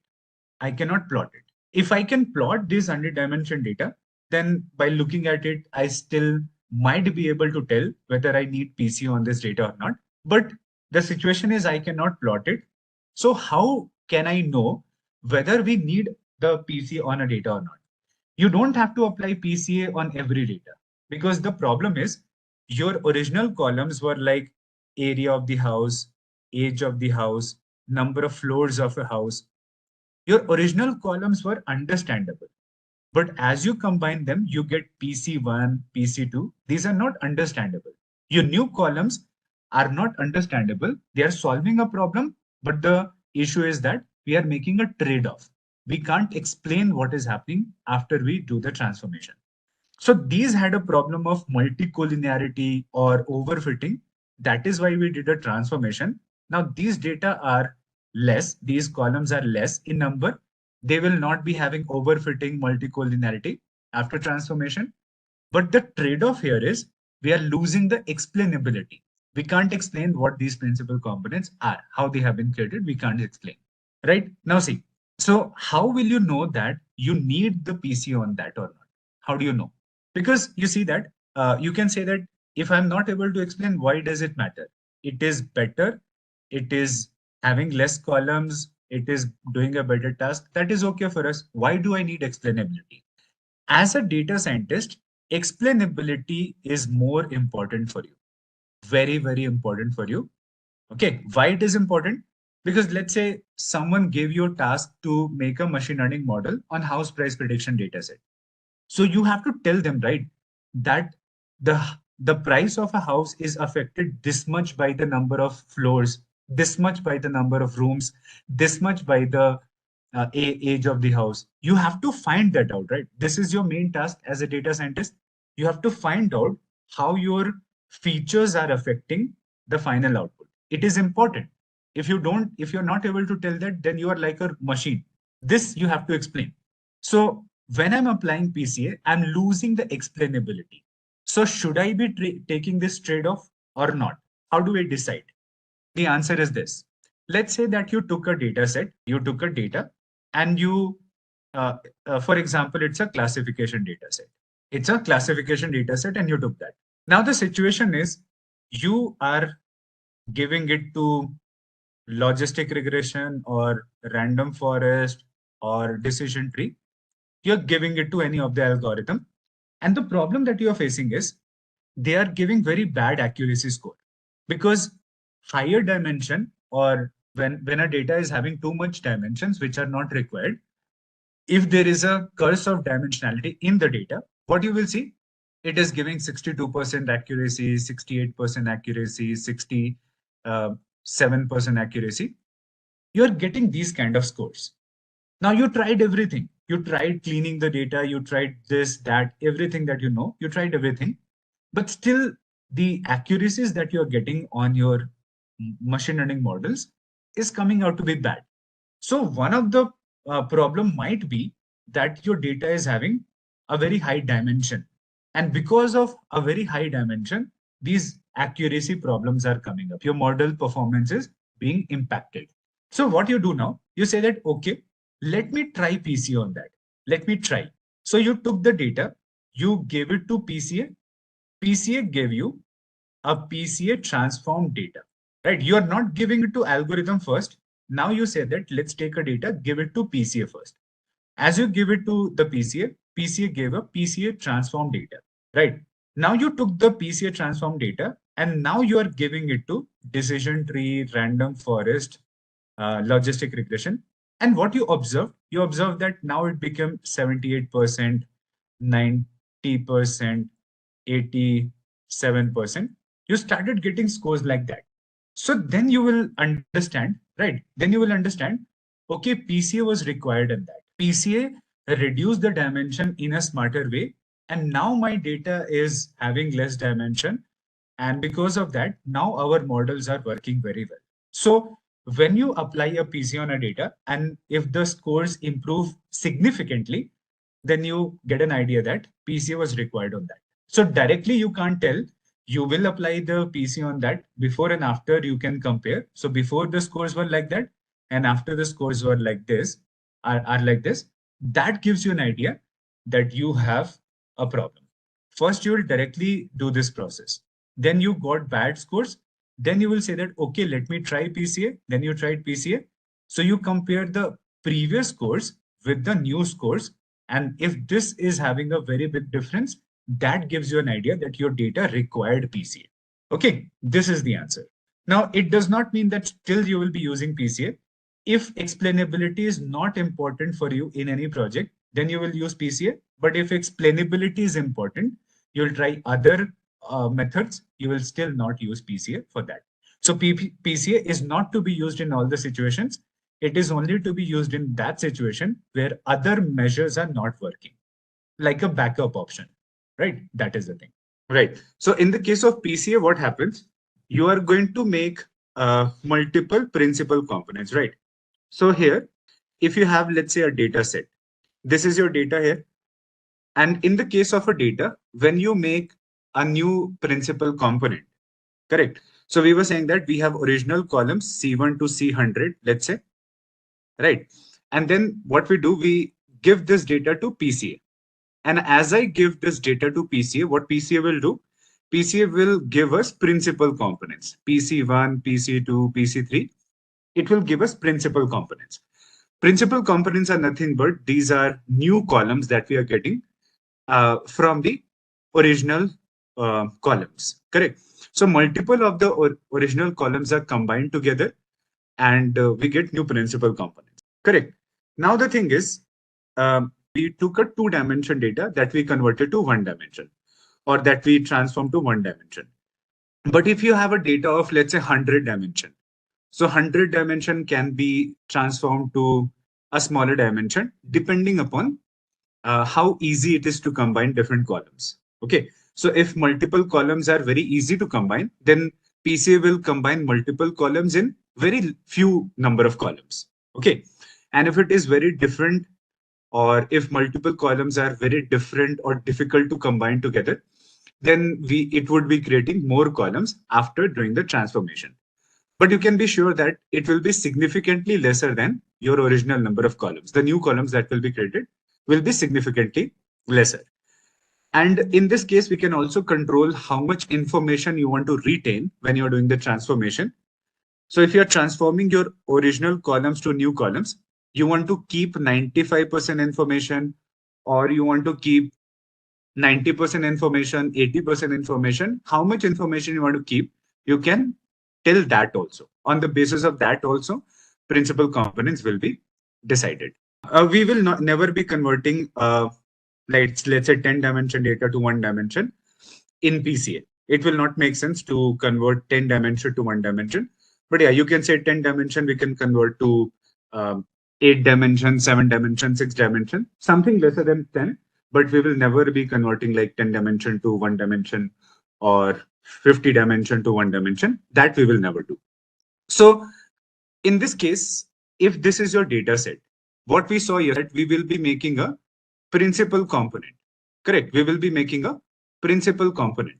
Now, principal component that you see here that is what I'm going to explain. How does the system know, or how does the algorithm know which columns have to be combined together? It happens like this. All of you now see, we saw that multiple columns are going to be combined, but how the columns are going to be combined, how does your algorithm understand that? This is what I'm going to explain to you here. You see, when I took two columns, column 1 and column 2, two different columns I have taken, and this is a 2D data. Now, this new line which I have created is a new axis for us. And what we were doing, we were making a mirror image of the existing data points on this axis. Now, this new line that we were creating, when you put the data points onto this line, when you make a mirror image of your data points onto the line, then you can say that we can represent this line individually, and that will become our one dimension data. Because all the points are on the line, so it is a one dimension data. This is nothing but your principal component 1. Okay, this line that you're making, this axis that you're making, is nothing but your new input column, principal component 1. But how am I saying that it is our new input column? Because you see, if I have one column, existing or original input column, let's say income column, do we not represent the data on one of the axes here, like on x-axis? So when we have to represent, let's say, income column, we represent the value on one axis. If I have another column, another input column, let's say CIBIL score, so we represent the value of the CIBIL score on this axis. Correct. So what I'm trying to tell you, whenever you have an input data, and if you have to represent it as a graph, you represent the data on axis, x-axis, y-axis, z-axis. Yeah, you represent the data on that. If you need two axes, you say that it is 2-dimension data. If you need one axis, you say that it is 1-dimension data. If you need 10 axes, you say that it is a 10-dimension data that we are using. Correct. So now see that this is a line which is not a normal line. It's an axis. Correct. It's an axis on which what I'm representing the data which has been transformed on this axis. So this axis is nothing but our principal component 1, because it is only one line. And this is nothing but our new input column that is getting created, principal component 1, right? And in mathematical terms, this concept of PCA uses some mathematics in the background. So this principal component 1 in mathematical terms is called as a eigenvector. Okay, so there is this word that you should know. Sometime it will be used somewhere, that what is an eigenvector in PCA? Eigenvector is nothing but that new axis that you're creating, that principal component that you're creating. It is a eigenvector for us. It's a kind of word which is being used, right? So this is mathematical name for this principal component 1. It's called as a eigenvector. It's a eigenvector. Okay, just that much. Then there is something called as an eigenvalue also. I'll explain what is an eigenvalue, but for now, you have to know that this principal component 1 is an eigenvector. Okay. Now, this is one thing. Now, when the principal component 1 is created, you see the principal component 1 will be created in the direction of maximum variation of the data. You see, we have these ping points. That we have these ping points and our points are having a variation, means spread of the data points. So our data points are spread in two directions. One, if you see that they are spread in this direction, correct? One of the points is here and extreme points are here and here. So if you see that your data points are scattered in this direction, right? One is this direction. What is the second direction in which they are scattered? This direction, correct? This direction. So the first principal component that will be created will be in the direction of maximum variation. Okay, the first principal component, when it will be created in that direction where you have maximum variation in the data. Means your data points are spread in that direction. In that direction only, your principal component 1 will be created. And where will be the principal component 2? Principal component 2, if I make, it will be made in the direction of second maximum variation, right? So in this data, only two variations are there. One in this direction, one is this direction. So PC1 will be created in the direction of maximum variation, and PC2 will be created in the direction of second maximum variation. PC3 will be created in the direction of third maximum variation, like that. Correct. This is the thing that we have to understand, right? That is the thing. So PC1 is created always in the direction of maximum variation, PC2 in the direction of second maximum, PC3 in the direction of third maximum variation, like that. Now, if I show you this in a 3-dimension, how does it look like in 3 dimensions? So let me show you PCA in 3D. That is why PC1 has maximum importance. And I'm coming to that, why PC1 has the maximum importance. What is the benefit of making a principal component in the direction of maximum variation? What do we get out of that? So I'm coming to that.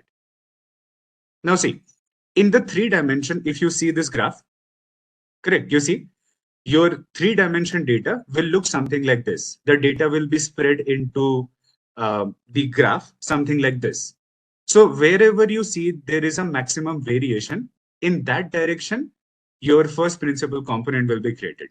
So if you see here, in this kind of 3D data, if you see, this is the direction, if you're noticing here, this is the direction of maximum variation, correct? And same thing is there. If you see, this is the direction of maximum variation. So this is our PC1. PC1 will be created in this direction because here we have maximum variation, right? So your PC1 will be created something like this, and this is going to be a first principal component.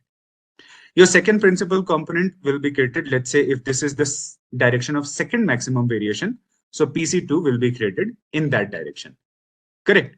And then one direction you see, PC3 I can create where you see that these data points are focus on this.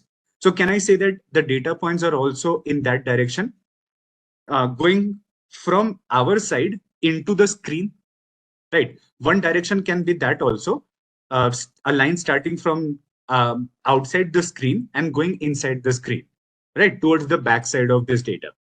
So that can also be one direction, right? So PC1 is this maximum direction, PC2 is the second maximum direction or second maximum variation, and PC3 in the direction of third maximum variation, like that. That is why PC1 is the most important principal component. PC2 is the second most important component. Now, what do I mean by the direction of maximum variation? So direction of maximum variation says that that direction has presence of most important information. When I say the direction of maximum variation, or when I say the direction of maximum spread of the data, why that is important for us and why PC1 is created in that direction? Because you have maximum amount of information stored in that direction where you have more variation. Okay, understand this thing. In whichever direction your data points are spread, that direction has more information for output prediction or whatever you want to do. That direction always have more information stored in that. Correct. So more variation is equal to more information. Exactly. So this is the thing. That is why your first principal component is created in the direction of maximum variation. Now, what is the reason for that? Can we have, right? It is going to be diagonal. So now see, why am I saying that in the direction of maximum variation, we have more information? Why am I saying that? Let's take a data set, and I have a data set for car price prediction. Okay, you see, I have a data set for car price prediction. In the car price prediction, we have multiple input columns on the basis of which the price of a car will be determined. And let's say it is a second-hand car price prediction. I have a data set of second-hand car price prediction. Okay, now see. So suppose I have a feature of the car, which is number of doors in a car, correct? And then we have another feature, which is kilometers driven. It's a second-hand car, so I have information about how many kilometers that car has been driven.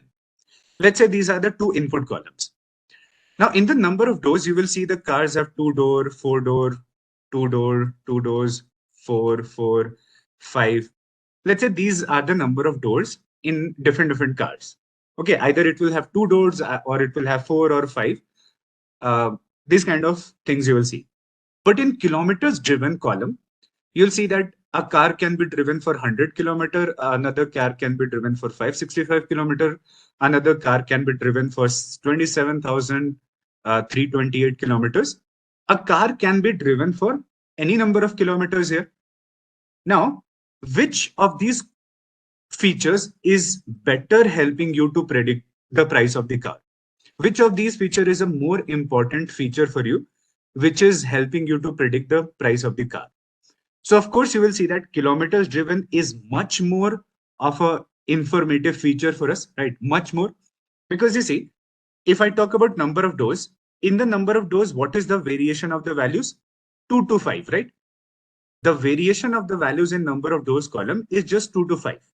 But in the kilometers driven, if it is a second-hand car, it can be driven anywhere from 100 kilometer to 100,000 kilometer, right? It can be driven anything like that, maybe even more than that. So now this column has very high variation. The spread of the values are very high. And the more the variation we have in any of the input column, that input column you will see that generally will be very helpful in price prediction. Because you can see that a car which has been driven very less will obviously be having a more price because it has been driven very less. It's a you can say comparatively new car, even though it is a second-hand car, but comparatively new because it has been driven only 100 kilometers. Compared to that, if a car has been driven 27,000 kilometers, so its price will be much lesser than that car which is having 100, which has been driven 100 kilometers. What I'm trying to explain you here, I said few minutes ago that the direction in which there is a maximum variation is more important, or more information is hidden in that direction which has more variation. So I'm trying to explain that exact thing with a example here. Why did I say that? So you can clearly see in front of you, this column, number of doors has very less variation, 2 to 5. The spread of the data is just between 2 to 5, a very small spread, very small. And because of that, it is not very much helpful for us in predicting the price of the house, correct? Or price of the car, sorry. Then we have kilometers driven. It has lot of variation. And because of this variation, you can see that I can definitely predict the price of the car much better with this kilometers driven column, which has more features. So it happens in all the machine learning data.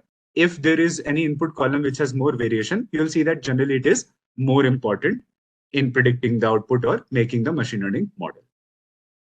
Correct? So I hope this thing is clear. That principal component is in the direction of maximum variation, second maximum, third maximum. And that is why, since PC1 is in the direction of most variation, in this direction, we have most important information stored. And that is why PC1 is the most important principal component that is getting created. Now let's get to practical. And with the practical also, we'll try to understand few more things in the theoretical aspect that we will see. Overall means if you think that there is an outlier in the data, then you can remove the outlier, right? If there is any outlier, you can remove the outlier, then you can check. So we will not be considering outlier as a variation. Outlier definitely I'll be removing. After outlier, whatever the normal data which is left, the standard data which is left, that I will be checking. Of course, outliers can give us the wrong answer. So I won't be using outliers in that. But for now, I have to just explain few things with you. Our step number one. So step number one is for Google Colab users.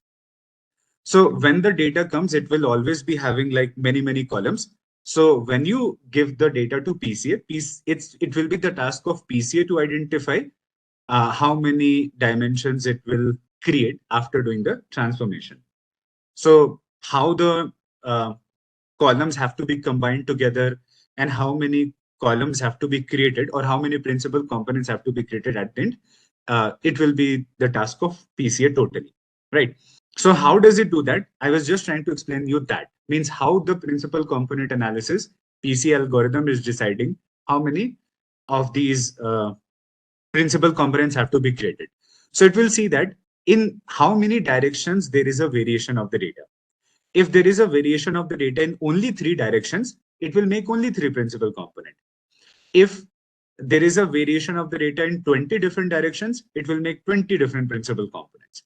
If the variation of the data is happening in 30 different directions, so it will be making 30 principal components like that. Okay. So for now, it will not seem to be like how this data will have 30 directions, but we are not talking about a 3D data. This is just a 3-dimension data. That is why it has a 3 directions. But when you talk about 100-dimension data, so 100-dimension data can have multiple directions, which it is going to capture, right? So it totally sees that in how many of the directions our data is spread, and on the basis of that, that many principal components will be created. That is the thing. The first thing is for the Colab users, every single column, every single principal component is called as an eigenvector. PC1 is our first eigenvector, PC2 is our second eigenvector. Every principal component is an eigenvector. The first line of code that we write in Google Colab is just to upload the data set, and that is what we'll do from google.colab import files. Say uploaded is equal to files.upload. Now, after uploading the data, you see, you just have to click on this choose files button and it will let you to upload. Now, this code is just for Google Colab, as we have already seen multiple times. Let me upload the files. Okay, so you have to click on the choose files button and then you have to go to the folder where you have your data. Right, my data is present in this location and this is nbafinal.csv. For you, the data will be in the downloads folder. You can get it from there. Now you have to import the required, right, import the required packages. Now in this, I'll just be uploading some of the normal packages which are required for reading the data and machine learning related tasks. I'll be just importing that. So first we have import pandas SPD, then import numpy as np, then from sklearn.linear model import logistic regression. Then we have from sklearn.model selection, we'll import this trend test split. Okay, now why am I importing these machine learning related packages? Because I will be applying logistic regression normally on this data set first. Then we will see what is the accuracy score coming up. After that, we will apply PCA. And after applying PCA, when we have transformed the data, we'll apply logistic regression again on the transformed data. So before and after, we'll see the result, what our model is giving as an accuracy. Okay. So from sklearn.metrics, import accuracy score, comma, ROC AUC score. And one last thing is from sklearn.preprocessing, we have to import the standard scaler. You have the file so that you can focus on the other explanations. So in the step number 2, what we do, we are going to do the reading and exploring the data. Right. Now let's bring in our data set. So our data is this. Data is equal to pd.read CSV, and we have NBA final dot CSV. Okay, and if you look at the data here, it is like this. Okay, now see.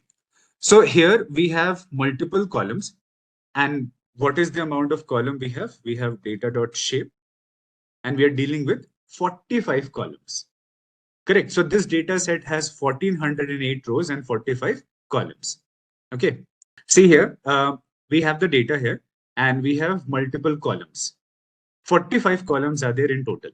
Now, this is a classification data set I've taken for just example purpose. You can take any data set and you can apply PCA on that, right? So PCA you can apply on a classification, regression, or unsupervised. Anywhere you can apply the PCA. That is the thing. Okay, and one example we are going to see here. Now, have a look. We have 45 columns, and this data set is about NBA final. NBA is a basketball championship, and the finals of that, we have a data set of that, and we are using it for now, right? Now, originally, we have 45 columns here. Out of 45 column, we have 44 input columns and one output column. You see, this play is our output column, and rest of the columns are our input column. Now, we don't have to study this data too much for now, because our main task is not to study this data. Our main task is to see that how we can combine 44 input columns to make less number of columns or principal component. So our main focus is just that. You don't have to worry much about the data for now in this case. Right. Now, why I have taken this data? Because it is a data which I have seen it is very suitable for PCA, and you will see significant results when I apply PCA. Right.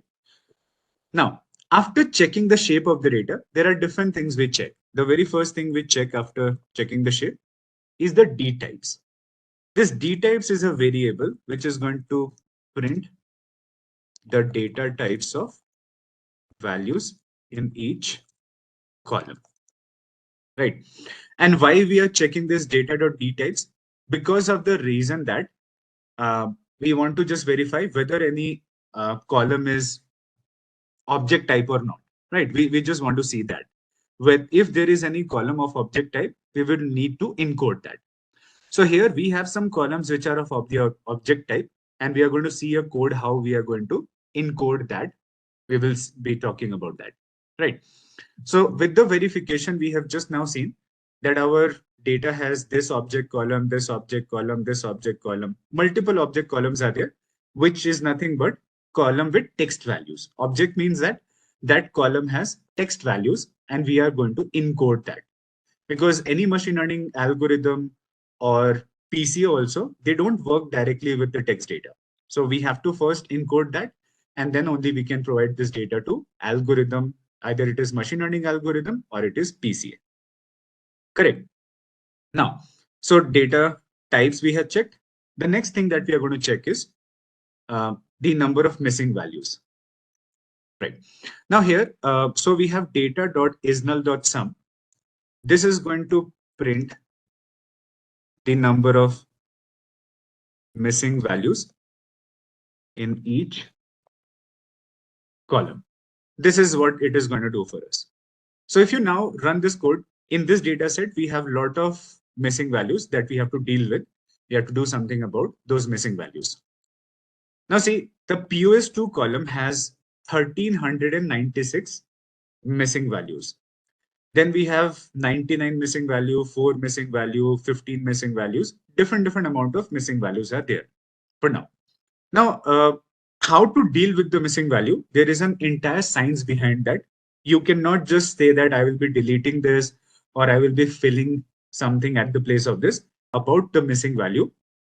For the missing value, there will be an in-depth discussion about how do we decide when to delete something or when to fill something, right? How to decide that. So for now, I'll just give you a small idea about it. But in this case, see, so in this case, you can see that multiple columns are there and they have multiple missing values. Now, in this case, we have this POS2. 1396, right? So POS2 has 1396 values. Let us see what kind of values we have in POS2 column and why we have so many missing values here. Because if you now observe, we have total how many of the rows? Total 1408 rows are there. Total. So out of 1400 rows, if you have 1396 values missing, so it is like more than 95% of the data is missing from one of the column, which is POS2 column. So if you have 1408 rows in the data set, every column will be having that many values. Correct. So the number of values in a column is always equal to the number of rows in your data set. So POS2 column also should be having 1408 values, but 1396 out of 1408 is missing, right? So it means that only 12 values are available, 1396 missing. Correct. Now, what is the reason for that? When you look at this column, in this column, more than 96% data is missing. So a direct decision you can take is to delete this column.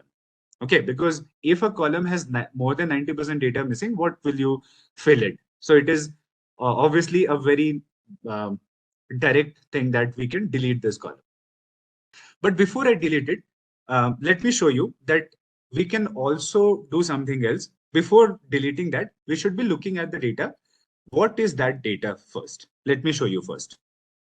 Okay, so deleting it would be like obviously a correct thing to do, but let me show you what else could be done in this case.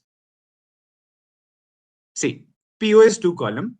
What is this POS2 column? Or here you won't be able to understand. Let me show you here in the main data set.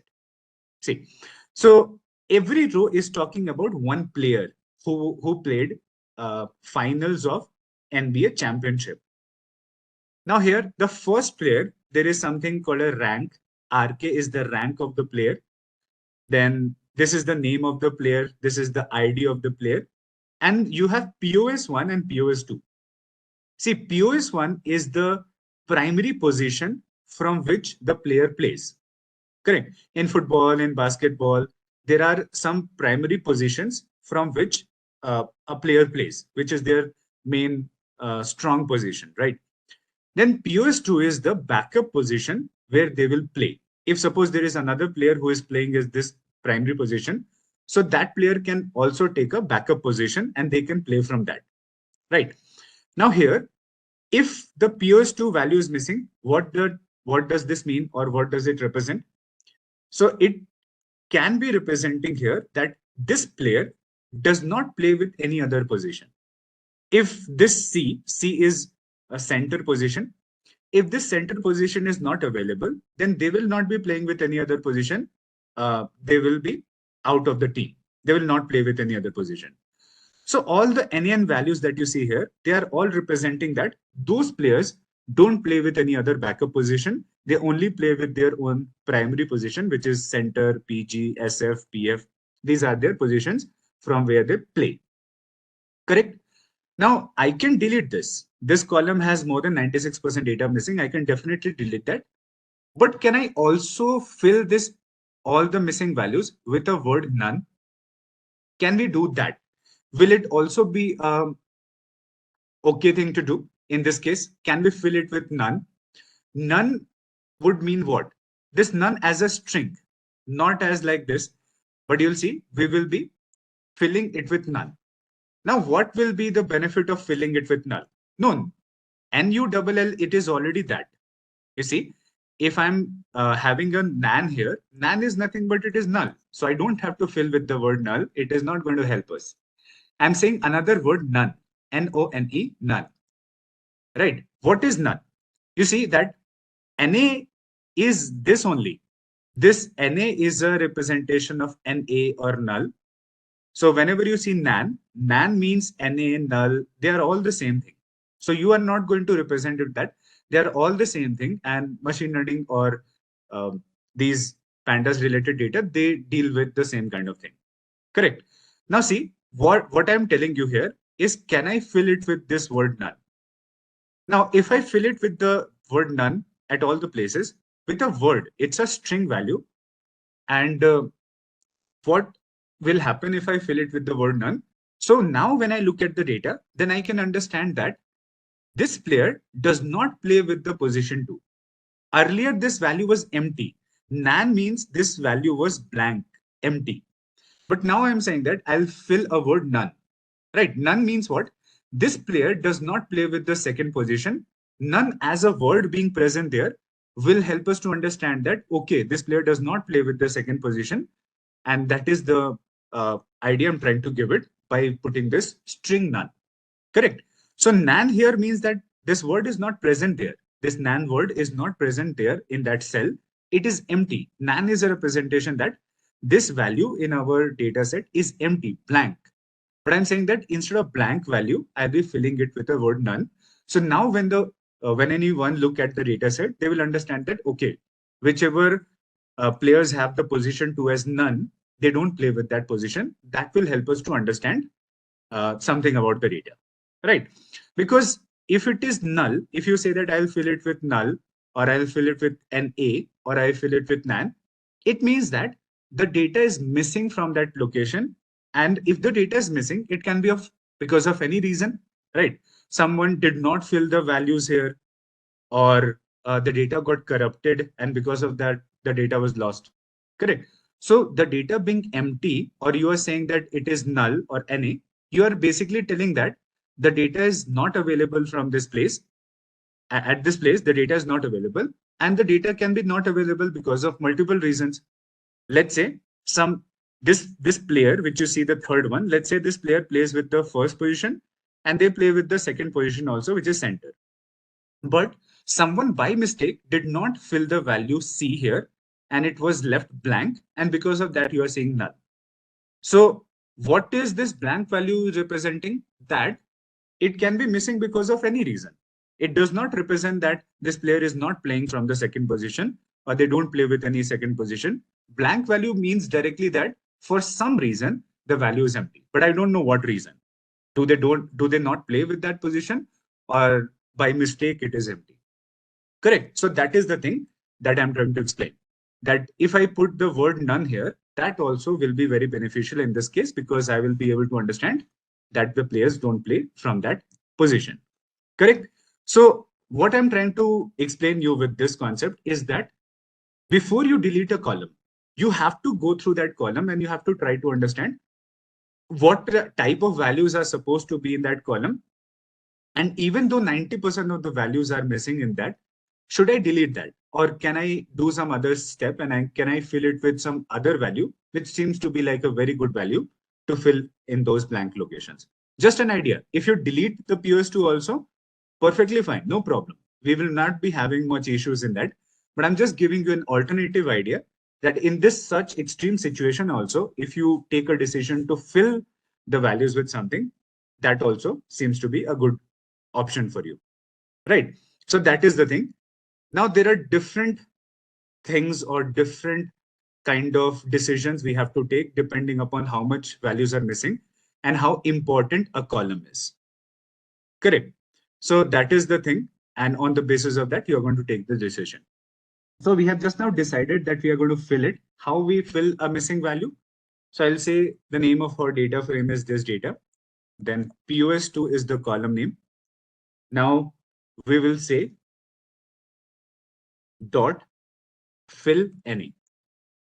The name of the function is fill any. Fill any function says that I will go to each location where the value is not available. Means I will go to each locations in the entire data frame, and we will see where the values are not available. NA means not available or missing. And we will fill those locations with whatever you give. Now, if I give 100, let's say, as I say, data pos2.fill NA 100. So wherever the values are not available in my pos2 column, because I have written pos2 here, if I remove this and I just say data.fill NA, so data is my entire data frame. All the columns, all the rows come into that. Now, if I say data.fill NA of 100, so in my entire data, wherever the values are missing, it is not available, it will fill those locations with this word, with this value 100, this number 100. But now I'm saying that I don't have to deal with all the columns for now. I'm just focused on POS2 column. So in the POS2 column, this function will first go and search where the values are null or which is not available, then fill those locations with this value that I provided. But I don't want to fill it with 100. I want to fill it with this word none that I'm providing it. Now it is going to fill that. When we are going to fill the null values with this word none, I'm going to store it back into the right. I'm going to store it back into the same POS2. Okay, right. POS2. That is the thing that will be done. And if you now look at the POS2 column, you will see that it is having this word none at all the places where the values were not available, or NaN. Now we have filled it with that. Correct. Now, other decisions also you can take. If you have another column which is missing a value, you can also do something about that.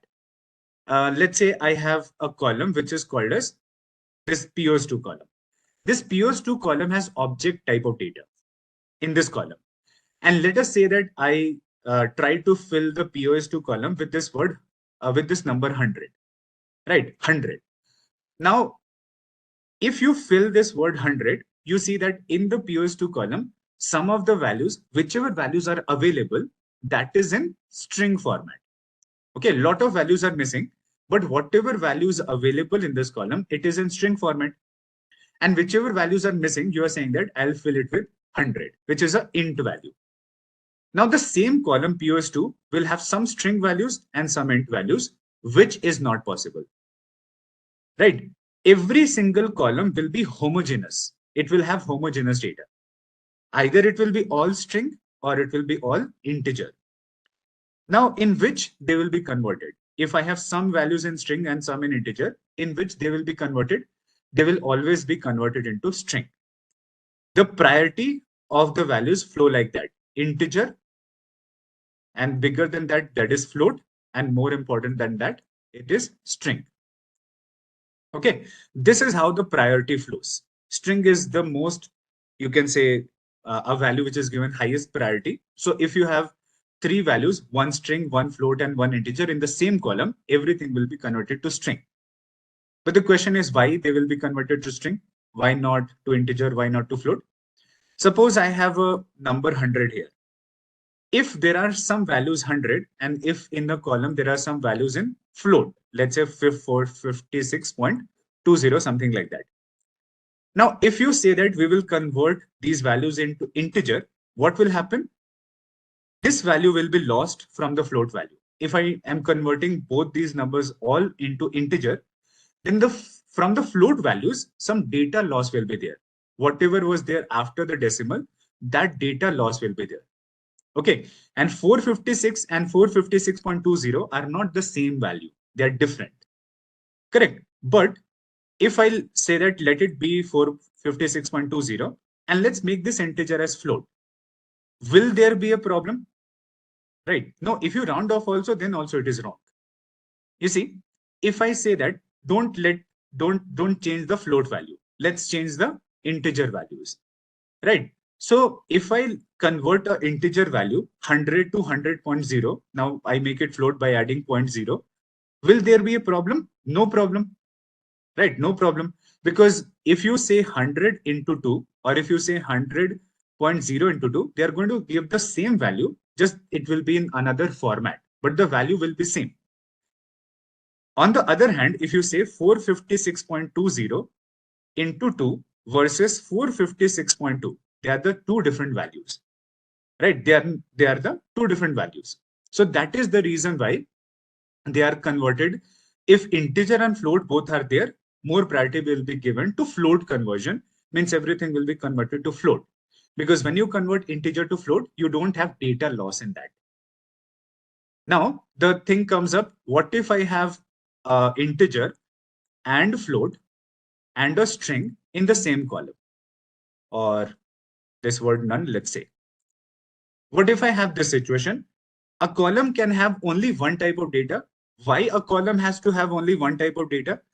Because if you try to do any operation on the column, and in the column you have string also, float also, integer also. So your any process will get confused what to do with this column. Okay, it will get confused what to do with this column. So if a data has all the three values, like if you have some float, some integer, and some string, what will happen? They will all be converted to one type of data. Which one? So if you say that we will convert everything into integer, what will be a problem? If I say let's convert everything to integer, then in this one there will be a data loss, and this one we can't convert. So your process will fail if you try to convert everything to integer. That we can't do now. Just now we saw. Then we say let's convert everything into float. All the three values, let's convert everything into float. So this will be done. This will be done. This is also okay, but this will not be converted into float. But when I talk about, let's say now convert everything into string, can we convert everything into string? Yes, because we just have to put them into quotes and we can convert everything into string. This process will be carried forward. So there will be no failure in that. That is why string will be given as a priority, right? So that is what you have to remember. Integer least priority, then float, then string, like that. That is the thing. Now, converting a number to string, is it correct? No, technically it is not correct. But when I'm talking about a conversion of the values in one of the format, then this is how they are given priority. But if after conversion, if some of the values are becoming wrong, then you have to be careful in that. If you did not want a number to be getting converted to string, you have to be careful in that. But the code will do its task. It will see that where I can convert, which is the most suitable format, it will convert into that. Right? It is right, not right. That is for you to check as a data scientist. Now, so POS2 column, we have filled with the word none. Now, there are other columns also which have a lot of missing values. What to do in that now? So let's now talk about if there is another column. So let's say there is another column, which is again an object column in which some missing values are there. So how do we fill this object column if it has some missing value? This was also an object column. So we saw that I can fill it with a static value. It is not a dynamic value. I just filled it with a particular word, none. It's an example of filling it with static value. But how did I decide that I should be filling it with this word none? Because I was pretty sure by looking at the data, I was pretty sure that if I fill this column with the word none, it will be a very suitable thing to do. I was pretty sure of that. That is why I decided to fill it with this word none. But what if I'm not sure with which word I should be filling the missing values? And I have to fill. I am not going to delete, let's say, but I have to fill the column. So another option I have is you take the mode of the column, you calculate or you find out the mode of this column and you fill the missing values with that. So either with a single value or with the mode, if you try to fill that. If you want to delete, you can delete a column or you can delete the rows in which missing values are there. But talking about the object data type, if you have any missing value in your object column, you are going to fill it with either a particular string, particular word, or the mode of that column. Mode is what? Mode is nothing but the most occurring value or the most occurring word in that column. You are going to fill it with that. Correct. For example, if I have a column which is types of loan, in a bank data set, one of the column is types of loan. In this types of loan column, there are some values missing.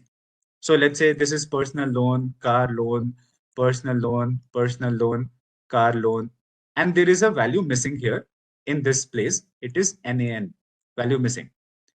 Now, in this case, you can see that we have more people taking personal loan compared to car loan. So if I have to fill this missing value, what will be a most suitable value to fill will be personal loan, because most of the people are taking personal loan. So this person also, let's say, or we are just making an assumption that this person will also be taking a personal loan or would have taken a personal loan, and for some reason its value is not missing. Correct. So this data set is about the loan only. All the people in this data set have taken a loan, but I'm saying that if this value is missing, so either At this place, it will be a car loan or personal loan. So I'm saying that since most of the people are taking, let's say 70% of our customers have taken personal loan, so filling this value with a personal loan will be a most suitable thing to do, which is nothing but the mode value of this column. So that is how you decide for the object column. But now talking about the numerical columns. So in the numerical columns, this is the situation. Let's say I have a column called salary in which the values are missing. So in this salary column, when I'm talking about a numerical column, two things I have to see. First, importance of that column, correct? Importance of that column. And then second thing is whether this column has outlier or not. Whether this column has extreme values, outliers or not. Now let's say this salary column, first let's talk about importance. What importance? Let's say this salary column is there and this column has, let's say, 60% of the missing values. 60% missing values there in this column. Now, if a column has more than 30% missing value, you can delete that column. Entire column you can delete as an idea, but there are again other decisions to make in that. Let's say this column has 60% values missing. Now I have to decide whether I'm going to delete the entire column or I'm going to delete those rows in which the values are missing here. Let's say in this case, what you have to decide is, should I delete the entire salary column or should I delete the rows in which values are missing? If let's say in row number 0, the salary value is missing, should I delete the entire row or should I delete the, or should I fill the values? So three options are there: delete the column, delete the row, or fill the values. Three options are there, correct?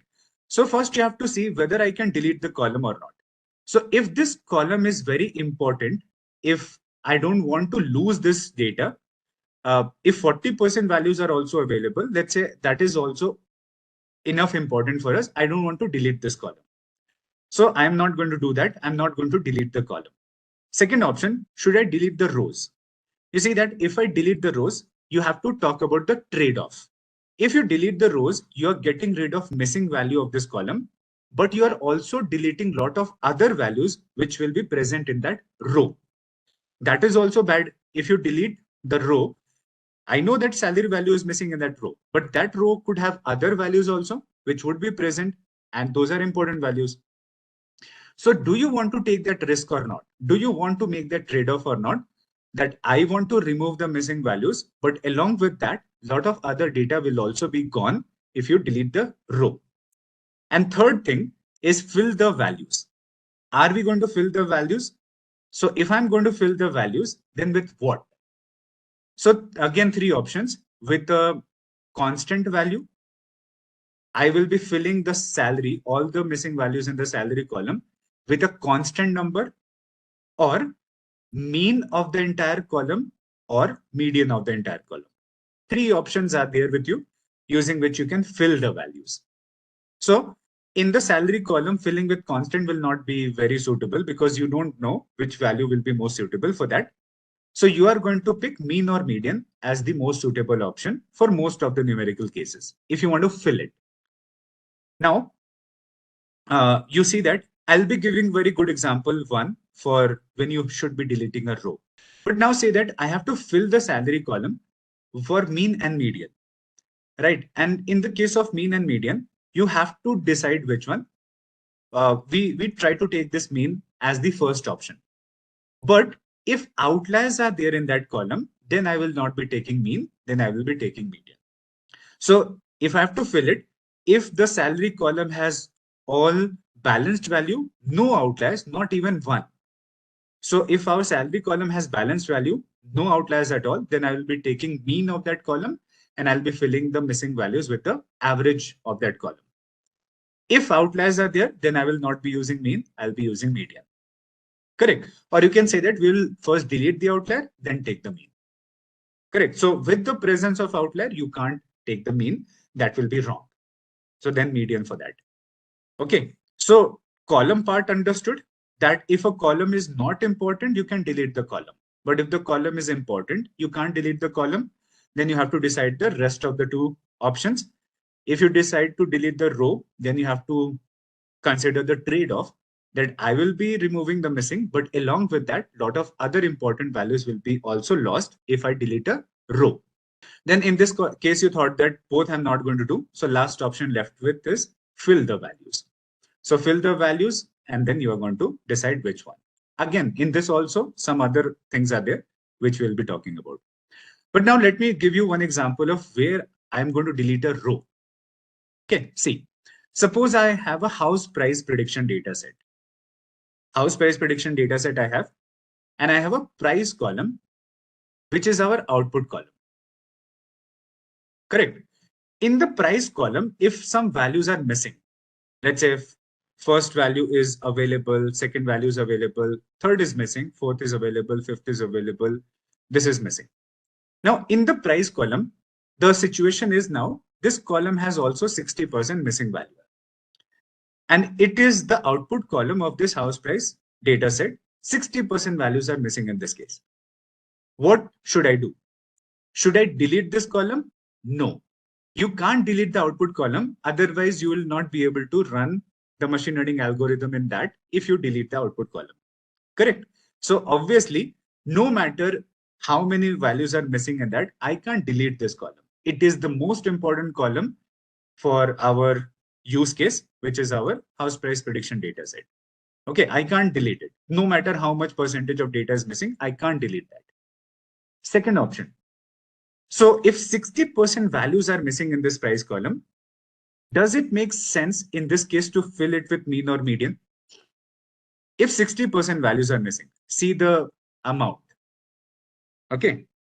Will you take this decision of filling 60% of the values with an assumed number? See, mean or median is what? Mean or median is not the accurate value. It is closer to accurate. We are just making an assumption that if I fill this value, if I fill this value with average or median, then I'm filling it with a value which is supposed to be closer to actual. But am I sure that it is closer to actual? Right? Am I sure that it is closer to actual? I'm not sure. So if I fill the output column with 60% of the synthetic values, that will also be dangerous. Okay, remember that you are not going to fill with mean or median every time, because you have to first see that mean or median is not the accurate answer. This is close to accurate. And I'm not sure that whether all the values are okay or not. This is just an assumption I'm making that average is a good option to fill the missing values. But see, these are not actual values. These are assumed values. Even though they are close to accurate, these are not actually accurate. So if I fill my most important column, the output column, if I fill with 60% assumption values, then there is a danger that you are making your entire data synthetic. And whatever machine learning model you make, you are predicting assumed prices. So your machine learning model might be wrong because of this thing that you're doing. So filling also is not a good option in this case for this scenario. And deleting this column is also not a good scenario. So what is the only option you are left with? Right. What is the only option you're left with? Row deletion. Okay, row deletion. So now let's see whether row deletion will be a good option in this case or not. Now, if I have a house price data set and this price column has some missing value, let's say I know the features of this house, but I don't know the price of this house. So does this row help you at all? If I know the features of a house, but I don't know what was the price of the house, will it be helpful for me in the model making? No, right? If I go to certain houses and I know that that house has 4 rooms, this much area, this much floors, but I don't know the price of the house. So how will I utilize that information in model making process? I can't. Correct. So what I'm trying to explain you here, in this situation, row deletion will be the best option, because anyway, for this row where inputs I know but output I don't know is not at all important for me. What will I do with of this row whose input I know, but output I don't know? Correct. So that is how we have to take a decision whether I should be filling or deleting, because whatever you do, there will be a trade-off.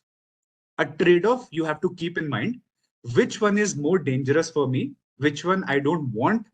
On the basis of that trade-off, you have to take the decision. So what I'm going to do now, the remaining columns which are there are other rest of the columns also apart from POS2, which has a lot of missing value. For now, I'm just going to fill all the other columns with a value 0. I know this is wrong. It is not most accurate. But for now, we'll do the discussion about rest of the columns. How should we deal with them? But for now, I'm just filling the rest of the columns with this value 0 so that we can do the further process. Okay, now, so the missing value situation also we have understood. Now let us see the duplicates, whether we have some duplicates or not in this case. So I'll say data dot duplicated dot sum. Okay. And if you see now, we have 0 duplicates for now. And if the duplicates were there, we can use this drop duplicates function to do that. In place is equal to true. Okay. Now this column will delete all the duplicate rows. Okay. Now, so duplicate also done, missing value also done. Now coming to the data type part. We had object data type, and we are going to convert those object column into numerical column. And this is how we are going to do that. So there is a code here. Okay, and before we write a section dealing with object data type columns. Now there are no missing values, because what we have done here, we have filled the rest of the missing values with 0. All the other columns which were having missing values, we have filled every one of them with 0 for now. Okay, this is not very correct thing to do, very right thing to do, but for now, so that we can go through the further process, we have now filled the entire data with 0 wherever the missing values were there. Okay, in the entire data. Now, how are we going to deal with object data type columns? So there is a function here where you say the name of your data frame and say select d types.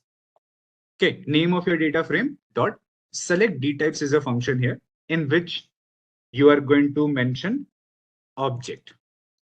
And before we come to this part, we'll do one small thing.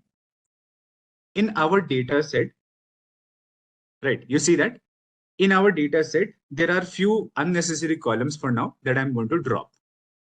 Which columns are unnecessary? These columns. So for machine learning related purpose, the player's name and player's ID is not important. So these columns might be important for data analysis purpose, but when I'm going to machine learning process, so these two columns will not be helpful for me. The name of the player and the ID of the player is not going to be helpful in machine learning related process. So I'm going to delete these two for now before we go to further process. So I'm going to say data.drop and we'll say columns is equal to these two, player.x, and another is player.x, player underscore ID, player underscore capital I, capital D. So here I'll be mentioning in place is equal to true, so that they are deleted permanently. Now, so there is this function called as select d types. In this select d types function, if I mention this word object, right, and if I run it, so when I mention here data.select d types of object, it is going to print all the columns which are of the object type in our data set.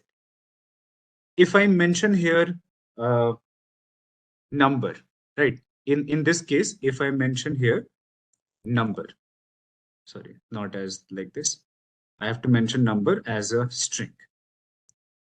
Okay, and if I run that, so when I mention here number as a string, so it will select all those columns for us in which we have either integer values or the float values.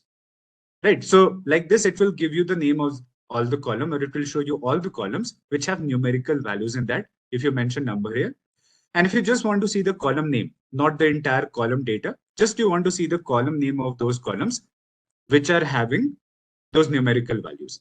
So you can just mention dot column at the end, right? So from the data frame, select those columns whose data type is number, and dot columns will show you only the names of the column, not the values of that column. Now you see that you are getting a list of those column names. And what you can do now, you can save them into a variable num calls, and whatever you want to do with that, you can do whatever you want, right? Num calls. So I'm storing this names of those columns into this variable num calls. And if you see num calls, this variable, it is storing only the names of the column. If you want to see those columns, you can say the name of the data frame, square bracket, and in this num calls. So now you will be able to print all the columns here, which are whose names are being stored into this variable. Correct. Same way, I can make a variable object calls, and what I can say data dot select d types. Correct. And here in a bracket, I will be mentioning object, and I'll say dot columns. So this code is going to give us the name of the columns. Sorry, this is going to show us all the columns which are of the object type. And when I mention dot columns, it is going to do what? It is going to just show us the names. And that list of names I want to store into this variable object calls. Correct? Now, why did I store the names of those columns into this object calls variable? So that I can do the encoding of all the columns directly using that list of names. Correct. So for now, if you see object calls variable, then it is nothing but a list of all columns whose data types are this categorical. Now what I will do, I will be doing a simple thing. For the data processing, we have from, it requires like that because number is not like an keyword kind of thing. Object is like a keyword. So without the codes also it understood that. But number is not a keyword. So when I just mentioned number directly, it was thinking that I'm giving a variable name whose name is number. So that is why I had to give it in the string format. That is how they accept that. Now here, what I'm going to do, there's a package called as from sklearn.preprocessing. We are importing label encoder. Okay, we are importing label encoder. And when I import this label encoder is a class which is going to do the encoding for us. So I take this class label encoder, and what I'm going to do, I'm going to make an object of that. You make always an object of a class. As I make an object of this, you can use one-hot encoder also, but I'll tell you there are again some things to decide which encoder we should be using. I'll talk about that also, which one to use in which case. But for now, I'm using a label encoder. Label encoder is good for most of the situations, and you can use that. It is going to do what? If you're if a column is gender column, male and female is given, so it will give 0 to one category, 1 to another category, right? That is called label encoder. If 3 categories are there, it will be giving 0 to one of the category, 1 to one of the categories, and 2 to one of the categories. So this is how the numbering is done. This is how encoding is done using the label encoder. But there is one problem that happens when you use label encoder. Some drawbacks are there, because of which you have to use another encoders in some situation.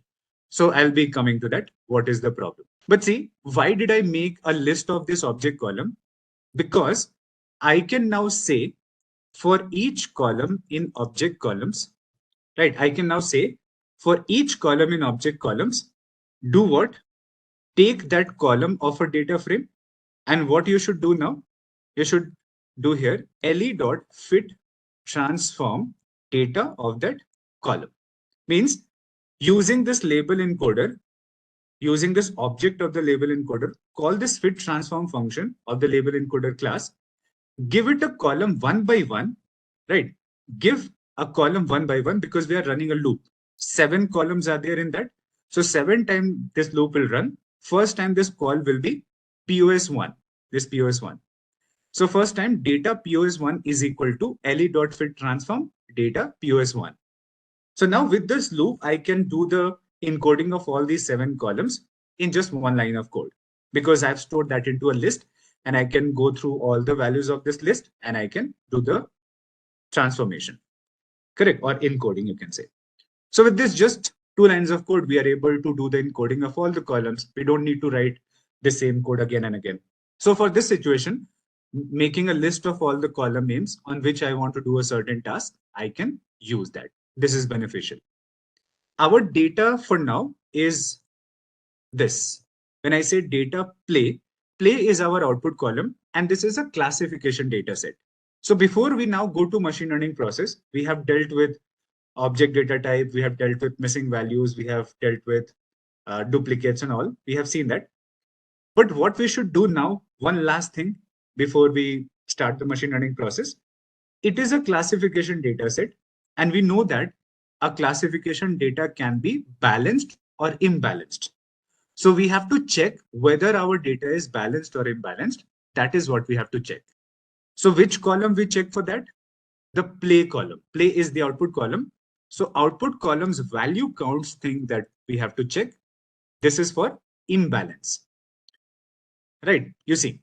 So in the data set which is given to us, we have 1335 no and 73 yes. Means if you go to this thing here, you see that play column has no and yes.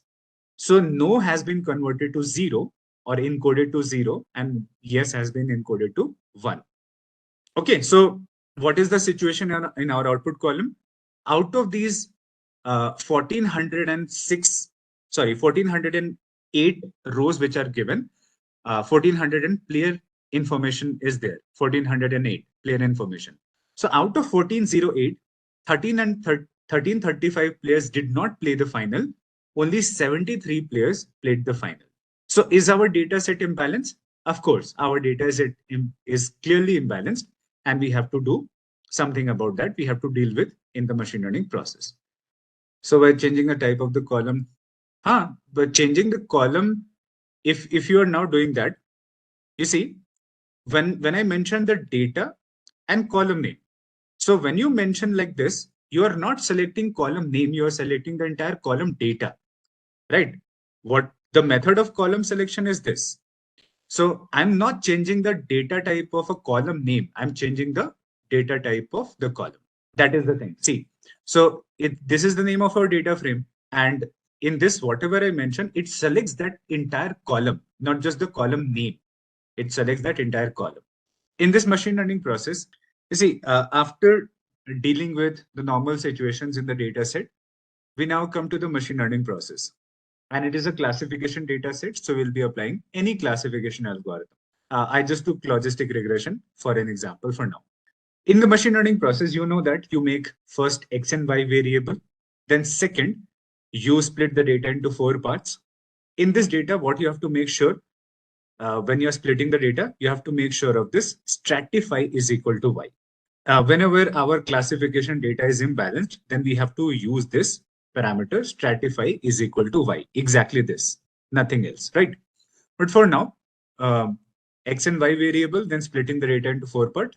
And you have to just make sure that you mention this definitely, because it is imbalanced data set.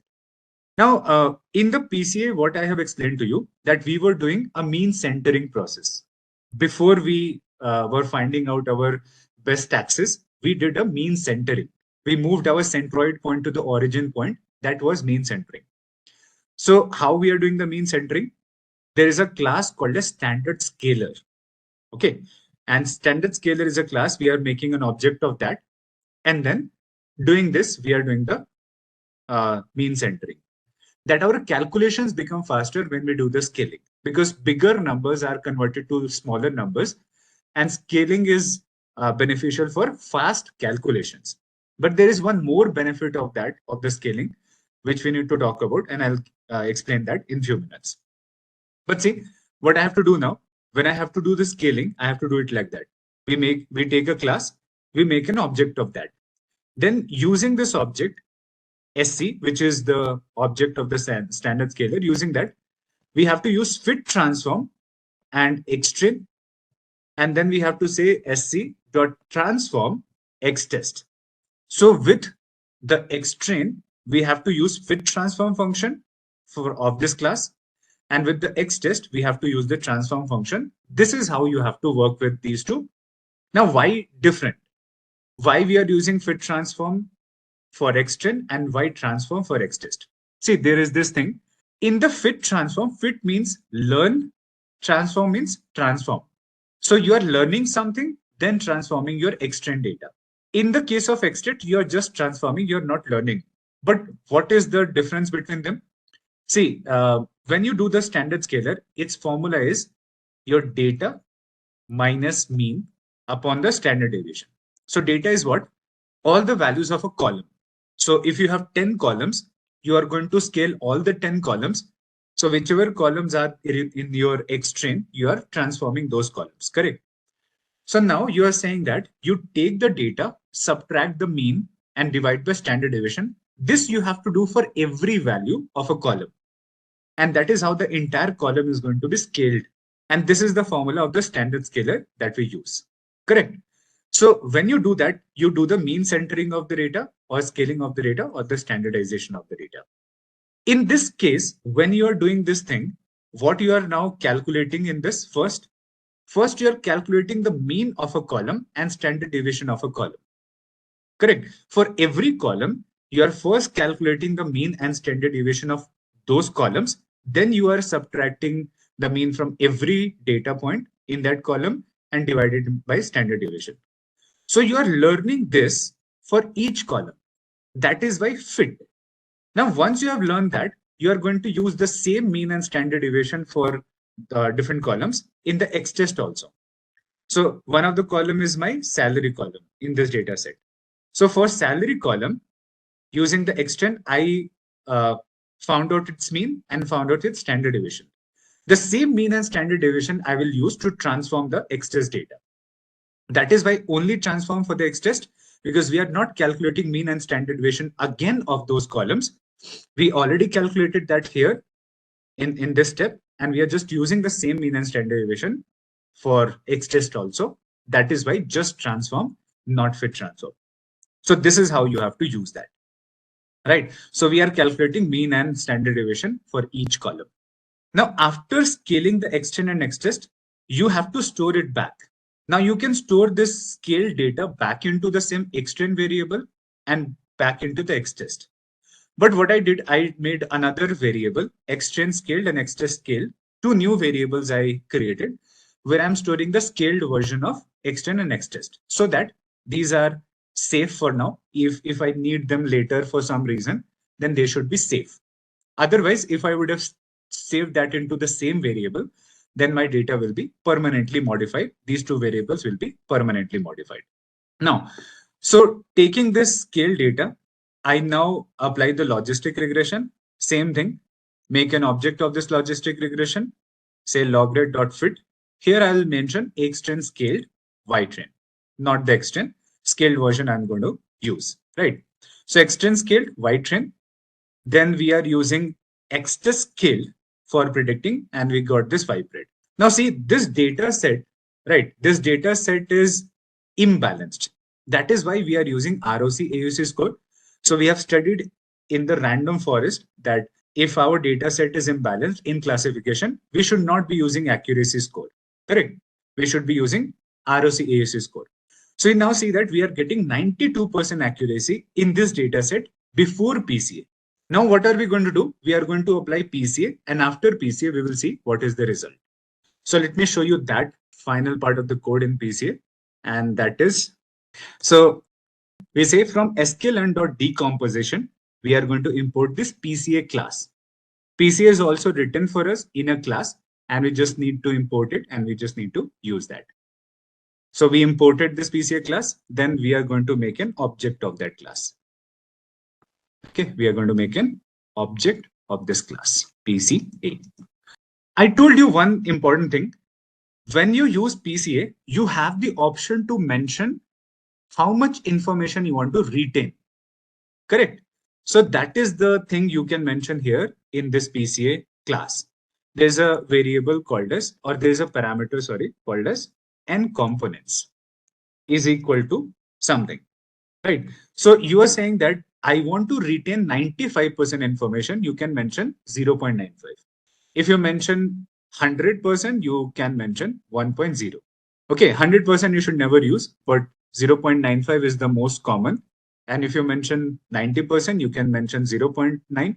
If you have to retain 85%, you mention 0.85, like that. So now I'm going to use, let's say, 95% information I want to retain. So one thing that you can give in this n components variable is how much information you want to retain. On the basis of that, it will make certain number of principal components, right? How many it will make, I don't know. But on the basis of this percentage, certain number of principal components or new columns will be created. So in this case, we have another option also.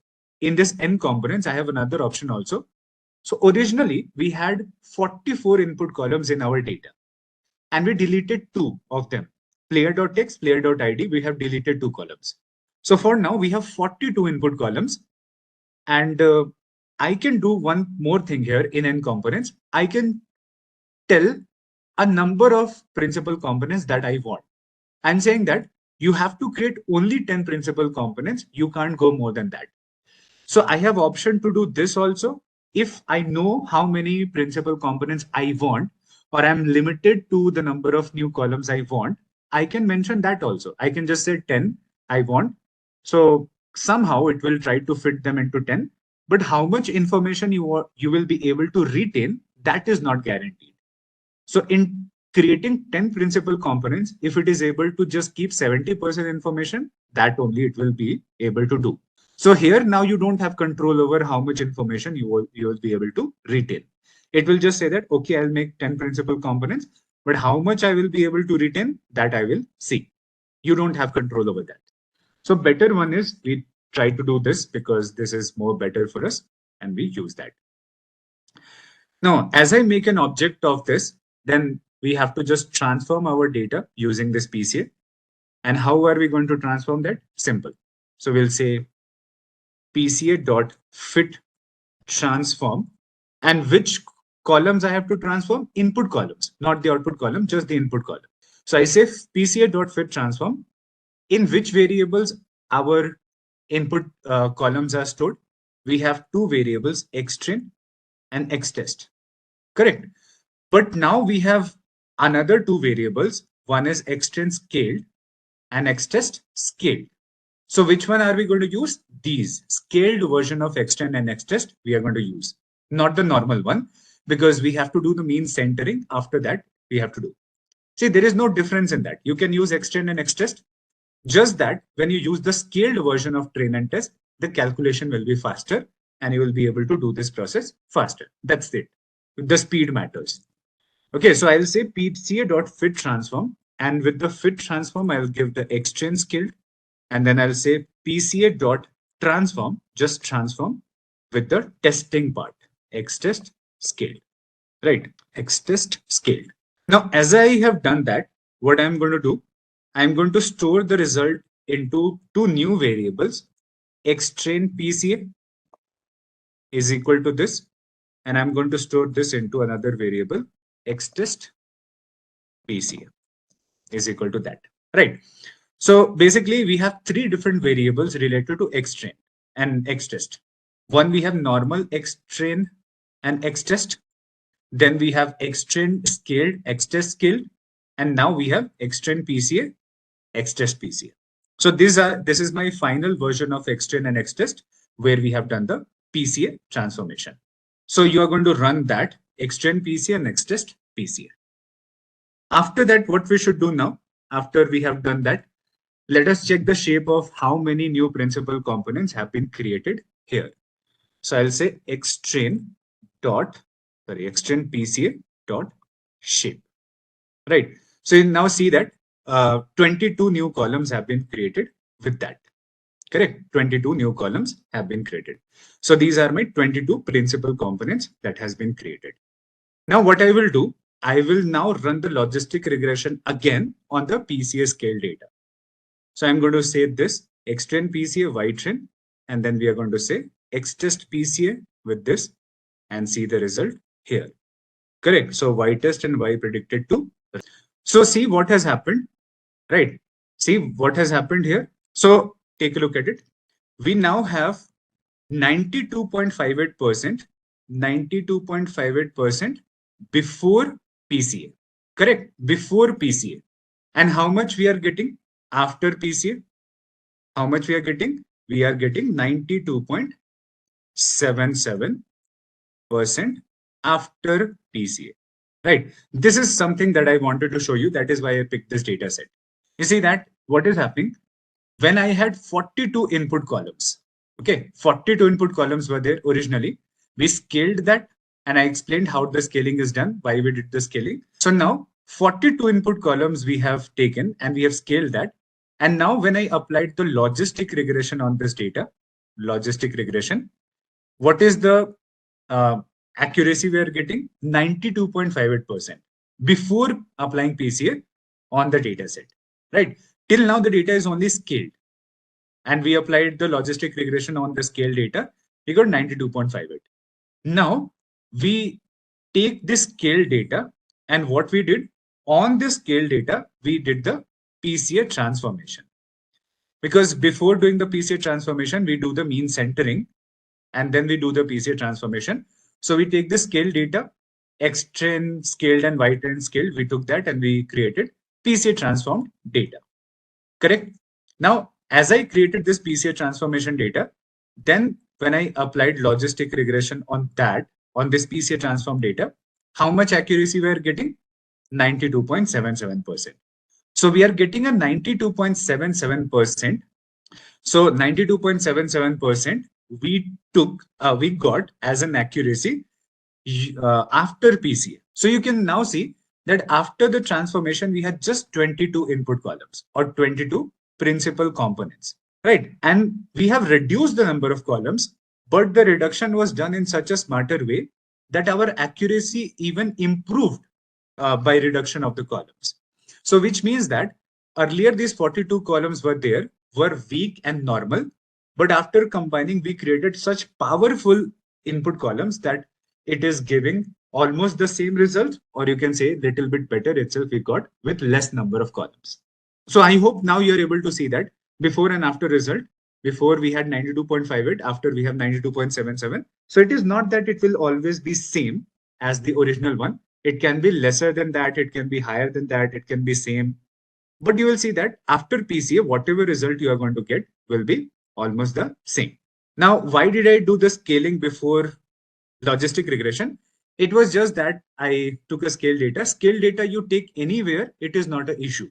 With any algorithm, with any process in entire machine learning, if you take the scale data, it is beneficial always because it will make all the calculations easy. So with logistic regression, if I use that, it will make it just faster. So no problem if I use it anywhere.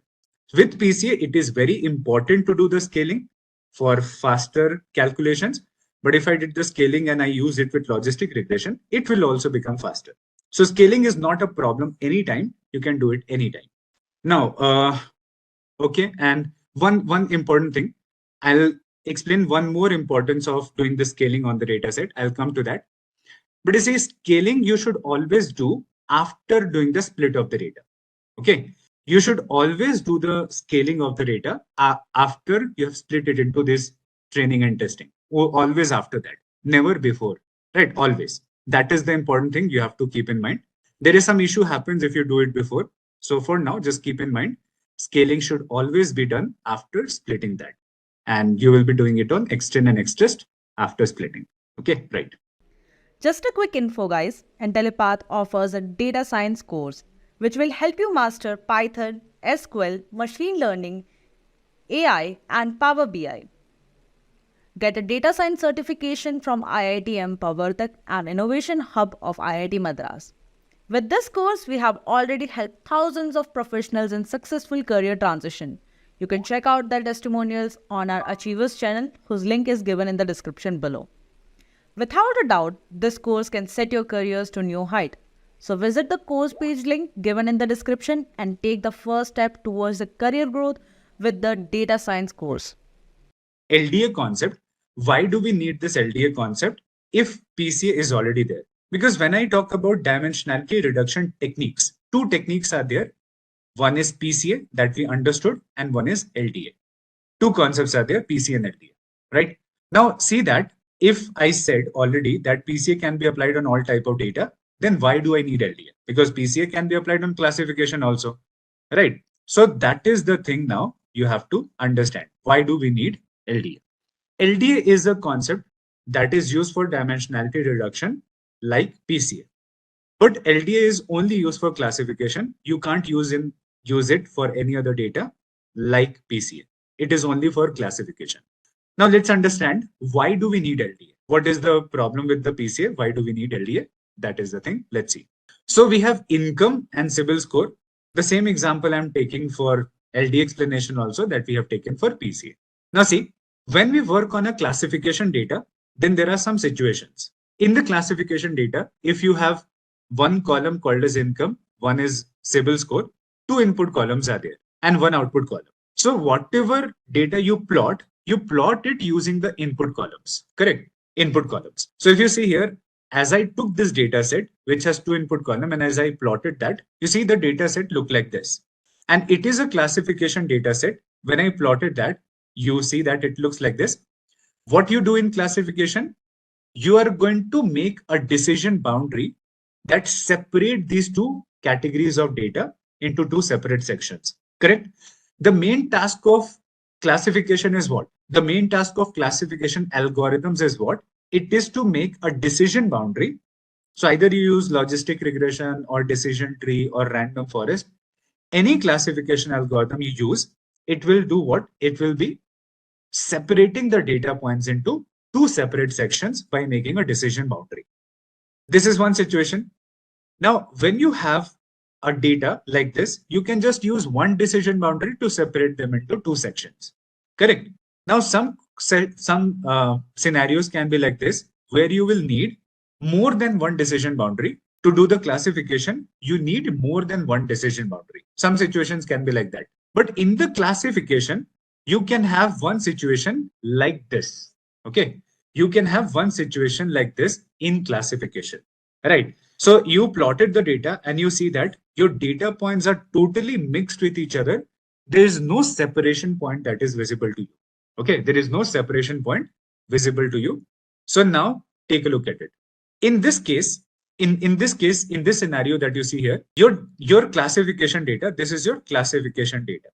Okay, I'm working on a classification data set, and one scenario is like this. The data set, when I plotted, it is such that you can separate it with one decision boundary. One is enough. And now this data is very much separable with each other. So now, for now, it is two-dimension classification data and it is separable for now. Correct. Originally, it is separable into two sections. I can clearly see that. If I apply PCA on this, will PCA be able to convert this into one dimension, and will it be able to work on that? So I can say yes, if I apply PCA on that. So what PCA will do, PCA will make a line like this. PCA will make a line like that, and it will just do it will project the data points on that, right? After it projects the data point on that, how will you see this one dimension data? How will your new axis look like? You see that on this part of the line of this new axis, you will have the green dots, and on the bottom part of the line, you will have all the red dots, right? Being mirrored on that or being plotted on that. So it will look like that. After doing the transformation, you will see that on the bottom side of this line, you have a lot of these pink points like that. And on the higher side of this, you're seeing that this is the case. What I'm trying to explain you here, when I took the classification data, original classification data, it was two-dimension and it was separable. Means I can clearly see that there is a separation in this data. And this classification data is 2D, which is separable. I can make a PCA, I can apply PCA on this data set, and I will see that this line will look something like this. And I can make a decision boundary here, right? I can make a decision boundary here.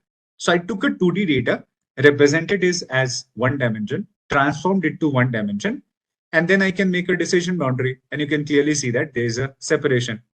So in 2D also, I can make this decision boundary to do the separation. In 1D also, I can make a decision boundary here on this data set, and there is a separation, correct? Now, same thing, in this case also, if I give this data to PCA, so this is 2D separable. PCA will be able to work in this case also perfectly fine. So this data, this classification data, which is originally separable, okay, originally it is separable. So if I provide this data set to PCA, somehow it will be able to convert that to one dimension, and it will also be properly visible to us. I can make a decision boundary and I'll see that left side and right side will have the data.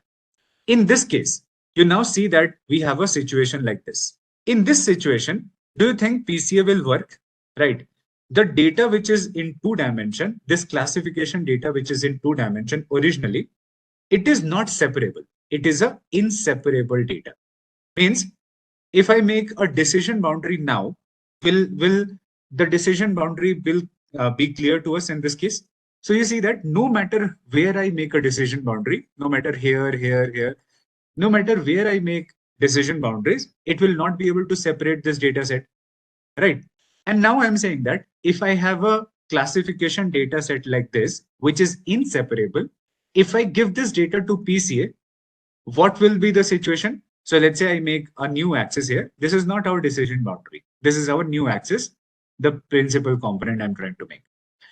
So now if I represent it like this as a one dimension, after you make the projections on this line, so will it not be like this? It will be, right? And you'll see that the green points also will be totally mixed in that, correct? So your 2D data was also inseparable. And if your original data is inseparable, if you give that data to PCA, the PCA will try to project that onto one axis. And if you look at that line like this, you will see that the transformed version of that data is also inseparable. So now, can you provide this data to any classification algorithm? Can you provide this data to any classification algorithm to work on that? No, correct. Because anywhere you make a decision boundary, you see anywhere, you are not going to see a clear type of data on any side of any decision boundary, correct? So now I hope you're getting the point here. I'm trying to explain in classification, there is a situation like that. Only in the classification data set, there comes a situation like this, that your original data, which is in, let's say 2D, 5D, 10D, original data is inseparable. Means you can't make some decision boundaries to separate the data. Your original data is inseparable or very difficult to separate into two sections. So that data, which is 2D in this case for now, which is totally inseparable in classification, if I try to make a decision boundary, it will not work.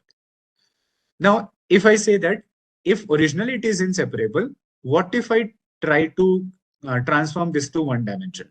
This type of data, if I try to transform to one dimension, so will I be able to transform it correctly or not? So I will be able to transform it. I will be just able to make all the projection of all the data points onto this line, right? But you will see that it will look something like this. So on 2D, you can't make a decision boundary in this case because it was not separable. When you converted that to one dimension from this to this is also being created in such a way that you can't give it to any algorithm to work on that, right?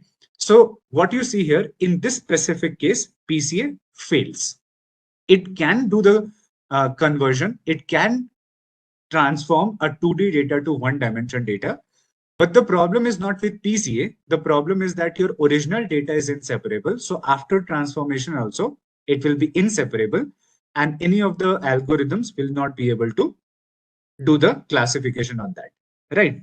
For this particular case, you are going to need LDA, right? For this specific situation where PCA fails in this specific situation, so then you are going to use LDA. LDA will do the transformation for you, correct? This part you should all understand. You should be clear about that. Why do we need LDA? If I already have the PCA, which was doing the transformation for us, which was converting a higher dimension data to lower dimension, why do we need LDA? We need LDA only in the classification, only for this specific scenario. Otherwise, everywhere else, PCA will be helpful for us. But in classification, for this specific situation, we need LDA. Now, so if you're clear with this thing that why do we need LDA, where do we need LDA? So LDA is not to be used everywhere. It is only to be used in this specific situation of classification. So let's understand now how LDA will do this thing and the working of LDA, because that is the only thing we have to understand. Rest every concept is same as the PCA. To solve the problem of inseparable classification dataset, we use the LDA. LDA will do what? LDA will project the data onto new axis to make the data easily separable. Now the thing is, LDA was mainly created for the purpose of making your classification data separable, right? The main reason why LDA algorithm was created, this LDA method was created, LDA was not originally created to be a dimensionality reduction technique. Okay, LDA by default, it was not supposed to be a reduction technique. But what it was designed to do, it was designed for this specific situation. It was designed that whenever your classification data is something like that, which can happen in many situations, if your classification data you plotted and it is inseparable, it is totally mixed with each other. So for that situation, we can make inseparable data separable by doing some sort of transformations in the data. So LDA is mainly responsible for making a inseparable classification data separable, to separate them into two sections so that we can make a decision boundary easily. But the thing is, while it is doing that, while it is making a non-separable data into separable data, while doing so, it automatically reduces the dimension of the data. Automatically, correct? It is automatically going to reduce the dimension of the data. This is the main thing that you have to understand. So LDA does the dimensionality reduction, but it was not specifically designed to do that. It does something else, but when it is doing that thing, it automatically does the data reduction or dimensionality reduction. Okay, so this is the only theoretical thing that you have to know. No, you will be either applying PCA or LDA, not both, one of that. So let's now understand the mathematical working of LDA. Theoretical thing is clear. Why do we need it and what it is going to do? That is clear. But let us now see how it will do that thing. How it is going to make inseparable data separable, and then how do we do the data reduction, dimensionality reduction? How do we recognize that the data is inseparable? Because the issue is we can't see. In this case, the new axis that the LDA will create, LDA does the exact same thing which the PCA does, just with another technique, another style. LDA also says that if you give me a data set, I will be making axis in the data and all the data points will be projected on top of that, same like PCA. But the way I will decide the best axis, that is different. Correct. The difference between PCA and LDA is that we were using this formula, D1 square plus D2 square dash dash dash. This was the formula used in PCA. And this helped us to understand which axis is our best axis. Okay, or where our best axis is. This formula helps us to find out that. Correct. And whichever line gives us the smallest value of this overall distance, that is our best axis in PCA. But in LDA also we have to find out the best axis, but we have to do it in another way with another formula. That is the difference. Otherwise, once we found out the best axis in LDA, we just have to project the data points on that. The difference between them is in the formula we use to find out our best axis. But once we got the best axis, then we just have to project the data points onto the line. That is it. That part is same, but the formula is different to find out our best axis. Okay, now see. So the new axis that LDA will create should follow these two criteria. The new axis that the LDA will create should follow these two criteria both simultaneously. Means at the same time, we have to follow two different formulas or two different criteria on the basis of which we'll be able to find out which is our best axis. So is our best axis here, or is our axis here, or is our axis here? So which is our best axis? To find out that, The LDA says that we have to consider two situations. What was the PCA saying? We have to only consider this situation. Whichever line has the least value of this formula is our best axis. PCA was saying that only one formula. But LDA says that we have two things, two conditions that we have to focus on at the same time together to find out the best axis. Correct? Now, you see, the decision boundary and axis is two very different things. Decision boundary is to separate the data point, and axis is to project the data points on that. Now, so new axis is going to be created in the LDA following these two methods, right? How it will do that? You see here. The first criteria in the LDA, which we have to see, is used to maximize the distance between the means of two classes or categories. When I create a new axis using the LDA, we have to maximize the distance between the means of two classes. One criteria is that. Second criteria, minimize the variation or spread within each class or category.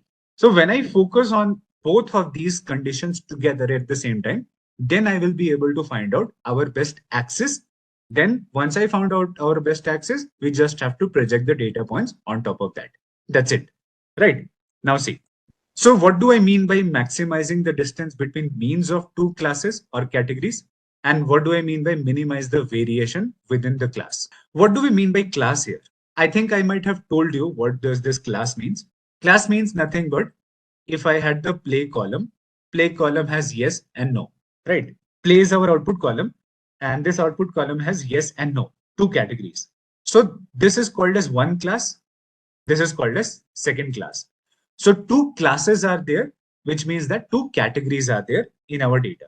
And what we do in the classification, we take a future input and we predict the value of that, whether it is going to be yes or no. So what are we doing? Every future input value, we are putting into either yes class or we are putting into no class after prediction. This is why it is called as classification. Okay. So class nothing but the categories in the output column, those are called as classes. If two categories are there, two classes are there. Three categories are there, three classes are there. That is what the class means in this case. Okay, now see. So the situation is we have to minimize the distance between the means and maximum the variation. To understand that, we are making some symbols here. So we have mean of the red points, or if let's say red is our all the yes points. So mean of the red points and variation of the red data points or the yes data points, for example. Then we have another class which is no. So mean of the no data points or the points which are no, I'm representing that with green color. So why am I writing green with no? Just as an idea that in classification, what we do, the dots are being created using what? Input columns. Means if I create a dot here, a dot represents these input values. The coloring of the dot we do on the basis of output column in classification. Coloring, right? So that is what I'm saying. If let's say red point is representing your yes data points, correct? And green point is representing suppose your no points. That is the thing. So we have to take the average of all the red points, correct? And we have to say the average of all the green points. Now, then here we have variation of the green points or variation of all the data in which are the green points. So you have mu r and SR square, and you have mu g and SG square. This symbol that you have here is called as mu. It's a Greek symbol and it is called as mu, mu, which is representing the mean of the red points, mu r, mean of red points, and mu g is the mean value of green point. Using these four symbols, mu r, mu g, SR square, SG square, we create this formula. So this is the formula which we have to see. This is the main formula of LDA. Whichever line maximizes this formula, that is our best axis. Okay. So we are trying to understand which line is our best axis. And once we identify our best axis, that's it. So our main concern is to find out our best axis in this case. In the PCA, we had this formula d1 square plus d2 square plus dash dash dash. This was our main formula in PCA. And what were we trying to do? We were trying to minimize. Minimize means what? Whichever line gives us the smallest value of this formula, that is our best axis. Correct. Best axis we were finding out, that was that line which is having the smallest value of this formula in PCA. Same way, in whichever line gives us maximum value of this formula, we are maximizing it. Whichever line gives us the maximum value of this formula, that is our best axis. This is the main formula, right? So in this main formula, we have to maximize the above part, minimize the lower part. And when we are able to do that, overall, we are able to maximize this above formula. So what I'm saying, suppose this is our data set in classification. Correct. Suppose this is our data set in classification. And in this data set of classification, I want to make an axis which will help me to reduce the dimension. Right. So this data set is a 2D data, and this data is separable. Correct. You see that this data is separable. I can directly make a decision boundary here, and it is separating my data into two sides. This is my decision boundary. The work of decision boundary is to separate them into two sections. But I'm saying that I don't want to make a decision boundary now. I first want to separate the data into two sections. I first want to convert this data or transform this data from 2D to 1D. Then I will make the decision boundary. This data is a classification data. If I want to make a decision boundary now, I can make it because it is clearly separable. I can make this decision boundary and it will separate my data into two sections. Perfectly fine. You can do that. But what I'm saying is, I'm saying that I don't want to do the classification on the 2D data. I first want to reduce the dimension. Then I want to, then I want to do what? Then I want to make a decision boundary. First reduce the dimension, then make the decision boundary. So who will reduce the dimension? LDA. Who will make the decision boundary? Logistic regression. Okay, this you should not be confused about. So reduction, dimensionality reduction with LDA or PCA, and the decision boundary with logistic regression. So PCA is working, we have understood. But let's say, how does the LDA work? How does it know where that best axis should be created, which will do the separation very properly? Let's understand that. Suppose I make one of the axis here. This is not my decision boundary. This is our axis for data reduction or dimensionality reduction. Let's say this is my new axis that I have created. Is this good or should I create it somewhere else? So now we have a axis here. Now this axis, is this the best axis or should I create another axis here? Right? Should I create another axis here? Should I create another axis here? Should I create it here? Should I create it here? Where that axis should be created, we are trying to identify that. So I'm saying, suppose I take this as an axis. How do the algorithm know whether this axis is good for the data separation or not? How will it know? Correct. So I'm saying that if I make this, then what happens here? So when I take this new axis, we are going to make a projection of all these points on this line. Project all the data points onto this new axis. Don't confuse this with the decision boundary. On decision boundary, we don't project the data points. Decision boundary is created to separate them into two sections. Axis is supposed to project the data points on top of that. Major difference in that. Okay. So now, as I took this new axis, I'm just going to make a projection of those points on the line. Now, when I make the projection of all the dots on the line here, then how will LDA know whether this is the best axis or not? How will LDA know? So in this case, if you now see, we have this situation. We have projected the data points on top of that, and now they look something like this, right? You see here. So after projection of the data points on top of that, when I represent this line individually, it looks something like this. Because you see, on the bottom part of the line, we have all the red point projections, and on the top part of the line, we have the green point projections. So this is the top part of the line. This is the bottom part of the line. We are representing that individually after this projection. So now how will your LD algorithm know that this is the best one or not? How will it know? So it has to use this formula to find out whether this axis is best or is there another axis which is even better than that. How will it know?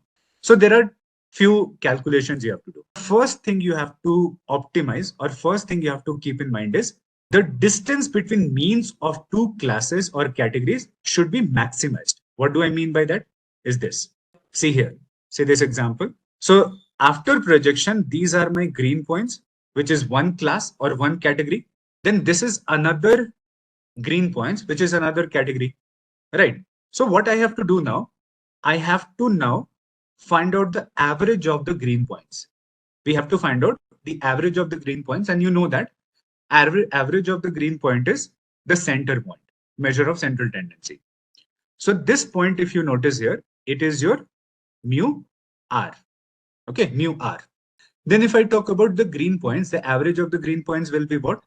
Average will be also in the center of these 5 points. And let's say it is this. So now this is what? This is the mu of the green points, average of the green points. Correct? So mu of red points, mu of green points, that is what we have. Right? Now see. So what we have to do, the distance between these two have to be maximized. Correct? We have to maximize the distance between the average of these two groups. Clear? This is what we have to maximize. At the same time, what we also have to do, at the same time, you see that the spread of the data points, the spread of these red data points is represented by SR square. The spread of the data point have to be minimized. SR square should be as low as possible, and at the same time, SG square also has to be as low as possible. So overall, what I have done now, see what I did, I took the actual data points that we have, all the actual data points, right? The green points and the red points, we took the data points. Those were my actual classification data points. I took that. What I did then, I made an axis, right? Now I'm trying to understand whether this axis is the best axis or is there any other axis better than that? Which is the best one? So I'm saying, let's say, for example, if I took this axis, how will LDA identify whether this is our best axis or not? How will it identify what it is calculating? So it is doing that. After taking that axis, you projected the data points onto that axis. Then you are going to calculate 4 things: the average of the red points, average of the green points, then the variation of the green points and the variation of the red points.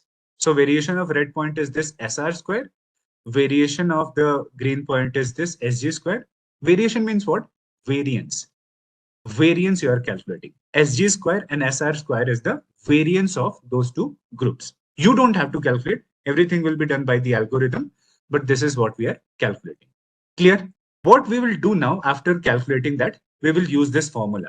Mu r minus mu g square, SR square plus SG square. This is a fixed formula we have to use. So what will be the first part?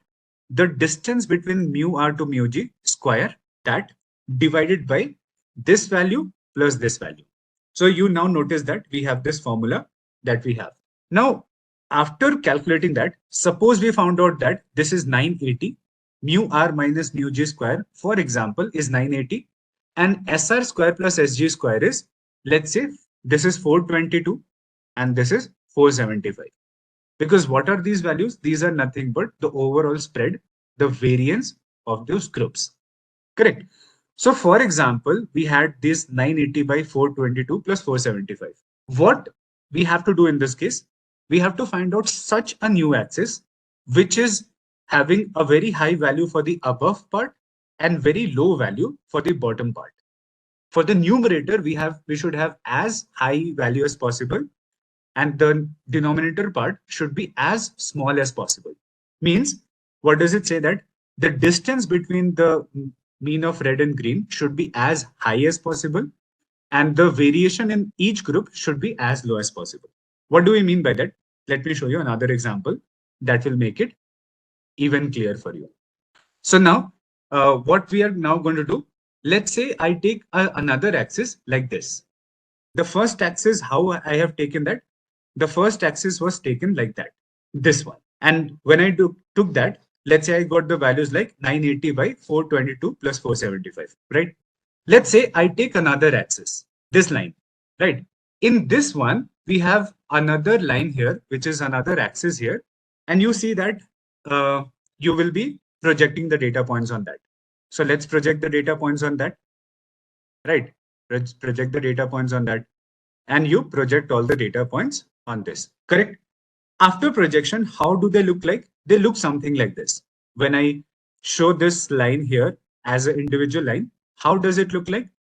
So you'll see that all the green points which are here are very close to each other, and all the red points are also very close to each other. Correct. So if you now see that there is a line here, there is this axis here, which is having this kind of situation. What we will do now, we will calculate again the mu r, mu g, sr square, sg square for this situation, for this case now. Then what we will do, we will use this formula, mu r minus mu g square divided by sr square plus sg square. Now, in this case, if you see that these are not very far away as earlier, in this case, the mu r and mu g were very far away from each other, but they are, let's say, not very far away. So let's say the distance overall between them is 520. This distance between them squared is 520. But you now see that the variation in the S red group and the variation in the green group is also less. So let's say variation in the red group is overall 98 total spread, and the total spread in green group is overall 122. Correct. So we have 520 divided by this. So now, is this line doing a better task? Right. Is this axis doing a better task of dimensionality reduction, or is this line doing a better task of dimensionality reduction? Which axis is better for reducing the dimension? That we have to find out. So what we will now compare, this 980 divided by 422 plus 475. Correct. This is the one, and this is the one. So we have how much? 980 by 422 plus 475.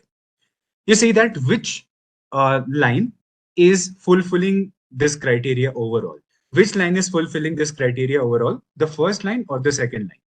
If you will see that what we had to maximize, overall this equation has to be maximized. Whichever line gives the maximum value or highest value of this formula, that is our best axis. So out of these two lines that we are comparing here, which is doing that task, so you'll see 980 divided by this is overall 900 something. So 980 divided by 900 and 520 divided by 200 something, right? So 520 divided by that, this is a bigger number compared to this. So which is our best axis now? Out of these two comparisons, the second one is our best axis. So similar to that, if let's take 4 different axes, they are giving these kind of values. Correct. They are giving this kind of values. So which is our best axis out of these 4 lines which are giving these kind of values? This fourth one will be best because the fourth one is maximizing the numerator value and minimizing the denominator value. This should be as low as possible. This should be as high as possible. So out of these 4 lines, the fourth line is maximizing the above part and minimizing the bottom part that we have to do. And that's it. The entire mathematical concept of this LDA is just that. We have only a one simple small formula which says that make an axis and check this formula for that axis, right? How much is the distance between the means and how much is the overall variation in the group? So whichever line is maximizing this formula, that is going to be our best axis. So what did I tell you about the LDA? LDA main focus is what? LDA's main focus is to make your data separable. It is not focusing on reducing the dimension. LDA's main focus is that I will be transforming the data in such a way that your classification data will become more separable. It will be clearly separable. And while it is doing that, it will automatically reduce the dimension. Correct? It will automatically reduce the dimension. This part should be clear to all of you. This is something you have to remember. LDA is not focusing on reducing the dimension directly. It is focusing on making the data separable. And while it is doing that, it is automatically reducing the dimension. But how? You see, once I found out that this axis is best, so I will now be projecting all the data points on that. And this is now a one-dimension representation of this two-dimension data. So this is our original two-dimension data. As I found out this is the best axis for me in this data set, I project all the data points on this best axis. And once I project it on that, then this is how the data will look like. So now you have reduced the dimension from 2 dimension to 1 dimension. This is 1 dimension data. So this 1 dimension data is separable also, and also having less dimension. Correct. So this is what we are able to achieve with LDA. I know some confusions will be there, but you watch PCA and LDA means sequentially, then you will be able to get this point easily. This SR square that you see here, it is the spread of the data in that group. Red group and green group, two group of data points are there. Yes and no, two classes of data are there. So SR square is the variation or spread of the data in one group, and SG square is the variation of the data in another group. Correct. You can call them S1 square and S2 square to say that one group, second group. That also you can say, but I just use SR square, SG square. So to represent that, the green group and red group. The entire mathematical of process of LDA is just this much. That is the thing. So PCA, when you have to use, PCA you have to use on all the data, right? PCA you have to use on all the data. LDA when you have to use, LDA you have to use on the specific part. Yes, LDA you have to use on only inseparable classification data. Okay, remember this part. LDA to be used on inseparable classification data and PCA to be used on all the data, right? Now, both we have to use only when it is required. PCA, LDA, whichever I'm using, we have to use them only when they are required. Otherwise, I don't have to use that. Correct? That is the thing. But PCA can be applied on all the data, any data, and LDA only on inseparable classification. You can say that is what I answered just in few minutes, that if you are using PCA only when other options are not working well for you. It is not that you have to apply PCA, right? PCA is not something that we have to definitely apply. It is very optional thing. If you think that other things that you are using are not working, and only a final option left with me is I should apply PCA, then only you apply PCA. Otherwise, no need for that. If you are able to remove the overfitting, or if you are able to control the multicollinearity with other options, other measures, so then you don't have to use PCA.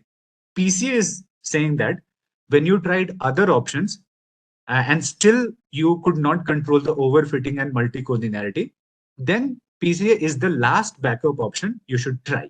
That is the thing. But for now, remember that PCA is to be used as a last backup option when other options are not useful for you. Why? As a backup option? Because after applying PCA, your data is not explainable. You can't explain the data, what is happening in the data. There is no understanding of that. The question is, how do I know my classification data is inseparable? How do I know? Because we can't plot the data to see that it is separable or not separable. How do I know? It is going to be done like that. It is very simple. You take your data, which is your classification data. Your data is classification. And to know whether your data was inseparable or not, you will be doing that. Let's say you took this classification data, you did all the process, everything, cleanings and everything you did, and you give it to logistic regression, you give it to again decision tree, you give it to again random forest, right? You are giving the classification data to multiple of them, and you say that these are giving very bad scores. This example I've related to PCA. Same situation is here in this also. Percent with that, 71% with that, and 73% with that. I took a classification data, I gave it to different algorithms, and they are giving this much of accuracy. Now I tried all the other methods and I'm not able to improve their accuracy from this. This is the final that I'm getting. What I can do now, I can apply PCA on that, right? PCA on that. Now, if the problem of this was because of a high dimension, you see that the problem of this low accuracy, if it was because of high dimension, then PCA will be able to solve that. So when you give it the data to PCA, and after that, again, if you give it to logistic regression, you'll see that earlier it was 68%, but now it will be, let's say, it came up to 83%, something like that. So when you gave a data to these algorithms and you saw that these are giving very low scores, so you said that let's give it to PCA. When you gave it to PCA, if the problem of less accuracy was because of high dimension, then your PCA will solve that problem. It will give you now a higher accuracy after PCA transformation on that data. But now the thing is, if the issue in this classification data is because of inseparability, right? The problem is because of inseparability, not because of high dimension. So PCA, when you apply the PCA on this data, which is inseparable, so what you will see that after PCA transformation also, you're getting like 69% or 68%, same score you're getting. Means PCA is not able to solve. What might be the reason of that? PCA was not able to solve this classification, was not able to improve this score because the problem is not of this in that data, the problem of this. So you will take it and you will apply LDA on that. And LDA, if it improve the score to 83%, let's say from 68, then you will know that our data did not have this problem, our data had this problem. So only way to know whether your data is inseparable or having dimensionality issue is checking the scores before and after. That is the thing. Otherwise, there is no such tool which can tell us this kind of situation is there. But only way is that you have to use this, right? Only method of finding whether these issues are there is this. Okay. Again, understand this, that we have a data. When you provide it to the algorithm, if they are giving bad scores and you tried everything else, it is not working, you'll try PCA first.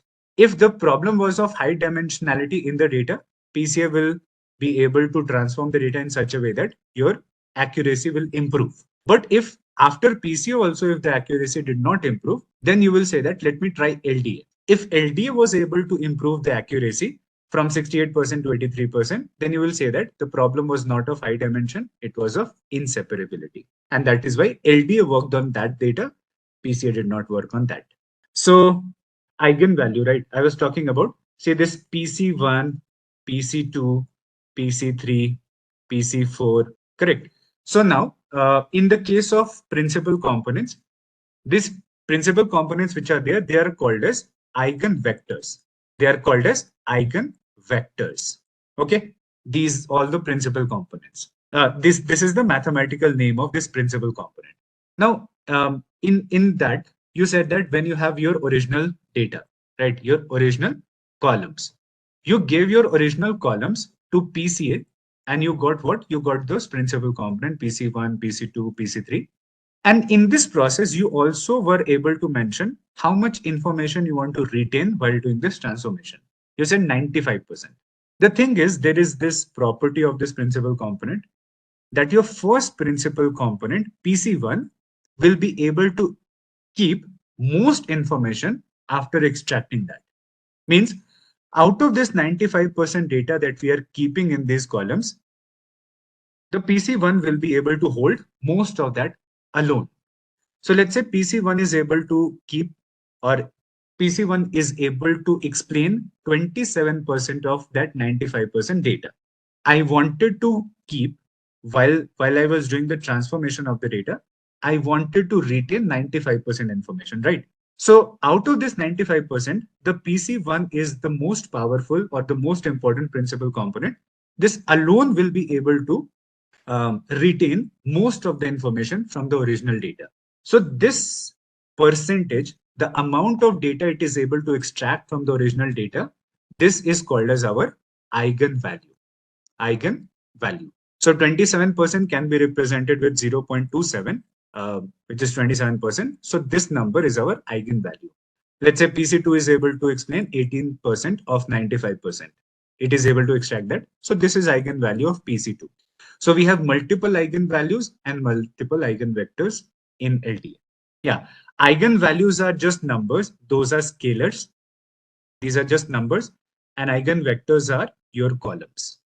Okay, because what is a vector? Vector is either a column vector or a row vector. So PC1, PC2, PC3, these are columns. So that is why they are vectors. These are eigenvectors. And these values are just single values. Those are scalars and they are called as eigenvalues. Right. No, we can't visualize it for now because we have 28 principal components. You can't visualize them. Fit transform we use because when we do the transformation, this is the formula used, data minus mean upon standard deviation. So you calculate the standard deviation and mean value of each column when you are working with text trend. Okay, so mean and standard deviation you calculate of each column when you're working on extend. That is why fit means learning these values of each data. Then transformation means doing the actual transformation, scaling the data actually, right? But in X test we don't need to learn. Whatever mean and standard deviation we have already calculated, using that we will do the data transformation. So for X test only transform, and extend, fit and transform both. So moving on with our first question. Explain the types of data science problems along with the data sets used for each problem. Data science problems can be grouped based on what we're trying to solve. For example, one common type is classification problems like fraud detection. Here the goal is to categorize data into classes such as fraudulent or non-fraudulent. The data sets here are usually highly imbalanced, meaning there are far more non-fraud cases than frauds. Sometimes these data sets can even have a time series structure. Another type is regression. This is where we predict a continuous value. For example, predicting house prices. Datasets here might have features like the number of bedrooms, location, and property size, and the target variable would be the price feature. Then there is time series forecasting. This is used to predict future values based on historical data. A common example is stock price prediction or sales forecasting. Another type is recommendation systems. This is where we suggest items like movies, products, or songs. The data sets often include user preferences, item characteristics, and sometimes behavior logs like clicks or purchase history. Lastly, we have clustering problems like customer segmentation. Here we group similar entities based on features like age, income, or spending habits. These datasets don't have labels, so we look for patterns. Each type of problem has its unique dataset structure and challenges, but it's all about understanding the data and the problem we're solving. Moving on to the second question. What are the common issues in raw datasets that require cleaning? One common issue in raw datasets is missing values. Some rows or columns might be incomplete. For example, in a dataset of customer records, you might not have some records in the contact number feature column. This can be solved by the following methods. For numerical columns, we can fill them with the mean where there are no outliers, whereas median in case of outliers. And for categorical data, we can fill with the mode. Another issue is duplicates. This is where the same data point appears multiple times. This often leads to skewed analysis. The duplicate function can be used to identify the duplicates. There could also be outliers in the data, like a few incomes could be way too high or way too low compared to the rest. This would again lead to inaccurate prediction. You can use scaling methods like standardization or normalization to deal with outliers. I have a separate video on standardization versus normalization. You can check it out in the description. Inconsistent formatting is another big one, like dates in different formats or text fields with varying capitalization. And then there's incorrect data where entries are just wrong. So say for example, a negative value in a column for age. All the above issues can be taken care of at the data cleaning stage itself. The data needs to be accurate, consistent, and reliable for analysis. Moving on to the third question. What are the different learning mechanisms in data science? So there are four main types: supervised learning, unsupervised learning, semi-supervised learning, and reinforcement learning. In supervised learning, the model is trained on labeled data, meaning we already know the outcome. It's like teaching a child with examples. So say in email spam detection, we know which emails are spam, so the model learns from those examples. Next is unsupervised learning. This is where we have data but no labels. The model tries to find patterns or groupings by itself. A good example is customer segmentation, where the algorithm groups customers based on their purchasing behavior without knowing what each group represents. And then there is something known as semi-supervised. This is a mix of both. There will be a small amount of labeled data and a large amount of unlabeled data. The model uses the labeled data to learn and then generalizes to the unlabeled data. It's useful when labeling data is costly. Finally, we have reinforcement learning. Here the model makes decisions and gets feedback in the form of rewards or penalties. It's commonly used in gaming or robotics, where the model has to learn to improve its actions through trial and error. Moving on to the fourth question. Why is standard deviation often preferred over variance when analyzing data? Both variance and standard deviation measure how spread out the data is. But the key difference is that variance is in squared units, while standard deviation is in the same units as the original data.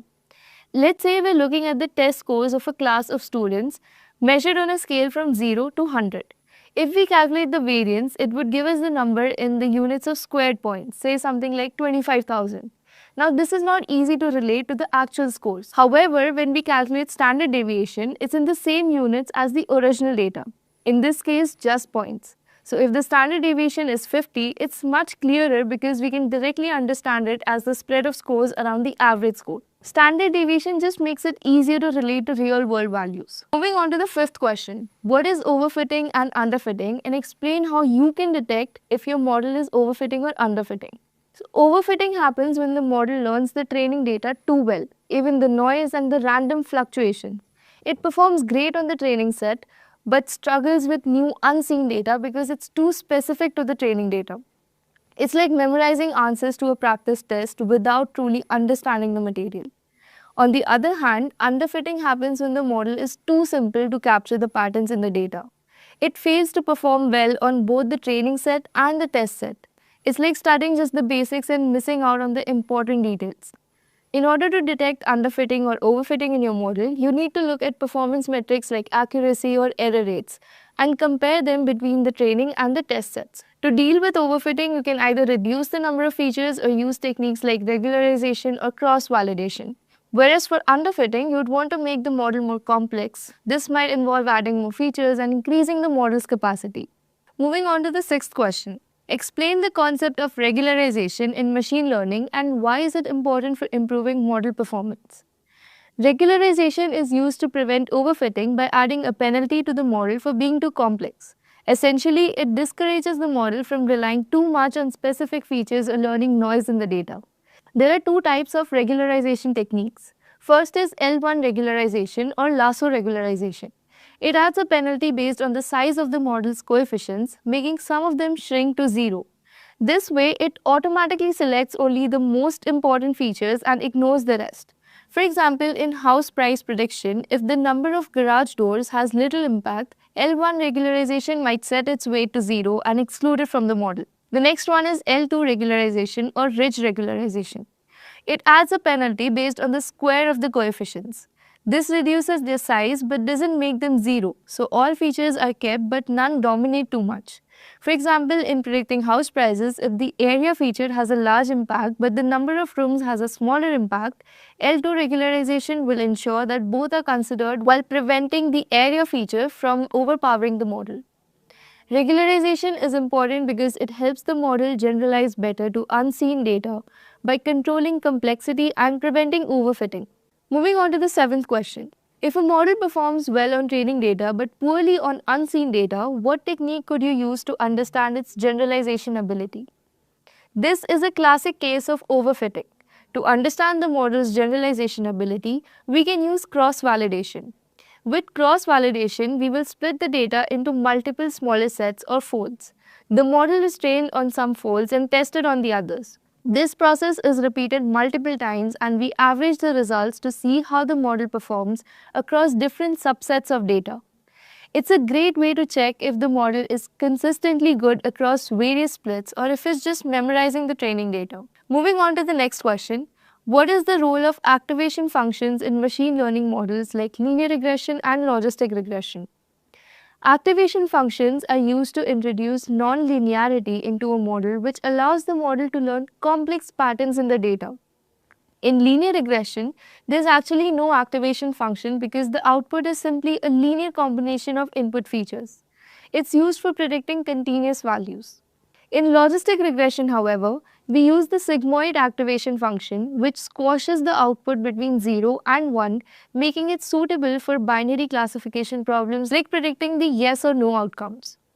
So the main role of activation function is to help the model make more accurate predictions by capturing complex relationships in the data. Moving on to the next question, what is the confusion matrix, and describe a situation where false positive is more important than false negative and vice versa. A confusion matrix is a tool that is used to evaluate the performance of a classification model. It shows how well the model's predictions match the actual outcomes by displaying the number of correct and incorrect predictions. It's basically a table with 4 values. One is true positive. These are the correctly predicted positive cases. Then there are true negatives. These are the correctly predicted negative cases. Third is the false positives. These are the incorrectly predicted values as positive, also known as type 1 error. Lastly, we have false negatives. They are incorrectly predicted values as negative, also known as type 2 error. From these values, we can calculate other performance metrics like accuracy, precision, recall, and F1 score, which give a clearer idea of how well our model is performing. False positives are more important than false negatives in cases like a medical test for a rare disease. A false positive that is incorrectly saying someone has a disease might lead to unnecessary tests, but it's safer because it ensures we do not miss any actual cases. Whereas for a spam filter, a false negative, which is a spam email getting through, is less risky because you can always delete it. But a false positive, where important emails are marked as spam, could cause you to miss important messages. Moving on to the 10th question, why do we prefer a decision tree over a random forest? A decision tree is a simple model that splits data into branches based on features, making decisions based on these splits. It's easy to understand and visualize and works well for smaller, less complex problems where interpretability is key. A random forest, on the other hand, is a collection of multiple decision trees where each tree is trained on a random subset of the data. It combines the results from all these trees, which usually gives better accuracy and reduces overfitting. You'd prefer a decision tree over a random forest when you need a simple, interpretable model or when computational resources are limited. But if you need better accuracy and robustness, especially for complex datasets, random forests are the better choice. Moving on to the 11th question, what is naive in naive Bayes theorem? Basically, what we're trying to understand here is what does the term naive stand for in this naive Bayes theorem? So, the word naive in naive Bayes basically refers to the assumption that all the features in a dataset are independent of each other. But if you consider real life scenarios or real life data sets, this assumption does not really apply. Why? Because say for example, you have a house price prediction data set. You will have feature columns like number of bedrooms, number of bathrooms, balcony, the area of the house and so on. Now in real life, if you consider the area and number of bedrooms, number of bathrooms, so are supposed to have some sort of correlation between each other. But what naive Bayes theorem does is, it is going to consider that these features are independent of each other, that is, they have zero correlation between each other. Now, this assumption will not apply in real life, but surprisingly, it works really well in many situations, especially for classification problems, right? So, naive Bayes has a major application in classification problems. Alright. So, naive Bayes basically calculates the class probabilities based on feature likelihoods, assuming no dependence between them. Clear? So, this is the formula for naive Bayes theorem. This is the posterior probability of the hypothesis. This is what the naive Bayes is trying to calculate. This is the likelihood probability, which basically is the estimated value for each feature, assuming that all the features are independent. Alright, so this is the assumed value, and then we have our hypothesis probability and our evidence probability. Alright, before we move to the next question, let me take you guys to my notebook and show you guys the implementation of naive Bayes. Alright, so the implementation in Python is very easy for any naive Bayes. So basically we have 4 types of naive Bayes theorems. First one is Gaussian naive Bayes. So this works well for continuous data. So the Gaussian naive Bayes basically calculates the mean and the variance, and then it goes for the probability. Then we have multinomial naive Bayes. So this works for the discrete data set. Like it is going to count the data and then it is going to go and calculate the probability. Then we have Bernoulli naive Bayes. This works for binary or Boolean features like yes, no, true, false. Then lastly we have categorical naive Bayes. So the name itself suggests that it works for categorical data sets.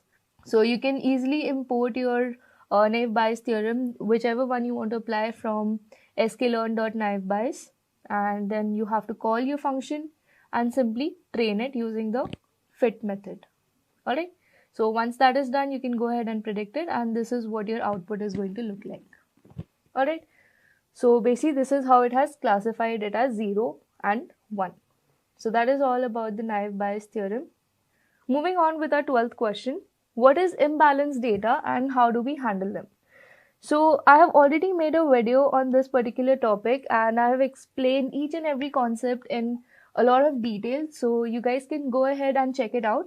But right now I'll just cover this concept in brief so that you guys get a basic idea.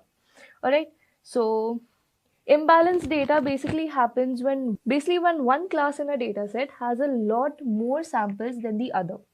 Now what does that mean? So consider this example over here. So this is a balanced data set. Now why is this a balanced data set? So we have two classes over here, female and male. Let's call them A and B. Alright.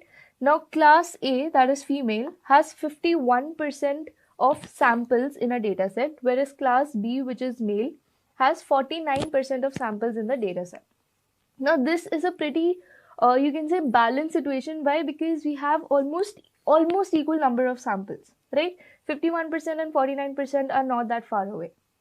But if you consider this particular scenario, we have 98% of samples in class A, which is our normal okay, so this imbalanced data is basically for the fraud detection data set.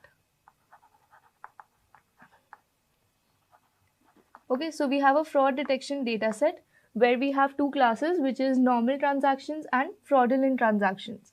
Now, our normal transactions are obviously going to be in a higher ratio compared to a fraudulent transaction. So, we only have 2% of transactions which were fraud, which is our class B. Alright.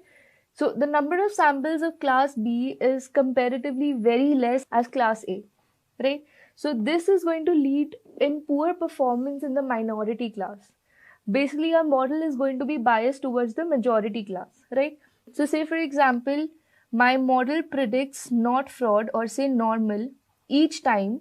My model is going to be 98% accurate. Isn't that right? So now with a 98% accuracy, I can say my model is working pretty well. But the cases I am most interested in, now the entire purpose of training a model on fraud detection dataset is to detect the fraudulent transactions, right? But if my model is failing to do the one goal it was trained for and it is giving me 98% accuracy, I can say my model is practically useless, right? So this is why we need to handle the imbalanced datasets using techniques like undersampling, oversampling, and lastly we have SMOT, right? So in undersampling, basically we take random samples from our majority class till they are equal in size with our minority class, right? So basically we are making our data smaller. So say we had 1000 samples over here in our majority class and 100 samples over here. Our final data set is going to contain 200 samples, right? We are randomly going to pick 100 samples from our majority class. Whereas in oversampling, if we have 1000 in our majority class and 100 in our minority class, we are going to keep duplicating these samples in our minority class until and unless they are equivalent to the size of our majority class. That is, initially we had 1100 samples, now we are going to have 2000 samples in our entire data set, right? So this is how undersampling and oversampling works. Now over here in oversampling, we are simply duplicating the data randomly in our minority class, right? We are not exactly performing some sort of calculation. Now in our next technique, which is known as SMOT or synthetic minority oversampling technique, over here instead of randomly duplicating the data, we are going to perform some sort of calculation using this particular formula, and we are going to create synthetic data points, and these data points have one rule. That is, they are always going to lie between the axis of two existing data points. Alright, so this is basically what SMOT does. So these are some of the techniques that you can use to handle your imbalanced data. Moving on to the 13th question, state the scenarios when the different tests can be used and also explain the p-test. So now the different tests that we have are z-test, t-test, f-test, chi-square test. Like these are some of the tests that we'll be covering in this particular question. So the first one is z-test.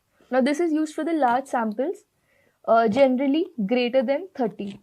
So whenever we have more than 30 samples, we will be using z-test.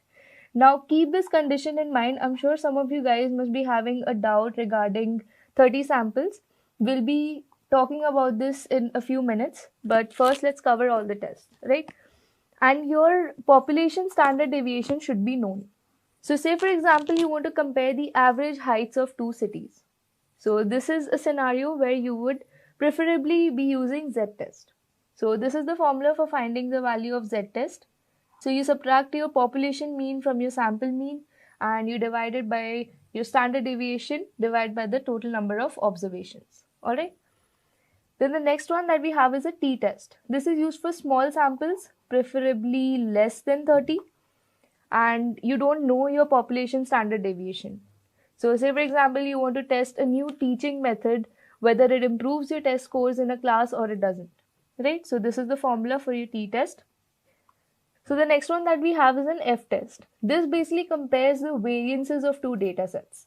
So say for example, you want to check the variability in scores from two teaching methods. This is when you'll be using an f-test. So this is the formula. You divide your larger sample variance by your smaller sample variance, and then you can look up the f-test table to find the value. Then we have a chi-square test. This is used for categorical data to test relationships between your features. So say for example, you want to analyze whether genders impact the product preference, right? So for cases like that, you would be using a chi-square test. This is the formula for your chi-square test. C is your degree of freedom, O is your observed value, and E is your expected value. Alright. Then lastly, we have our p-value. Now the p-value is not particularly a test, rather it is used to determine whether the result of a statistical test is significant or not, right? So basically a p-value is a decision rule that compares with alpha. Now alpha is generally 0.05, right? This is the standard value of alpha. It could vary based on the problem, but in general we keep it 0.05. Now, if our p-value is less than or equal to 0.05, we reject the null hypothesis. But if it is greater than 0.05, we fail to reject the null hypothesis. That is, we accept our null hypothesis. Alright. So, say for example, we want to test a new drug, right, and its effects. So, we'd be using a p-value in this case. Now, before we go ahead, let me quickly take you to my Google Notebook. Alright. So, we know the general rule of using a t-test and a z-test is whether a sample size is greater than 30 or less than 30. But if you take practical scenarios or real life scenarios, our data set usually has around 1000 samples, right? Whenever we go to train a model and we pick a data set, it is going to have at least 1000 samples. Now, out of those 1000 data points, if we try to take out only 30 samples, it does not make sense, right? Our data set is going to have at least 500 or 600 data points to be able to learn and have an accurate output, right? So in a problem statement, whenever there is mean or average mentioned, we use a t-test, and whenever there is a percentage or proportion mentioned, we use a z-test. Clear? So theoretically, we take the 30 sample rule, but when it comes to practical scenarios, this is the condition that we follow. Alright, so let me quickly show you how it is implemented. So I am going to implement t-test. So this is my data set and I have taken a sample size of 1000. I have decided my new sample data. And what I'm going to do is I'm simply going to perform a one sample t-test. So I'm going to import my t-test from scipy.stats. I've declared my variables t-stat and p-value. And I've passed my column purchase. And I've given the sample size over here. And after performing that, I have got my p-value as 2.8. Right? Now this 2.8 is clearly greater than 0.05. This means we have to reject our null hypothesis. And over here we have given a conclusion, that is whatever was our alternate hypothesis has become our conclusion now. Alright, so this is basically how we perform any test in Python using the libraries. So moving on to the 14th question, what are eigenvalues and eigenvectors and why are they important? So let me quickly explain a scenario where we have a data set which is in a 3D form. Alright. Now if I want to make my model simple and understand the data better, my goal would be to transform this 3D data into a 2D data, while also being able to retain the maximum information out of this particular data. Now in order to do that, I can compress my data from any one of these dimensions. either from my height, my width, or my breadth. But if my goal is to retain the maximum information, I'm definitely going to compress it from an angle that has the largest area. And if I feel this particular side is going to give me the maximum information out of my data, I'm going to compress my data set from this particular angle. So now what eigenvalues and eigenvectors are?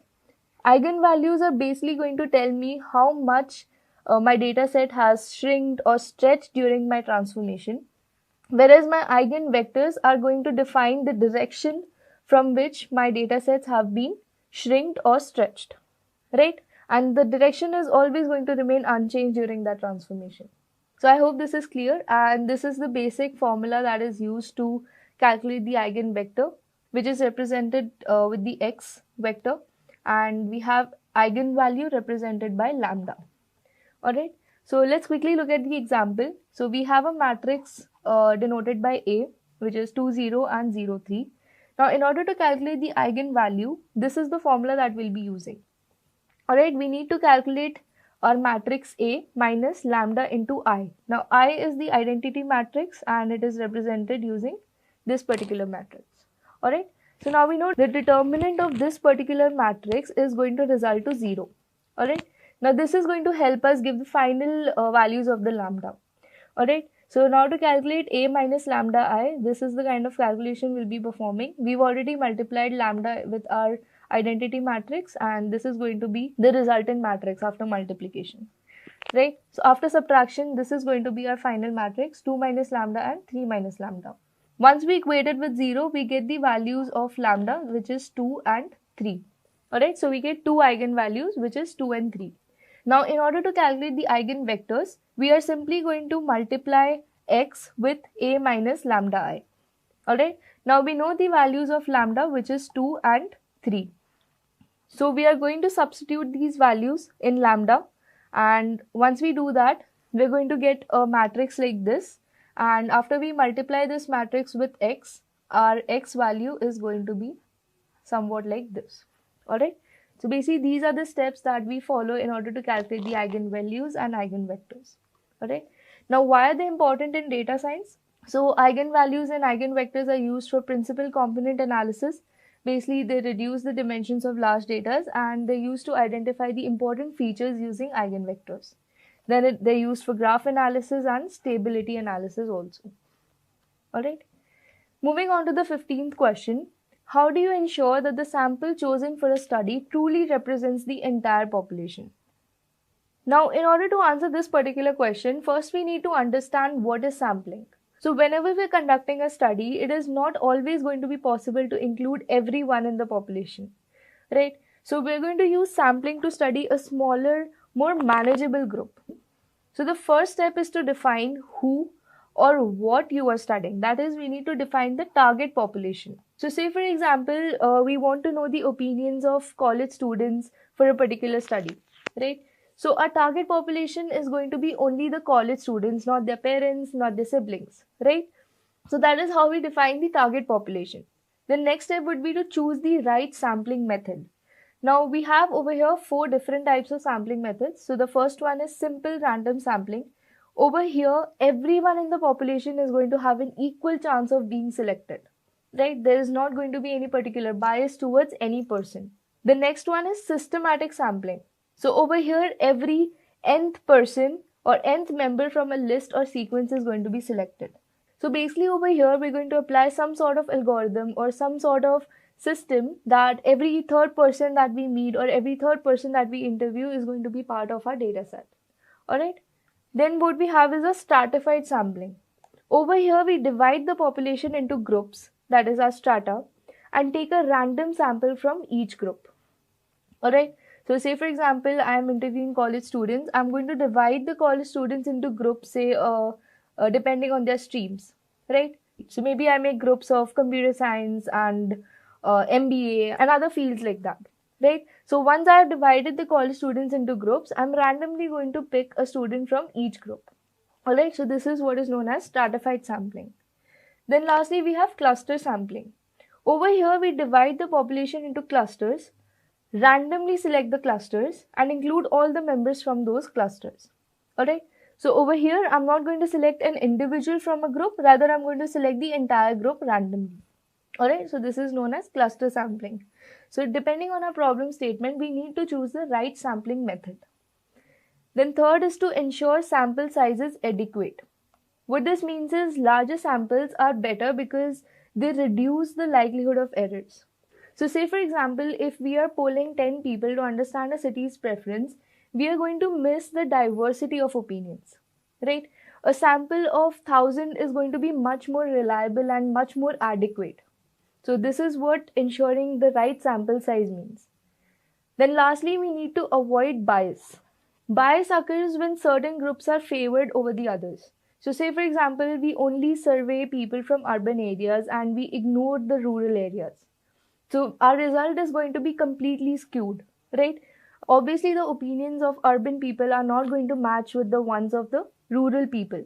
So this is basically how bias enters the sample. So we need to avoid bias in order to have a sample that truly represents the entire population. Alright, moving on to the 16th question. What is a gradient and gradient descent? So gradient basically measures the slope or rate of change of a function. Alright, this is the formula for gradient. Basically, we have a function and we have a gradient with respect to x and with respect to y. Basically, all the independent variables of a function. So we perform differentiation and we get the final value. Alright, so gradient basically points in the direction of the steepest increase.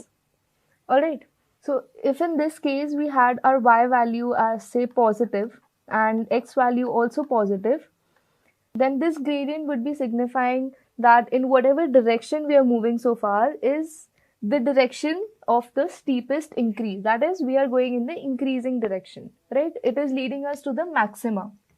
Alright, but say in case one of these value was negative instead of positive, this particular value was negative. Now this would indicate that the direction that we are heading to is the opposite of the direction of our increase. That is, we are leading towards the minimum. Alright, so basically gradient tells us how much the function is increasing or decreasing as we move in different directions.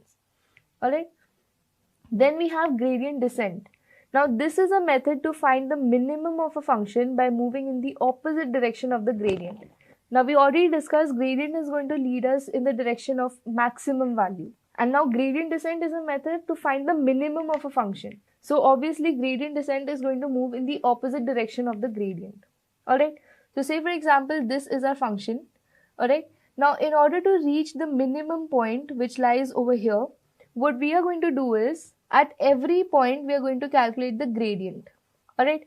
Now if the gradient is telling us that this particular direction is going to lead us to the minima and this particular direction is going to lead us towards the maxima, we are obviously going to move in the direction that is leading us towards the minima, right? And we are going to check that at each particular point until and unless we reach a point which is the global minima.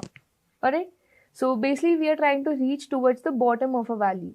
Now this optimize the models by minimizing error. Alright, so this is basically what gradient and gradient descent means. Okay, moving on to the next question. Define confounding variables. Now confounding variable is something that influences both the independent and the dependent variables. Alright, so confounding variables are often referred to as hidden variables, and they can make a relationship appear between an independent variable and a dependent variable even if there is none. Alright, so this is basically what confounding variables do. Now say for example you're studying the relationship between exercise and weight loss. You find that people who exercise tend to lose more weight. But if you don't account for people's diet, it could be the diet causing the weight loss as well, right? And not just the exercise. So in this case, diet becomes our confounding variable. Alright, so this is basically how confounding variables work. Moving on to the next question, define bias variance trade-off. Alright, now in order to understand bias variance trade-off, we need to understand these terms separately. So bias is basically an error due to oversimplistic models that don't capture all patterns in the data. Alright, so this is an example of high bias in our data. So these are our data points, and since we have a high bias in our data, we are not really trying to understand all the data points. Rather, due to the simplicity of our model, we are just going to fit a straight line where we assume that most of our data points are being touched. But this is a case of underfitting. Alright. Then the next thing that we have is variance. Now this is an error due to models that are too complex and overfit the training data. Now this is the opposite of high bias. So basically when we have a high variance or low bias, what we do is we try to learn each and every data point in the data set. This leads to overfitting, and this is also a case where the model performs really well on the training data but very poorly on the unseen data. Alright. So a simple example or simple analogy of a high bias would be a person studying for an exam, and the person is not really trying to understand the definition and the examples of each concept, rather he just looks at the headings of each concept. Right? This would be a case of underfitting. But if that same person tries to memorize each and every detail of a particular concept, so he even memorizes the numericals, the exact value of each numerical, the person is going to perform extremely well if the exact same questions appear in the data. But if the values of a particular numerical or a particular question are changed even slightly, the person is going to fail in that particular case. So this is an example of overfitting. Alright? And overfitting happens when there is a low bias or a high variance. And underfitting happens when there is a high bias or low variance. Alright. Now the entire goal of bias variance trade-off is to find the right balance between bias and variance. Now if we have a low bias and a high variance, our model is going to fit the data well, but it is not going to generalize it. Alright, which basically means overfitting. But if we have a high bias and low variance, our model is going to be too simple and it is going to miss important patterns or even the general patterns, the basic learnings of the data. Alright. So the goal is to find a spot where the model is complex enough to capture patterns but simple enough to avoid the overfitting. Alright, so this is basically what it means. This is the kind of point that we're looking for, which gives us the optimal solution. Moving on to the 19th question, when do we use deep learning in a project? So in order to answer this question, we need to answer what is deep learning. The deep learning is basically a subset of machine learning which uses neural networks with many layers. Alright, so it can handle complex data which includes images, text and audio. Alright, so here is an image that indicates machine learning and deep learning. So in machine learning we have an input data, then we perform feature extraction and then we perform classification and then we get an output. But in deep learning we have an input data and our feature extraction and classification are performed all together with the help of neural networks and we straight away get the output. Alright. Now when do we use deep learning in a project? So we use deep learning if we have a very complex and large data set. So when our data is large and unstructured, that is our data includes images and videos, right? So this basically makes our data complex and it would be better to use deep learning in such cases. Alright, so say for example, we need to analyze the medical images. Alright, so say it is a cancerous cell data set. Alright, and we need to define whether the cell contains cancer or not. So we can use deep learning and basically neural networks in cases like this. Then comes the need for feature extraction. So whenever we need to automatically learn useful features from raw data. Say for example, we need to identify objects in a photo. Alright, so we can use deep learning again. Then when our model needs high accuracy. So when a high level of accuracy is crucial for the task, we would go for deep learning. Alright, so say for example, self-driving cars will need precise object detection and in real time, right? So we would go for deep learning. So some projects that use deep learning would be image classification, speech recognition and natural language processing. Some other would be a chatbot, traffic sign classification, newspaper summarizer, image caption generator, human age detection and so on. Moving on to the 20th question, what is OOB error and how is it useful? So OOB error basically stands for out of bag error, which is a concept in random forest models. Now this is a way to estimate the model's accuracy using the leftover data that isn't used during the training. Alright. Now we have an original training data of size 5. Now we are going to do sampling with replacement. So we have multiple decision trees and we are going to use the sample size of 3 for each particular decision tree. The OOB error is basically when random forests build multiple decision trees, they train each tree on a random subset of data called a bootstrap sample. During this training, some data points are going to be left out. Now, these are called the out of bag data points or OOB error. Alright, so once the random forest model is trained, the out of bag error or the out of bag data is going to be used to test the predictions. By aggregating the errors from all the trees, we calculate the OOB error. This is an estimate of how well the model performs on unseen data. Alright, so OOB error is useful for internal validation, which basically provides an unbiased accuracy estimate without needing to separate validation data. Then it also saves resources. So it is going to eliminate the need completely to split the data set into training and testing sets. Right? Since we are already leaving out some data to be tested on, we do not need to split our data set separately. Then it also provides performance check. So it is going to help identify if the model is overfitting or underfitting. Right?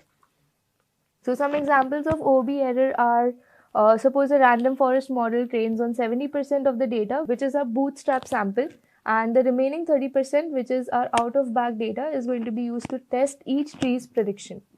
Now we aggregate these predictions to compute the OOB error in total. Alright. Moving on to the 21st question, define and differentiate between convex and non-convex functions. Now, as you can see in this image, we have two graphs. Let me tell you, this is a convex function and this is a non-convex function. Alright. Now, in order to understand convex and non-convex, let us recall gradient descent. Right. Now, the purpose of gradient descent was to find the minimum of a function, right? This was used to minimize the error or loss of a model, correct? Now, if we talk about this particular function, if we start from any point, say initially we have a point over here, or you can say we start from this particular point, we know that our minimum point or a minima lies somewhere over here. Is that correct? As you guys can see, this is going to be, or somewhere over here, this is where the minimum of our function is going to be located. Now, if we start from this particular point and we calculate the gradient, we are going to be led into a direction somewhere over here. Correct? Then when we calculate the gradient over here, we are going to be again led in this particular direction. And this process is going to be continued until and unless we reach this particular point. Now, in a convex function, it does not matter what our starting point is, because no matter from wherever we start, we are somehow or the other going to be led to the minimum point of our function, right? So, convex functions are said to have one and only one global minima. Right? Now, if we talk about non-convex functions over here, so say my starting point is somewhere over here. Now, if I try and calculate the gradient, I could be directed in this particular direction or this particular direction, right? Or I could be directed towards this particular direction depending on the exact slope of the function at that particular point, right? So say if I'm directed in this particular direction, then I calculate the gradient in this particular point again, I'm going to be led somewhere over here. And once I reach this particular point is going to be considered my global minimum. But is that correct? Is this my global minimum? No, it is not. This point is supposed to be my global minimum. But since I do not have any lower point than this at this particular point, this point is going to be considered my global minimum. So basically, convex functions are said to have multiple local minimas.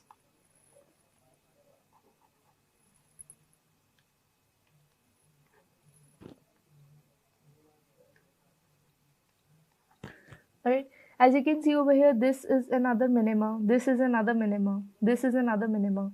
So whether or not you reach the global minima depends completely on your starting point. Alright, so say if you start somewhere over here, there is a higher chance you reach the global minima rather than some other local minima. Alright, so these are your local minimas. Alright. So this is a basic differentiation between convex and non-convex functions. So a convex function is where the line segment between any 2 points on the curve lies above or on the curve. There is only one and only one global minima, and it is easier to optimize. Alright. A non-convex function is a function where the line segment between any 2 points on the curve may lie below the curve. Alright, it has multiple local minima and maxima, and it is much harder to optimize. Moving on to the 22nd question, what is collaborative filtering? So collaborative filtering is basically a method that is used to make recommendations based on user behavior. It relies on similarities between the users or the items. So collaborative filtering is again divided into two types. First is user based and second one is item based. Alright, so user based collaborative filtering is basically when items are suggested based on users with similar preferences.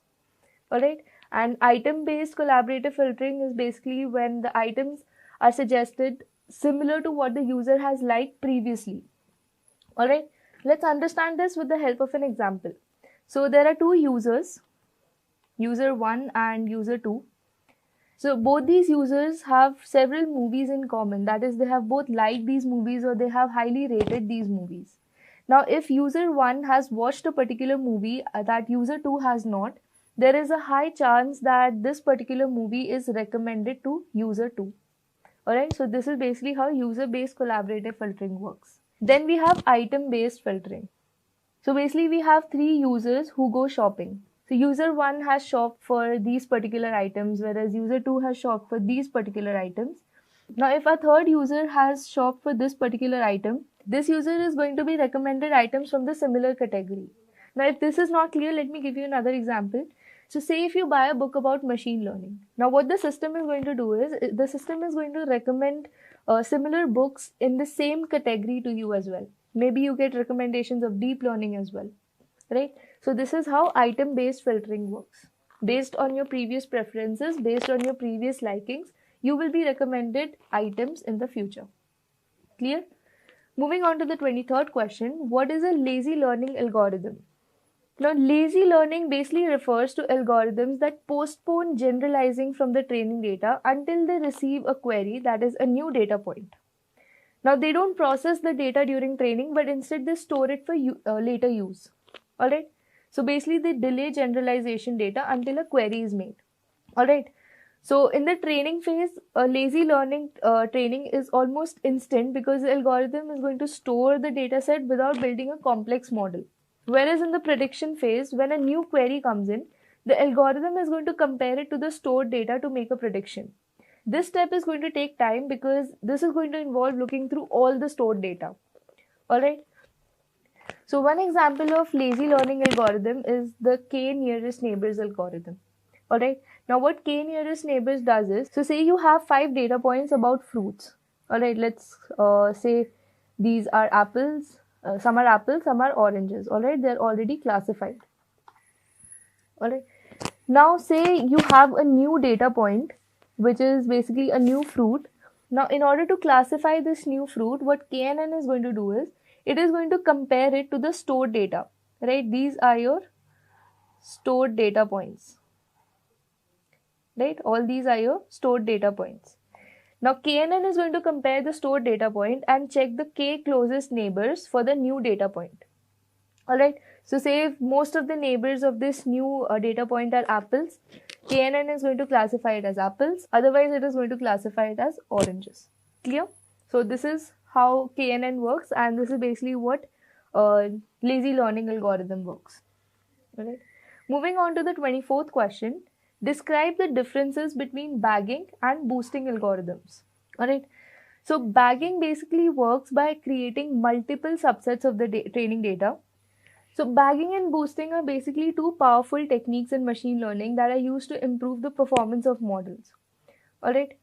So both of these models are basically going to combine multiple models, but their approach and goals are completely different. Okay. So first let's see bagging. Now what bagging does is, it is going to create multiple subsets of the same training data, and it is going to train independently on each subset. Alright. So basically bagging works in parallel, whereas boosting trains the model sequentially where each new model is going to focus on correcting the errors made by the previous model. Alright, so the final prediction is going to be a weighted combination of all the models. Clear? The basic difference is clear. So let's look at the approach. So bagging basically follows a parallel model training, whereas boosting follows sequential model training.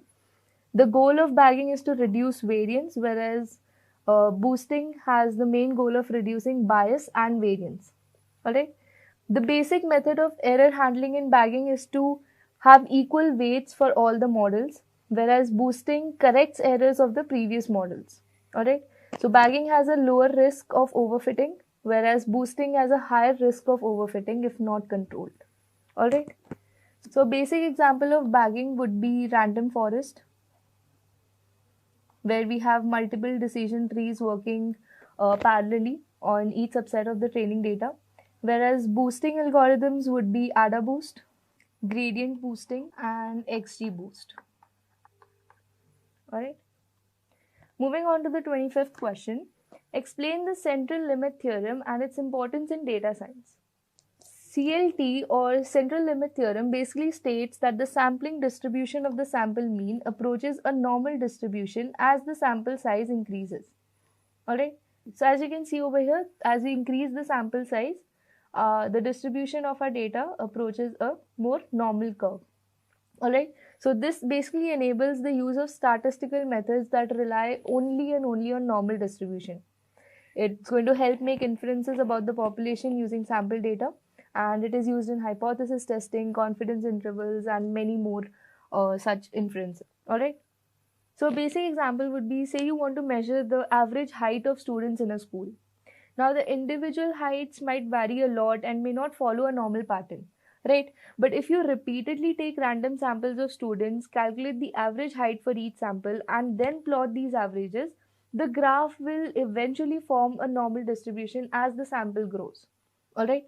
So the importance of CLT in data science is mainly the foundation for statistical analysis. So stats plays a major role in data science, and CLT is a basic foundation of stats, right? Many statistical methods assume normality, and CLT is going to ensure that we can apply these methods even when the original data isn't normal. Alright. Then comes sampling and efficiency. Alright. So instead of analyzing the entire population, we can work with smaller and more manageable samples and still get reliable results. Finally, we have hypothesis testing. Alright, so CLT is used to calculate confidence intervals and perform hypothesis tests, which are essential for making data-driven decisions. Alright, so this is the importance of CLT in data science. Just a quick info, guys. Intellipaat offers a data science course which will help you master Python, SQL, machine learning, AI, and Power BI. Get a data science certification from IIT Empowertak, an innovation hub of IIT Madras. With this course, we have already helped thousands of professionals in successful career transition. You can check out their testimonials on our Achievers channel, whose link is given in the description below. Without a doubt, this course can set your careers to new height. So visit the course page link given in the description and take the first step towards the career growth with the data science course.